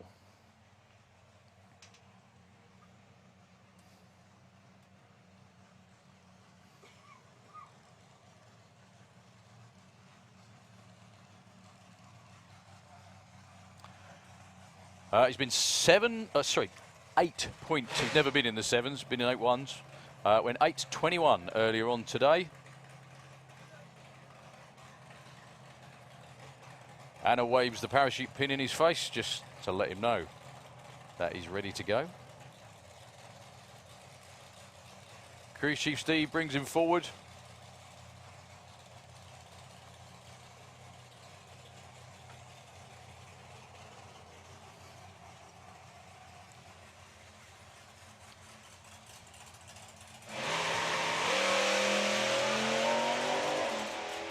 Really nice, strong launch for Mark. 127 to 60, getting very close to the lights at the finish line. Goes 8.29 at 160. That actually gets in the number 3 spot for tomorrow.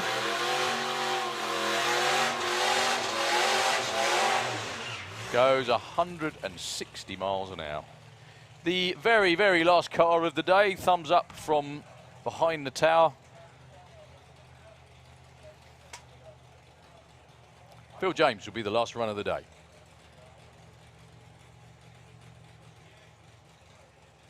9:34 is what Phil's looking for.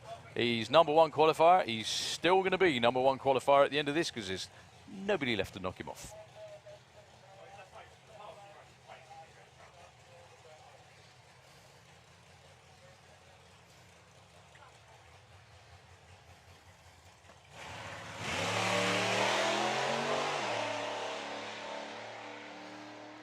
So Phil James, the #1 qualifier for Wild Bunch. Will it be a 9.3? The answer is 51, 139 miles an hour.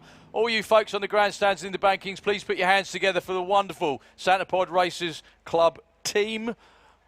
From everybody behind the scenes, the pit marshals, the start line crew, the fire up crew, and everybody at the top end. They've done a wonderful job to get everything done today. They've been sweating it out, and do you know what? They're just about to keep working as well, everybody. Can you believe that? After all that hard work today, they're going to take care of the start line, and they've still got another hour or two's work to go after we all go and have our dinner and have a drink. So thank you all very much indeed, and we'll see you tomorrow bright and early for eliminations at the Summer Nationals.